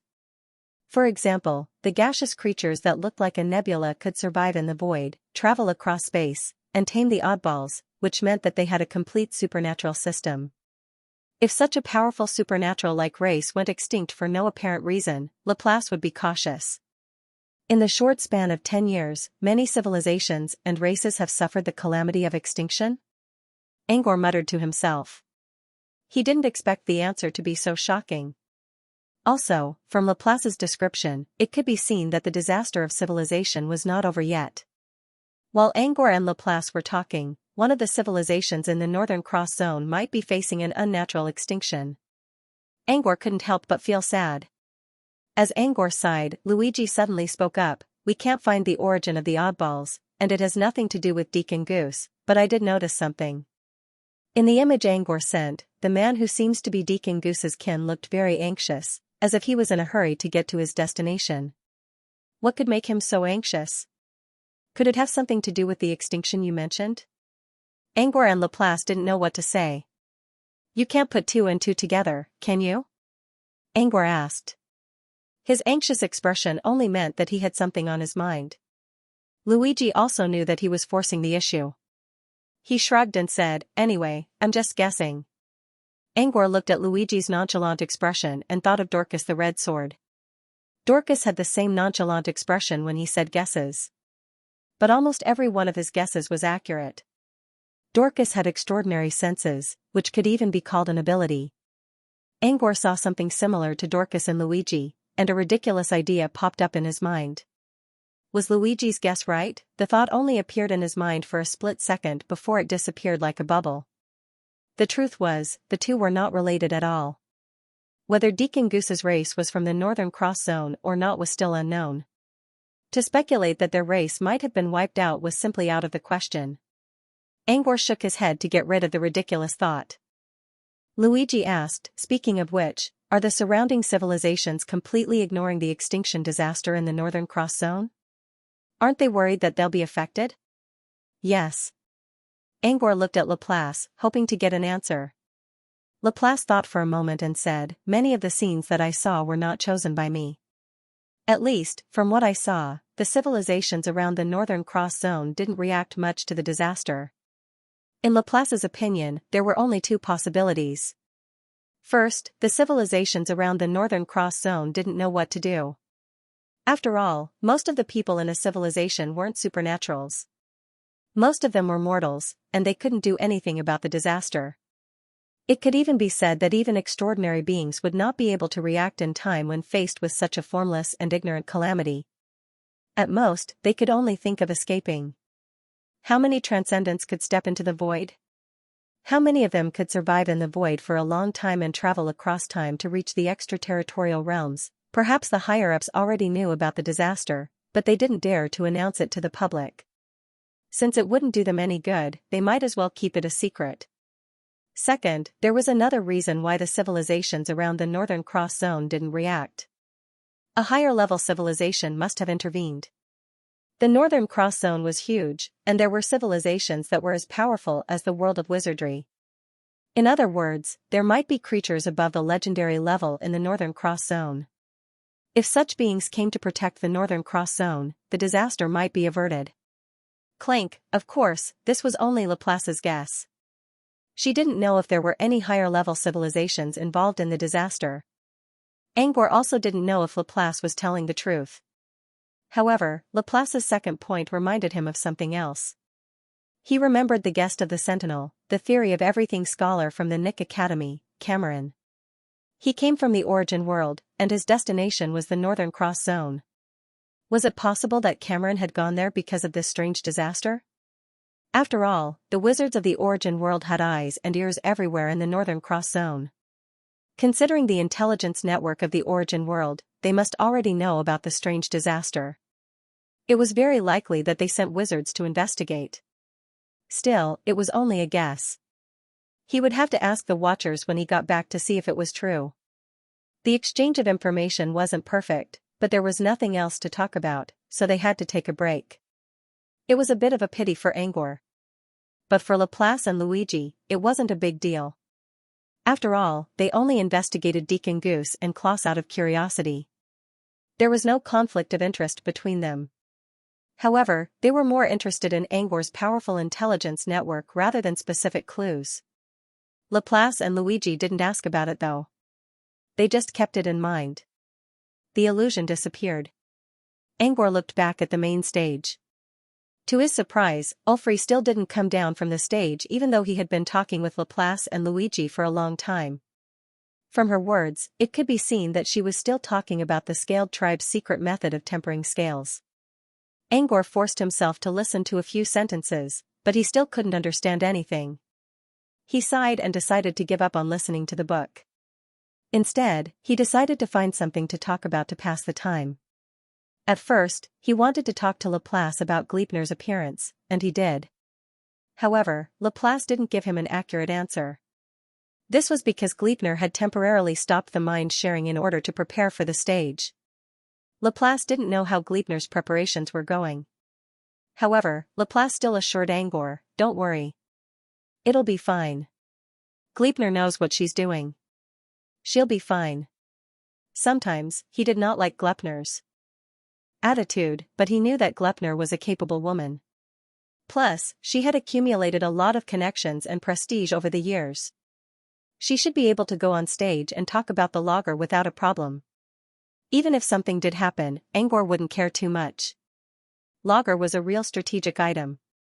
It might not be attractive in normal times, but in a time of internal and external troubles, it would definitely become a popular item. Even if Gleipnir didn't go on stage, he wouldn't have to worry about his future. Angor only talked about Logger to pass the time. Now that Laplace had said so, there was no need to continue this fake topic. Eating women's boobs was pointless. While thinking about what he should say next, he looked around for a while. In the end, his gaze was attracted by Shipilov beside him. "What's the matter with Sibilov? You don't look so good," Angor spoke through their spirit bond. Earlier, he noticed that Shibilov kept his head lowered. He didn't know what to do. Even when the 100 Dragon Divine Nation stepped onto the stage, he did not have much of a reaction. It was very strange. Using his beyonder perception, he noticed that Shibilov was in low spirits, as if he was lost in his own world. Kipilov was not like this before he went to see Wolf. Could it be that when he received the information from the void, something happened in the outside world that caused Shipilov to become depressed? Did something happen after the appearance of the Ingji clan? Laplace considered for a moment and shook his head. It has nothing to do with the Ingji clan. His current situation seems to have something to do with Unfallen City. Luigi also spoke through their spirit bond. I noticed it too. It does have something to do with Unfallen City. In the beginning, when Buluo Royal City appeared, he didn't change much, but when Black Mountain Goat appeared on the stage, his expression started to change. Since then, he has been in low spirits ever since. Did the Black Mountain Goat do something to him? However, Angor shook his head in his mind after hearing the story. Shipilov was in low spirits, but he wasn't depressed. His gloominess was more like a kind of contemplation when faced with a serious problem, rather than a depressed mood caused by external influences. But Angor didn't tell Luigi about it. After all, his beyonder perception was his secret. Since Luigi didn't say it out loud, he didn't want to talk about it unless it was necessary. Let's not talk about it for now. What's the Black Mountain Goat you mentioned? I don't think I saw it. Alright. When you came out, it was almost the end of Unfallen City's display. Of course you didn't see it. The Black Goat appeared in the middle of the journey. At that time, Buluo Royal City was still displaying the exhibits they brought this time. Alright. Next, Luigi began to explain the origin of the Black Goat to Angor. The Black Mountain Goat is a mirror creature with a strange appearance. It looks very similar to a goat-horned demon from the abyss. Alright. It had an evil goat's head and a bony body. But in fact, it was all lean muscles covered by a layer of gray scales. Its hands were normal, but its feet were goat hooves. On its back, there was an arrowhead tail. If it wasn't for the converged energy aura it was emitting, it would have looked more like a goat-horned demon from the abyss. Many people believe that the Black Mountain Goat is somehow related to a goat-horned demon. But in a general sense, the Black Mountain Goat is still a mirror creature. Alright. The Black Mountain Goat didn't have any demonic aura or bloodline of a goat-horned demon. All of its abilities were made up of converged energy. Since it was born in the White Sun Mirror domain, it wasn't an exaggeration to call it a mirror creature. Born in the White Sun Mirror domain? Does it have its own clan? Alright. Luigi shook his head. No. It's a bit special. I think it's the only Black Mountain Goat in the entire White Sun Mirror domain.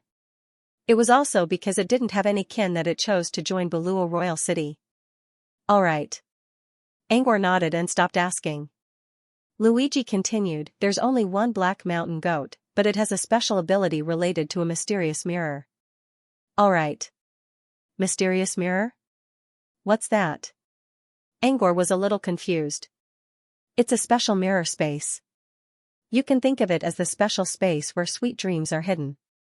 Alright. Angor nodded. The special referred to the fact that it was different from ordinary mirror spaces. The heart space was also a special mirror space.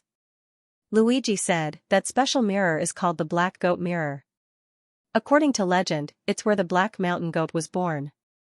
But I can't say for sure since the Black Mountain Goat never admitted it. Alright. But one thing is for sure.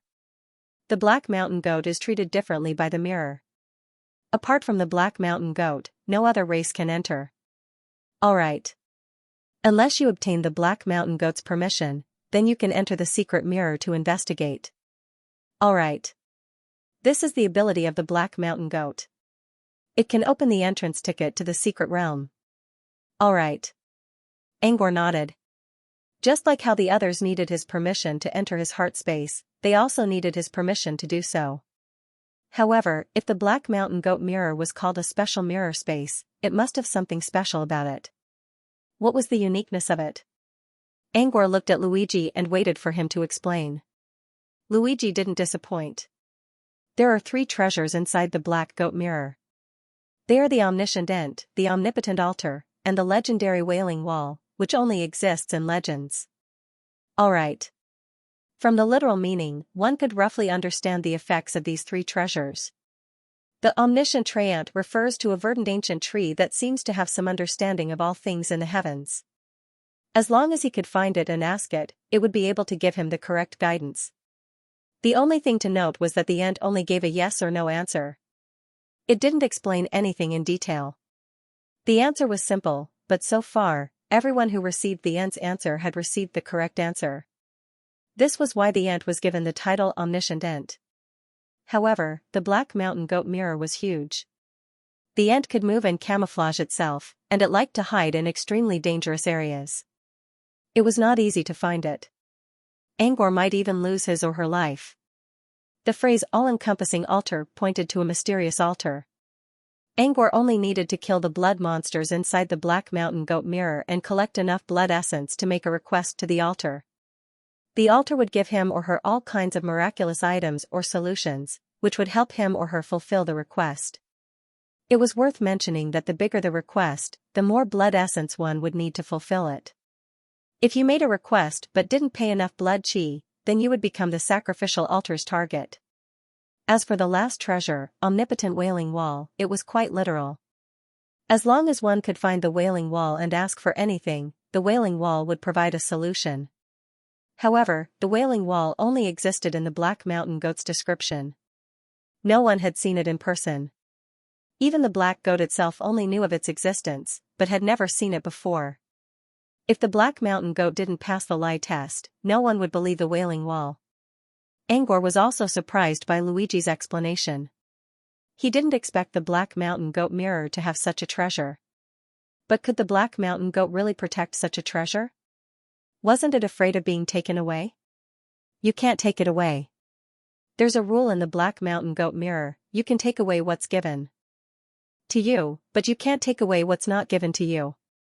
In other words, even if you captured the ant, once you left the Black Mountain Goat mirror with it, it would disappear without a trace, no matter where you hid it.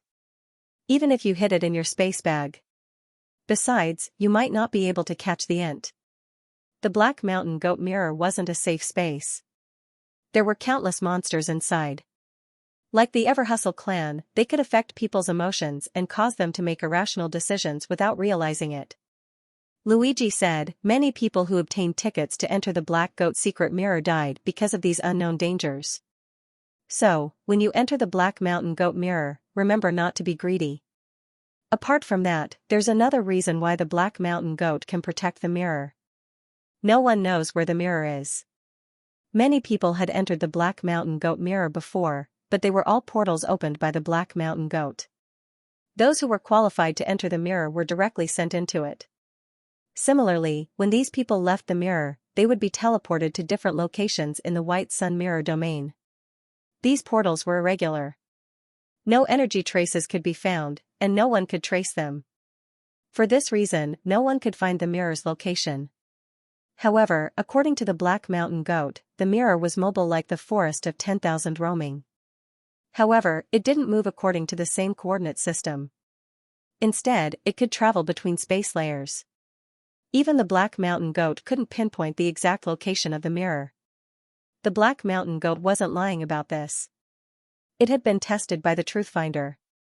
So if I can get the Black Mountain Goat, I can indirectly control the mirror, Angor thought. But Luigi didn't say anything. However, Luigi quickly added, I'm guessing you're thinking about how you can control the mirror if you control the goat, right? Angor was speechless. Are you a worm in my stomach? How can you tell? Luigi raised an eyebrow. That's because almost everyone who knows about the Black Mountain Goat mirror will think the same thing. So? You don't sound like that's going to work either. Luigi nodded.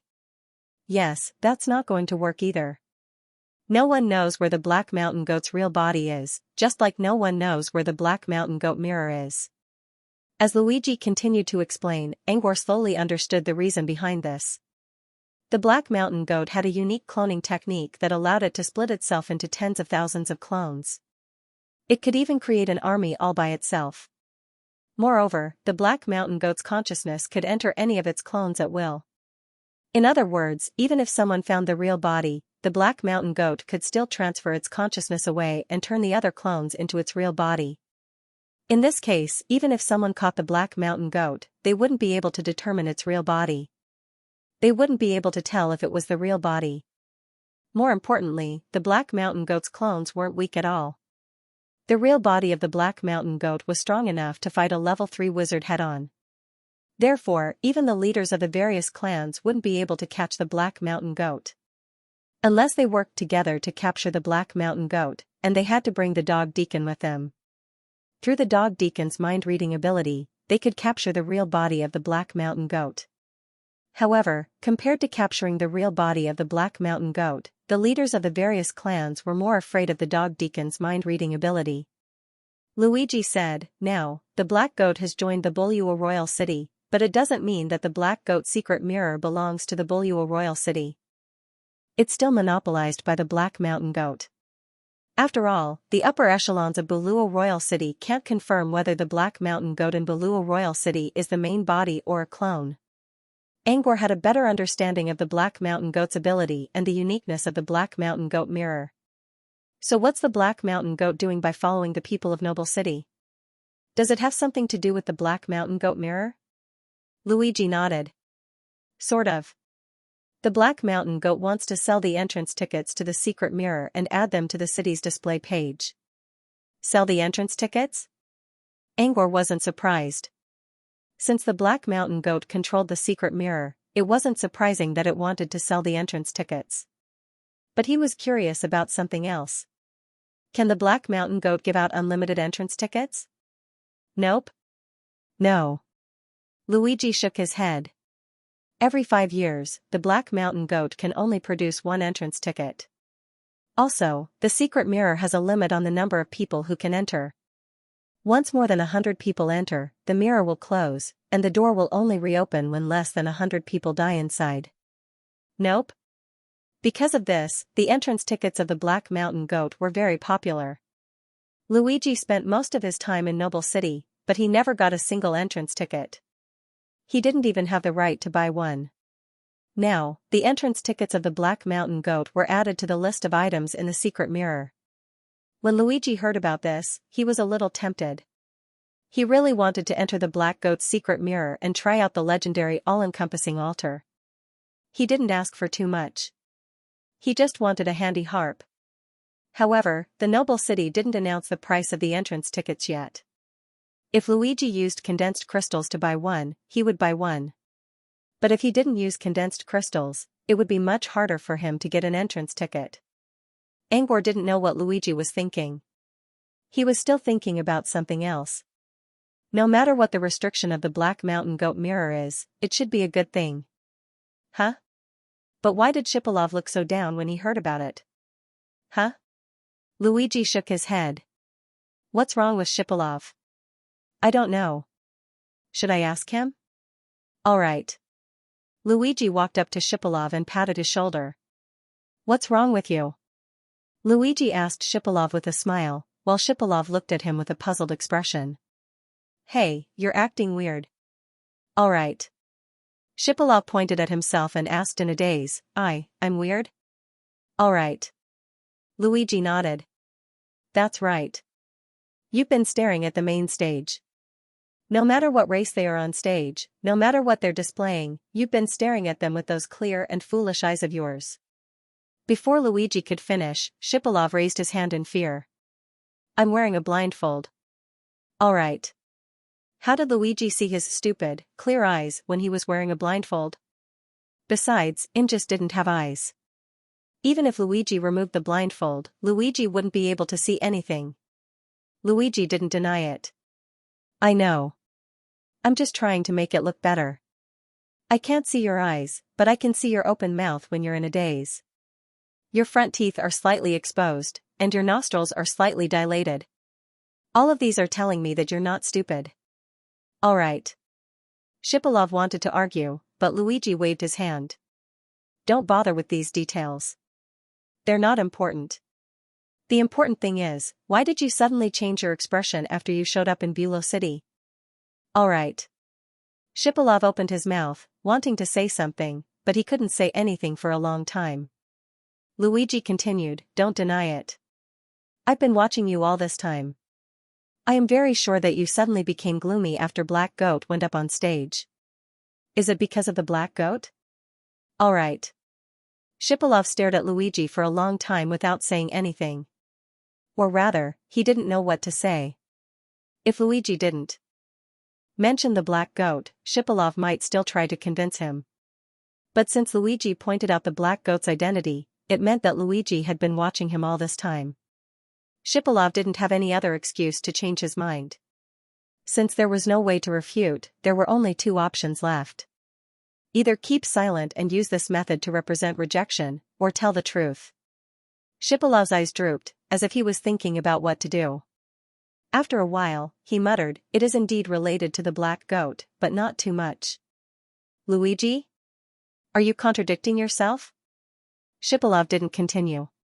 Instead, he turned to the dog warden and asked in a low voice, should I say something? Dog Deacon waved his paw in annoyance. Why don't you ask me? I'm only responsible for signing the contract. Everything else has nothing to do with me. Shipolov was speechless. Luigi, who had also heard the conversation between Shipolov and the dog warden, leaned back on the sofa and said to Shipolov, speak if you can. If it's a secret, you can choose to keep your mouth shut. Shipolov was silent for 2 seconds before he slowly said, if it was before today, it might have been called a secret. But after seeing the Black Goat, this was no longer a secret. Luigi, what do you mean? What? Is it really because of the Black Goat that you became so quiet? Shipolov paused for a moment. Didn't you say it was the Black Goat? Luigi shrugged and spread his hands. I'm not the dog warden.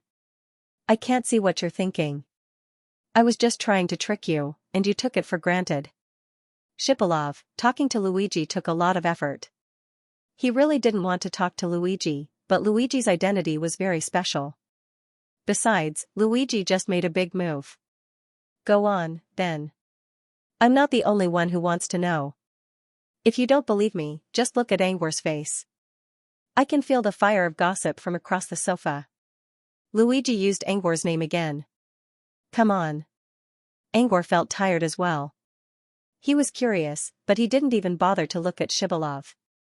What was this 8 trigrams flame? Luigi was spreading rumors right in front of his face. Luigi didn't mind Angwar's spirit bond. He kept looking at Shipolov as if he didn't hear anything. In order to leave a good impression in Angwar's mind, Shipolov did not want to hide it anymore. Besides, Shipolov didn't think it was necessary to keep it a secret now that the Black Goat was here. Yes, it does have something to do with the Black Goat. Shipolov pinched the bridge of his nose and sighed softly, you should have heard it just now. Black Goat will be following Buluo Kingdom this time to sell tickets for the secret mirror. As for me, actually, I've already obtained a ticket to enter. Luigi was a little surprised. You already got a ticket? You didn't buy it? Shipolov shook his head. I didn't buy it. Admiral Oleg gave it to me. Shipolov didn't know where General Oleg got the ticket, but he knew that tickets for the Black Goat were very rare, and people would usually fight for them after they showed up. General Oleg must have spent a lot of effort to get the ticket. If it weren't for Shipolov's contribution in the previous battle, he probably wouldn't have gotten the ticket. Before this, when he obtained this ticket, Shipolov was still excited for a long time. But now that the black goat directly sold the ticket, it made his happy heart drop to the bottom of the valley. I'm not sad. I just don't want to give up. Don't want to give up? Was it because he didn't expect that someone else would be able to buy a ticket and felt indignant? Luigi raised an eyebrow. Shipalov lowered his head and said softly, I'm indeed a little unwilling, but that's not all. Luigi looked at Shipalov and waited for the man to continue. Shipalov pursed his lips. By the way, I came to the omniscient room because of the black goat. All right. Since they were already at this point, Shipalov didn't hide the fact that he got the ticket. To put it simply, Shipalov had been preparing to enter the secret mirror ever since he got the ticket. That was because he had a reason to go in. As for what the reason was, Shipalov didn't say. Luigi thought about it and didn't ask. It was just a small detail and not important. Shipalov knew very well that if he wanted to enter the secret mirror to achieve his goal, it would be very difficult. It would be best if he had a helper who could enter the secret mirror with him.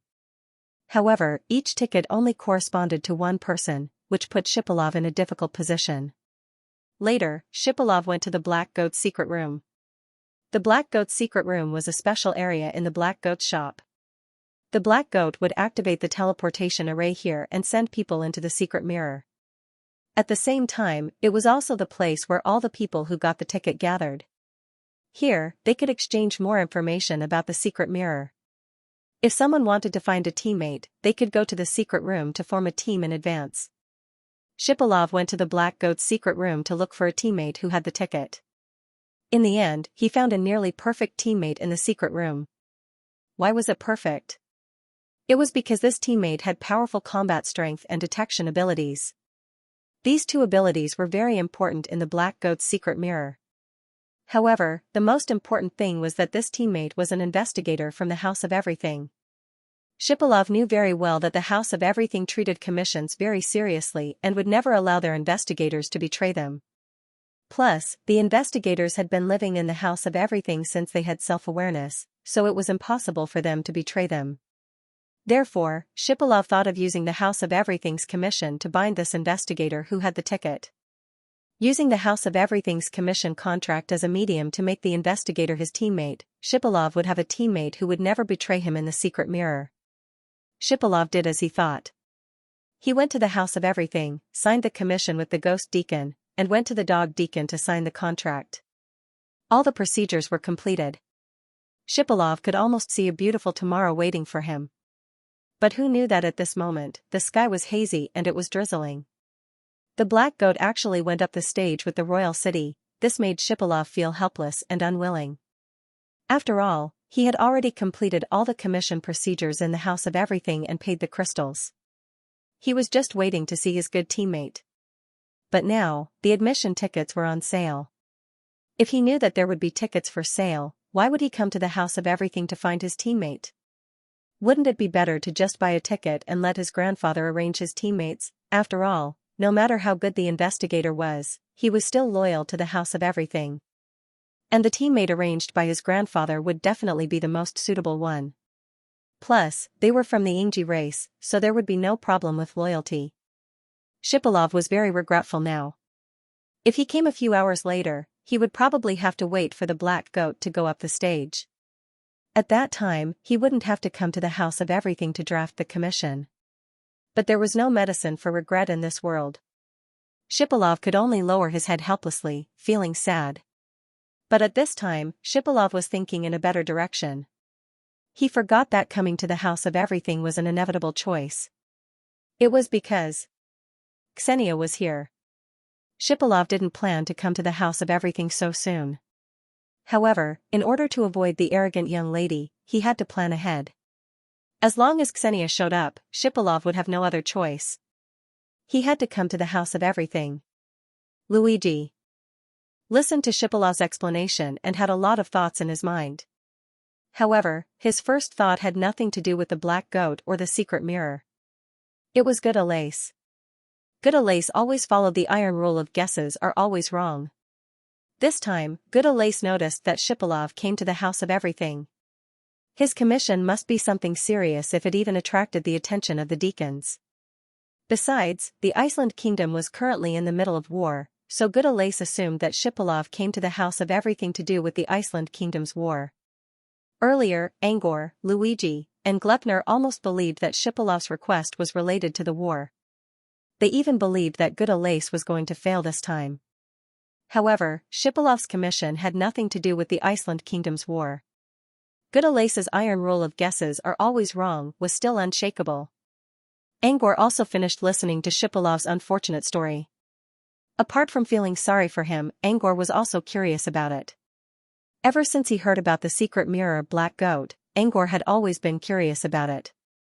However, the entrance tickets to the secret mirror were so rare that even Luigi, who usually stayed in Neon City, didn't know anything about it. Angor felt sorry about that. Now, Shipolov was able to enter the Black Goat secret room because he had obtained an entrance ticket. Without a doubt, he must have obtained more information about the secret mirror during the gathering in the secret room. That was what Angor was curious about. Angor didn't try to hide his curiosity from Shipolov.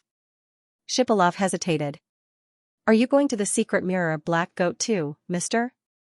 "No." Angor shook his head. "No, I'm just curious." "I'm not." The nature of a wizard was to explore the unknown. Unknown information didn't only refer to the knowledge in books, but also to the knowledge of traveling thousands of miles. The Black Mountain Goat secret mirror was obviously a piece of knowledge that could travel thousands of miles. Angor was curious about its existence, but he didn't really want to explore it himself. He just wanted to learn more about it. For example, he was curious about the abyss hole, but he wasn't interested in exploring it, and he was more interested in the reason behind its existence. It was the same for the secret mirror Black Goat. He was only curious about the nature of the space inside the mirror, not about its potential benefits. Shipolov didn't fully believe Angor's answer. After all, this was their first meeting, and he didn't know much about Angor. However, since Angor owed him a favor, Shipolov wouldn't refuse to learn more about the secret mirror of Black Goat. This information would have been rare in the past, but now that the tickets for the Black Goat's secret mirror were on sale, the people of the various tribes would be able to obtain the tickets. When the time came, they would also be able to obtain this information when they gathered in the secret room. It was pointless to keep it a secret now. Telling Angor all this information was a form of offering a gift to Angor. Shipolov thought for a moment, wondering where to start. After a while, he found a good idea. "Actually, there's a rumor about the secret mirror Black Goat that's spreading like wildfire, but it's wrong." "That's true." These words had just whetted everyone's appetite, but before they could make any guesses, Shipolov took the lead and said the answer. According to the most popular version, the Black Goat mirror has three major treasures, which are the omniscient end, omnipotent altar, and omnipotent wailing wall. Speaking up to this point, Shipolov paused for a moment, looked around at everyone, and said word by word, "This, actually, is a mistake." "What? Mistake? You're saying the rumor is wrong?" Luigi and Laplace looked up in surprise as well. The three major treasures had always been popular in the White Sun Mirror domain. They had been deeply rooted in the minds of all major races for many years. More importantly, the Black Goat mirror was the one who spread the rumor. But now, Shipolov was telling them that the most popular rumor was wrong. How could they not be surprised? While they were looking at each other in shock, Shipolov said softly, "The reason why I said it was wrong is because the last secret treasure, the omnipotent wailing wall, is actually not the wailing wall, but a mirror." "What? Not the wailing wall, but a mirror?" Luigi repeated Shipolov's words in a low voice, as if he was trying to find out more clues. Angor reacted faster than Luigi. "You're saying someone found the omnipotent treasure?" "What? No one had ever found the wailing wall or the mirror before this. There were only rumors about them." Now that Shipolov mentioned the mirror instead of the wailing wall, did that mean someone saw the omnipotent treasure with their own eyes? Shipolov nodded and said, "Yes, according to the information I got from the meeting, a member of the Longhua tribe found this omnipotent mirror during an exploration of the secret mirror a few decades ago." "What? An Iganuo? That lucky?"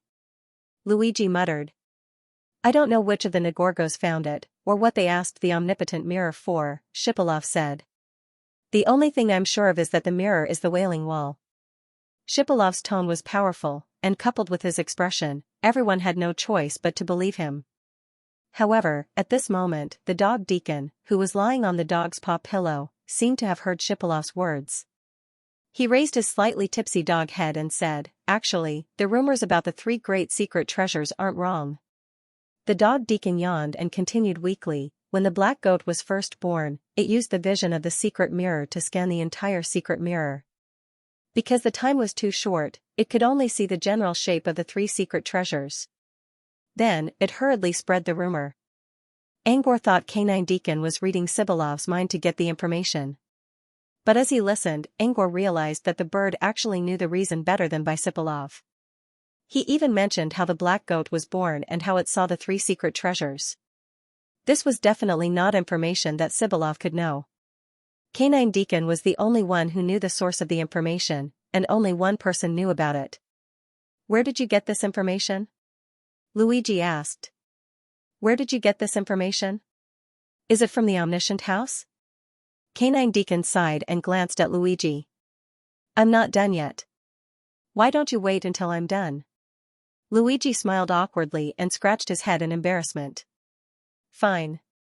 You already interrupted me, so I'll tell you first. Canine Deacon, isn't the answer obvious enough?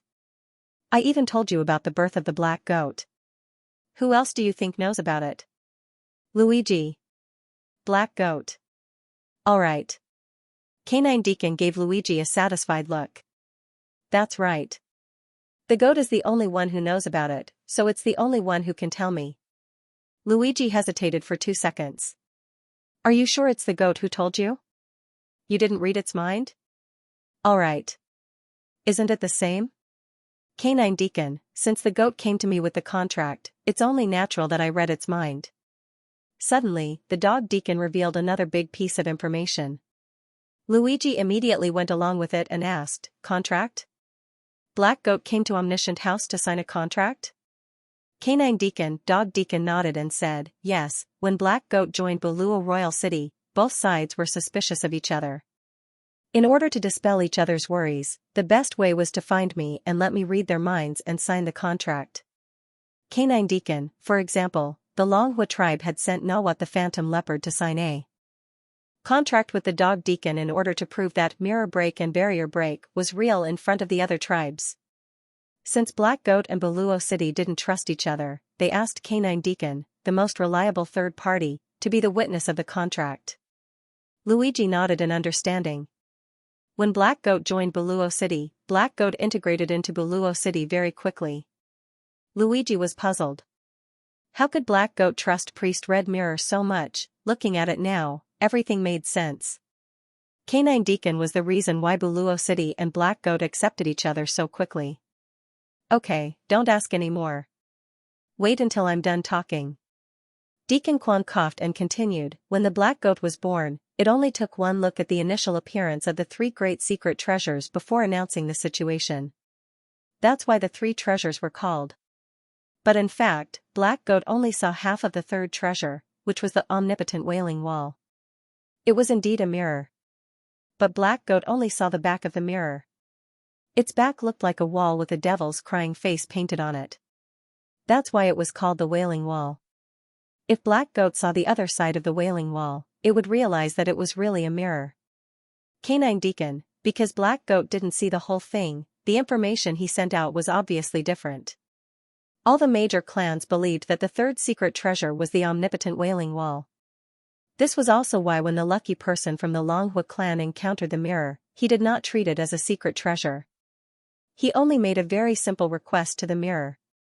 The mirror quickly fulfilled the request of the lucky Longhua tribe member. When the lucky Longhua tribe member realized that something was wrong, he was already teleported out of the secret mirror. In other words, the Longhua tribe wasted an excellent opportunity. If he knew that the mirror was an omnipotent treasure, the lucky Longhua tribe member would have made an even more precious request. After all, this was an omnipotent treasure. Canine Deacon finally stopped. That's why I said that the rumors of the 3 treasures weren't wrong. The 3rd treasure had 2 sides. One was the Wailing Wall, and the other was the mirror. It was correct to say that it was the Wailing Wall. It was also correct to say that it was the mirror. Therefore, the three rumors weren't wrong. It was just that they weren't complete. On the other side, Luigi, who had heard Canine Deacon's explanation, didn't care about whether it was wrong or not. He was more curious. From what you said, you know about the request that the Lucky Longhua tribe member made to the mirror? Canine Deacon nodded. When Black Goat came to me to sign the contract, the Lucky Longhua tribe member had already left the secret mirror. He told Black Goat everything he had experienced. Black Goat naturally heard it. It was also at that time that Black Goat realized that the last treasure wasn't exactly the Wailing Wall, but a mirror. Canine Deacon, if Black Goat knows, then I definitely know too. When Luigi heard this, he couldn't wait to ask, then can you tell me what request he made? Okay. After a pause, Luigi added, of course, if this is within the confidentiality clause, you can choose not to answer. Okay. Canine Deacon, you can say that. At that time, after the Lucky Longhua tribe member was teleported out of the secret mirror, he was still very confused. He didn't know what was going on, so he told the others in the secret chamber. Therefore, there were actually many people who knew about it. Alright. This wasn't within the confidentiality clause, so he couldn't say it. Canine Deacon organized his words before slowly saying, the Lucky Longhua tribe member accidentally found that mirror. At that time, the mirror was embedded in a mountain wall, the back of the mirror was tightly connected to the mountain wall. Therefore, the Lucky Longhua tribe member didn't see the Wailing Wall behind the mirror, so he didn't recognize that it was a treasure. After the Lucky Longhua tribe member saw the mirror, according to the rules of the secret mirror, the other party had found the treasure. At that time, the mirror couldn't move anymore. It had to satisfy the other party's request before it could leave. However, satisfying an outsider's request was also a form of exhaustion for the mirror. Therefore, the mirror would do its best to reduce the other party's request. It would even use tricks to exhaust the other party's request. The mirror was very intelligent. After a few simple conversations, it realized that the Lucky Longhua tribe member didn't recognize it. Therefore, it was delighted and began to trick him. It boasted that it was a secret scholar. Other than information about the three great treasures, it knew a lot of other information about the Black Goat's secret mirror. From its words, one could roughly guess its goal, to trick the Lucky Longhua tribe member into asking about information that wasn't about the secret treasure. At that time, although the Lucky Longhua tribe member could tell that the other party was trying to flatter him, he didn't know that the mirror in front of him was the real secret treasure. In addition, he was very cautious and wanted to ask some questions to see what the other party's goal was. Therefore, the Lucky Longhua tribe member asked a question that was very indifferent to an outsider. Is there anything in the Black Goat's secret mirror that can increase my ability? As the omnipotent mirror, it quickly confirmed the answer and told the Lucky Longhua tribe member. In some secret places in the Black Goat's secret mirror, there are remnants of the Desire Demon God's mark. The Desire Demon God was an abyss demon god that liked to play with desires and people's hearts. The mark he left behind also contains a part of the Desire Demon God's ability. If you find this mark and fuse it with yourself, there's a high chance that you'll gain the ability to control emotions. The Longhua tribe was very good at persuasion. If they had the ability to control people's hearts and emotions, it would be even easier for them to do so. Every successful persuasion would improve the strength of the Longhua tribe member. For this reason, the mark of the Desire Demon God could indeed increase the strength of a Longhua tribe member. After answering the question, the mirror fulfilled the request of the Lucky Longhua tribe member. According to the rules of the secret mirror, each person who entered the secret mirror would only have one chance to interact with the treasure. Once they used the chance, they would be teleported out. Because of that, the lucky one from the Longhua tribe was just about to search for the so-called demon god imprint when he was teleported out of the secret mirror by the power of laws before he could even set out to search for it. The drought led to the end of Tian Boyo's secret chamber, and the painting in the secret chamber. After hearing the Canine Deacon's story, Luigi also felt a deep sense of sympathy for this lucky Longhua tribe member. He was the first person to encounter an omnipotent treasure, yet he was fooled by it and asked a meaningless question. However, after hearing the whole story, he didn't think it was a meaningless question at all. Why? Luigi looked at Angor curiously. Even if the demon god's mark could improve along with strength, there must be some serious side effects. More importantly, using the demon god's mark meant establishing a connection with an Abyss Grand Demon. The Abyss Grand Demon might observe them at any time, or even send a projection to them. The Desire Demon God was also good at manipulating people's desires. For the Longhua tribe members who had too many desires, the appearance of the demon god's mark was like inviting a wolf into their house. No, I'm not talking about the improvement. Have you ever wondered why the demon god's mark appeared in the black goat mirror? Luigi didn't know what to say. He didn't think about it before. Now that Angor brought it up, he realized something was wrong. The black goat mirror was a special mirror space that was relatively isolated from the outside world. Since people rarely entered it, most of the items inside were still there. So, the demon god's mark was probably there when the black goat mirror was born. But, why would a newly formed mirror space have a demon god's mark? Normally speaking, a special mirror space like this would reflect the image of the material world, Luigi muttered. Luigi murmured, could it be that the material world corresponding to the black goat mirror is related to the abyssal demon god? Dog. Or maybe it has something to do with the demon god's followers. Dog. Beside them, Hypalov didn't know what to say. He didn't even understand what they were talking about. If it had something to do with the Abyss Grand Demon, it meant it had something to do with the demon god's followers. Dog Deacon glanced at Hypalov. If it has something to do with the Abyss Grand Demon, it means the Abyss Grand Demon is probably the Abyss Grand Demon. But if it has something to do with the demon god's followers, then it has to do with the Abyss Grand Demon. Dog. The belief of the Abyss Grand Demon spread across the entire world. Maybe a small world that no one had ever heard of had a demon god's followers. And the black goat mirror might be hidden somewhere in the Abyss Grand Demon's world. If the Abyss Grand Demon's mark appeared in the black goat mirror, then it didn't mean much. Angor suddenly spoke up. I think the mirror isn't in the infinite worlds. It's in the abyss plane. Everyone looked at Angor. Dog Deacon asked, what proof do you have? Nothing.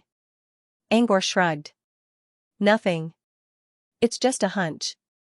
Dog Deacon, seeing the dog butler's speechless expression, Angor considered. Well, it's not just intuition. The reason why he believed that the mirror was located in the abyss plane was because of the black goat. According to what he knew, the black goat and the mirror were born at the same time. In a way, there must be some kind of deep connection between them. There was one obvious difference between the black goat and other mirror creatures, and that was its appearance. The black goat looked exactly like the goat-horned demon from the abyss plane. Without considering the aura of the goat-horned demon, one might not even be able to tell the difference at first sight. None of the other races in the Sun Mirror domain looked like this. In fact, none of them even resembled the abyss plane. Many people believed that it was just a coincidence that the black goat looked like a goat-horned demon. But Angor didn't think so. It could be a coincidence that one or two of its organs looked like a demon's. But it couldn't be a coincidence that every part of its body looked exactly like a demon's. Obviously, he couldn't. So, was there a connection between the black goat and the goat-horned demon? The answer to this question wasn't important. As long as Angor was sure that the goat-horned demon was related to the goat-horned demon, it meant that the mirror was in the abyss plane. After all, the goat-horned demon only existed in the abyss plane. Of course, there was also the possibility that the goat-horned demon went to another infinite world. But that was even less likely to happen. Angor told Dog Deacon his thoughts. Dog Deacon considered for a moment. You're just guessing. You don't have any proof. However, I still agree with your conjecture. But even if we're sure that the mirror is in the abyss plane, it doesn't mean much. There was no two-way connection between the mirror and the abyss plane, so it couldn't be used as a medium to travel to the abyss plane. In Dog Deacon's opinion, they only knew where the mirror was. Nothing else mattered. Doesn't mean much? Angor pondered for a moment and shook his head. No, the information is meaningful. Because we're not talking about the goat-horned demon or the meaning, but why would the demon god's imprint appear in the black goat mirror? Previously, we were unable to determine where the black goat secret mirror was reflected in the material world. Now, we have roughly determined the location. It should be in the abyss. But where's the mark of the desire demon in the abyss? It's in the territory of the desire devil god.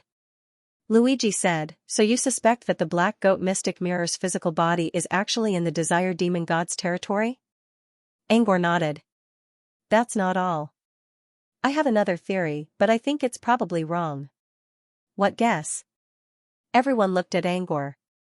Even if Angor was wrong, they still wanted to know what he was thinking. Sometimes, the answer itself wasn't important. What was important was the aspect of thinking. It's a bold guess. I think there's a 90% chance that it's wrong. But since you want to know, I'll tell you. However, don't take it seriously. After giving everyone a heads up, Angor began to tell them about his theory. As they listened, they finally understood why Angor said that his guess was probably wrong. It was really bold of him. The desire demon god was also known as the ominous play in the southern wizarding region. Angor knew a lot about this demon god. After all, the wizards of the southern wizarding region worked for the abyss. Exploring the abyss, studying the abyss day and night. Of course, the abyss demon god was one of them. Speaking of the ominous play, almost all wizards in the southern wizarding region would think of three major characteristics of the ominous play. First, the ominous play was good at manipulating people's desires. Second, the ominous play had a large number of followers in the southern wizarding region. Third, the ominous play had a signature item, the Mirror of Desire. Let's not talk about the first two for now. The third one was the Mirror of Desire. Angor's bold guess was also related to the Mirror of Desire. You think the Mirror of Desire is the real body of the black goat mirror? It was Laplace who spoke. She was also interested in Angor's theory. Are you sure it's just a guess? Yes. Angor nodded. It's just a guess. But I once heard a rumor that the Mirror of Desire can answer thousands of questions. It's also known as the ominous mirror. I can't say for sure if it's true. But the followers of the ominous play can ask the Mirror of Desire regularly and get answers. The Mirror of Desire only answered a small number of questions, but it still meant that the Mirror of Desire had some sort of ominous ability. And in the black goat's secret mirror, there was also the omniscient treant, which overlapped with the effect of the Mirror of Desire. This small coincidence became the key to Angor's bold guess. Everyone remained silent after hearing Angor's explanation. They did not know what to say. Angor's guess was too bold. It was just an unreliable rumor, yet Angor made such a wild guess without any cause or effect. However, it wasn't completely impossible. At least Angor's logic was self-consistent, which meant his guess could be true. However, the probability was less than 1%. The silence lasted for several seconds before Canine Deacon broke the silence. Your guess is possible. It's not very likely, but once confirmed, it'll be a great shock bomb. It's not hard to confirm your guess, Canine Deacon said. You just need to enter the mirror and find the omniscient ent or the omniscient mirror, and you might find the answer. Canine Deacon looked at Angor. Do you want to try? Yes.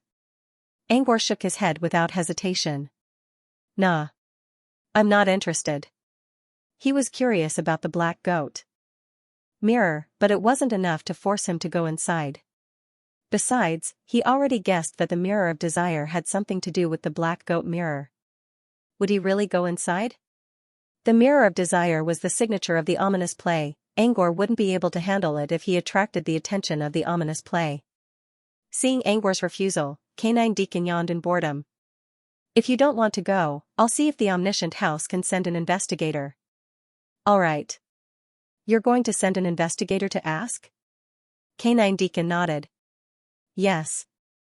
But I'm not forcing you. It's just a suggestion. If the investigator encountered the omniscient ent in the black goat mirror and didn't know what to ask, he could ask according to Angor's guess. All right. The result might not be good, but if Angor's guess was correct, the stun grenade in omnipotent house would be useful to him. That was what Canine Deacon was thinking. With that in mind, Canine Deacon looked at Angor again. You don't mind if I send an investigator to ask, right? After all, Angor was the one who suggested it. Canine Deacon didn't really care about copyright, but he still asked Angor out of courtesy. Angor shook his head. I don't mind. But if the investigator finds the answer, I hope he can satisfy my curiosity. All right. Canine Deacon nodded. Sure. All right. While Angor and Canine Deacon talked, Shipilov was getting restless. He was worried that Angor would tell him something. Because, he was going to enter the Black Goat Mirror as well. If Angor asked him to find the omniscient end and ask about it, Shipilov really didn't know how to refuse. After all, he still owed Angor a favor. However, Angor still didn't mention anything about him. Shipilov sighed in relief, but he also felt a little disappointed. He didn't know why, but he felt empty inside. Plus, Shipilov was shocked by Black Goat Mirror's sale of entrance tickets, which made him feel like he had lost everything. What's wrong?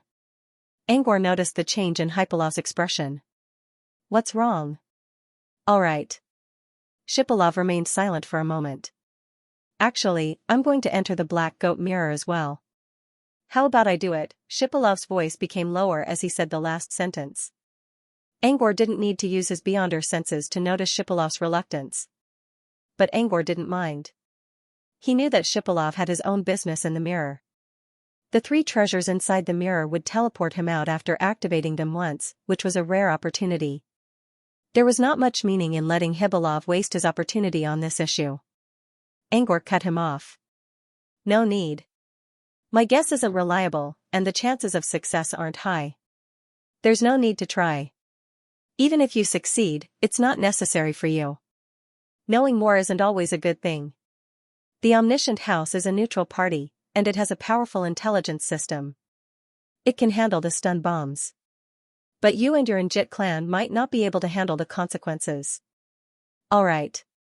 Anyway, Shipilov didn't need to do it. Instead of wasting my favor on something so meaningless, why don't you think about it? Think about how to put in a good word for me in front of General Oleg. Alright. Compared to the unknown information in the Black Goat Mirror, Angor cared more about the Injit clan's heart flame. Shipilov remained silent for a long time before he nodded. I will. Alright. As soon as they finished talking, the dragon crow named Ulfri on the main stage finished her talk about the scale refinement method of the scaled race. Ulfri didn't want to stay any longer. She turned around and left. The one who replaced Ulfri was an old acquaintance of theirs. Or rather, an old dragon, Quintera. As a member of the cave dragon, Quintera came up with a serious expression. After standing still, the host's voice rang out. Following the MC's introduction, Angor learned what Quintera was going to do as the second contestant on the stage. He was going to explain the products on the display page. In short, he was going to sell something. It wasn't surprising that Quintera would be the second contestant in the 100 Dragons Divine Kingdom. The only thing that surprised him was that Quintera, a cave dragon who always acted indifferent to the outside world, was really capable of selling goods. When other races went on stage to introduce their products, even if they weren't very enthusiastic about it, they would at least try out their products for everyone to try. But Quintera. Angor couldn't imagine it trying to sell something. While Angor was waiting for Quintera's reaction, Quintera stood at the center of the stage and waved a hand. A familiar crystal book appeared on the stage. Next, an old man with whiskers floated out of the book. He looked like a half-man, half-horse. Angor didn't know what to say when he looked at the half-drunk old man. It was the spirit of the book, Alessandro. But it wasn't Quintera who was going to introduce the product. Quintera was only Alessandro's porter. Alessandro was the real boss of the 100 Dragons Divine Kingdom's products. As expected, Alessandro began to talk about the products of the 100 Dragons Divine Kingdom. Quintera didn't say anything. He just stood behind the crystal book like a book protector. Angor sighed in his mind as he listened to Alessandro's introduction. Angor thought Alessandro would talk about favors, which was the most common thing on the crystal book. However, Alessandro never mentioned anything about favors. Laplace gave an explanation in the spirit bond. Alessandro had a lot of favors to sell, but that didn't mean everyone was qualified to buy them. To do so, Alessandro needed to know your background and whether you could bear the burden of such a favor. For example, Alessandro would never sell Sibilov's favor to the Longhua tribe. The Injas and Evermorse had always been enemies. If someone from the Evermore bought a favor from Hypalov, it would lead to a war between the two races. This wasn't something Mirror Dragon wanted to see. The 100 Dragons' divine kingdom might be powerful, but they didn't want to cause a major conflict in the White Sun Mirror region just because of a favor. There were two reasons why he was able to buy the favor so easily. First, it was because of Laplace, and second, he was a human who didn't have any conflicts with the races of the Mirror Realm, which was why he was able to buy the favor. Without the favor deal, the other special products Alessandro introduced were relatively ordinary. For example, the entry and exit certificate of the 100 Dragon Divine Kingdom, the temporary library card, the 1-month temporary residence permit, and so on. From the perspective of intelligence spying and geographical exploration, these products were alright, but if one were to consider them for a long time, they would be too expensive.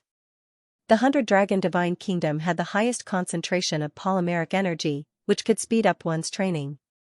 However, with the Singers and Yusin's Singing Tower, Singer's Monument, and all kinds of flowers, these attractive benefits were slowly being diluted. Moreover, Buluo Royal City had also made a big move this time. They had given a lot of preferential treatment in attracting immigrants. The concentration of polymeric energy in Buluo City was not much worse than that of the 100 Dragon Divine Kingdom, so the advantage of long-term residence in the 100 Dragon Divine Kingdom was slowly diminishing. The only thing that still attracted people was the temporary library card of the 100 Dragon Divine Kingdom. However, the price of the card was very high. Furthermore, if one wanted to purchase a temporary loan card, they would need to purchase a certificate to enter and exit the 100 Dragon Divine Nation. The price of this certificate was also very expensive.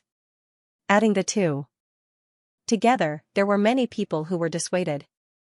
Apart from the bundled products, Alessandro also introduced some special products that only came from the 100 Dragon Divine Kingdom.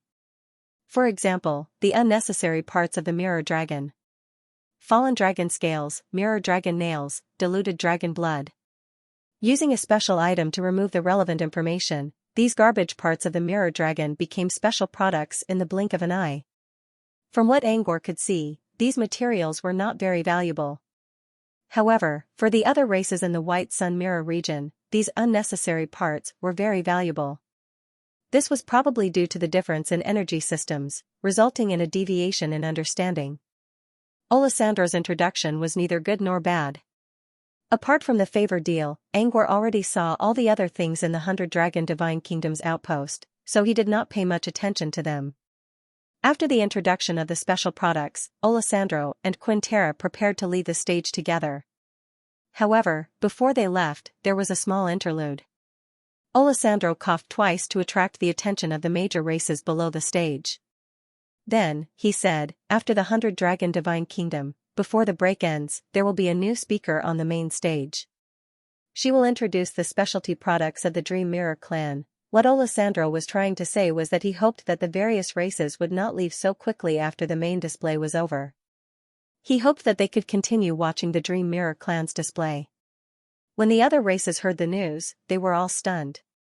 They did not understand why Xianxia would suddenly make such a recommendation. Judging from Quintera's expression behind Alessandro, he didn't seem to mind either. So, this was the consensus of the 100 Dragon Divine Nation? Who had the qualifications to be recommended by the 100 Dragon Divine Nation? While everyone was still confused, Alessandro revealed the identity of the speaker of the Dream Mirror clan, Gleipnir. Everyone instantly understood. Gleipnir was a famous astrologer in the White Sun Mirror region.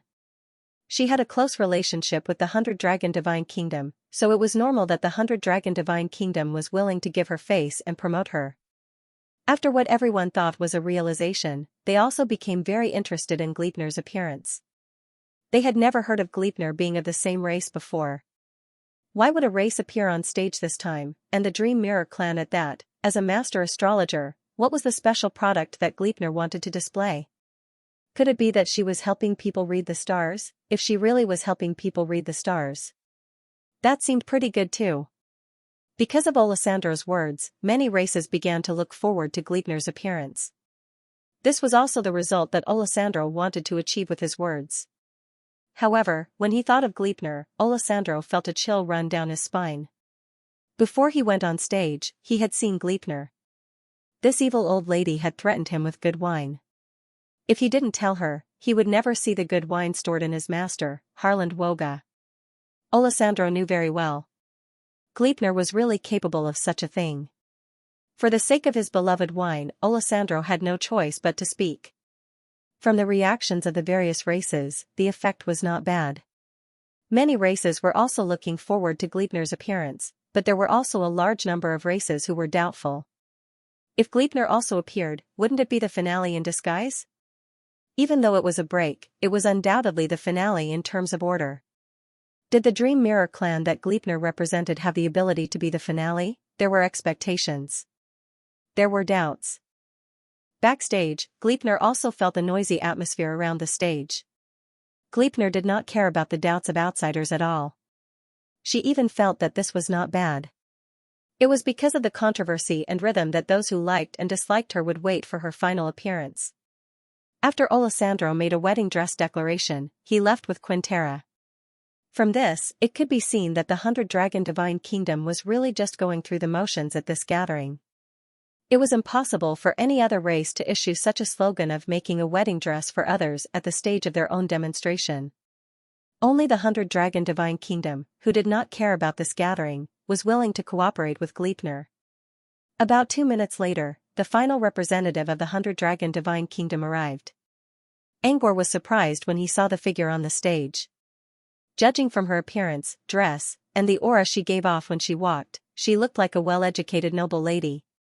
Her long, curly hair, as black as ink, was casually draped over her back. She wore a feather hair accessory made of feathers and jewels.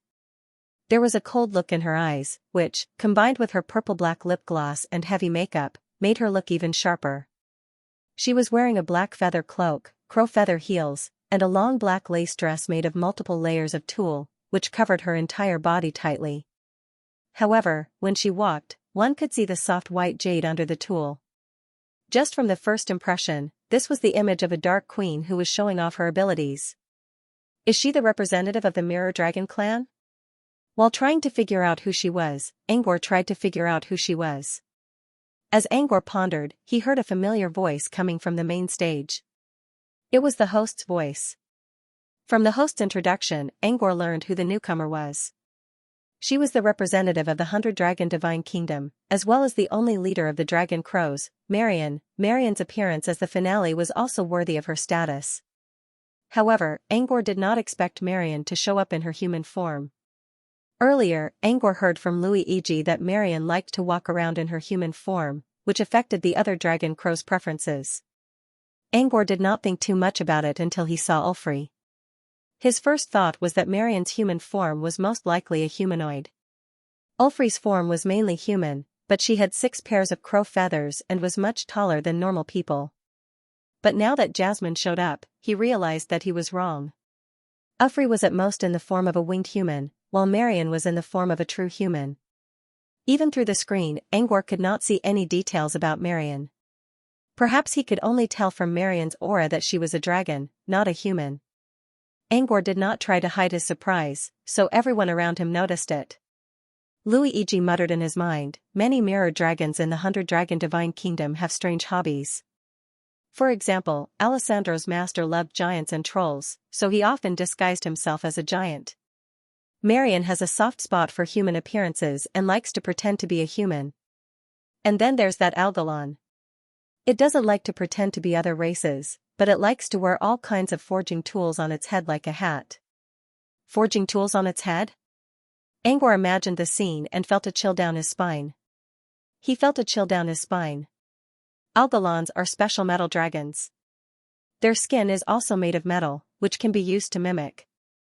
So, the forging tools on its head are actually made from its skin. Luigi turned to Shipolov and said, right? You've seen it before, right? You can prove it, right? All right.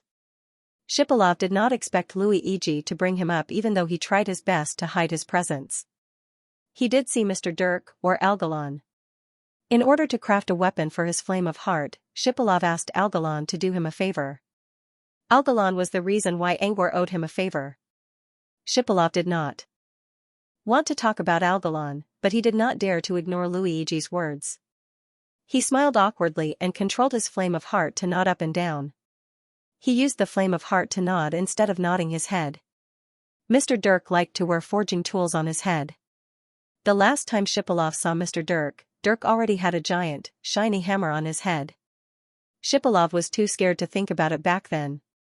Now, after hearing Luigi's explanation, he realized that it was Mr. Dirk's special hobby. Not just Algalon. I know another secret. Algalon also. Luigi seemed to be addicted to the topic and wanted to continue. However, when Luigi mentioned Arcane Tome Dragon, Marion also mentioned Arcane Tome Dragon on the stage. The same name was mentioned in two different places at the same time. Luigi paused for a moment. He looked at the mirror in confusion. Why did Marion mention Arcane Tome Dragon all of a sudden? At the same time, Marion, who was standing on the main display stage, didn't know that Luigi was looking at her. She slowly said in her unique cold voice, "The arcane book dragon has arrived at the Crystal City." As Marion explained, Luigi slowly understood what was going on. If one were to say that Ulfri went on stage to talk about the results of her research, and Alessandro and Quentin went on stage to talk about goods, then Marion went on stage to talk about some possible activities at the 100 Dragon Divine Kingdom's outpost. The first activity, which was also the most important one, was the arrival of the Arcane Tome Dragon. The Arcane Tome Dragon was the oldest dragon in the 100 Dragon Divine Kingdom, as well as the most knowledgeable type of dragon. It would stay at the outpost for the next few days. The hidden meaning behind Marion's words was that anyone who wanted something from the secret book dragon could apply to enter the station and meet with the secret book dragon. In other words, it was a meet and greet for the Arcane Tome Dragon. Perhaps it was too cliché to describe it as a meet and greet, but it was basically the same thing. This meet and greet was not meaningless. Back then, Shipilov was able to get acquainted with Algalon because he participated in Algalon's meet and greet at a certain gathering. The Arcane Tome Dragon was not only knowledgeable but also mysterious. Half of the books in the 100 Dragon Divine Kingdom's library were provided by the dragon. There were always people willing to pay a high price just to meet such a scholar. I thought Marion would be the one leading the first activity. I didn't expect it to be the Arcane Tome Dragon, Luigi muttered. I didn't expect this, Luigi muttered. The 100 Dragon Divine Kingdom often held meet and greet events. As the leader of the Dragon Crows, Marion was more than qualified to be the leader of the meet and greet events. Before this, Luigi and other races all thought that Marion would attend the meet and greet event herself. Many races who studied the power of darkness had already thought about how to pay a price to meet Marion. They did not expect the Arcane Tome Dragon to show up. However, for most races, the Arcane Tome Dragon was a better choice. Marion only studied the power of darkness, while the Arcane Tome Dragon understood not only the power of darkness but also other types of energy. It even knew something about the power of time. Therefore, meeting the Arcane Tome Dragon was definitely better than meeting Marion. Many races heard Marion's words. After hearing Marion's story, they were all very excited. It had to be known that the Mirror Dragon clan had always been lazy.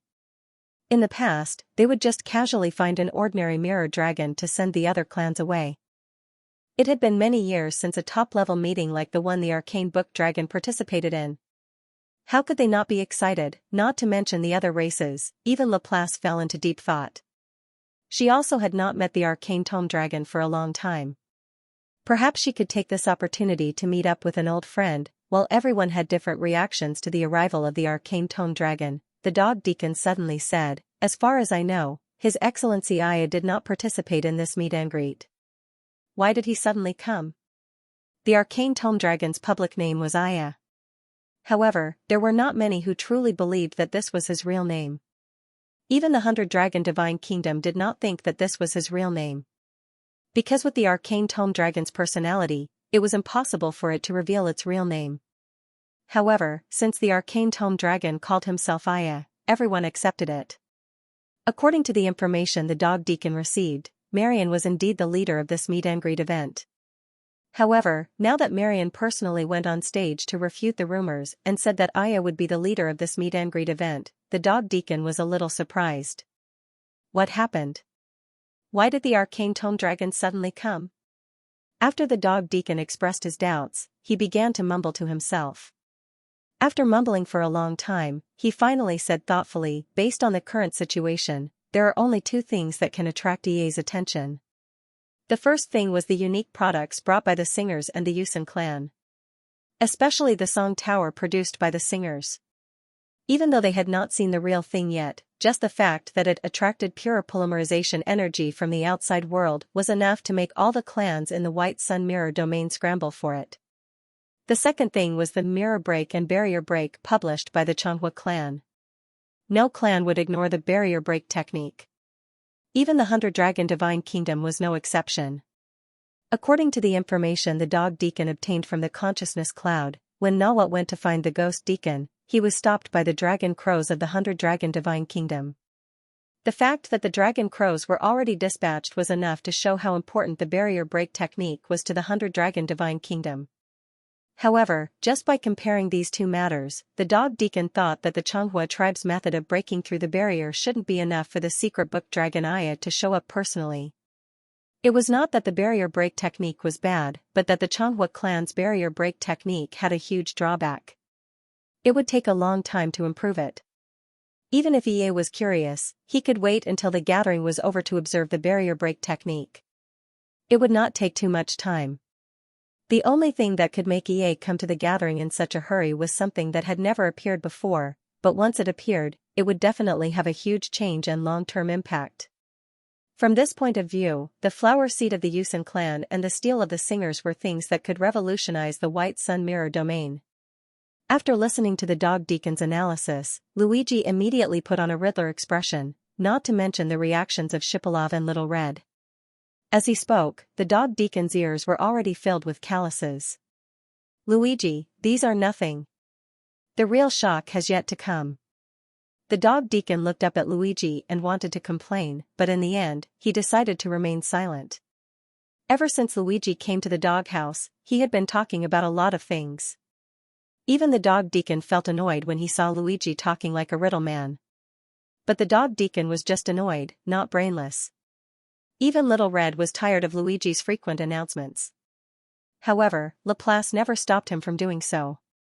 As his former self, the Dog Deacon was very clear about how Laplace and Luigi usually interacted.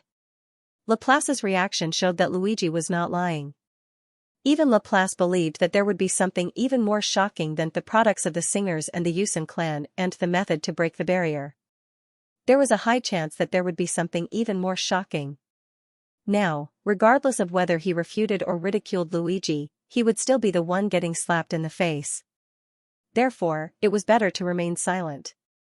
The Dog Deacon did not respond, and Luigi did not continue. After all, he had been the Riddler for so long. If he continued to speak now, wouldn't he be revealing the riddle himself? How degrading would that be? Luigi couldn't continue to act cool in front of the Dog Deacon, so he could only return to the spirit bond and talk about serious matters. The so-called serious matter was actually the question of why the arcane book dragon had suddenly arrived.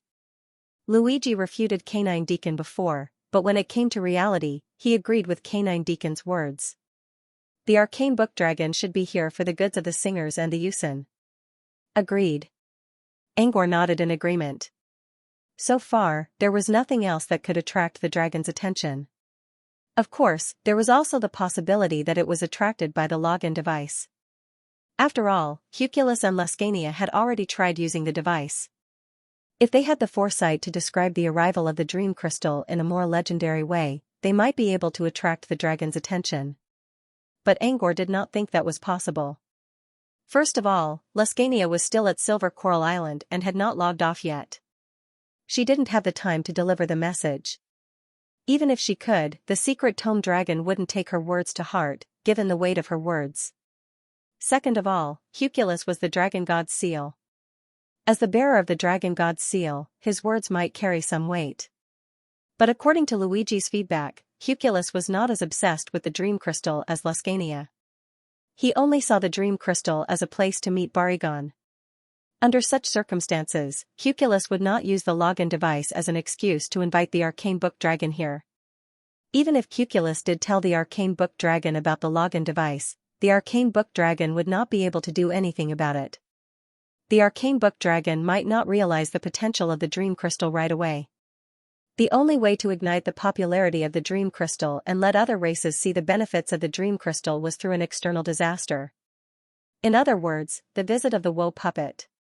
While Angor pondered, Laplace spoke in their spirit bond. The reason for the arcane book dragon's arrival is not important. However, its arrival is a good thing for us. Luigi considered and nodded. It is indeed a good thing. The arcane book dragon enjoys a high status in the 100-dragon divine nation. In order to give Angor a better idea, Luigi even used an analogy. The arcane book dragon's status in the 100-dragon divine nation and the White Sun Mirror region was similar to the Elder of Book status in Brute Cavern and the Southern Wizarding region. From a certain point of view, the arcane book dragon and the Elder of Books were very similar in terms of individual characteristics. Erudite and omniscient and almost omnipotent. This was the common understanding among the major organizations in the Southern Wizarding region about the Elder of Books. But now, it could be used to describe the arcane book dragon. It was also known for its erudition. Because of this, when the major races learned that the arcane book dragon would replace Marion as the main character of the meeting, no one objected. Whatever Marion knew, the arcane book dragon probably knew as well.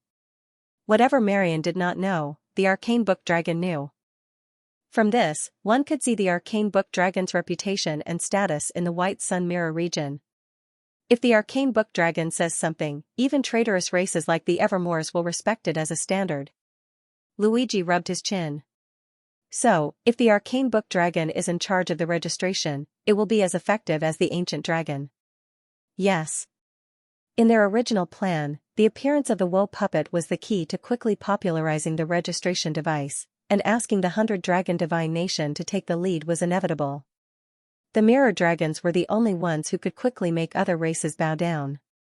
However, Luigi was planning to wait until Gleipnir went to the 100-dragon divine nation to meet Algalon, then use Algalon as a breakthrough point to get the mirror dragons involved. It would be even better if they could meet the ancient dragon at the end. Who would have thought that the arcane book dragon would come to Crystal City in person? There was no need to wait until the meeting was over. They could probably get it done in 2 days. And Elder Arcane's reputation was not much lower than the ancient dragon's. Who's a dragon? Angor asked curiously. Who's that? Yes. Angor already knew the whole plan. He thought Algalon would be the leader. Why did Luigi suddenly mention the ancient dragon? Was it a leader of the 100-dragon divine nation? Laplace quickly explained. The ancient dragon is the temporary dragon god of the 100-dragon divine nation. You can think of it as the divine king of the nation. Yes. Luigi also added, above it, there is no shadow. Below it, there are 10,000 dragons. Yes. Angor immediately understood what they meant. Indeed, if the leader of the 100-dragon divine nation was the leader, it would be very effective. Ancient dragon? Is that its name? Angor asked curiously. Luigi shook his head. No. I don't think many people know its name. Maybe Laplace does, but I don't know. Laplace, who was called out, said indifferently, I don't know either. All right. Luigi ignored Laplace's interruption and continued, because its lifespan is so long that it has dragged the leaders of the various races to death, it has divided the races and moved the people's hearts and tastes like the blood of the heart. Generations. Therefore, it was also called the ancient dragon. All right. The ancient dragon seems to be satisfied with this title. He called himself the 10,000-year dragon and even called himself Grandpa One. All right. Ancient dragon doesn't mean that it has lived for 10,000 years. It's just a general term, a respectful title given to it by all races. All right. Luigi nodded. That's right. However, as soon as they nodded, Laplace said, for a 10,000-year-old dragon, this isn't a respectful title at all. All right. Angor? What do you mean? Laplace continued, if you wish a creature that can only live for 100 years, it's right. But if you say live for 100 years to a creature that can only live for 10,000 years, do you think it's a blessing or a curse? Angor, ? Yes, it was a curse. And an ancient dragon's lifespan is longer than 10,000 years. That's why calling it an ancient dragon is not a disrespectful title. Angor, Luigi suddenly realized something and said, but the 10,000-year dragon doesn't seem to care about this. Angor, it doesn't. It's lived for so long that it doesn't care about such trivial things. It even likes to laugh at itself.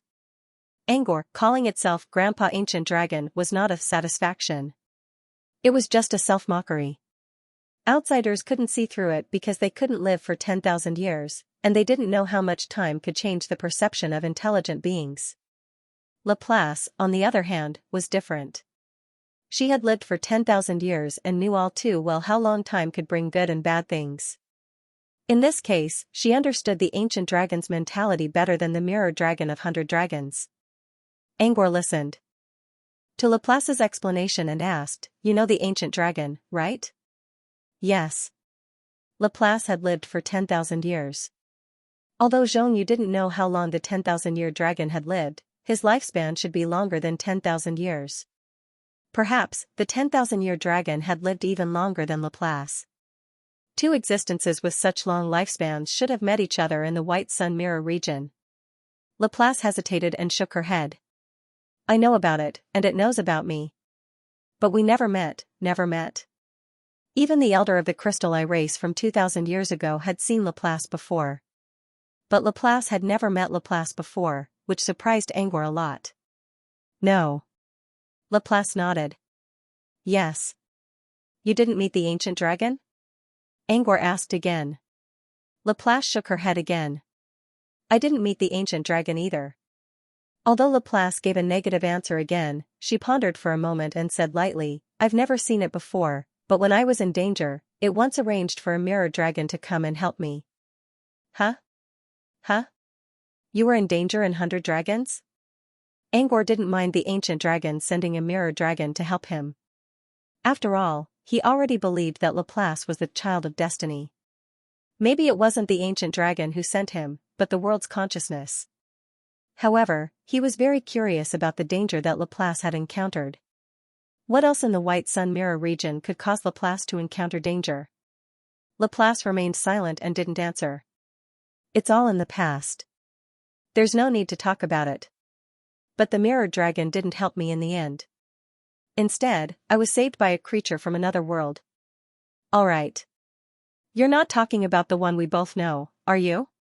Angor asked. "You're not talking about the one we both know, are you?" "All right." Laplace nodded.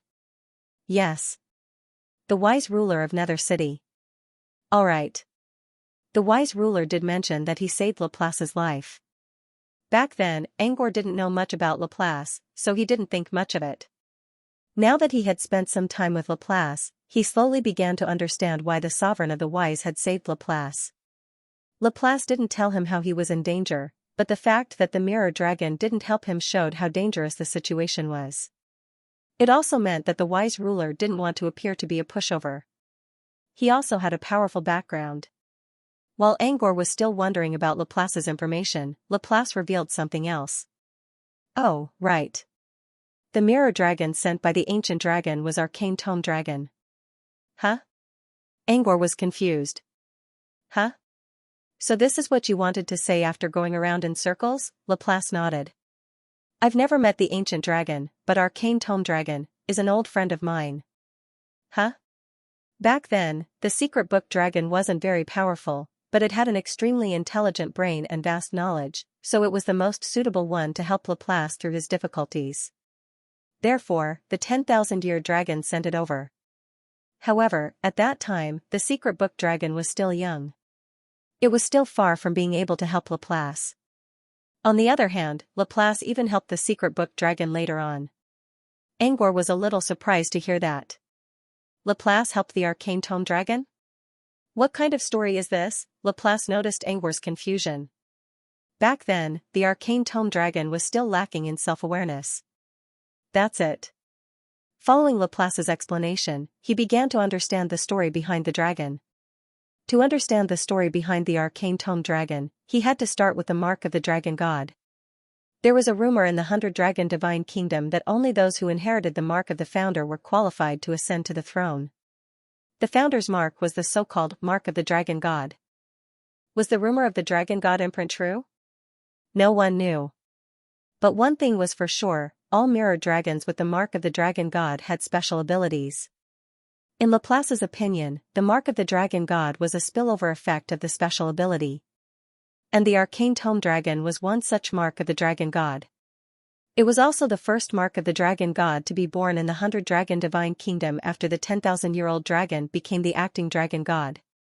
For this reason, the 10,000-year-old dragon placed great importance on the arcane tome dragon and spent a lot of effort to nurture it. However, the arcane tome dragon was different from the previous mark of the dragon god.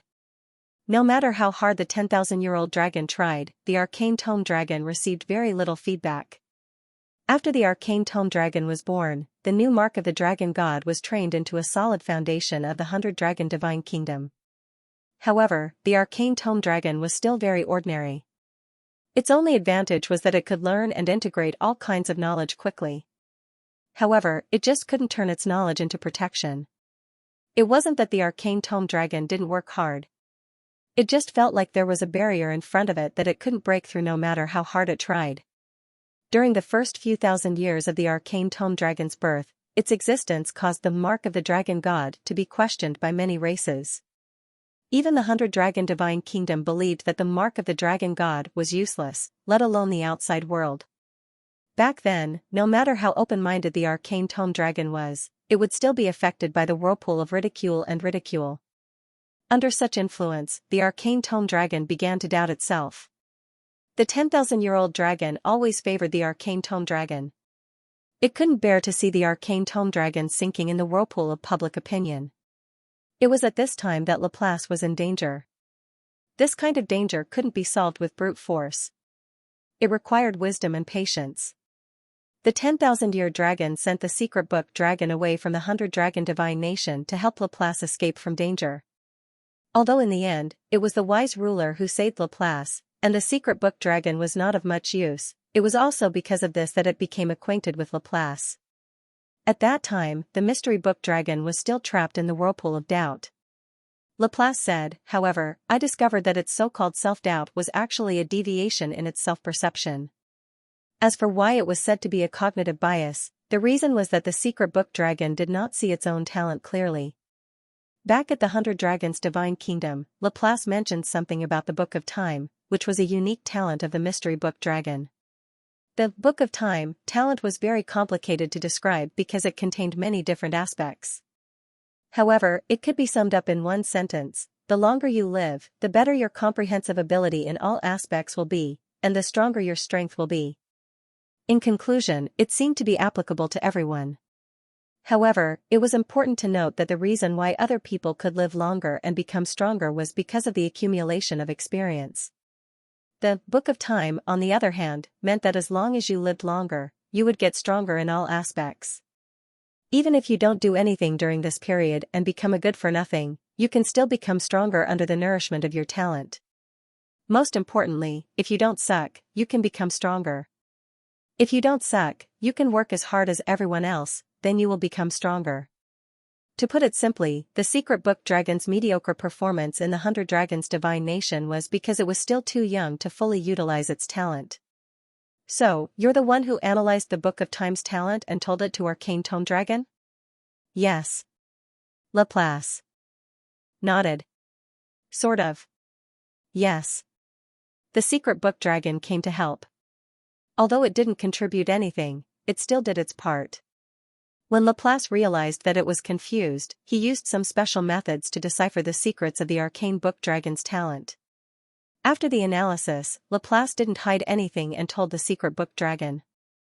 Of course, the secret book dragon didn't believe him at first. After all, the saying "time will make you stronger" sounded quite mediocre, but it was applicable to everyone. Besides, the talent pointed to the future. The future had not happened yet, and no one knew what the situation was. Perhaps Laplace was a kind of comfort for him. Laplace didn't say anything about the secret book dragon's doubts. Instead, he helped the dragon discover another ability of the Book of Time, Hidden Book. This ability allowed the secret book dragon to create a space on a piece of paper through the words it wrote. It was similar to the ability of magic painting wizards, which allowed them to intersect 2 dimensions and 3 dimensions. Hidden book was a kind of support for the secret book dragon, which allowed it to understand the meaning behind the words more directly. In other words, with this ability, the secret book dragon would be able to understand books and knowledge better. Don't think that this ability isn't powerful. No matter which world you're in, knowledge represents power. The secret book dragon itself has a very strong desire for knowledge, and with this ability, its ability to siphon knowledge will reach an extreme. Combined with the main talent of the Book of Time, the secret book dragon would become stronger and stronger as time passed. After seeing the ability of the hidden book, the secret book dragon finally believed in the talent of the Book of Time. Since then, its self-doubt began to disappear. Even when it fell into the vortex again, its heart never wavered. Time proved that Laplace was right. After 10,000 years, the secret book dragon now was definitely in the top 3 of the dragons in the 100-dragon divine kingdom in terms of combat power. The secret book dragon was famous for its erudition, but it also had such strong combat power. It was obvious how powerful the gift of time was.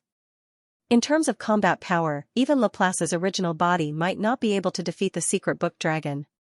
Of course, the overall combat power was another matter. After listening to the story of the secret book dragon, Angor didn't pay too much attention to the growth of this loser except for feeling a little emotional. After all, the hologram tablet had an even more ridiculous model for a loser. Besides, the secret book dragon was actually a fake loser, but a real genius. Compared to the story of the secret book dragon, Angor was more interested in why the eternal dragon sent the secret book dragon to Laplace. At first, Angor thought the eternal dragon really sent the secret book dragon to help. But after hearing the story, Angor had a strange feeling that the eternal dragon might have noticed the secret book dragon's cognitive error and sent it here so that Laplace could enlighten it. Laplace didn't care about Angor's guess. "I only care about what it does. I don't care if it has other intentions behind it." The secret book dragon did try its best to help Angor. The result wasn't satisfactory, but Laplace saw the dragon's action. Only the actions, not the intentions. At least, if the secret book dragon really wanted to help, Laplace was willing to give it some guidance within a limited range. As for whether the eternal dragon had other intentions, Laplace didn't really care. Besides, in Laplace's opinion, the secret book dragon was more important than the eternal dragon. Giving pointers to the arcane book dragon was also an investment. Why do you think the secret book dragon is more important than the eternal dragon? Angor asked curiously, is it because the secret book dragon has more potential? Yes. Laplace didn't deny it. Sort of. The eternal dragon stands firm in the present, while the secret book dragon represents the future. Yes. Seeing Laplace's honest answer, Angor considered and asked another question. The Book of Time talent is named after time. Does this mean it's a time-related ability? Yes. Angor was already curious about this when he was at the station in 100 Dragons Divine Nation. But since both Quintera and Xianxia were around, and Laplace wasn't using their spirit bond, Angor didn't know how to ask. He didn't want Quintera to think that he was trying to pry into the mirror dragon's privacy. Since no one else was around, and they were only talking through the spirit bond, Angor wanted to use this chance to clear up his doubts. Perhaps Laplace was talking about the most mysterious time element, but he did not reply immediately. Instead, he pondered for a while and slowly said, "You could say that. This is also why I value the arcane book dragon more." Sort of? Sort of? Angor found Laplace's answer a little ambiguous. Was it because the secret book of time wasn't pure enough? Angor wanted to ask more, but he was afraid that Laplace would think he was being picky. Laplace seemed to have read Angor's mind and took the initiative to answer, there are many types of time-related abilities. The secret book dragon is a time-related ability, but it's more focused on analysis. Sort of. It was a borderline ability that involved the manipulation of time, but it couldn't affect space-time. In Laplace's opinion, the secret book dragon was a time-related ability, but a little too far. Angor asked, so the ability to affect space-time is a pure time-related ability? Like time reversal or time stop? Laplace shook his head. No. There's no such thing as a pure ability. It's just a matter of bias. For example, illusions were biased, while real illusions were biased. They were both illusions, but there was still a difference between them and the illusion itself. Time reversal and time stop are basic laws that can affect the essence of time. Perhaps only existences beyond the miracle realm can do that. What I mean by affecting spacetime is only a minor change. It won't change the general trend or the underlying logic. Angor understood what Laplace meant. Something like combo slash could affect spacetime, but it wouldn't change the general trend. However, since combo slash affected spacetime, it was closer to time than simple analysis. There was one more thing he wanted to ask. Did Laplace have the ability to time as well? Still, he held back the urge since this was Laplace's private matter. Laplace never asked about his nightmare illusions, and Angor didn't want to pry into the nature of the ability. As soon as Angor finished talking with Laplace, Luigi's voice came from their spirit bond. I didn't know my body was related to Arcane Tome Dragon. Luigi muttered in a low voice. Angor was a little surprised. You don't know? Yes. Luigi nodded and glanced at Laplace from the corner of his eye. He said with some grievance, my main body didn't share this with me. Luigi nodded and glanced at Laplace from the corner of his eye. He said with some grievance, my main body didn't share this with me. If Angor didn't ask, Luigi wouldn't know about this. Hearing Luigi's aggrieved words, Laplace said lightly, you have never asked me about the arcane book dragon before. I'll tell you if you ask. After a pause, Laplace added, Gleipnir knows about this, because she asked me. When Gleipnir had gone to the 100-Dragon Divine Kingdom for divination, he had asked Laplace about the 100-Dragon Divine Kingdom in detail. Laplace didn't hide anything and told Gleipnir everything, so Gleipnir knew about it. However, Luigi never had anything to do with 100-Dragon Divine Kingdom, nor did he ask Laplace about it. He wanted to know more about 100-Dragon Divine Kingdom. If it weren't for Barigon, Luigi wouldn't even ask Laplace for basic information. Luigi considered and realized that Laplace had a point. Besides, it didn't matter whether he knew about Laplace's relationship with Arcane Tome Dragon or not. Even if he could use Arcane Tome Dragon to help him promote the login device, he wouldn't need to do it himself. Gleipnir would do it for him. Thinking of this, Luigi felt relieved. Anyway, Arcane Tome Dragon's appearance is a good thing for us. I was worried that it would be difficult to negotiate with Arcane Tome Dragon. But now, I don't think we need to persuade it with reason. Since Arcane Tome Dragon and Laplace were old friends, the login device shouldn't be a problem.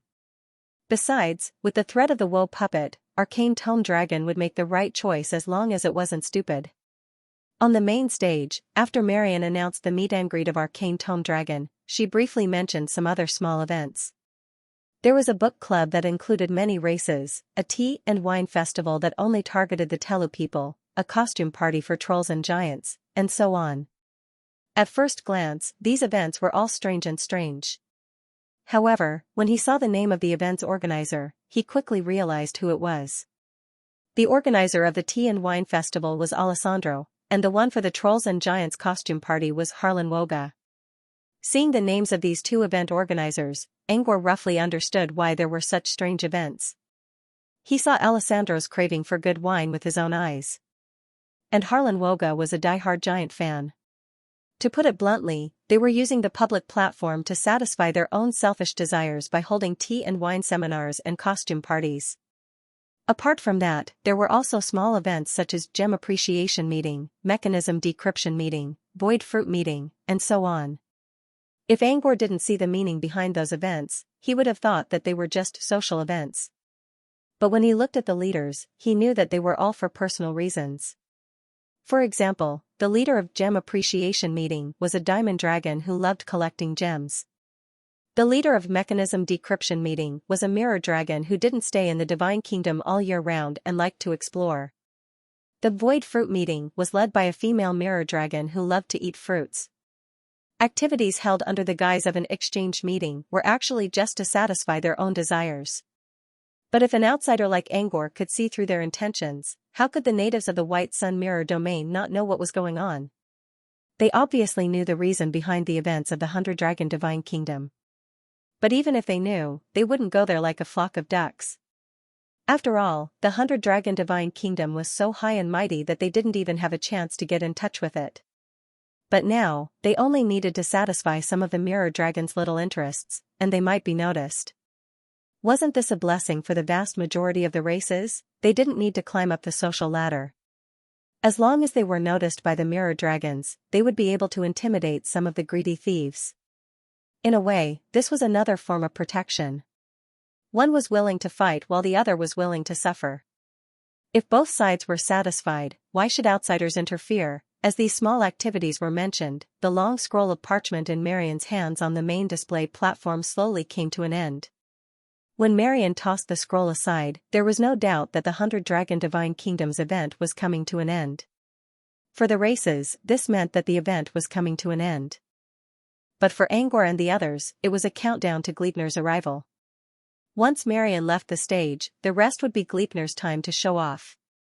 Gleipnir should be ready, right? A voice echoed in the quiet doghouse. It was the dog deacon. It put down its glass of wine and looked up at Luigi. That's as good as not asking. Luigi shrugged. You know Gleipnir. Whether she's ready or not doesn't make a difference to her. All right. If she's ready, we'll do it step by step. If he wasn't prepared, then he would just improvise. With Gleipnir's meticulous mind, there was no need to worry that Gleipnir's appearance would cause an awkward silence. Dog Deacon, since Gleipnir is about to go on stage, shouldn't you tell us why you chose to go on stage this time? With Laplace's ability, if she wanted to go on stage, she would have done it long ago. Why wait until now? In fact, as long as Laplace revealed his identity and discussed with the 100 Dragon Divine Nation, it was even possible for him to appear as the finale. But in the past 10,000 years, Laplace had never thought of going on stage. However, in this year's competition, Laplace appeared on the stage, and he didn't appear on the stage in the normal way. Instead, he relied on Sage Pika's mediation to appear on the stage as a temporary replacement. This meant that Gleipnir was very eager to go on stage. Dog Deacon was very curious about this. What was the reason for Gleipnir to be so impatient that he couldn't even wait for the normal stage to open? He had to go through the back door to appear on the main stage. In response to Dog Deacon's question, Luigi pursed his lips. What's the hurry? Her Excellency Marion is about to leave. When Gleipnir goes on stage, we'll know. Dog Deacon looked deeply at Luigi. He knew that it would be difficult to get information out of him. He didn't ask any more questions. Instead, he said indifferently, speaking of which, Her Excellency Marion hasn't even gone on stage yet, and the popularity is already dropping. How much popularity do you think Gleipnir will have after she goes on stage? Even though Xianxia had spoken up before, he was still just a book spirit. His words might be able to arouse some people's curiosity, but it would be very difficult to rely on him to keep the popularity. Unless a real big shot spoke up. Otherwise, with Dog Deacon's understanding of the various races, after Gleipnir went on stage, the popularity would at most maintain around 50%. This was partly because of Xianxia's help, but also because of Gleipnir's own reputation. Just as Dog Deacon was thinking this, Marion, who everyone thought was going to leave, suddenly said, although the 100 Dragon Divine Kingdoms display is over, this time's display isn't over yet. I'm looking forward to Gleipnir going on stage. After saying this, Marion didn't care what the others thought. She lifted the corner of her dress and left, leaving only an elegant back view for the various races. Perhaps it was because of Marion's words that the popularity, which had originally been on the verge of dropping, rose instead of falling. In just over 10 seconds, it rose from 88% to 95%. One had to know that the main display stage was currently in a state of shortage. Marion had left, but Gleipnir hadn't gone on stage yet. The fact that the empty display stage could maintain 95% of the popularity was already very scary. However, this reverse trend didn't last long. 95% was the upper limit. It stopped at this number for about half a minute before it started to fall again. However, this time, the rate of decline was clearly much slower. Based on the current situation, after the main display stage was cleared and Gleipnir went on stage, it was estimated that he could still maintain 75% of the popularity. This was comparable to the popularity of the medium and large races. Moreover, this was only the beginning of the popularity. If Gleipnir's content was very attractive, it wouldn't be difficult for the popularity to return to 90% or above. Seeing this, Dog Deacon was also dumbfounded. He had only thought that if a real big shot spoke up, it would be able to save the falling popularity. Why did a big shot really do it? Moreover, it was the always arrogant Marion? Could it be that Gleipnir and Marion are related?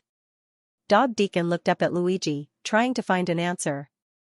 However, Luigi was also dumbfounded. He hadn't expected Marion to speak up for him. Earlier, when Xianxia spoke up, Luigi knew that Gleipnir had privately threatened him.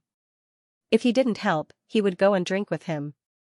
Xianxia had been so scared that he had to speak up. But now? What was with Marion speaking up? Could it be that Gleipnir had also privately communicated with Marion? But Gleipnir didn't share this information with them through mind synchronization. Luigi was also confused by Dog Deacon's question. In the end, he could only look at Laplace and try to get an answer from him.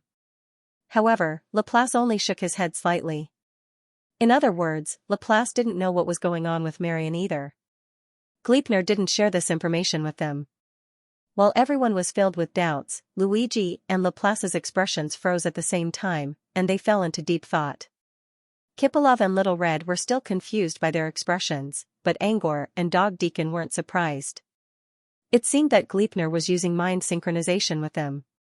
As expected, several seconds later, Luigi spoke up first. Gleipnir said that he didn't privately communicate with Marion.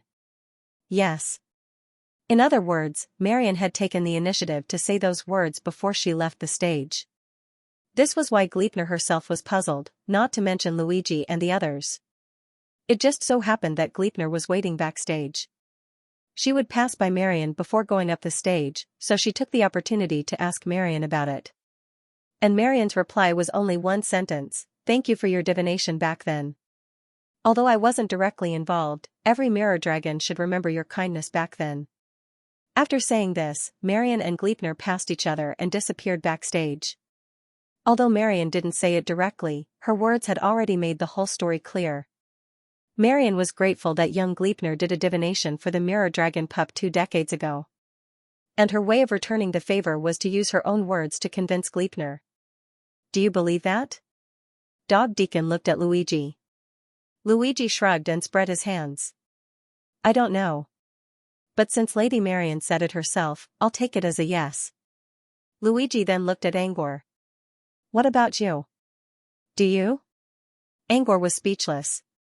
What does that have to do with me? Angor considered.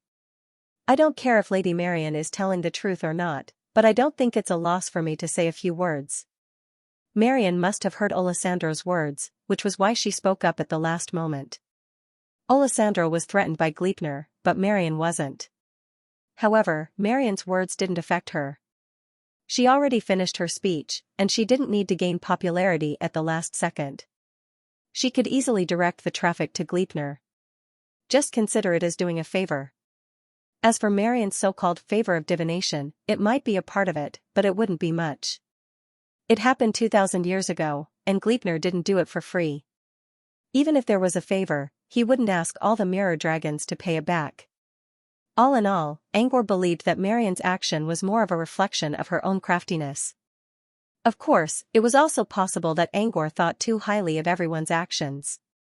Or maybe Marion was just saying it for fun. It wouldn't take much effort anyway. Everyone understood what Angor was implying. They smiled at each other and didn't pursue the topic. Canine Deacon's estimation was correct. When the popularity reached 73%, Gleipnir finally stepped onto the stage under everyone's expectant gazes. Gleipnir had changed her outfit. She wore a loose black cloak.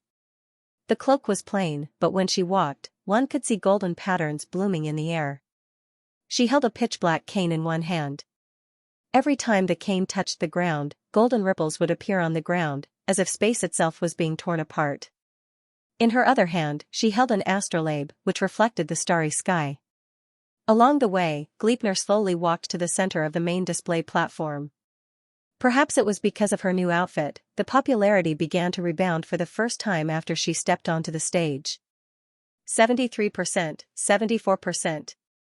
It didn't stop until it reached 77%. Gleipnir glanced at the popularity and looked away. Alfalfa Little Red's eyes were filled with disdain, which caused her to withdraw her preference. She had never thought that such a hot opening would happen. Earlier, she and Good Lace did some calculations. She didn't think her entrance would attract too much attention. In fact, she might only get 10% at the beginning. After all, the main stage was already over, and all the races had to arrange their substages. Even if Gleipnir was famous in the White Sun Mirror Zone, it would be difficult for thousands of races to stay for her. For this reason, Gleipnir used a little trick and asked Alessandro to help her advertise before going on stage. She thought that with Alessandro's help, it would be enough for her to reach 50% popularity. After that, it would depend on whether there was someone with good vision who could see the potential of the lager and make the popularity continue to rise. But who would have thought that Her Excellency Marian's last words would cause the popularity pillar to remain at a high 73%? In other words, there were at least tens of thousands of races and hundreds of millions of creatures staring at her through various channels.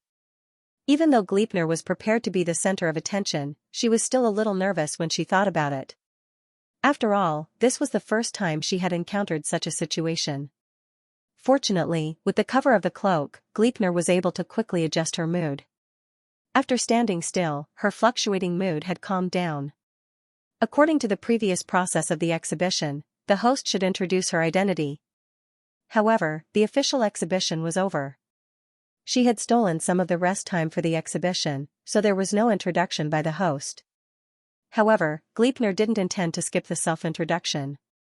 Without the host to help her, she would do the introduction herself. The reason why she had to introduce herself was because Gleipnir wasn't representing herself at this time. She wasn't a famous astrologer in the Mirror Zone, but a member of the Dream Mirror. The Dream Mirror was an organization they had created. Even though it was only a small prototype, as long as it was publicized on the stage, it would definitely be taken seriously by all the races after today.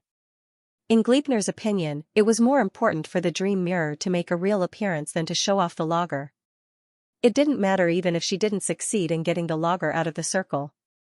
After all, there would be the disaster of the woe puppet later. When the time came, the other races would have to grit their teeth and participate even if they didn't want to use the lager. There were very few opportunities for the Dream Mirror to appear in front of the public. Therefore, this self-introduction couldn't be skipped. Gleipnir coughed softly and slowly said, "I guess many people already know my identity. However, I need to make a small correction. I'm standing here now, not as an astrologer, but as a member of the Dream Mirror." When Gleipnir said that she was a member of the Dream Mirror, she didn't need to see it with her own eyes to know that the various races were probably in an uproar because of this identity. After all, Gleipnir's previous persona had always been an independent astrologer. The various large races had thought of recruiting her. Even some of the mirror dragons who didn't know the truth had thought of recruiting her. But in the end, Gleipnir had rejected them all. And she had basically used the same excuse, "I don't like being tied down." Yes.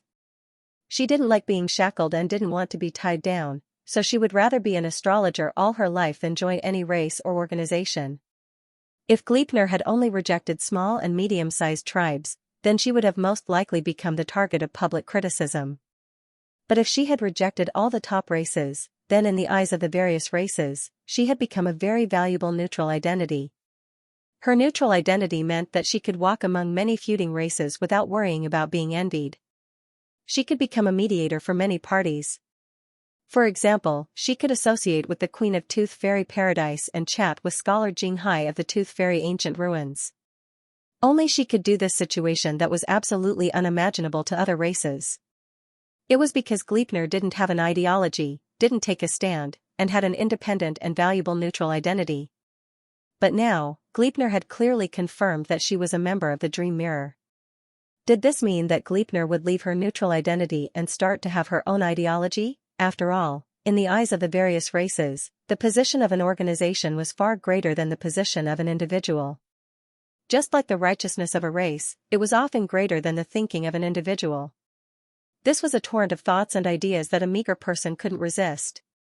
Although the various races didn't know what the Dream Mirror meant, since Gleipnir had joined the Dream Mirror, then the dream mirror's position would definitely be above Gleipnir's personal position. And now that Gleipnir had a position, she could no longer remain neutral. Gleipnir didn't need to see all of this with her own eyes. She could imagine most of it just by imagining it. However, even if Gleipnir knew that others would think that she had a position, she wouldn't care. Her neutral identity in the past wasn't something that she had fought for herself. It was just that the various races happened to need a mediator and messenger, so she was put in this position. But Gleipnir herself didn't care about the so-called position at all. If one really wanted to look into it, she had actually made her stand clear in the past.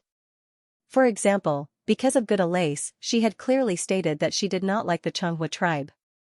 Wasn't that a clear indication of her stance? However, in order to create a neutral image for her, the various races would deliberately ignore this clear position and put her on the altar of a neutral through whitewashing. In reality, Gleipnir was not such a person at all. He wasn't a newborn or a hollow person. As long as they were intelligent creatures, how could they not have a standpoint? Her identity as a neutral was something that was forcefully placed on her head. Even if it was taken back now, she didn't care at all. Besides, in terms of status, would the identity of a neutral be higher than the identity of Laplace's body? The answer was obviously no. Since that was the case, why should she care about this? After Gleipnir finished speaking in his own way, he glanced at the heat pillar from the corner of his eyes. The collapse of the neutral deity position had its benefits as well. Gleipnir thought to himself, at the very least, the heat pillar is rising rapidly. In just a short sentence, the heat pillar had broken through 80% and was heading towards 85%. In Gleipnir's opinion, this was one of the few benefits. After retracting his gaze, Gleipnir didn't continue talking about the dream mirror. Most of the time, it was enough to stop talking about it. She believed that after today, the various races present would probably have an impression of the dream mirror. Leave an impression first, and when the disaster came later, add on to the skeleton. Gleipnir paused for a moment and began to get to the main topic, which was the login device. He began to make a statement. As Gleipnir spoke, the various races had different reactions. In the depths of Crystal City, in a huge room that was as bright as day and floating with a large amount of crystal dust, an elder of the Crystal Eye race wearing an elder's robe was looking at Gleipnir on the main display stage through a mirror. Hearing Gleipnir's narration, the elder of the Crystal Eye race slowly folded his hands and frowned, as if he was thinking about something. At this moment, a human face suddenly protruded from the mirror that displayed the contents of the main display stage. The mercury-like mirror, together with the undulating human face, was like a two-dimensional creature that was about to ascend to the third dimension. It was struggling to break through the constraints of the third dimension. It looked extremely frightening. However, the elder of the Crystal Eye race seemed to be used to this. His expression didn't change at all. He only said indifferently, "House Spirit, why are you looking for me instead of supervising the Longhua race?" The human face on the mirror seemed to be very dissatisfied with the title House Spirit. It complained, "Don't look at me with the eyes of 1,000 years ago. I'm not a small house spirit now. I'm a giant city spirit, a giant city spirit." The elder of the Crystal Eye race said non-committally, "If you think you're a giant city spirit, then be a giant city spirit." The words of the elder from the Crystal Eye race still sounded very forced. This made the giant city spirit somewhat displeased. However, as an old acquaintance, it also understood the elder's thoughts and did not bother to correct him. Instead, it asked the wise one of the Crystal Eye race about the doubts in its heart. The giant city spirit said, "Has Gleipnir also started to have an ideology?" The elder of the Crystal Eye race didn't answer. Instead, he said indifferently, "Is this why you didn't supervise the Longhua race and came to me instead?" The giant city spirit raised its eyebrows. "Except for that old woman from the Longhua race, everyone else is under my supervision." The giant city spirit didn't say who was the old woman from the Longhua race, but the elder of the Crystal Eye race clearly understood what it meant. He said softly, "You just need to know what's more important." After a pause, the elder of the Crystal Eye race finally began to answer the question of the giant city spirit. Gleipnir has always had an ideology. It's just that her ideology has been deliberately ignored in the past. After that, the elder of the Crystal Eye race looked up at the giant city spirit. "Why do you care so much about her?" "Yes. Care?" The giant city spirit shook its head. No, no, no. I'm just thinking that since she has the Dream Mirror organization now, can we negotiate with her in the name of the Crystal Kingdom? Yes. Negotiate. The elder of the Crystal Eye race looked deeply at the giant city spirit. Negotiate with what? The giant city spirit lowered its eyes. For example, help me divine where my future lover is now? The elder of the Crystal Eye race sneered at the giant city spirit's answer. He knew that the giant city spirit complained about being single all year round and wanted to find a partner. However, he knew very well that this was just a pet phrase of the giant city spirit. Now that the giant city spirit suddenly said divine his lover, it obviously wasn't true. His real purpose was most likely related to that person. However, as long as he asked about that person, the giant city spirit would never mention it. Perhaps this was also a backdoor left behind by that person when she built the Crystal City? If you really want to divine your lover, I can try to contact Gleipnir after that. The elder of the Crystal Eye race didn't expose the giant city spirit. Instead, he said, but you also know that Gleipnir and Sister Sharuda are very close, and Sharuda's grandson. The elder of the Crystal Eye race didn't continue speaking, but the giant city spirit obviously understood what he was implying. After a moment of silence, it said, that's why I said to contact the Dream Mirror instead of directly contacting Gleipnir. When Gleipnir was alone, it was very difficult to win her over. She had always done things her own way. However, if Gleipnir had an organization, it was completely possible to achieve things that were difficult to achieve through communication between organizations. However, the prerequisite was that Gleipnir was willing to listen to the arrangements of the higher-ups of the Dream Mirror organization. The elder of the Crystal Eye race said, that's fine too. Just contact her later. The giant city spirit didn't continue on this topic. It was fine as long as she agreed to contact. The giant city spirit said, speaking of which, Gleipnir will be representing the Dream Mirror this time. What would the representative of the Dream Mirror show up? Yes. The elder of the Crystal Eye race said indifferently, the login device. The giant city spirit was somewhat puzzled. What is this? Yes. I'm not sure. The elder of the Crystal Eye race paused. However, Sage Pika contacted me before and told me not to miss the login device. Although I don't like some of Sage Pika's research, his foresight has always been good. Yes. The giant city spirit said, it seems that the login device is still worth looking forward to?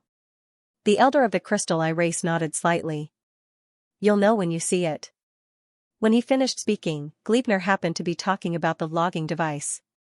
Following her explanation, both the giant city spirit and the Crystal Eye elder fell into deep thought. That's right, Gleipnir said. Other than the Crystal Eye race, many other races were paying attention to Gleipnir's movements. However, their focus was not the same. For example, the Toluca people at the outpost in Toluca City were paying attention to Gleipnir's divination ability. Their thoughts were actually the same as the giant city spirits. In the past, when Gleipnir was alone, it was completely dependent on her mood to ask her for divination. The Toluca people had also asked Gleipnir for help in divination, but Gleipnir completely ignored them. Now that Gleipnir had an organization, could they negotiate with the organization and ask Gleipnir for help in divination? The Toluca people had been wandering in the White Sun Mirror region for thousands of years. They really wanted to return to their homeland, and not rely on dandelions to commemorate their lost memories. Although they had already asked the House of Everything for help, it was too difficult to find the past without memories. Now, their only hope seemed to be to rely on the metaphysics of divination to find their homeland. Therefore, the Toluca people were not interested in the various things that Gleipnir said. At this moment, they were completely focused on how to communicate with the higher-ups of the Dream Mirror.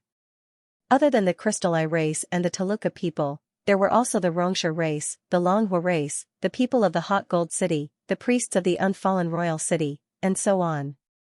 They were all silently paying attention to Gleipnir. However, their focus was also on Gleipnir's divination.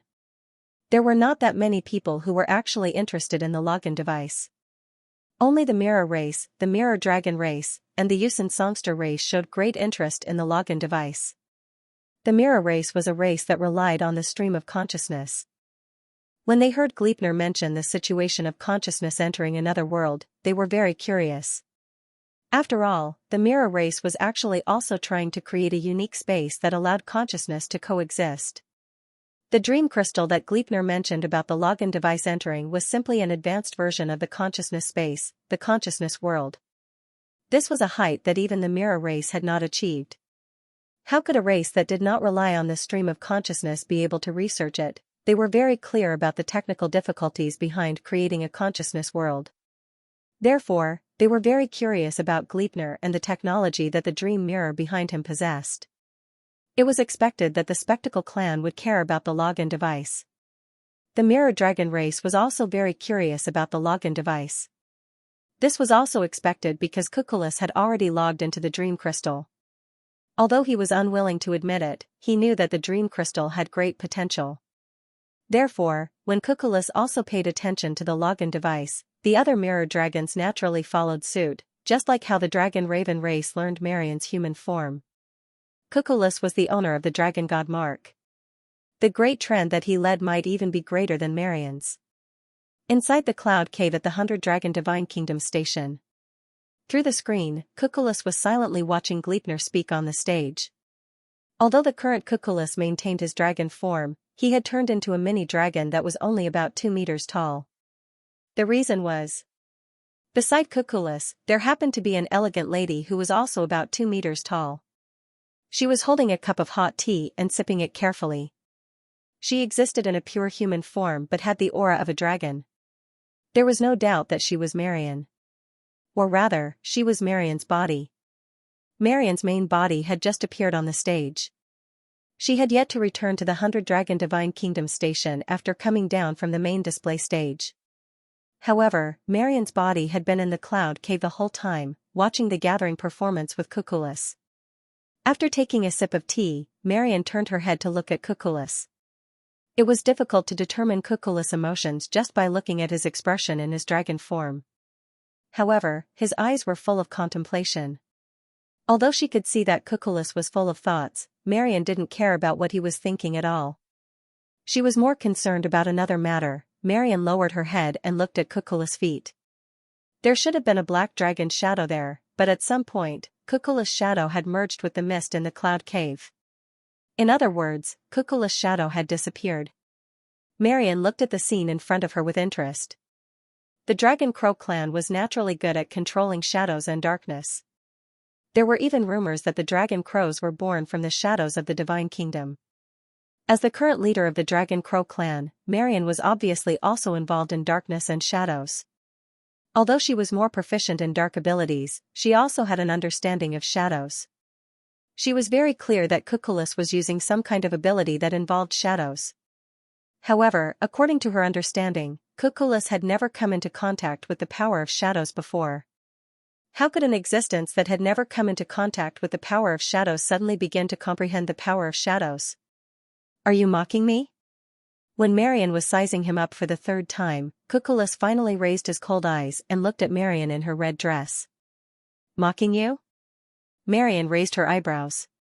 Why do you think I would mock you? Humph, Cuculus sneered. You've been sizing me up.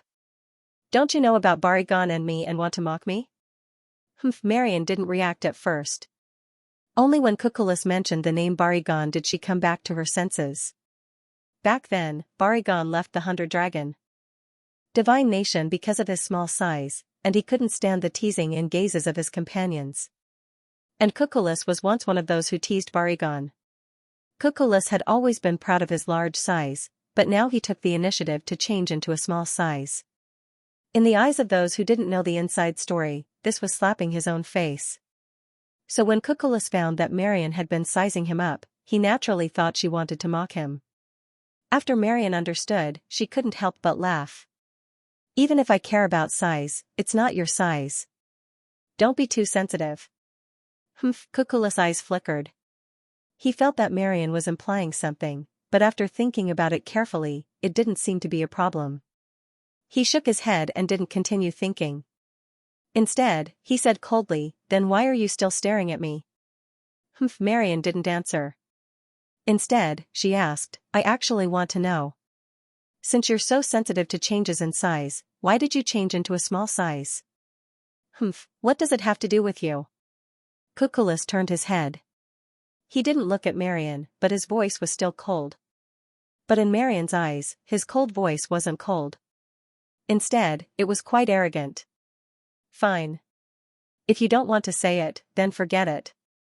Jasmine shrugged her shoulders and didn't continue to ask. Because from Cuculus' previous questioning, she guessed that the reason why Cuculus was willing to change his size and become a small size was most likely related to Barigon. Was he preparing to reconcile with Barigon? So he rehearsed it in advance. Marion had her guesses, but she didn't say them out loud. Instead, she returned to Cuculus' previous question. Why do I keep staring at you? Don't you know it? Humph, Cuculus?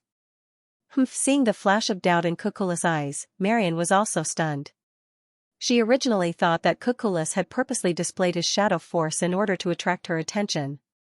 Perhaps, the reason why he invited her over for tea this time was to ask her for guidance on shadow cultivation. However, from the look in Cuculus' eyes, it didn't seem to have that intention. So, was her judgment wrong? Misunderstanding? Marion didn't understand, so she simply asked directly, why did you suddenly ask me to come over for tea? Cuculus, didn't I say it before? In order to welcome Sir Ie, Marion naturally knew about the impending arrival of the arcane book dragon. Although she had asked Cuculus to find Grandpa Juan, she knew very well that Grandpa Juan wouldn't come for such a small matter. If Grandpa Juan did not come, then the only one left would be the arcane book dragon Aya. Just to welcome Ie? Marion looked at Cuculus, as if she wanted to find a deeper reason from between his brows.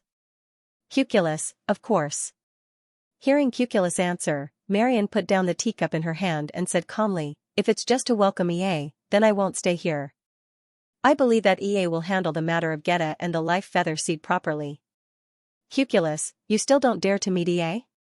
Marion glanced at Cuculus. Don't dare to meet him? No, I just don't want to meet him. Cuculus knew that there was some tension between Marion and Ie. Back then, Marion wanted Ie to come and settle the matter of Geta and the life feather seed, but when she sent the message, she didn't mention Ie at all and instead mentioned Grandpa Juan first.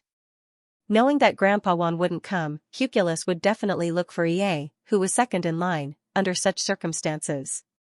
The reason he was beating around the bush was because Marion and Ie were at odds with each other.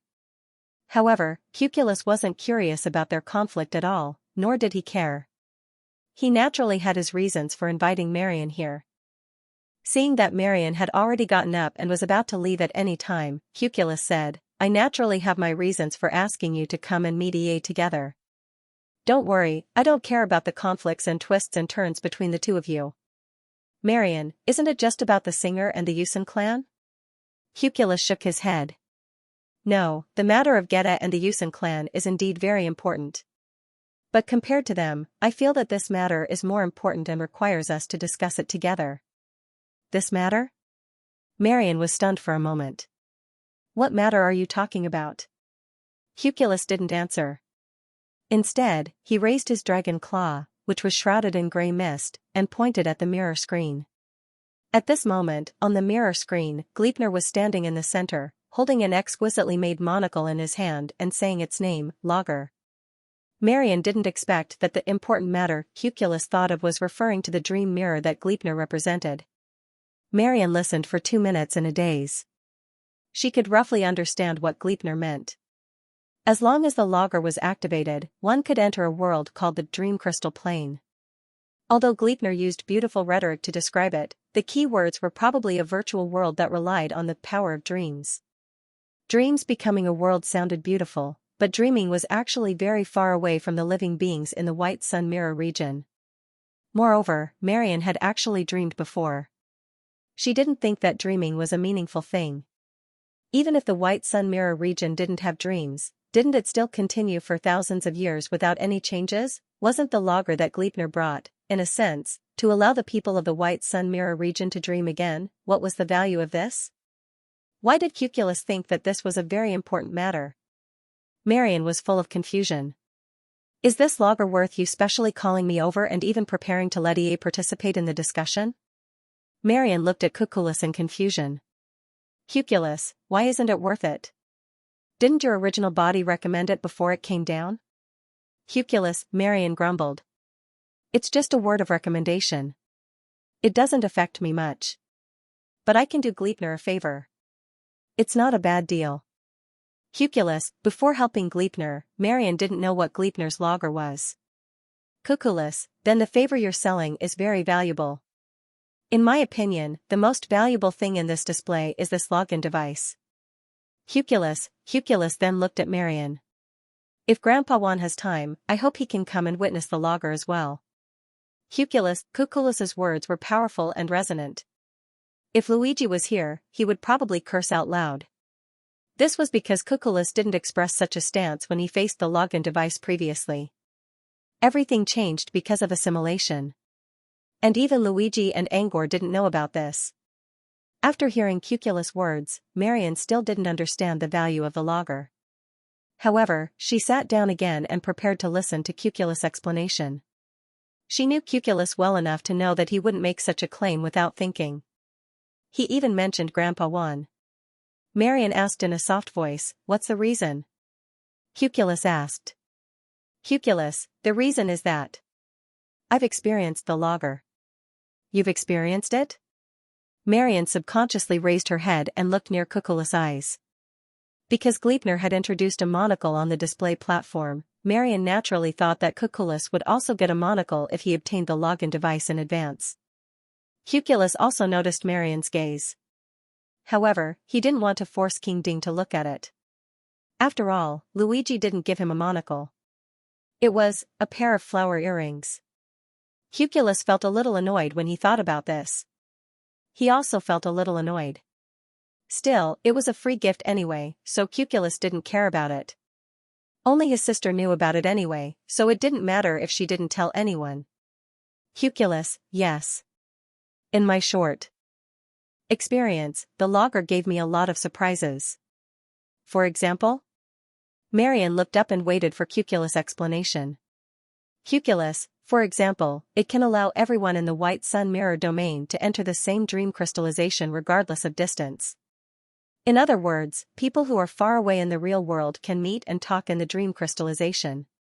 It turned a long-distance communication into a face-to-face conversation. Marion nodded. If the logger has such an ability, then it's worth talking about. But if it's just communication, it shouldn't shock you, right? Cuculus didn't answer. Instead, he continued with his second reason. The dream crystallization can allow one's consciousness to live forever. Even if the soul was about to die and the true spirit fell into the abyss, as long as one's consciousness was still there, one could survive in the dream crystallization. One could even transform into a native of the dream crystallization in the form of a body of consciousness, achieving another life. Hearing this, Marion immediately realized something. Xianxia? Cuculus was silent for a moment and nodded. Yes, it can also allow a life that is seriously injured and has to go into hibernation to have an independent consciousness in the dream crystallization. Marion, this reason. I understand and accept it. Marion knew very well how much Cuculus doted on his sister, Xianxia.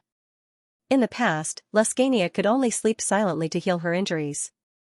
But now, with the dream crystallization, she could become healthy and lively in another world through her sleep.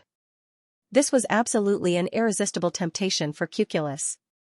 Moreover, according to Cuculus' explanation, the dream crystallization could also allow the deceased to live forever in a new way at the cost of transforming them into natives. This was also a very powerful effect.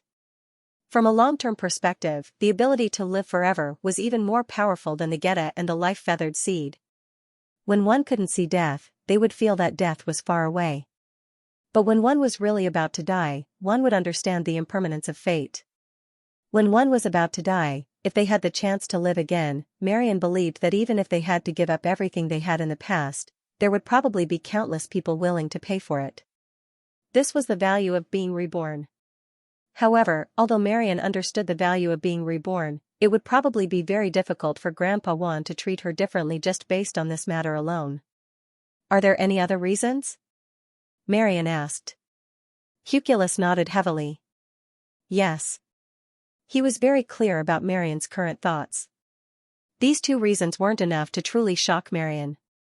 This was just like how it had entered the dream crystallization and also experienced a new life. But Cuculus still didn't feel shocked. It was also because of this that it had bargained with Luigi, and in the end, it had caused Luigi to directly turn and leave. Until Quintera discovered that it had unconsciously entered the state of assimilation. Cuculus was shocked to discover that the dream crystallization wasn't just an illusory world of dreams and consciousness, it could also affect reality in turn. It had to be known that the assimilation information it had obtained was only a portion of the information it had obtained when it first encountered the Black Nightshade. Just by relying on this portion of the assimilation information, it had unconsciously unleashed the Black Nightshade's bloodline talent. Although the effect was very weak, what if it obtained more assimilation information? If it passed the Black Nightshade's test, would it be able to obtain the complete assimilation information? At that time, would it be able to directly reproduce the Black Nightshade's bloodline ability in its real body? And the Black Nightshade's challenge was only a statue in the Misty Island's dragon tomb. In the endless fog, who knew how many other dragon-related statues were hidden? If every statue could give it a special ability, what kind of concept would that be? According to Luigi's introduction, the Misty Island's dragon tomb was only a spawn of the dream crystallization. It was a fairyland dungeon, and there were many similar fairyland dungeons.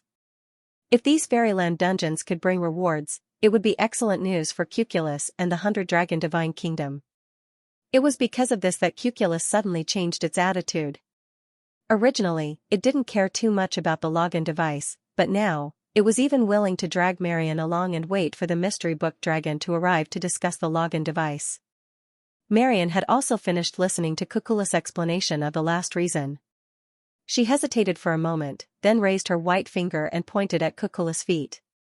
So, the reason you suddenly grasped the power of the shadows is also because of this assimilation ability? Cuculus lowered its head and looked at the fog beside its feet. It was also at this time that it suddenly noticed that its shadow had indeed become very faint. Cuculus closed its eyes and sensed for a moment. After a while, it opened its eyes and said in a daze, "It is indeed assimilation. I've been learning assimilation before, wanting to conquer the Black Nightshade's challenge. Unknowingly, a portion of the assimilation information has already fused into my instincts." Behind the main display platform, a crystal palace stood on top of a cloud covered by a large amount of fog. This palace was built by the Crystal Eye race for the Singers and the Yusin race. It was also a temporary base for the Singers and the Yusin race. Inside the palace, a green-skinned lady wearing a rose vine dress fluttered down from the sky with 2 huge leaves hanging from her ears. He leisurely landed in front of a mirror that displayed the display platform. Near the mirror, there were a few Yusin race members of the same race as her, as well as a few singers standing like statues. However, most of the Yusin race members were outside the mirror, whispering in the dark shadows. There was only a statue of an artist holding a flute standing in front of the mirror, facing the light source above the palace. The woman in the rose vine dress and the statue with the flute in her hand. Anyone who had seen the exhibition would be familiar with the identities of these 2 people. They were Madame Mei of the Yusin race and Magic Flute of the Song race. "How is it?" Magic Flute looked at Madame Mei and asked. Magic Flute's voice had a metallic texture. Together with the reflection of his black gold skin under the light, he really looked like a living metal statue. "As you expected, we did find an abnormal loophole on a crystal brick at the top of the palace. I think it's for the convenience of spirit to investigate." Madame Mei's voice was much gentler, like a gentle breeze, very comfortable. Madame Mei did not fall from the sky for fun.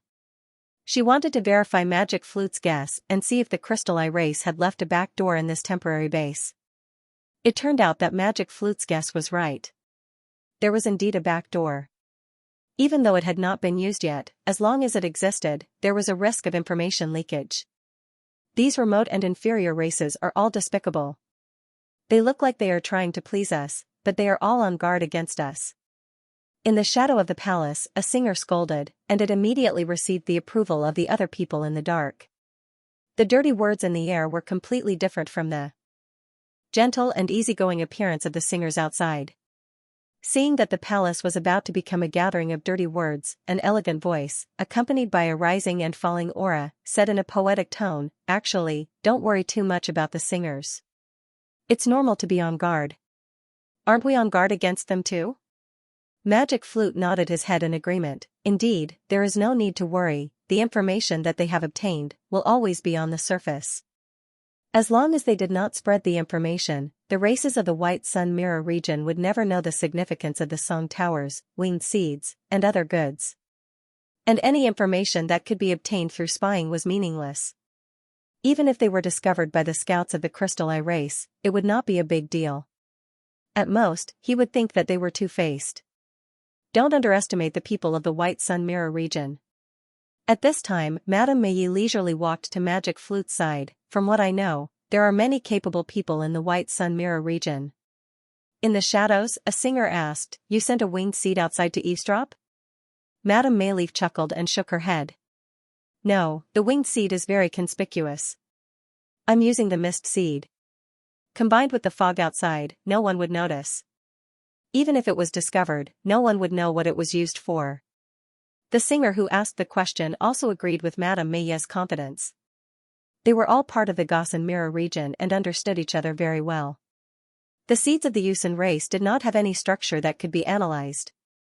They were the purest powder, and only the people of the Yusin race could understand them. Even if outsiders obtained them, they would not be able to reverse engineer them. "Madame Meyi, I've obtained a lot of interesting information, but there are two pieces of information that are related to the current situation. First, the spirit of the Crystal Eye race that we mentioned just now is said to be the spirit of a giant city. In other words, the entire Crystal City is under the jurisdiction of this spirit." Hearing this, the discussion in the shadows immediately sounded. Madame Meyi could also clearly feel that the smell of worry was beginning to thicken. If the entire Crystal City was the body of that spirit, then even if there were no loopholes above the palace, it would be useless. As long as one was in the Crystal City, wouldn't they be monitored? Silence. Listening to the discussions around him that were getting louder and louder, Magic Flute directly stepped on the ground. The sound of vibration accompanied by silence spread throughout the entire palace. Madame Meyi also said in a timely manner, "If you want to discuss, it won't be too late to do so after I finish speaking." After a pause, Madame Meyi continued, "Although the guardian spirit of the Crystal Eye race is the spirit of a giant city, you don't have to worry too much. However, you don't have to worry too much. Although the Crystal Eye clan elder who built the Crystal Palace had selfish motives, he was right about one thing. This palace is made of a special crystal shell and can effectively block the invasion of spiritual power. Although it did not say that there is a loophole here, as long as the loophole is fixed, there is no need to worry about being investigated." Magic Flute also added, "Moreover, just like what I said just now, even if they spied on the information, it would only be on the surface. There is no need to worry." Magic Flute originally wanted to prove Madame Meyi's words and deliberately repeated it again to appease the others. However, at this moment, Madame Meyi changed the topic and responded with a response that undermined his position. "No, Magic Flute, don't underestimate the White Sun Mirror region." Just as Madame Meyi's voice fell, Magic Flute frowned and turned to look at her. Madame Meyi did not mind and smiled sweetly as she explained, "I just said that there are two pieces of information that are related to the current situation. Other than the spirit of the giant city, the other piece of information is the dog deacon of the House of Everything." "House of Everything?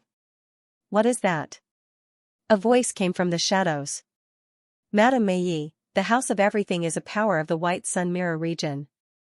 It is said that there are 3 deacons inside, one is a ghost, and the other is a dog. We do not need to care about the human deacon and ghost deacon, but this dog deacon must be guarded against." "Why? What is so special about it?" Magic Flute asked. Madame Meyi looked at Magic Flute and said softly, "It can see through people's hearts."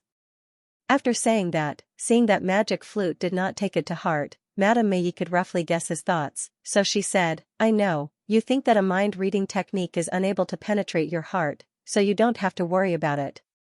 However, according to the information I received, its ability to see through people's hearts is different from ordinary mind-reading techniques. Even if it is the strongest 10,000-year dragon in the White Sun Mirror region, it can see through its inner thoughts, and the 10,000-year dragon does not even realize it. Without knowing, it can see through people's hearts." Magic Flute frowned, "This is a type of rule ability?" "Madame Meyi, I don't know, but it is said that the dog deacon was once a hollow dog." Upon hearing the word hollow dog, Magic Flute immediately understood.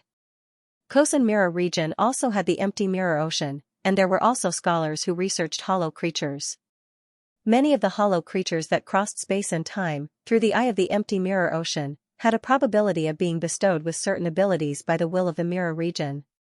There were many types of abilities that were bestowed directly by the will of the mirror region, and the strongest among them was the type of rule ability. Although Magic Flute did not know about the dog deacon's past, the other party was a hollow dog, and had the ability to read minds without knowing anything. Wasn't that a type of rule ability? As long as the dog deacon was still in the White Sun Mirror region, it could see through people's hearts without knowing anything. Thinking of this, Magic Flute's expression became cold. Madame Meyi, now you understand, don't think that if you hide the information in your heart, it will not be discovered. For the White Sun Mirror region to be on the same level as Kosen Mirror region, it will not be too bad. Kosen Mirror region was able to give birth to a large number of people with special abilities, and there were many who had similar rule abilities. White Sun Mirror region was a mirror region in the same region. Even if there were fewer people with special abilities than Kosen Mirror region, it would not be much less. Magic Flute's face darkened. If the dog deacon's mind-reading ability is really as strong as you said, then it will become our biggest stumbling block this time. Magic Flute's voice had just landed, when there were voices of agreement from the shadows. All of them were voices of, we have to think of a way to stop the dog deacon. As for how to stop the dog deacon, there was only one way, and that was to kill. Only by completely killing the dog deacon, in their eyes, would it be the safest. Magic Flute had the same idea, but he did not say it out loud. Instead, he looked at Madame Meyi. I see that you are not too nervous. I think you already have an idea? Madame Meyi laughed. My idea is to remember the dog deacon's appearance, and then go around the dog deacon. Magic Flute frowned. You want us to take a step back? There was also a wave of scolding from the shadows. In the world where transcendence prevailed, regardless of whether it was the mirror region or the sorcerer world, the volume of scolding would always be lower than that of the eagle faction. Madame Meyi shook her head. The reason why I chose to go around it is because we cannot kill it. Magic Flute, what do you mean? Madame Meyi said lightly, I said before, even a 10,000-year-old dragon's heart can be seen through in front of it. Do you think that the powerful existence of the White Sun Mirror region will allow such a creature to exist? Following that, Madame Meyi briefly described the dog deacon's current predicament. It was completely trapped inside the House of Everything, and there was almost no way for it to leave. Even if it wanted to move, it had to move along with the building of the House of Everything. If it left the House of Everything alone, not to mention the guests from the Sarsen Mirror region, even the elders of the White Sun Mirror region would not allow it to exist. Therefore, if the dog deacon wanted to live, it could not leave the House of Everything, and could only become a mascot decoration of the House of Everything. Since that was the case, under such circumstances, as long as they stayed away from the House of Everything and went around the dog deacon, they would definitely not meet it. Naturally, their minds would not be read. Madame Meyi's words made everyone in the palace fall into deep thought. Indeed, the dog deacon's ability was too heaven-defying. Even they had thought of killing it, not to mention the native creatures of the mirror region. Since the dog deacon was trapped in the House of Everything, as long as they did not go to the House of Everything, they would definitely not meet the dog deacon. And the House of Everything was not a power that they had to come into contact with. Thinking of this, the people who were clamoring to fight and kill all silently shut their mouths. Magic Flute also changed his mind. We do not have to be so ruthless in this matter. Furthermore, the dog deacon was able to live in the House of Everything for so many years without being killed, which is enough to show that the House of Everything's defensive capabilities are not weak.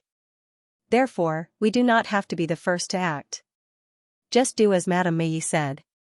Remember the dog deacon's face and go around the people in the House of Everything. Magic Flute was the representative of the singers. Once he spoke, the singers would naturally listen. The people of the Yusen clan were not fools. Madame Meyi's suggestion was definitely feasible and reliable.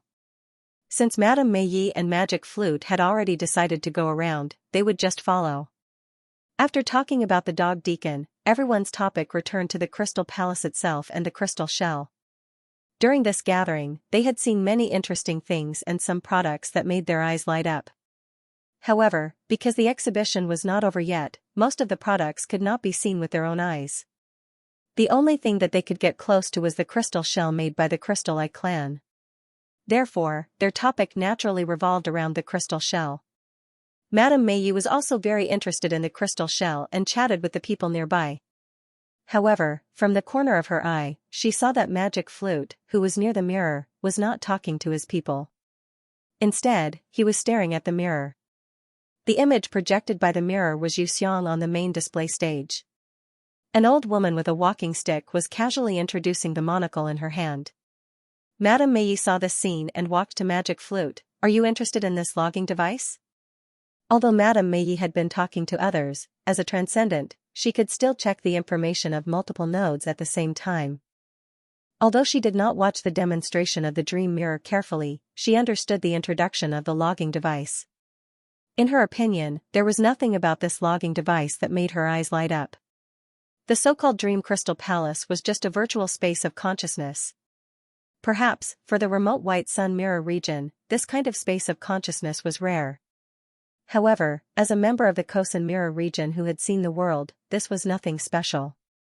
The Kosen Mirror region radiated to many worlds, most of which were located in the southern 10,000 words domain. However, the southern 10,000 words domain had a very large civilized world.